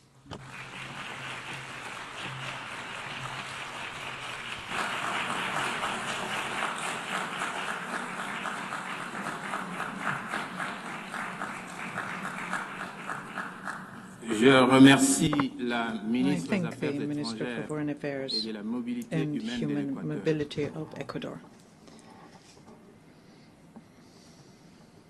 Je donne maintenant la parole à son Excellence, Maria Malmer Stenegard, Minister for Foreign Affairs of Sweden.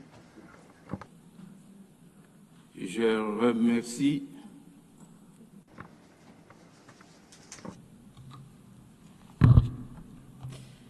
Mr. President, Excellencies, 80 years ago, nations came together. It was a bold act of faith.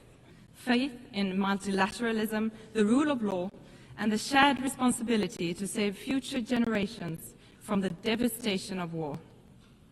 But as we gather here, the world and our organization, the United Nations, are facing the risk of failing. Leaders of several nations are choosing conflict over cooperation. Around the world, we are witnessing grave violations of the rules and principles that we have all agreed to. For too many, peace is fragile, justice abstract, and dignity denied. There is so much wasted potential. The UN was founded to curb aggression and the arbitrary exercise of power by the strong against the weak. That vision remains as valid today as it was then. Mr. President, it is not only the UN that turns 80 this year, it happens to be 80 years since Astrid Lindgren published her first book about the strongest girl in the world, Pippi Longstocking, a strong-willed girl who believed everything was possible. Pippi has inspired generations of children, especially girls, to believe that strength and independence are not confined by expectation or tradition. I have never tried that before, so I should definitely be able to do it. Although not a direct quote, it captures the spirit of Pippi. Let us use the coincidence of anniversaries as a reminder that even in the face of unprecedented challenges, we must approach the impossible with boldness and resolve. Mr. President, Sweden is a committed defender of international humanitarian law, principles that safeguard human dignity even in the darkest of times, and they must be upheld without exception. We cannot be deterred by a few states' disregard for our charter. This is our time to act and to defend these fundamental rules and principles for us and for future generations. We need an efficient UN that defends the right of every state, big or small, to uphold its sovereignty, territorial integrity, and political independence. We need a strong UN that helps member states deliver on their commitments to respect, protect, and promote the human rights of every individual. And we need a focused UN. The UN must remain true to its core, securing peace, advancing human rights, driving sustainable development, and providing humanitarian relief. Mr. President, as a steadfast partner and major donor to the United Nations, Sweden remains committed to addressing global development challenges and to humanitarian efforts to provide protection and life-saving assistance. Sweden is also a strong supporter of UN peacekeeping and peace-building efforts. We actively take part in the Peace-Building Commission. We chair the Liberia configuration, and we have contributed substantially to the Peace-Building Fund since its creation. The Security Council must evolve to better reflect today's global realities. Sweden supports a balanced expansion of the Security Council by adding permanent and non-permanent seats, including African countries. We need to act together based on our shared principles and common goals. These include our commitments under the Pact for the Future adopted last year. Looking ahead, we will seek a candidate for the next UN Secretary General who leads the way and builds on important reform initiatives. And let me be clear, Sweden's choice is always merit-based. But isn't it strange that for 80 years,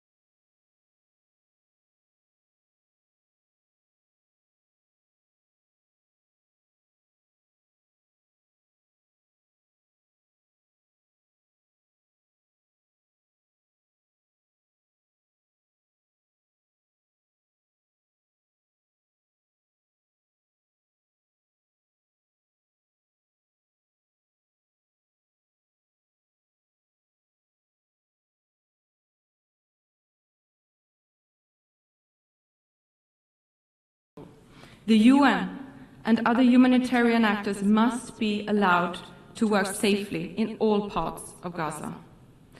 Humanitarian space must be protected and aid should never be politicized. Increased pressure on the Israeli government to change its course and meet its obligations according to international law is urgently needed.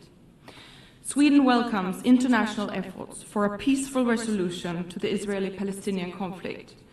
It is in the interest of all states to not only bring this war to an end, but to ensure a sustainable two-state solution for a better future for all, both Israelis and Palestinians.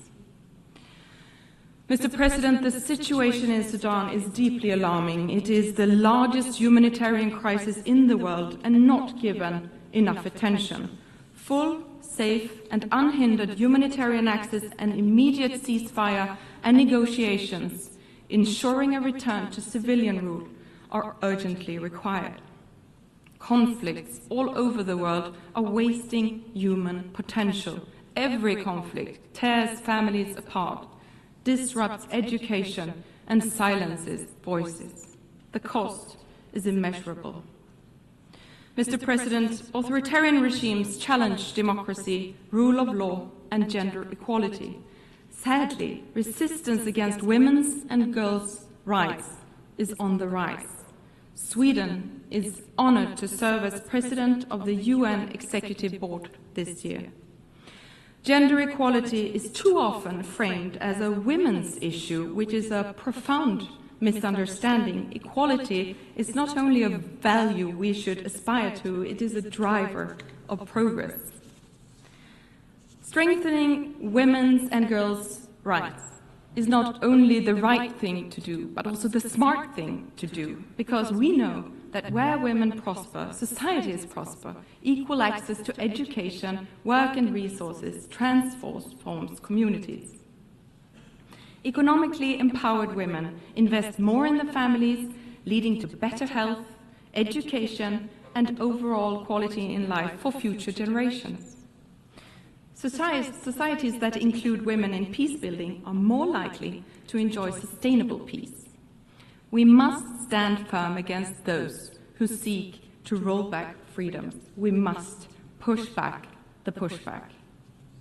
Everyone has the right to live safely and freely, regardless of gender, religion or beliefs, skin color, or whom they love. Sweden will always defend the equal rights and dignity of every human being. Mr. President, the crisis of our time, armed conflicts, climate change, extreme poverty, demand urgent collective action.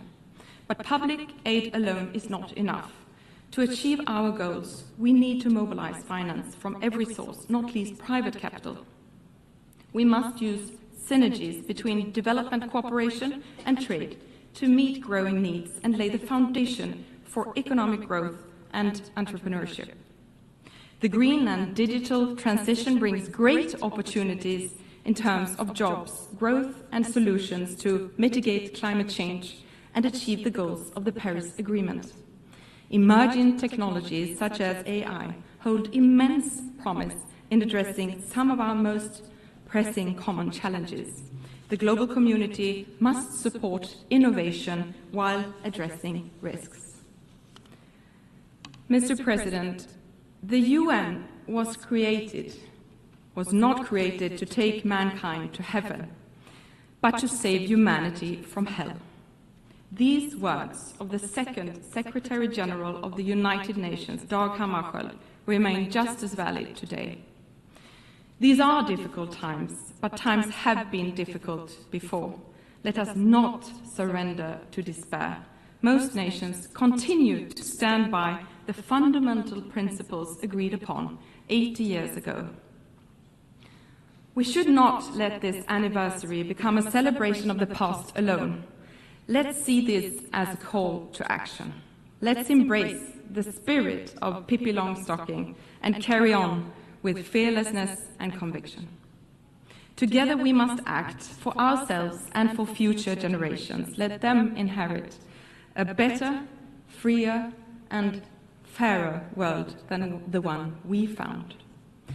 for my son, Christian, and for my daughter, Kaisa, for all our sons and daughters who deserve to grow up in a world where their paths are not limited by their gender, tradition, or violence. We must not let potential go to waste. We must not let them down. I thank you.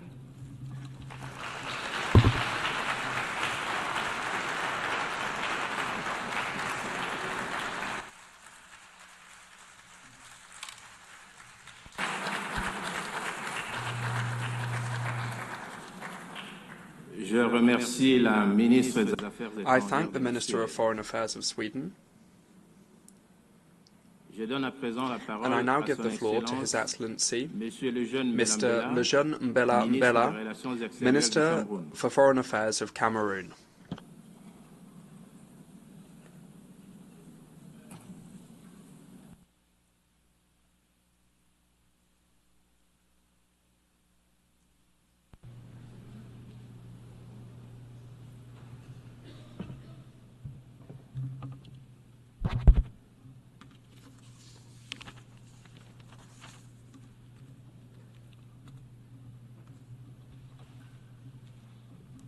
Madam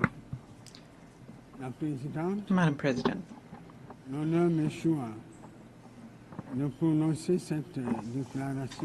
I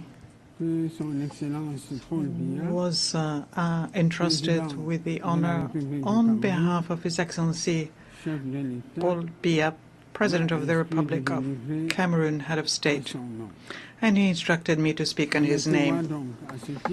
Allow me, therefore, to renew Cameroon's warm congratulations on your election as President of the 80th session of the General Assembly of our organization. Your diplomatic experience and vision, which encourage us to unite our efforts for a better future, are guarantees of success for both your mandate and deliberations throughout this session. You can count, in this regard, on the full cooperation from the Cameroonian delegation.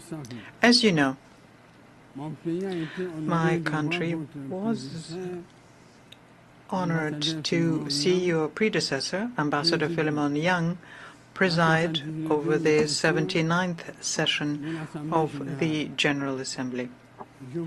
And I would like here to commend his commitment, his professionalism, and his determination, which was marked by his spirit of being able to listen and conduct a dialogue as he fulfilled his mandate. Let me also reiterate to Mr. Antonio Guterres, Secretary General of the United Nations, the sincere appreciation of Cameroon for his tireless efforts at the helm of our organization and for his clear commitment to strengthen multilateralism in an international context which happens to be particularly difficult and complex. Madam President, Excellencies,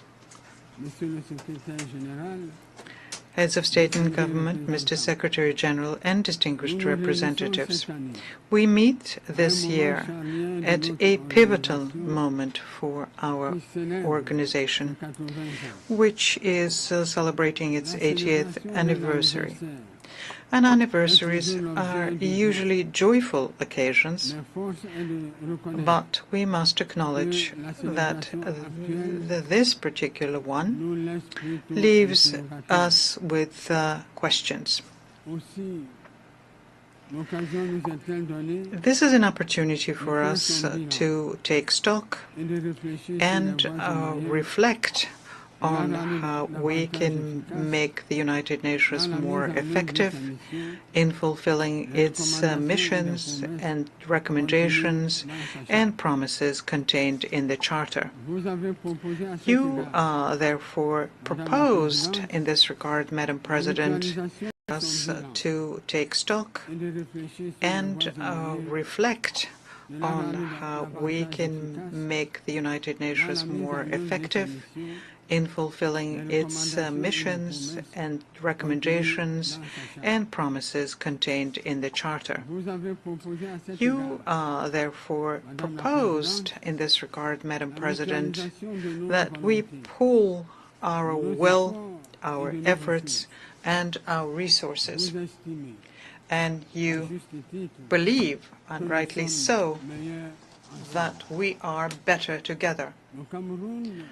Cameroon shares this vision and welcomes the theme we have chosen for our discussion, which is, I quote, "Better together, 80 years and more for peace, development, and human rights." End of quote. This theme is more than just a slogan. It is a relevant program that we must translate into concrete actions at both the national and international levels. The union of our forces is the very foundation of the UN Charter. Its founding fathers understood that maintaining international peace and security and promoting economic and social development for all could only result from our collective labor. And that is why we must maintain this dynamic for the well-being of our populations. Madam President, the UN was created to be, at the same time, a beacon of hope, a forum for dialogue, and a catalyst for concrete actions so as to build a more just, safer, and more united world. And 80 years later, it is useful, as I mentioned earlier, it is useful to take stock and draw lessons for the future. So the following questions arise here. Have we succeeded? Have we managed to shield our peoples from the fear of war?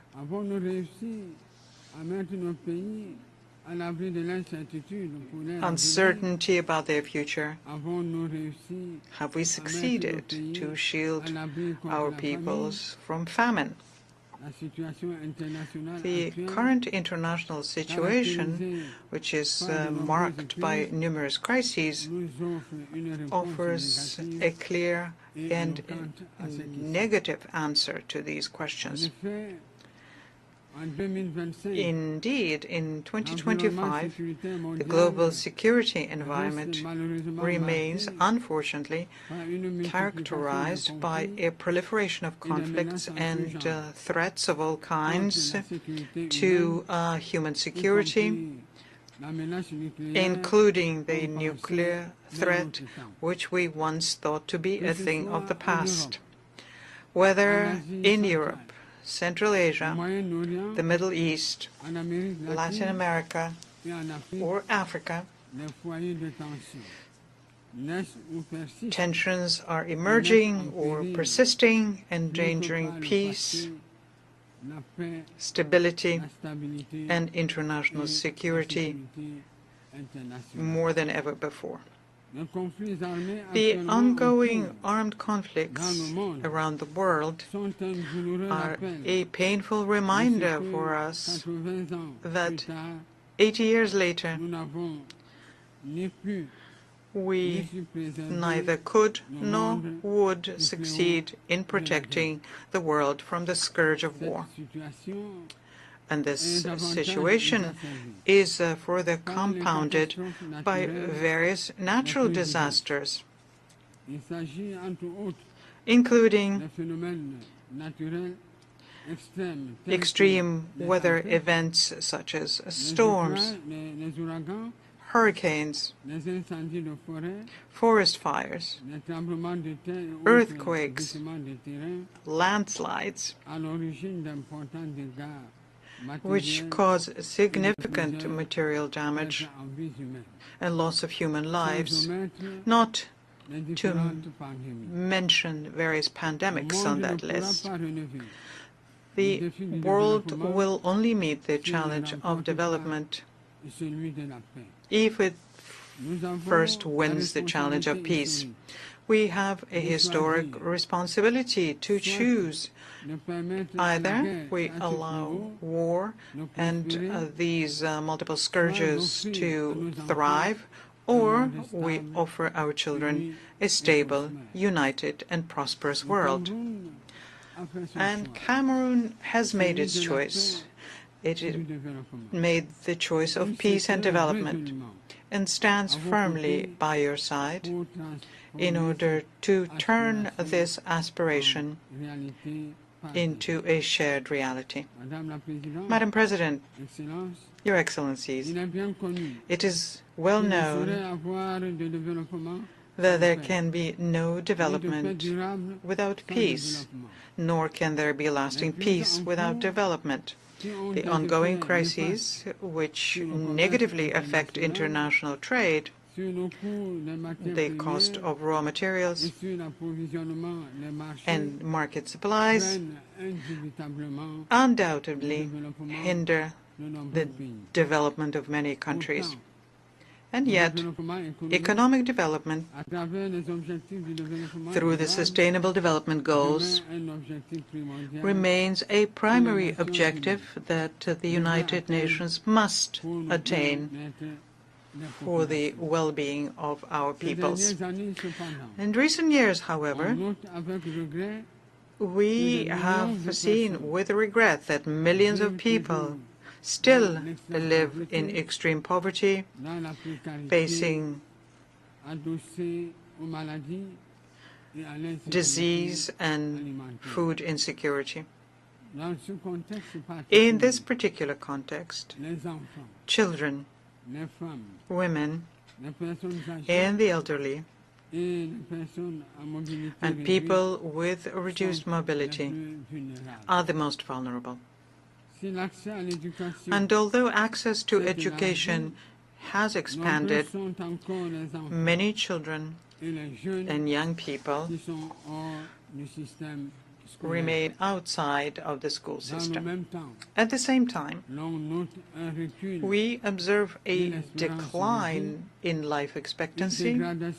We see deteriorating health indicators and a critical shortage of healthcare professionals, especially in Africa. With 5 years remaining until the SDG deadline, it is urgent that coordinated actions be taken to fulfill the promises of the 2030 Agenda. We must indeed take our responsibility individually and collectively so as to achieve these goals that we had freely and voluntarily set for ourselves. Your Excellencies, ladies and gentlemen, Cameroon, a ward of the United Nations, remains committed to the purposes and principles of the United Nations Charter and spares no effort under the high leadership of His Excellency Paul Biya, President of the Republic, to promote peace and international security. And In this spirit, my country actively participates in UN peacekeeping operations and, through its three major specialized schools, trains police, gendarmerie, and other African civilian personnel who take part in these operations. Moreover, Cameroon remains consistently engaged in the fight against terrorism in general, and in the Sahel, and particularly in the Lake Chad basin, where the Boko Haram sect operates. Now, in economic terms, my country has adopted an ambitious national strategy that promotes harmonious economic and social development across the nation, whilst advancing democracy, respect for human rights, and good governance. This allows us to progressively and systematically realize the Sustainable Development Goals and the African Union's Agenda 2063, among others. Madam President, in the Congo Basin, Cameroon actively contributes to finding solutions to global climate change and to protecting wildlife and biodiversity. He will always do its part and expect that promises made, especially in terms of financing, will be honored. For Cameroon, it is essential that the efforts of developing countries be supported. In this regard, it is worth recalling yet once again that over a decade ago, developed countries pledged collectively to mobilize $100 billion annually to support climate change efforts. The same applies to development aid, which was set at 0.7% over 50 years ago. To date, none of these promises have been fulfilled. Cameroon believes that it is time for these funds, which were expected to be effectively mobilized to support the substantial efforts made by developing countries, especially in Africa, to preserve our shared environment for the benefit of all. On another front, Cameroon is mobilizing resources for major projects in education, health, infrastructure, and rural development, etc., all aiming to bring about structural transformation in our country. We take this opportunity here to thank our multilateral and bilateral partners who support us in this endeavor. Then we encourage them to strengthen this partnership to help us achieve our goals. Your Excellencies, the Pact for the Future and its two annexes, namely the Digital Compact and the Declaration for Future Generations, require that we implement them. Similarly, the recent final documents that came out of the Nice and the Seville conferences, as well as the Yaoundé Declaration on Sustainable Blue Economy in the Gulf of Guinea, reaffirm commitments regarding financing and access to technologies, especially in this digital and artificial intelligence era, as decisive factors for promoting sustainable development. Cameroon welcomes these advances and the commitments made during these occasions for reforming the international financial architecture and advancing energy transition. My country aspires very much to see the realization of other long-awaited reforms, notably that of the United Nations Security Council, to allow Africa to occupy its rightful place in line with the Eswini Consensus and the Sirte Declaration. When it comes to human rights, Cameroon welcomes the drafting of the International Pact on the Right to Development. The eventual adoption of this important instrument will mark a milestone in human history by unequivocally affirming that development is a fundamental right and not a privilege. Madam President, Your Excellencies, ladies and gentlemen, at this pivotal moment in the history of the United Nations, we must act. It is an imperative obligation that we cannot ignore. This requires, in my view, respecting our commitments to development financing, fulfilling our promises for peace, and ensuring the effectiveness of our choices in human rights and humanitarian assistance. In the years to come, we must strengthen the foundations of lasting peace, rooted in prevention, resilience, and justice. And we have the means to do so, especially now when global wealth in 2025 has reached unprecedented levels and technological development allows for significant improvements in living conditions for all.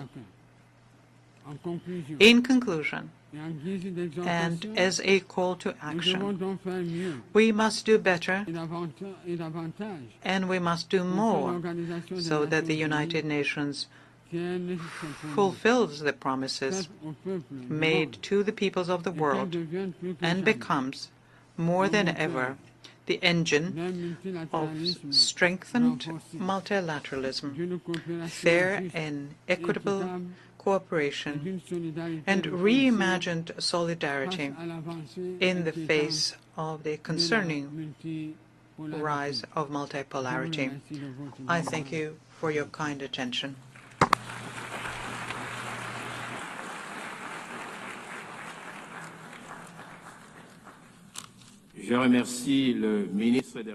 I thank the Minister for Foreign Affairs of Cameroon. I now give the floor to His Excellency Mr. Espen Barth Eide, Minister for Foreign Affairs of Norway.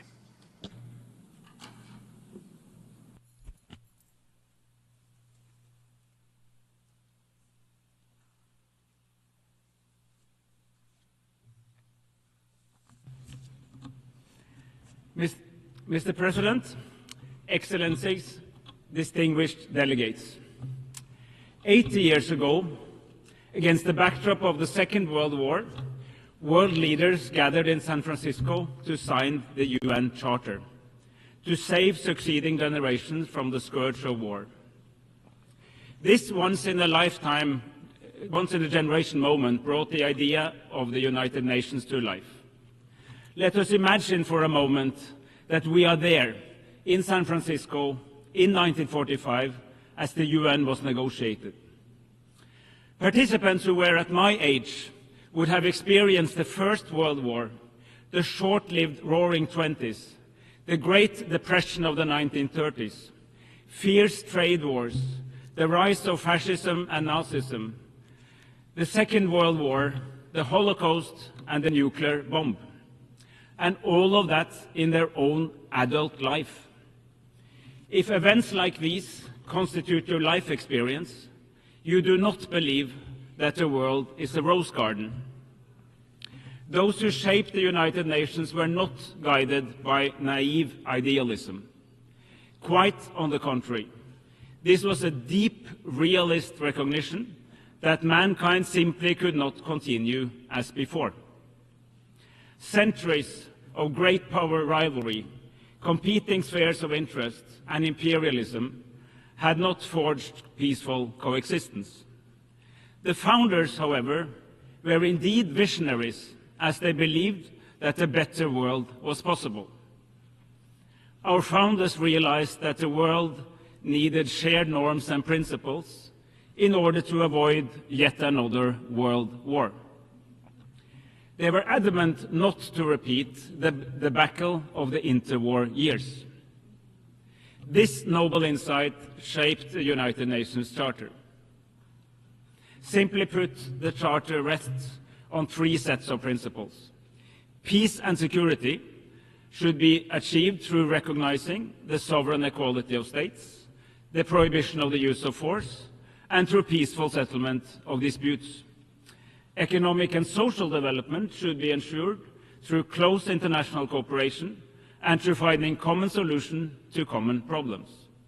The dignity and worth of all human beings should be established through mutual commitment to universal human rights. Our United Nations, imperfect as it is, has since provided an unrivaled global arena for seeking common solutions to common challenges. There is little doubt that the world would have been a more brutal and less prosperous place without the United Nations. Since 1945, interstate wars have been fewer and farther apart. Former colonies gained independence and became sovereign states of their own. Hundreds of millions have been brought out of poverty. President, however, at 80, we find our United Nations in crisis. This crisis is both political and financial. Political, because core principles of the Charter are under threat. The world is more divided, more dangerous, and more unpredictable than it has been for decades. Respect for international law is eroding. Gross violations go unchecked. This, in turn, weakens the trust in our institutions. It is a vicious cycle. The crisis is also financial, because several member states are significantly reducing their economic contributions, and this, in turn, makes it difficult to accomplish the core mission of the United Nations. President, savage wars are raging in several corners of our world.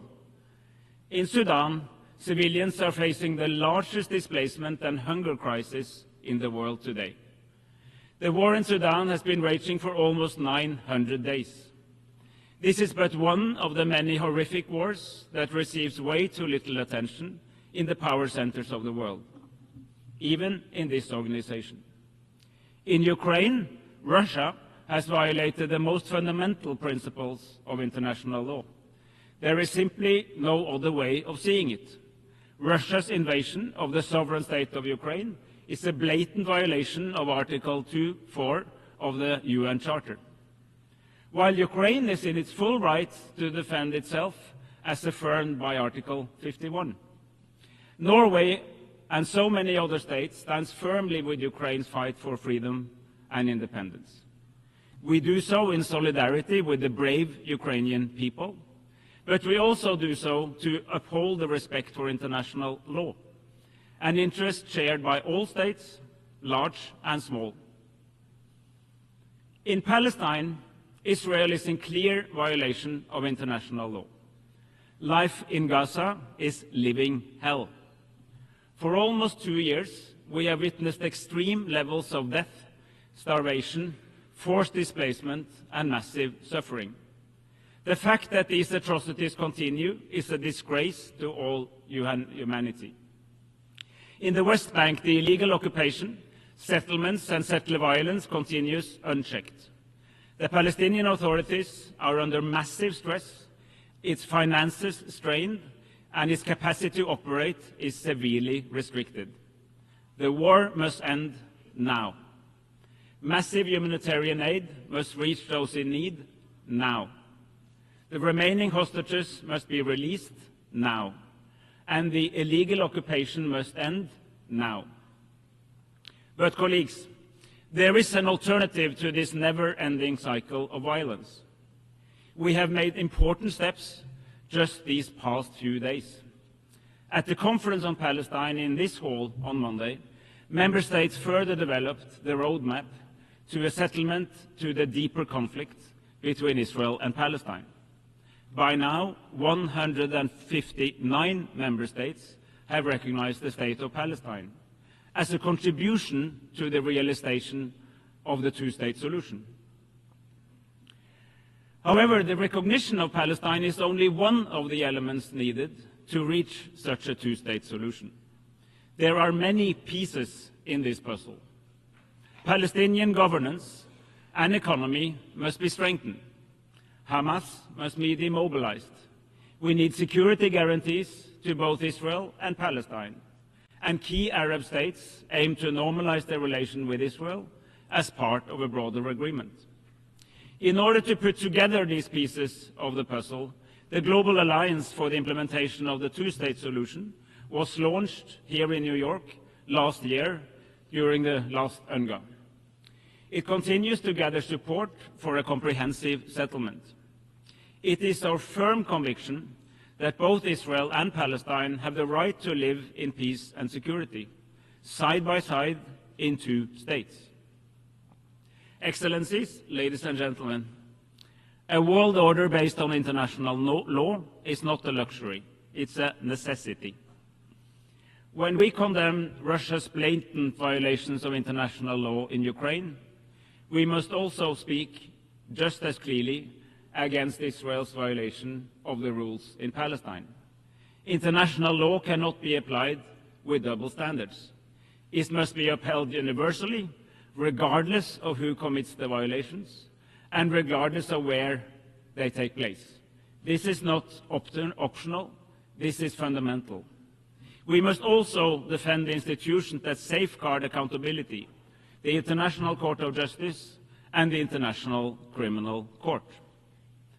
Just as important as the sacrosanct integrity of borders and the sovereign equality of states is our mutual commitment to human rights.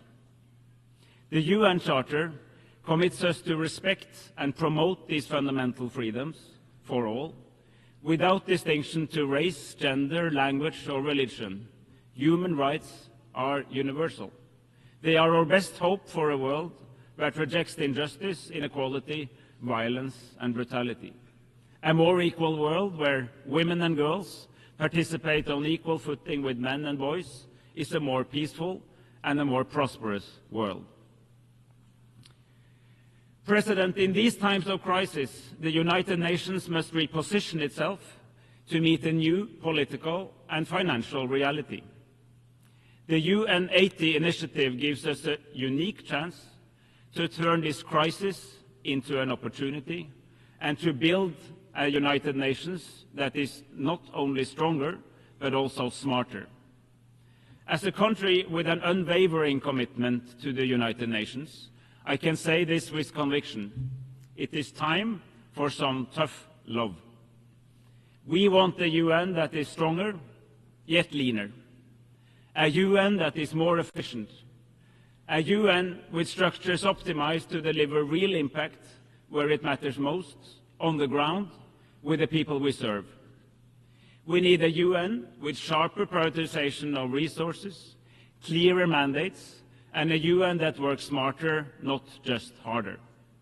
This is also a moment for self-reflection for all of us as member states and for our United Nations. As member states, we have contributed to a proliferation of mandates, long, complicated, overlapping, and burdened with endless reporting requirements. My country, Norway, is not exempt. We too are guilty as sin. The time has come to change this. We need bold and ambitious reform. We must stand firmly behind the Secretary General to drive this forward. We need a UN that can continue to uphold the rules and the principles that have underpinned our international order for the past 80 years. And we need a UN 80 process with a roadmap for the next Secretary General. When she assumes office in 15 months, she must be able to head the reformed UN fit for the next 80 years. President, we need a global convention on tax cooperation. States have the primary responsibility to provide essential service to their people. But then we must enable states to fulfill this duty. The capacity to tax both citizens and companies is paramount. It is the backbone of public service delivery, the engine of resource redistribution, and the cornerstone of sustainable development. We know what works, but we must assure that it can work for all. Colleagues, let there be no doubt. The climate crisis is real. It is here, it is man-made, and it's affecting the lives of millions of people around the world. As an Arctic nation, we experience some of the fastest paces of climate change anywhere on the planet, and we feel its impacts in our everyday life. The science is irrefutable. Observed warming is outpacing predictions. Curbing global warming and making peace with nature is the greatest collective challenge of mankind. We have no time to lose.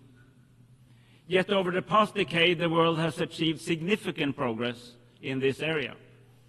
At COP28 in Dubai, nations united around the goal of phasing out fossil fuels in a just, orderly, and equitable manner. Today, countries, regional organizations, companies, and investors are beginning to recognize a fundamental truth. Embracing the technologies of the future, low on carbon, high on circularity, and responsible resource management, is not an obstacle to growth. It is an opportunity for growth, innovation, and a sustainable future. Now we must build on this momentum. COP30 in Belém presents a crucial opportunity to reconnect the climate, biodiversity, and pollution agendas into a coherent, integrated approach. President, as we mark the 80th anniversary of our United Nations, let us protect the foundations for peace, human rights, and development. The norms and the principles are not the problem. They are just as relevant for the world today as they were back then. What does deserve scrutiny is the system we have established to protect and enforce these norms and principles. And that is what the UN 80 is all about. Let us make sure that these principles apply for all people, everywhere, all the time, so that in another 80 years, future generations do not have to build a new version from the ashes of another devastating world war. It is up to us to find the answers that fit the 21st century. But when it comes to the core purpose, we should take the cue from our founders. We are, indeed, better together.